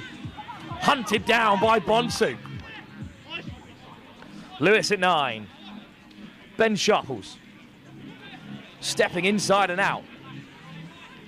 But then recycled. Little stutter step and a big fend as well. It's Jamie Anderson, who will be in action at the Celestial Sevens next week for Bristol. Oh, that's come loose again, though. Jay Hare forced to drop onto it. Wooden Spooner in trouble here. Zheng puts in the tackle, and in the end it comes loose for Tom Baldwin, who saunters home. Maybe the easiest try he's ever scored. Baldwin goes over for a third for the Boom Beavers. Emily, this is perfect in the first half. 3 unanswered tries. And again, we haven't even been in the Boom Beavers half yet. Yeah, I mean, the boys have had a rough start to the day, but a performance like this is how they know they can play. Credit to Spoons, though, they've not given up. They've had some solid attacking efforts, but we've trusted our inside man and made every tackle. So, one thing the Wooden Spoon Marauders have to be is resilient ahead of the longest game, of course, in Ireland in a couple of weeks' time, ahead of the first Lions game. A 36-hour game of rugby will be played between the Wooden Spoon and the Loose Heads. Will be live streaming that entire fixture. Thankfully, no commentary. I'll be there gathering all the info I can. In the meantime, though, the Beavers go after a 4th score. Good pass out wide, and maybe this might open things up. There's Hayden Quinn, who you heard on commentary earlier with that wonderful little right to left. Here's Anderson. Lewis. Quigg. Taken to the line by Stegman. Straight over the ball go the Boom Beavers again. But Hayden Quigg comes away with it. Banana kick through, but it's going to pop up for Zheng. And Zheng brings an end to the first half. What a performance so far by the Boom Beavers. Wooden Spoon Marauders with not quite a mountain, but a rather steep hill to climb if they want to get back into this plate semi-final. Emily, what kind of messages do you think are being spread in that Boom Beavers huddle at half-time? I think keeping composure, like the momentum of the game is in our way right now, but Spoons are going to come back fighting, and we need to keep them pinned in their half like we've done all first half, and hopefully we'll get the result. All the field possession, all the points at the moment being enjoyed by the Boom Beavers, who are looking to sneak their way into a plate final after a disappointing performance this morning. They're on the comeback trail, and they lead at the break by 17 unanswered points. 7 minutes still to come live here at the Lit Super 7 Series Elite Leg at Shelford.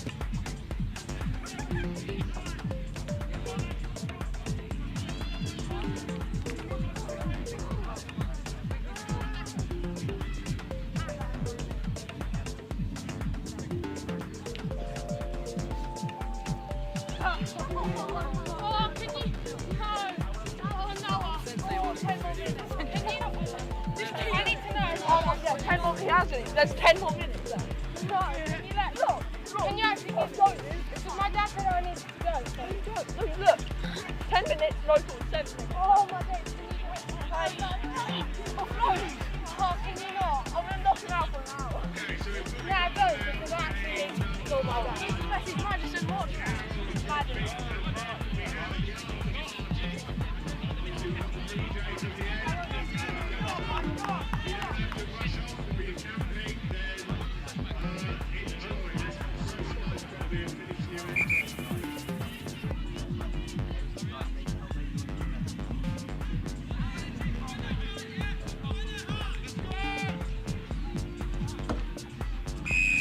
Kick-off from the Boom Beavers, who are in charge in this semi-final. Up in the air goes Stegman, but it's just a knock-on. And it's been turned into a penalty. Emily Anstead alongside me in this semi-final. Perfect start for the Boom Beavers. Yeah, again, what a start. We said they could come out. They needed to want it. Oh, she's gone forward there, I think. But yeah. Lovely disguise from Bureau, but the pass just beyond his teammate. LJ Ekendal, already a try scorer.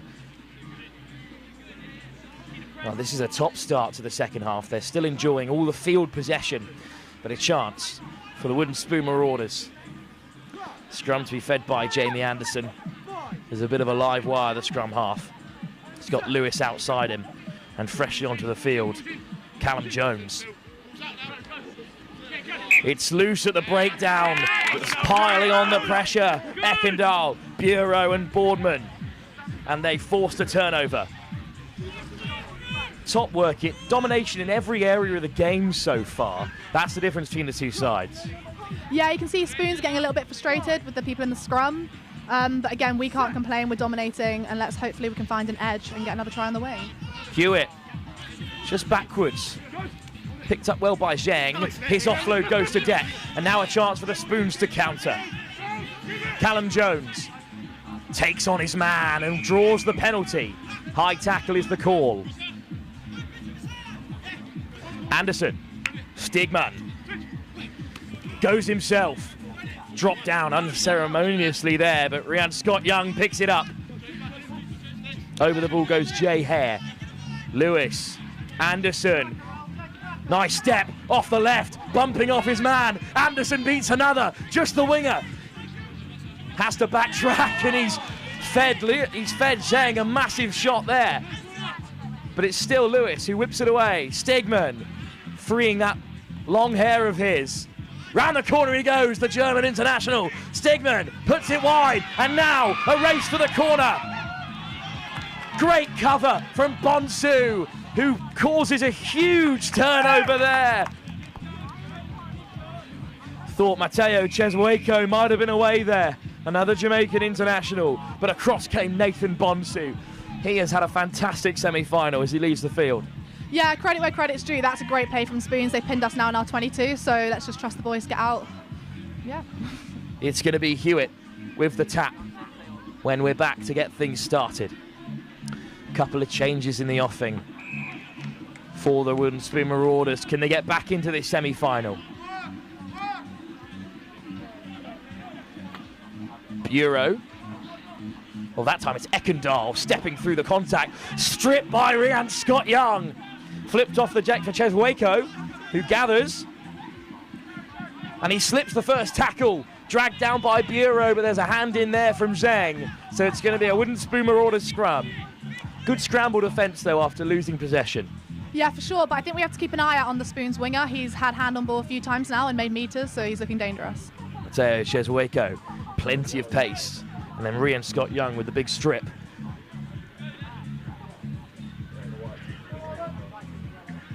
Oh, it's a yellow card in the meantime for the Wooden Spoon Marauders. They are indeed down to 6 players. Emily, I can't believe we missed that. Yeah, I don't know. There's 2 of us watching as well. Well, it's a scrum for the Wooden Spoon Marauders. If they've been playing with 6, they've done awfully well. Anderson will feed this scrum with Lewis and Chesueko outside him. Anderson, Ross Lewis. Cuts back against the grain and into traffic. Hare driving towards the 22. Rhian Scott-Young looking to drive through the defenders. Just Bureau to beat. Lewis on the inside. Boardman was preoccupied. Bureau had to make the last-ditch tackle, and that allowed the Wooden Spoon Marauders to sieve through and score their first. Ross Lewis linking up with his Jamaican compatriot, Rhian Scott-Young. But maybe too little too late. They've got to get a wriggle on here, the Wooden Spoon Marauders, if they want to get back into this semi-final. Yeah, I mean, credit to them with 6 players, still managing to find a way to score. Good effort from the boys in defence, but yeah, Well done, Spoons. Lewis with the opener. Perhaps there's time left in this semi-final for the Wooden Spoon Marauders. Still down to 6, and now I think return to a full complement. So they've weathered that storm very well. No prizes for guessing which side they're going to hang this one up. Excellent kick from Lewis. But an equally good take.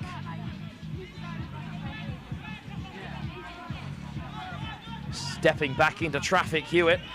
And now back to the open side. Nice little switch in play, looking to deceive this Wooden Spoon Marauders defence. Lewis puts his man down. Flying through the contact, looking to disrupt. But here's Yabia on the switch for big Ben Hatch, who's almost away. Good offload for Hewitt. Denied entry into the 10-metre by the Marauders, but there might be numbers up down the left-hand side. Ekendal. Oh, it's just beyond Kwame Nsako. Does well to regather. What an offload from Nsako. There's got to be space somewhere for the Boom Beavers. They've drawn in so many defenders. Flying across comes Ray again. Ray over the ball, but it's a penalty for the Boom Beavers and a chance for them to seal it with another score. Yabia stepping on the inside. Finds an offload for the captain Boardman. Here's Ben Hatch. Oh, great step. Away they go. Dan Goldshane freshly onto the field and amongst the scorers. And that will be it. Surely, from here, the Beavers will be through to the plate final. And that step was absolutely magic. Yeah, Dan will be really happy with that one. It'll be on his Instagram within, I don't know, give him, after this, 10 minutes, it'll be on Instagram. 10 minutes on the clock for Goldchain to get the highlight reel going as Yabia adds the extras. Still a little bit of time to go here, but perhaps not enough for the Wooden Spoon Marauders to fight back into the contest. Again, Yabia will take this kick-off. Now playing his rugby down in Isha. Good standard, and showing exactly why here. Hatch in pursuit, but Hewitt might be under it. Almost a fantastic take. Instead, it's a beautiful return. Olindi Ray on the swivel will go the length. And is there time for the Wooden Spoon Marauders to get another? Hayden Quigg will look to nudge it from close range. What a catch off the kickoff, Amelie. You can't stop that. Yeah, I mean, that's a brilliant take, and the boys won't be in a rush. Hopefully that is time. Yeah. They have just about seen off the Wooden Spoon Marauders. A fantastic first half performance carried them through despite a late fight back from the Spoons. Their tournament is over, but for the Boom Beavers, they're on to a final, and every point matters on the Lit Super 7 series. Amelie Anstead, thank you so much for joining us for this game, and maybe we'll see you back for the final if you're not too busy. But what do you make of a fine performance from the Boom Beavers? Honestly, best performance all day, and this is where it really counts. They're through to the plate final. Absolutely right. Thanks very much for joining us again as we're straight on to our next game. It's a semi-final in the men's elite competition. The British Army are back in action, looking to make it through to the Shelford Sevens final in the elite division. The Tsunami Assassins against the British Army. That is the men's elite cup semi-final run. On pitch 2 at the same time is the men's elite cup final semi-final 2, which is the Tsunami Beavers against the Vaquita Hammerheads. So Tsunami Assassins against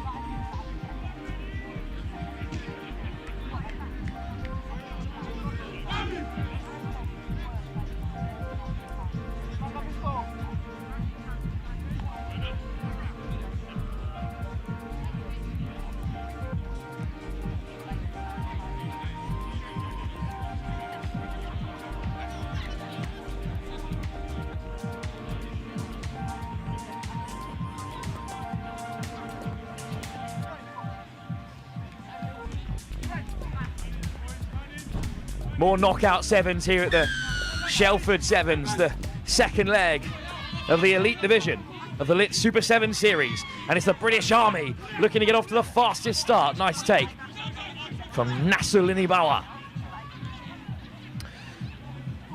Chris Folkes back with me for this one, the technical director of the British Army's rugby union side.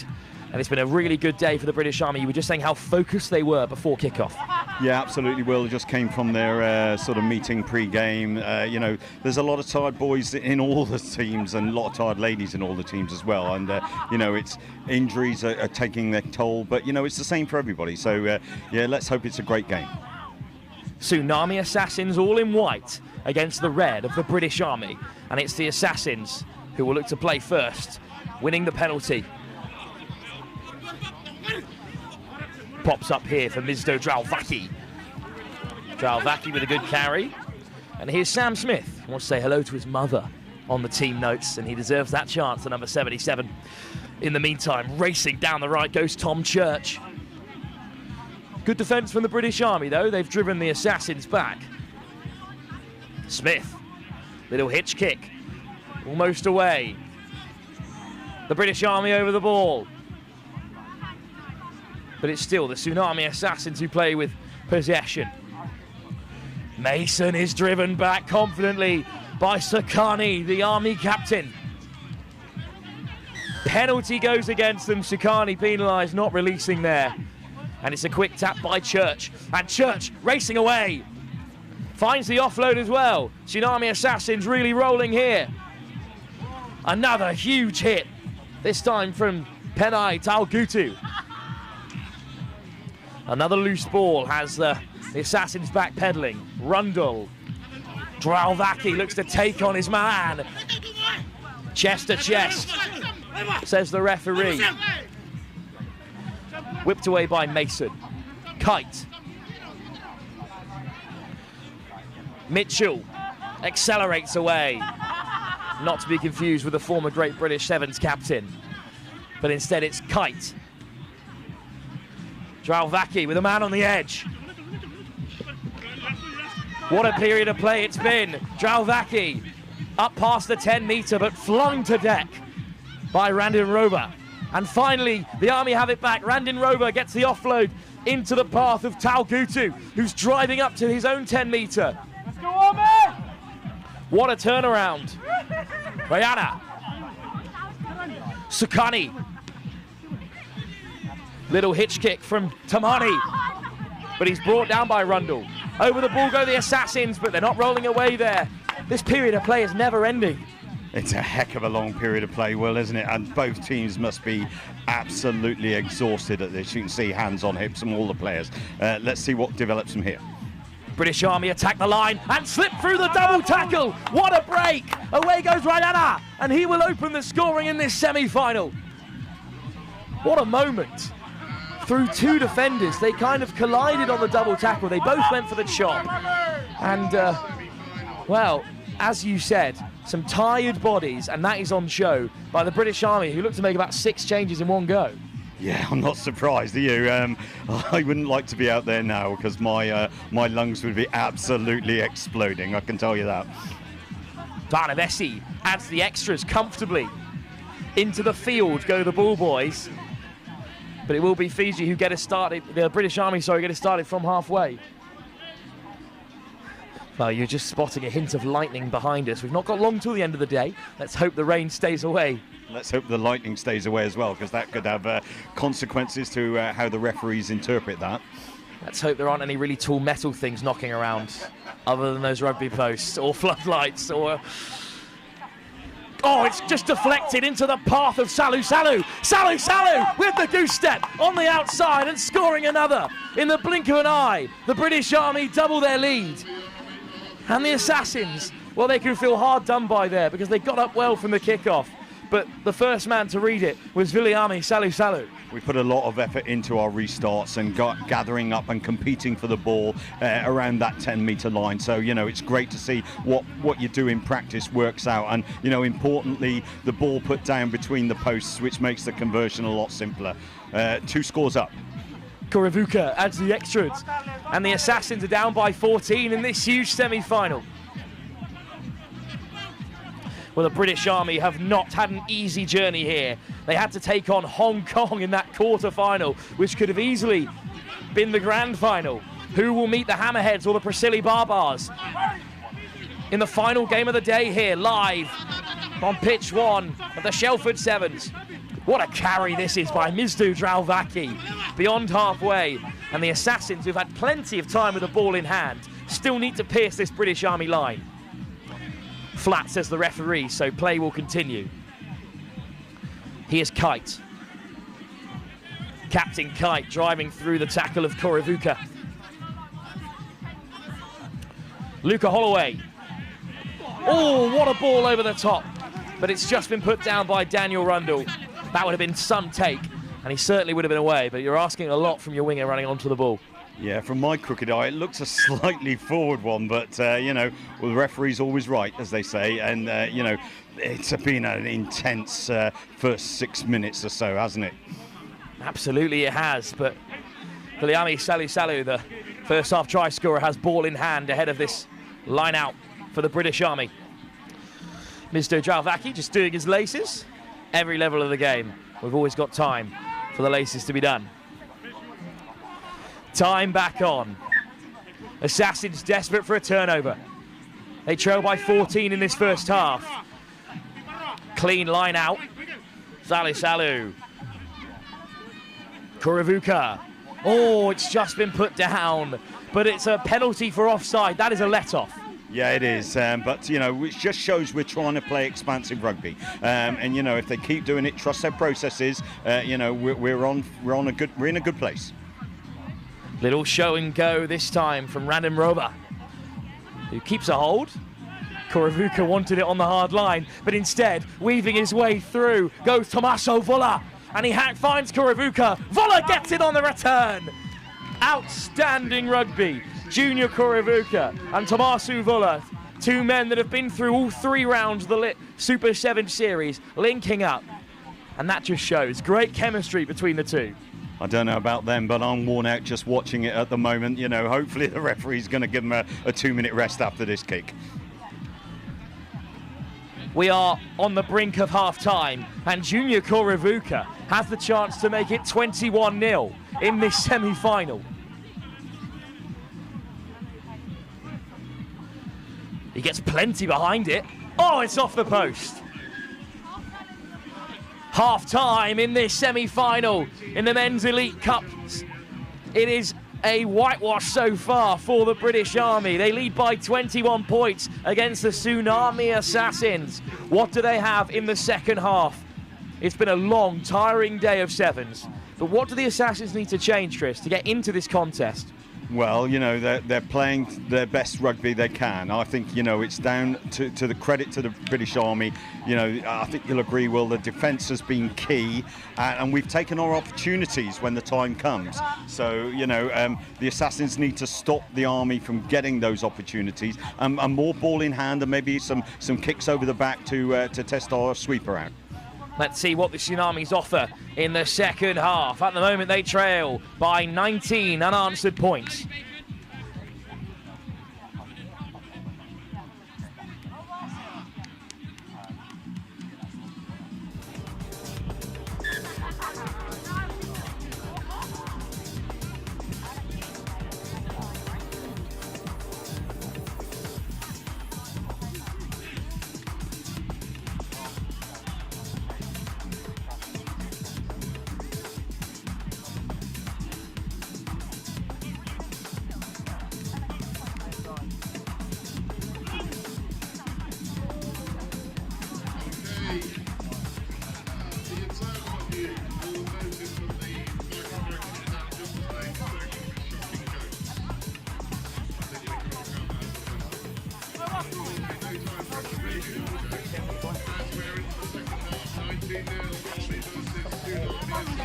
Second half to come here. The British Army are in control in this semi-final. The Tsunami Assassins have got work to do. They trail by 3 tries. 2 converted, crucially. Andrew Peters is under this one. He taps it back, but just short of the 10-metre. Chris alongside me, that's a harsh call. It was almost there. It was almost, but not quite. So, again, the referee's right. And he's a good man, this one. I know him well. So, yeah, he's having a good game. Big opportunity for the Assassins, and they have to take it. Callahan drives over out wide. And Kite, the captain, is still trying to make things happen in midfield. Dralvaki taken down on halfway. Kite over in support. Whipped away by Holloway. Great line by Callahan, but what a shot to bring him down. The British Army not letting up with their physicality. Chipped over the top, and that's the change that we need to see from this Assassin side. But it's just been dislodged, and the British Army have it back instead. Oh, they break through! They slip the net again! The British Army hunted down. What a chase by Holloway, but there's a man in support. It's Peter Waka, who benefits from Penai Taugutu's hard work. Well, in the game of sevens, one missed tackle or one misjudged attempt can be so costly, and that's on show again here. It is, and great backup there by a couple of our lads. Then following up, don't always assume that the man that breaks is going to go and score the point. So yeah, good to see, good backup. Luca Holloway with a hard chase, and a clean conversion as well.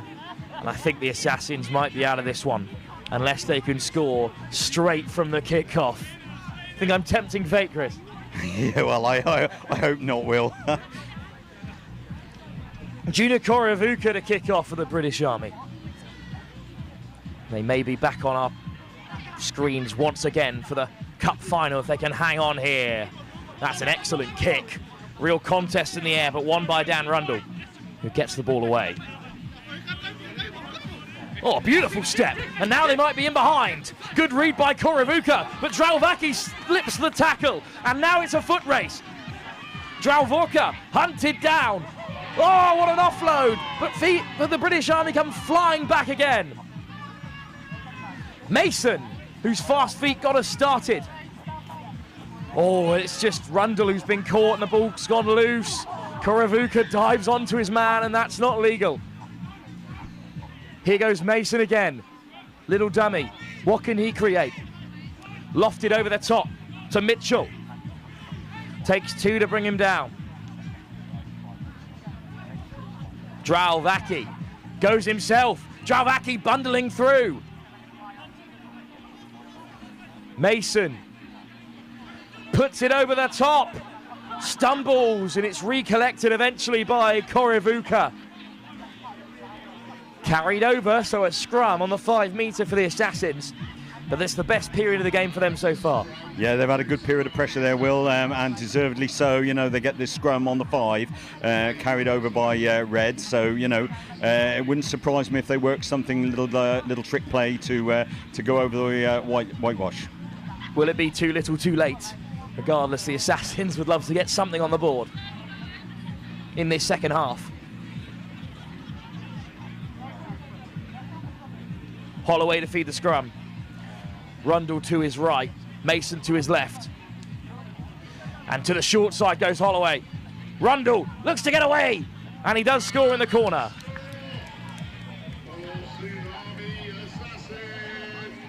Tsunami on the board. They trail by 24-5, but they will leave this semi-final with some pride. And it will be Mason to take the conversion attempt from about as far away as you can possibly be. We're ahead of the final. The British Army make a lot of changes. They can't be too disappointed with that, as the Assassins have probably earned a try after their work in the second half. They did indeed, Will. They deserved that. They've worked hard, and again, there's some tired lads out there now, and, I think they're all looking forward to the referee's full-time whistle. Mason to take the kick-off. Can the Assassins get one more back? Hung up. Oh, and it's just completely airball there. Eventually it comes through to the Army. Well, can the British Army grab one more before the end? Chip through, but swept up by Nasilis Inibawa, but this offload is loose. Oh, show and go. Randy Rover, and he finds another offload. Oh my word, it's through the hands again. One more should do it. Randy Rover still going. Oh, and back on the inside, switch again. Miraculous. Tommaso Vulla finishes off a fine flowing move by the British Army. It just never ends. The Tsunami Assassins have been washed away by the British Army. And that is an unbelievable try. That was a great try, wasn't it? You know, Randy Rover really showing his class there, and you know, they'll be delighted with that, and hopefully the referee might blow up after this one. Off target from the conversion. And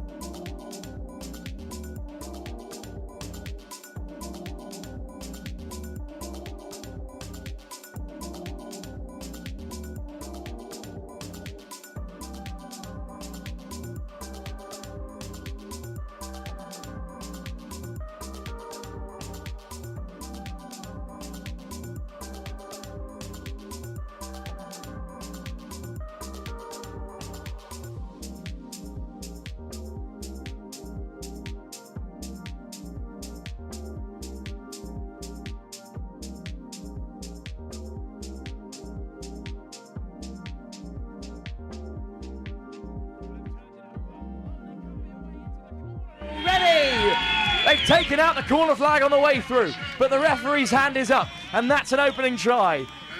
Well, the rain starts to pour. Will the floodgates open for Shelford? It's a perfect start to the final now. I think this is exactly how they wanted it to go to begin with, and yeah, they're just going to build on it. You see Carl Harris now taking the conversion. Let's hope he can add the extras. Yeah, let's hope it can carry on like this for Shelford.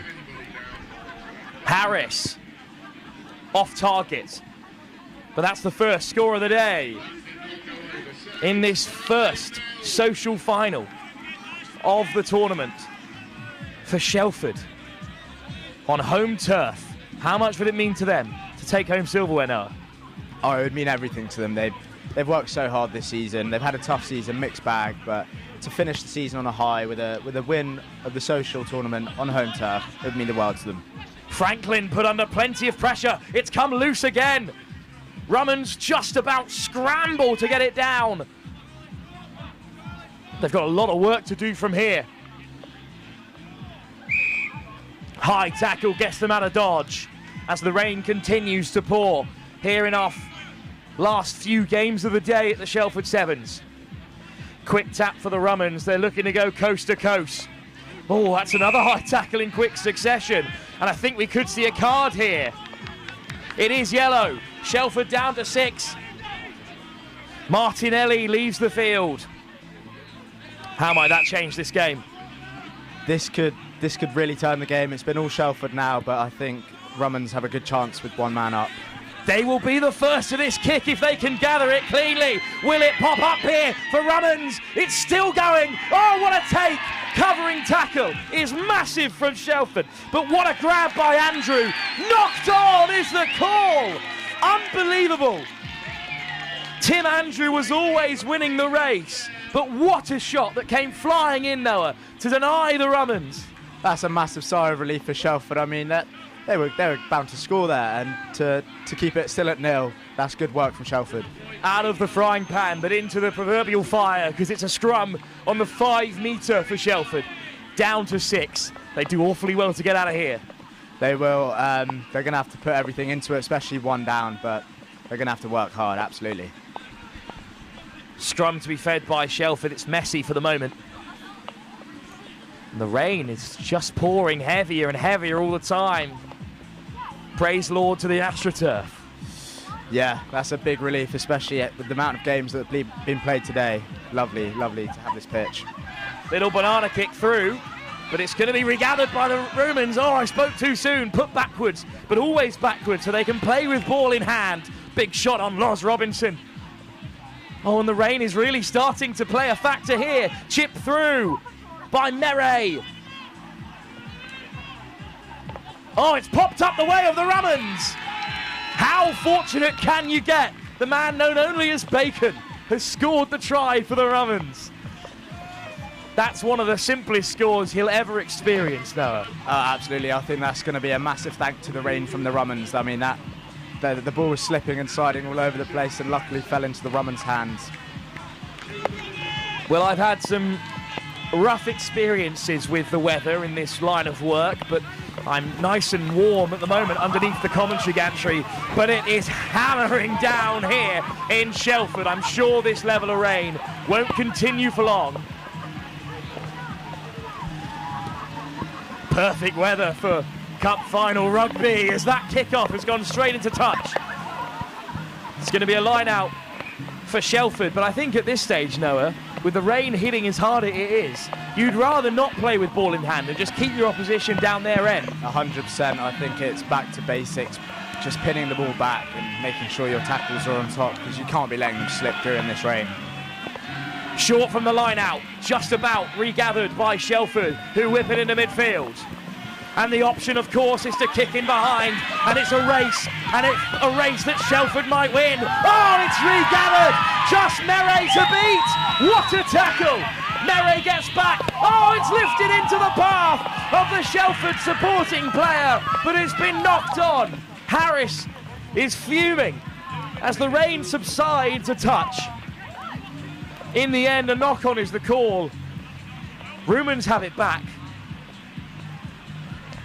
But this is as tight as a final could be now. Oh yeah, absolutely. That's a massive sigh of relief for the Rum'ns, but a big shame for Shelford. Number 13, Harry Khan, absolute through and through Shelford boy to knock it on in the final. Gutting, absolute gutting. Free kick for the Rum'ns.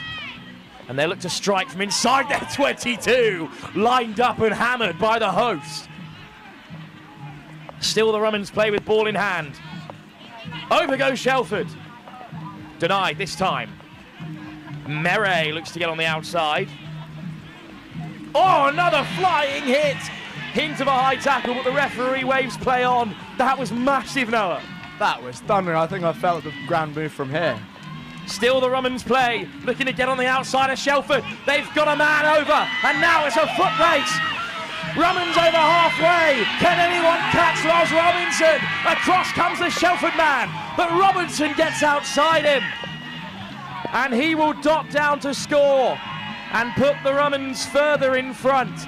They double their advantage right on the stroke of half-time in the social final, and they'll look to add the extras from right in front of the posts. Noah, this final has got everything. Torrential rain, huge tackles, and now a coast-to-coast score for the away side. It's the final that keeps on giving, I tell you. There's everything, like you said, the rain, the coast-to-coast, the massive thundering shots. Let's hope it stays that way. Half-time in the social final. The weather has taken a turn for the worse, but the Sevens is staying just as fiery as it has been since 9 a.m. this morning. Just 2 games to go after this, so one more half before the Elite Division takes over. For now, though, the Rum'ns are upsetting Shelford. They lead by 14-5 against the hosts in the third leg of the social competition here at the Lit Super 7 Series.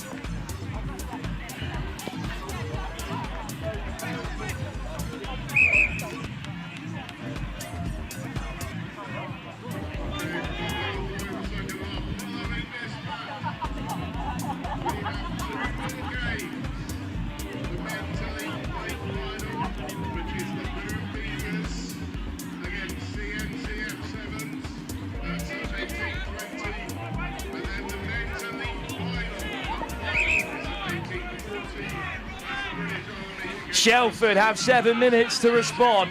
They trail to the Rum'ns in the men's social final. Jubilant home support despite the wet weather. It's a deep kickoff. Taken well, that's a hit in the air, but the AR's going to let it play. Good counter ruck from Rum'ns. It's another little kick in behind, testing the Rum'ns defence. Oh, so close for Harris. How close was he to gathering that in all sorts of weather? That was almost an absolute moment of specialty. That could have been probably try the tournament with all this torrential rain. That was special. It certainly is a scene here. Gone is the beautiful sunshine we enjoyed about midday, replaced by torrential rain. It does come Rum'ns' way from the breakdown, however. Oh, stepping off the right and putting in the fend and lofting it over top. What a run for Miller, and now it could be on for Andrew. Rum'ns score again. Tomas Miller, fantastic work to set up the try. In the end, a saunter home for Tim Andrew, and that might take the game beyond Shelford. It's 19-5. Rum'ns now lead. Won't be a popular decision, but it might be the right one. Rum'ns have played fantastically well, Noah. Yeah, I don't think the home crowd are going to be happy about this, but credit to Rum'ns. They've really played the conditions. I think they've just kept it simple, pinning Shelford back, and look at the scoreline, it's obviously working. Plate and cup final to come from the men's elite division. The Beavers take on CNCF Sevens in the final of our next game. But in the here and now, as the rain starts to go sideways, it's a kickoff that's cleanly taken by the hosts.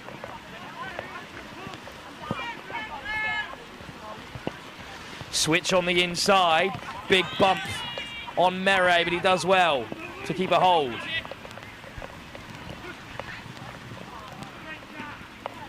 Shelford contained inside the 22. They've got to create something here. And here's the man who could do it. Harris, stepping on the inside. Harris is away. Does he have the legs to go the length? Harris, scrag tackle. Thomas Miller with a huge intervention. And then turned over by the Rum'ns. Oh, they've got it back. Mere finds a pass. Oh, what a hit in midfield. Upright and blasting through the tackles. Here's Andrew. Andrew takes the pace out of the attack and then chips it in behind.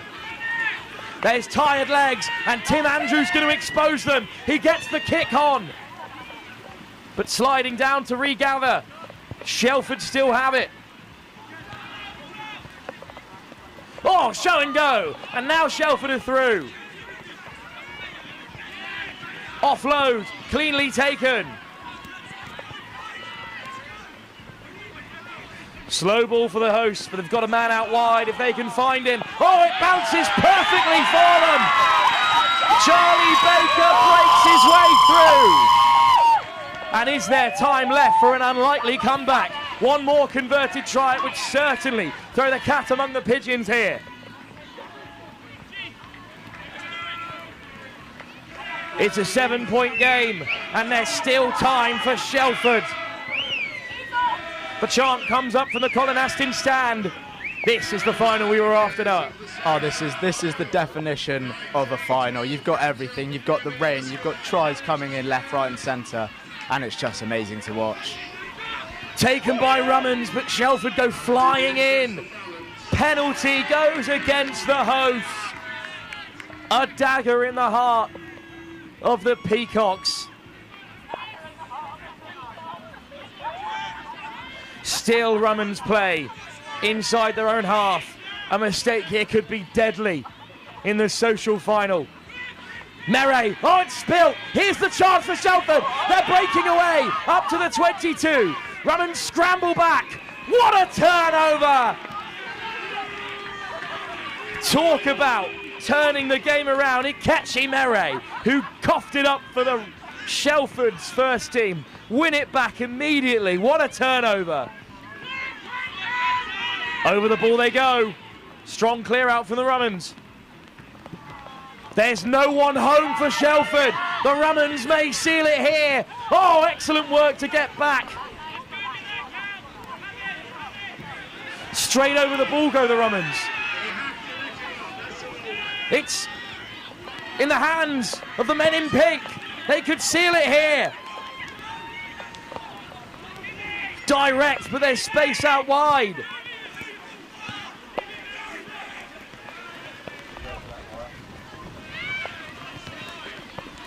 Oh, what a chop tackle. They desperately need the ball back. Mere through the centre. He's brought down. It comes loose. Shelford scramble. The Rum'ns could kill it here. Over the ball go the hosts. Penalty Shelford. Penalty Shelford. And one last chance in the social final. It's do or die for the hosts in torrential weather. They need 7 points to take us to extra time. It could be golden point to decide the social final.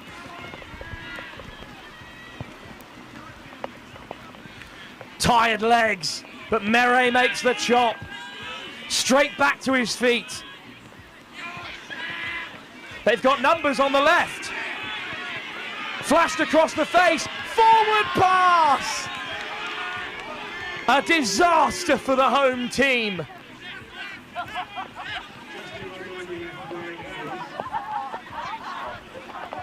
That is heartbreak for the home fans, seeing the hands go over their heads. That they were 2 men over. Oh, that's so disappointing to see. Absolutely gutting things. Still a chance. One interception, and we're into extra time. One moment of magic for the home team.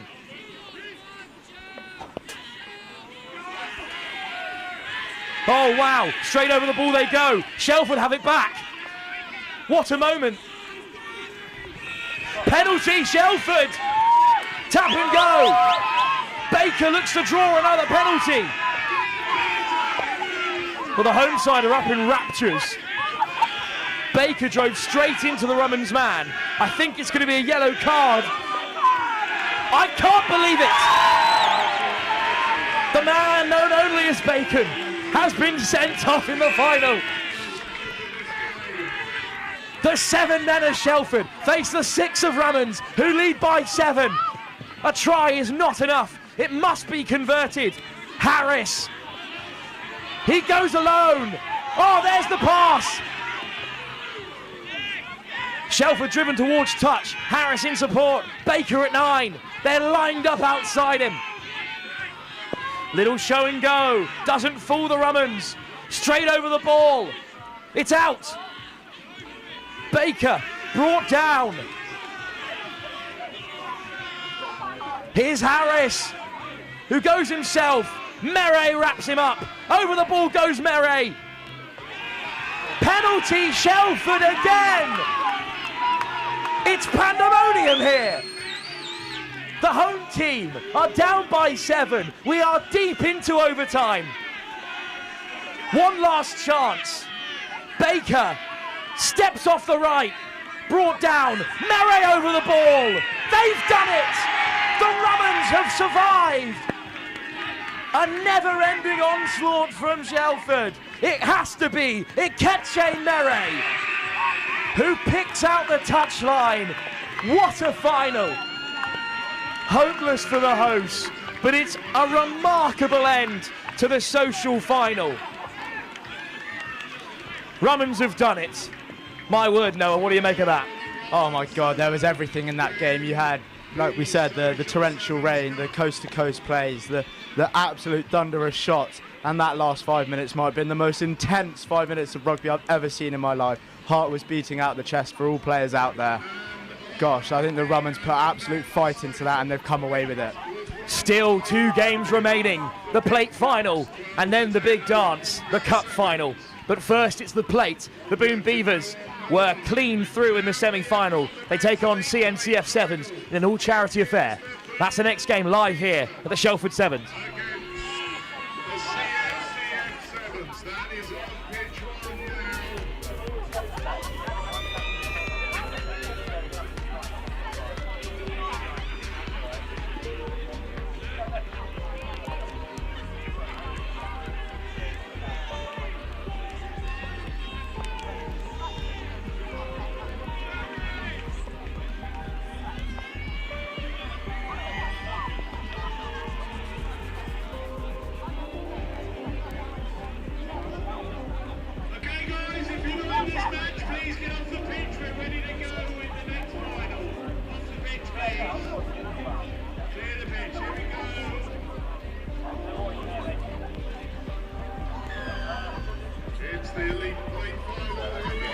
The plate final, and it's been knocked on by the Boom Beavers from the kickoff.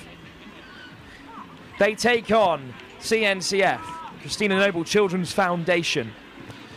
I'm joined by Harry Scotland Rowe for this final game.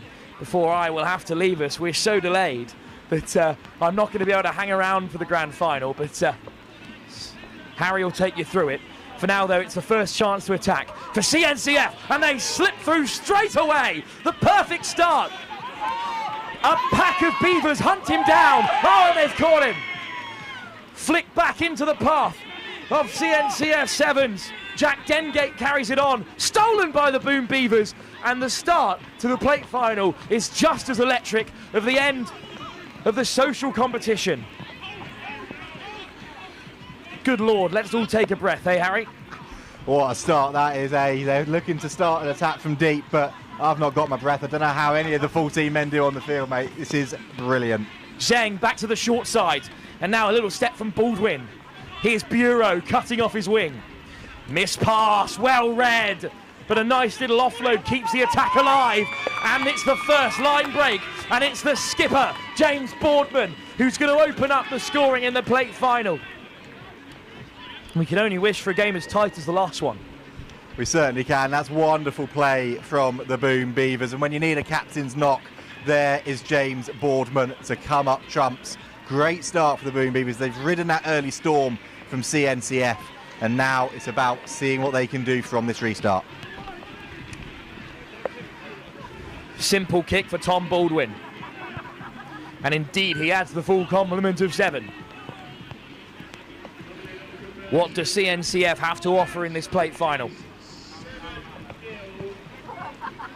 Well, it was a mighty old run to the plate final for both these two sides. CNCF saw off the Mavericks and the Stunts by just 5 points in the end in that semi-final. Of course, the Boom Beavers have had a much easier time of it. A bye in the quarterfinals and a comfortable win against Wooden Spoon. So they'll be perhaps the fresher of the two sides, and it's nudged through, and Ekendal dives over for a second score. We've not had to wait long for the Boom Beavers to burst through and score a second. And that's LJ Ekendal, try score in the semi, scorer now in the final. They've got a chance to go 14 points up already. This could easily get away from CNCF. It certainly could, and what a present that is for Ekendal, alive to the danger, dossing it down in conditions like these as well. 2 scores ahead is a big, big lead. So pressure now is on CNCF. What have they got in response? Well, the rain has chilled out a little bit, but good Lord, during the social final, didn't it pour? Sadly it did. I was pitch side for all of it. I really regret my choice, and as I sit here and slowly drip onto the floor next to you, try my best to dry out, but yeah, that was an absolute deluge. Big kick from Baldwin. Oh, it's going to come back the way of the Boom Beavers again. CNCF battle for it, and then it's chipped through by Dengate. But eventually, the Boom Beavers just about have it back. Big shots come in from CNCF. They're starved of possession, but they're flying through the breakdown, looking to disrupt. Oh, but it's going to break for Ekendal again. LJ Ekendal on the double.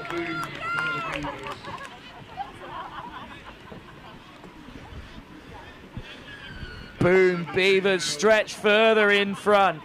A double for LJ Ekendal in quick succession. The conditions playing a part, I'm sure, but the Boom Beavers lead by 19. It's just what they wanted, isn't it? And CNCF, they've barely had a sniff so far in this one. We've seen it throughout the day. Teams racking up scores really quickly in quick succession, and Boom Beavers at the moment certainly doing that. CNCF need to get a grasp on this. It's hooked high. Jewel is under it. In the end, it's behind him. Big shot from Bureau, but dug out by CNCF, and hint of a line break through the centre. Oh, penalty, offside the call. Respite for the Christina Noble Children's Foundation.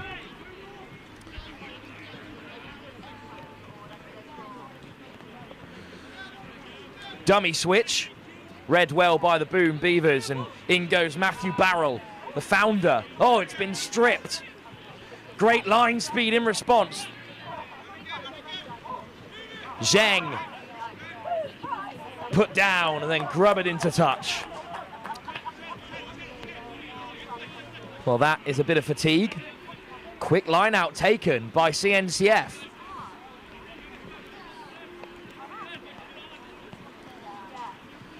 Nice step, away they go. This could be an opening for them.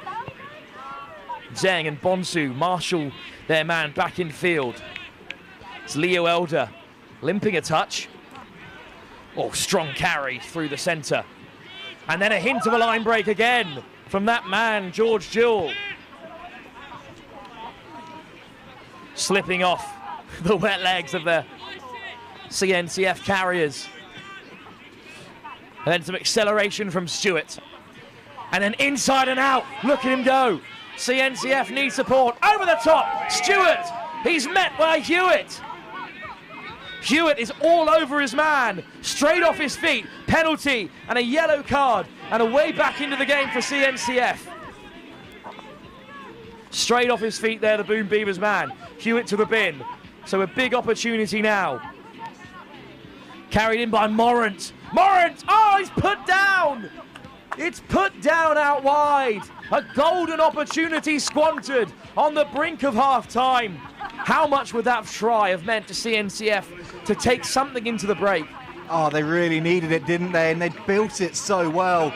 The first carry was bludgeoning. It was brutal. They drew the yellow card. Cynical play. and then they had that opportunity, but you can see there, isn't it? That's the perils of putting boot to ball in these conditions. That would have given them a little fillip going into the break, but there's so much work now to do. Half-time in the first half of the plate final. Boom Beavers well in front by 19 points, but they'll start the second half down to 6. CNCF have to capitalise to get back into this game.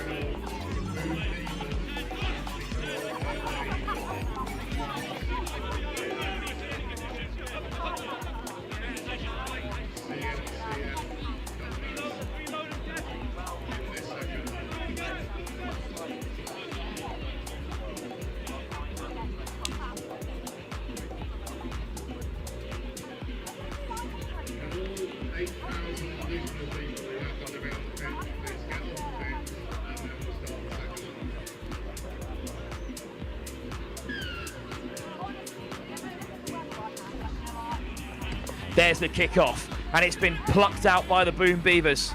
It was a little loose, but they've just regathered themselves. And here's Zhang at first receiver. Zhang, into contact he goes, wrapped up by Stewart.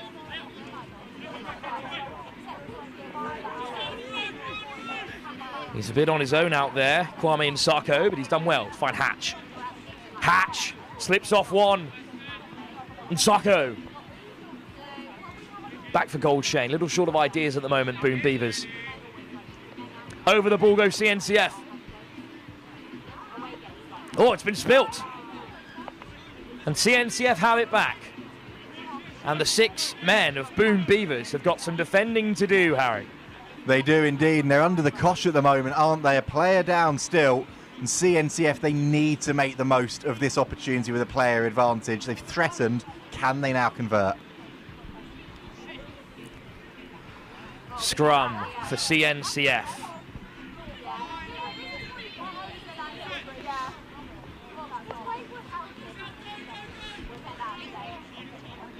Oh, chipped in behind by Burkitt. He gets the second nudge. Will Burkitt win the race? Ball down. Conversation to be had between the referee and his assistant, but it's top work from Ollie Burkitt. Wonderful play from Ollie Burkitt. If he's managed to reach out and get a mitt on that ball, then fair play. That is an absolute worldie of a finish. Regardless, it's an unbelievable effort in the conditions. You can see there the conversation going on. Sadly, it has been ruled out. It's a knock-on as he's gone to ground it, but that was some effort there. And the chase back as well. Fair play. Unbelievable. Boom Beavers will still be under pressure.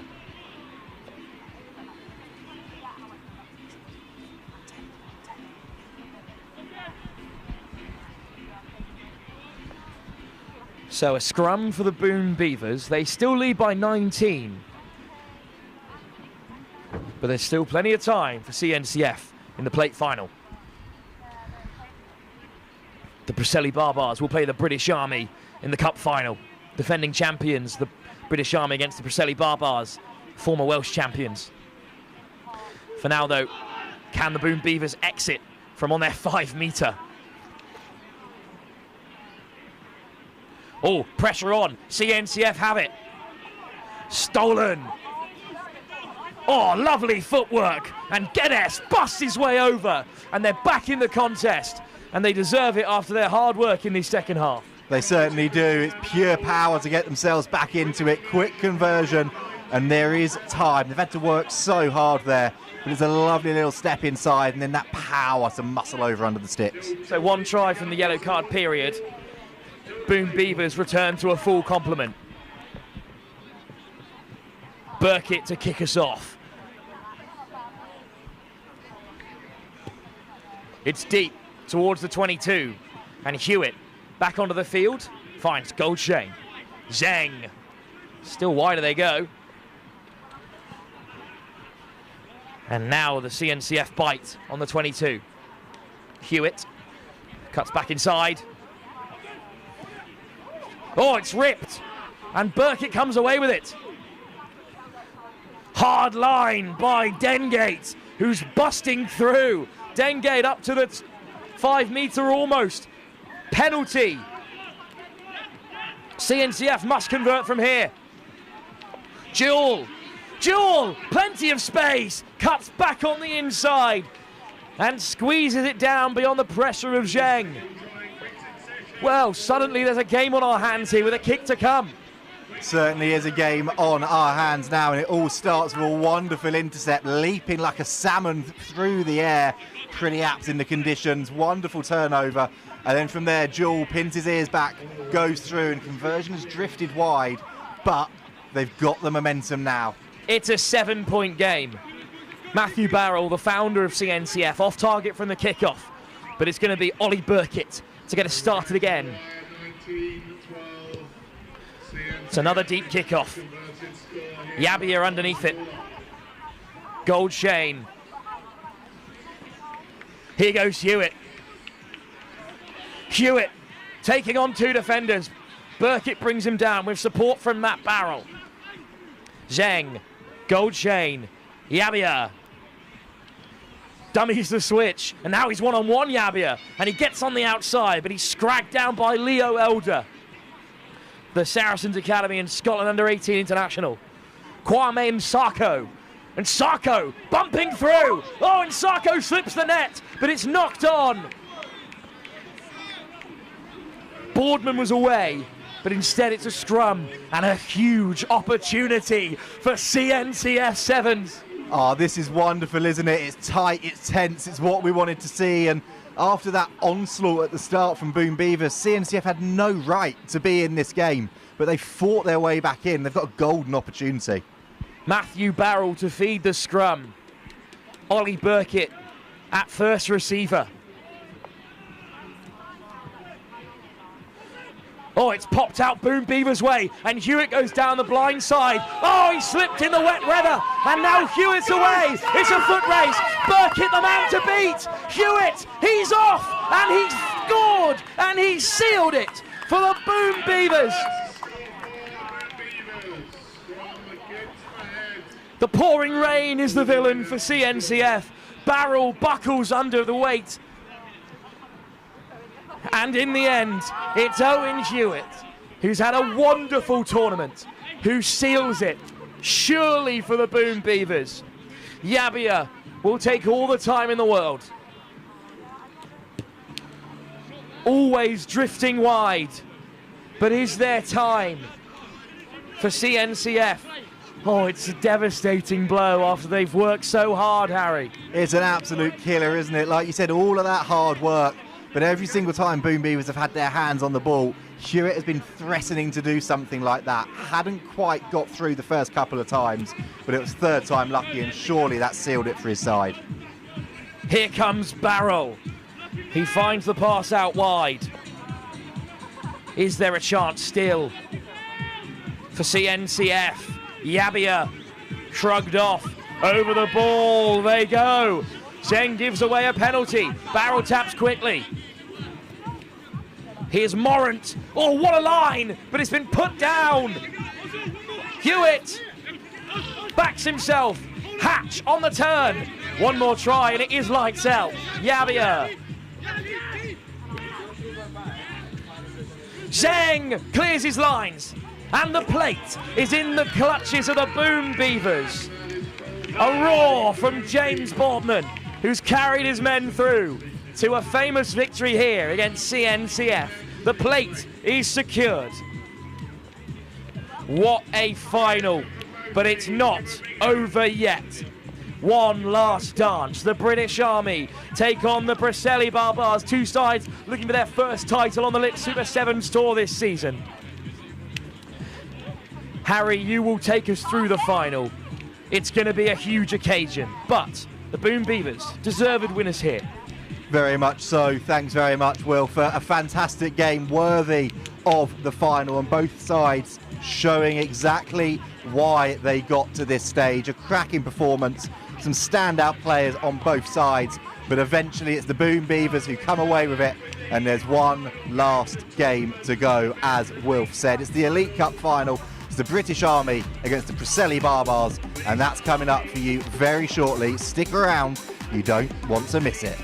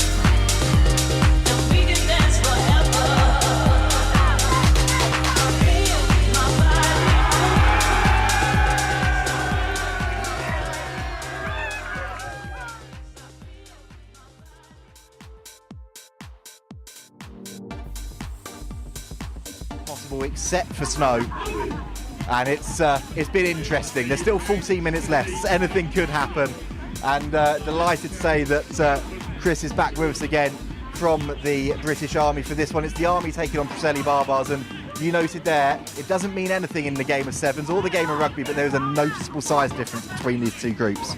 There is. Red in height-wise seems considerably bigger than white, but that doesn't mean anything, and I'm sure white will show how skillful they are. We might get some snow, let's hope not. Well, honestly, let's hope not. I've got a couple of hours drive back, and I would quite like to get home at some point this evening. We're underway, though, in this final. As Wilf said, one of these two sides will be winning their first title on the Lit Super 7 series this year. British Army starting with the ball well. They won their group, 3 wins from 3 against Apache, the Vaquita Fiji Warriors and the Mavericks.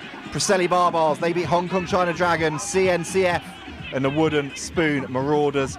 From there, the British Army, they beat Hong Kong China Dragons and the Assassins to reach this stage, and they're starting at a rate of knots. A huge collision coming in. Awkward looking collision as well. Tagutu it was there hitting the deck, but his side have got a penalty. He's back up on his feet somewhat gingerly, but he's taking it well, taking it quickly. And Randrover it was. He's still going in the red scrum hat. Route 1, 2 metres away. But the ball is bobbling about, and it's come back on the Preseli Barbars side. And it's a foot race now. And it's a breakaway. And it's going to be an opening score. And it's Ned Bennett who's racing in underneath the sticks if he can get there. They've picked the British Army's pockets. They've gone the length, and the Preseli Barbars have struck from one end of the field to the other. Chris, unbelievable pace there. Yeah, really, really pacey winger there, wasn't he? And you know, great counter-attack from their own 22. Very impressive. It really was, and it's that age-old question, isn't it? Who's going to come out on top? Is it going to be size? Is it going to be speed? Or speed has made the first move in this final. George then lining up this conversion. He's hooked it to the left of the upright, so it stays at a 5-point lead. But it's a wonderful start for the Preseli Barbars. Incidentally, their route to get here, they had a semi-final victory over Vaquita Hammerheads. They beat Apache in the quarter-finals. There's been some brilliant fixtures today across the board. And that's a brutal run of games to get through to this final. British Army then looking to respond. There's a big old carry on that far side from Sukiani. And they're searching for that outside edge. Looking to go again, pin the ears back. You can see the determination in the face of Tamani as he powers up into that Barbars half. A little bit of a juggle in midfield there from Drownu Vessi. But his side are holding on to it, building the phases nicely, but they're under pressure at the breakdown time, and it's forcing those sorts of passes to come into play. Barbars looked to tie that one up and force the turnover, but the Army have done well to get it away. And now here's the opportunity. It's that man, Tagutu, been one of the players of the day here in the men's elite competition. And Dranovesi there, I had to reach with every sinew to hold on to that ball, and he's just about done it for his side. And now there's the 2-on-1 and the opportunity. Rayana hitting the ears back, tackled. The support is there, and Tagutu again gets the ball out. Preseli Barbars up quickly, looking for the big shot. He's not quite found it, but they've slowed it down enough until Sukani says enough is enough. Races forward himself. And he's drawn the penalty. This is really good, patient play here from the British Army. Exactly the sort of response that they needed, Chris. Yeah, it is. That was a long passage of play, wasn't it? And you can see both sides now on their haunches, breathing it in as much as they can. Important that we come away with something from this play. It really is. The lactic acid building up, the lungs burning, the hamstrings tightening. That's what happens when you get to a final. And so much of it is about the adrenaline. Who's got more will to win? Will it be the Army? Will it be the Barbars? And at the moment, the Army are looking to hit back. It's a wonderful inside ball. Huge tackle comes in on Dranovesi. And the Barbars think they've turned it over. They have. Huge moment here in the cup final. The inside ball was exquisite. Dranovesi had a sea of Barbars players chasing him down, but he was then penalised for holding on. And 3 changes coming in as well at a good chance and a good time to freshen things up. Absolutely, there's some tired lads out there now, isn't there? And I think, you know, they're probably both looking forward to a half-time 2-minute break. Well, I think we're both looking forward to that 2-minute break just to try and get our breath back. It's been end-to-end, non-stop. The British Army, the Barbars there making 2 changes of their own. The Army have unloaded the bench. 5 coming on. The South Africans have got their bomb squad. What have the British Army got? Well, at the moment, the question is, what has Lloyd Dennett got? Where did that turn of speed come from? The ball's bouncing, bustling all over the place, and the Army track back. The lungs are going to be burning now. It's relentless from both teams, but the pass inside is superb, and now the power game coming in. The big fend, the offload, but it's gone to floor. It's gone to floor off of Barbar's hand, so play on. And now here's the moment. Waka feeds it wide, and the Army are going again. Waka gets the ball back. He's inches away, gets the offload in.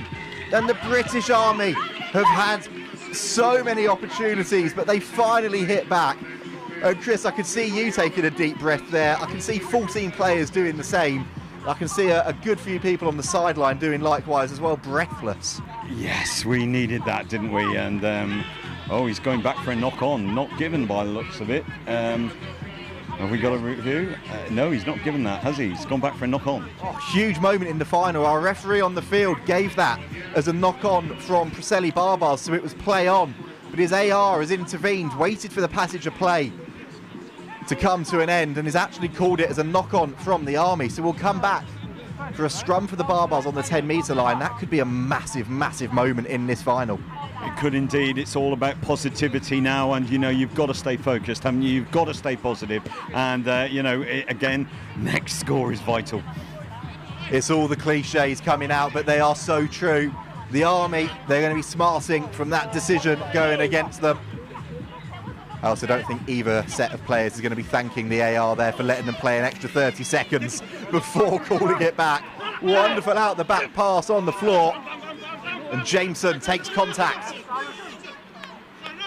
It's a vicious, vicious clear out from John Howes to keep the ball in his side's possession.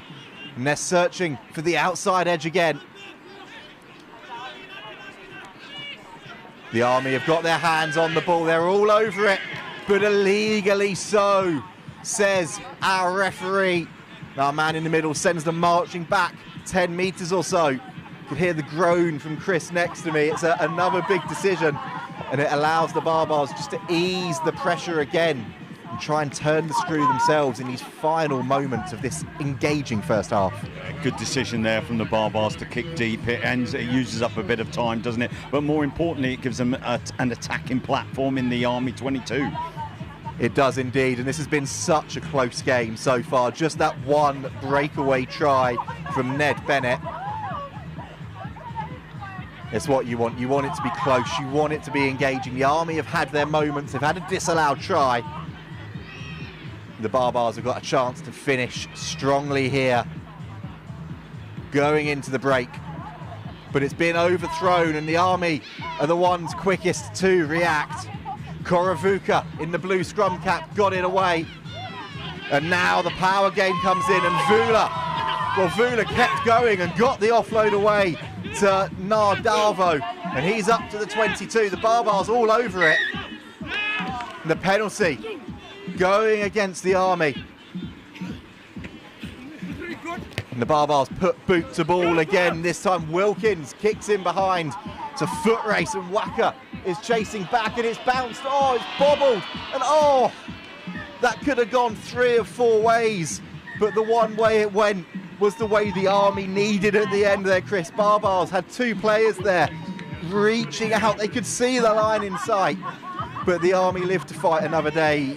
Proverbial 9 lives. I think they used up 8 of them in that passage. I think we did, and fortunately the referee has blown for half time, so you know both sides are really probably glad that's come when it's come, because there are now some tired lads out there, and you know it's going to be time to recover, time to get as much energy as they can back in the next 2 minutes. Certainly is, and you can see it already, the amount of interchanges that both sides have made in that first 7 minutes. It's hard, it's physical, the legs are going to be getting heavier, these conditions as well, it's going to feel heavier. So that change is needed frequently, and it's going to be which side uses that to their advantage. Definitely, and you know, the whites, the smaller people are playing smart sevens at the moment. They really are. Very impressive. It really is. It's been engrossing, it's been engaging, and there's 7 minutes to go. You don't want to miss it. Stick with us here on Next Gen. Will it be the Army? Will it be the Preseli Barbars who take home the Elite Men's Cup title here in Shelford?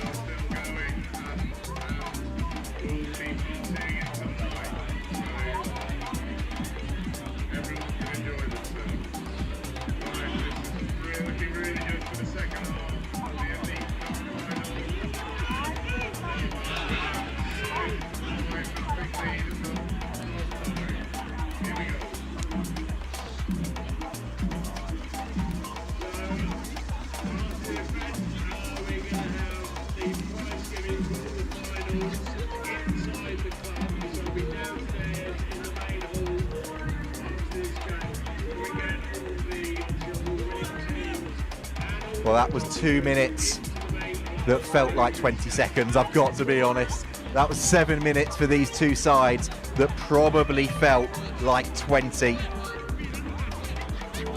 A brutal, brutal first half.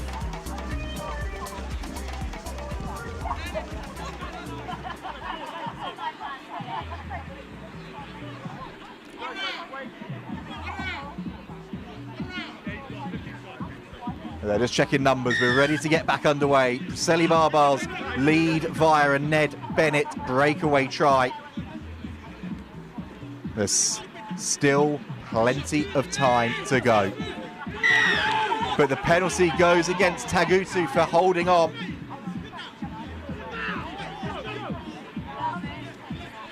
And that's just the start the Barbars needed. They can play it around. They can play clever.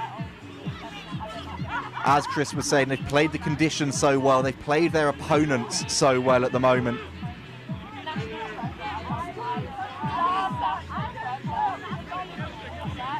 And they're not going to be in holding on territory just yet. There is way too much time to go in this one. But they will want to protect what they've got. And penalties like that will help. Breaks like that will help. And the chip is on. It's been collected.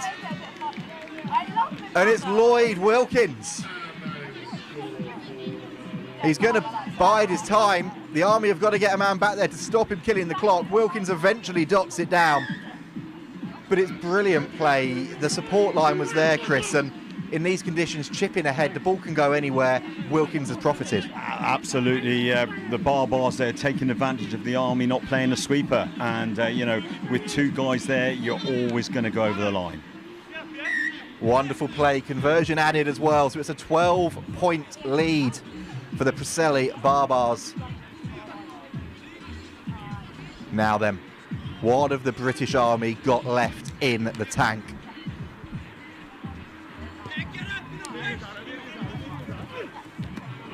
Oh, incredible take in the air. He's taken out as well.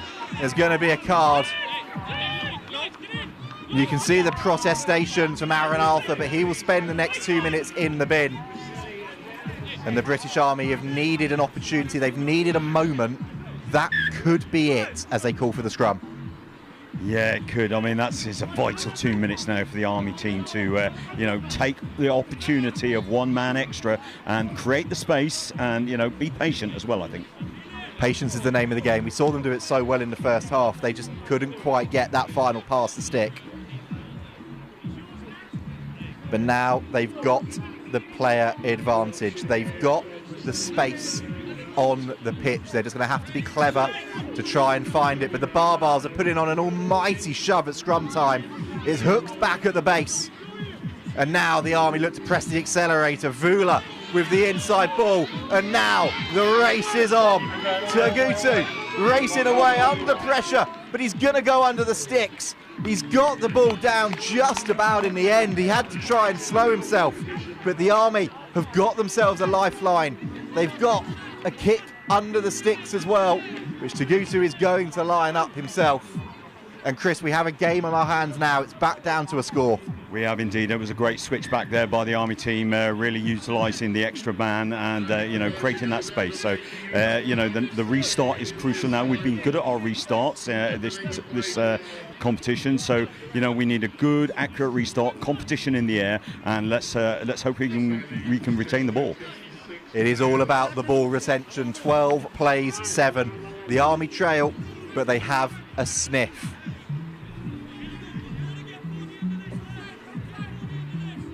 Fresh legs, fresh bodies again on the field now for the Army. There is one of them, Korivuka. And it's been collected and taken back by Korivuka, and how on earth has that been clung onto? Vula it was that was in there, and he freed the hands to Waka. Is this where the Army make their move? They're looking wide with the wraparound, and here they go now.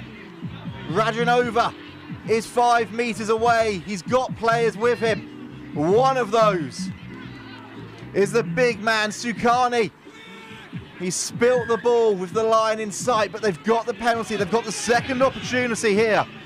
Radinova takes it quickly. There's space, but the Barbars are hunting them down. The dummy, and now they spin it back, and now there's a 2-on-1 if they want to use it. Oh no, there's a trip on the greasy surface. Nightmare for the Preseli Barbars. Absolute delirium for the British Army. And Solidrau Radinova, he's been a name we've been saying more and more in the last few minutes. He's drawn his side level. And a conversion to edge ahead. That was so unfortunate there. It was Sam Potter coming across, was in position, just lost his footing. It shows you how greasy this surface is. Solid place for Reading Rams, you know, and he's using his 15 experience there to power over the line, you know, a very powerful player. Conversion drifts agonisingly wide. We are level in the Men's Elite Cup final. Preseli Barbars went ahead by 12. The British Army have fought back. They've levelled it up. They've made the most of using that power play with a player advantage.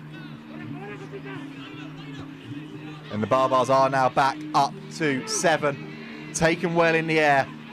We've got 2 minutes left on our clock. And that's been lost forward by the Preseli Barbars. Scrum for the Army. Could the tide be turning? Yes, if we finish level, we will go to that extra time period, I believe.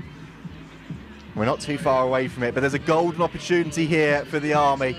The Women's Elite Cup final was won by Shogun with the game's penultimate act. Are we in for a similarly incredible conclusion here? The Army, in reality, have had no right to get themselves back into this one. It's been all Preseli Barbars, but it's the bounce of the ball and the opportunity here for the Army to try and hit the front. It is indeed, you know, and the Army's core values, selfless commitment, you know, humility, and all those things that our guys sign up to when they join the Army. This is a tight-knit bunch of players, and, you know, I'm really proud of what they're doing at the moment. Pride is the word. They should all be incredibly proud of their performances. What a showcase they are putting on here in the Cup final. Oh, unlucky there. Trying to free the hands on the far side, but the ball is still with the Army. And now, here comes Dranuvesi powering through. There's a penalty advantage coming the way of the Army as well. Are they going to need it? They're meters out, centimeters out. The referee having a look, held up the call, and we'll come back for a penalty off feet, 5 meters out, less than a minute on the clock. This is a huge moment. The Army have got a player down as well. That doesn't look good at all, Chris. You could see him landing awkwardly there. I'm not sure who it is, but thankfully he's on his feet, but he's obviously done his injury to his leg. He'll be replaced, but wish him well. I think I saw a glimpse of a number 5 on his back. That would mean that it was Kama Dranuvesi who is making his way off the field.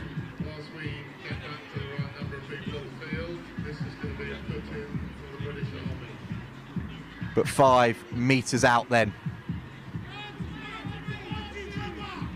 What can the Army do? Hunting a try that could seal the victory for them. The show, the go, and it looks like it's number 2, Salu Salu, who has gone in, and surely he has done it at the death. Conversion to come. But Chris, you said pride was the word. I think steel and determination are the two for the way this British Army side have fought back.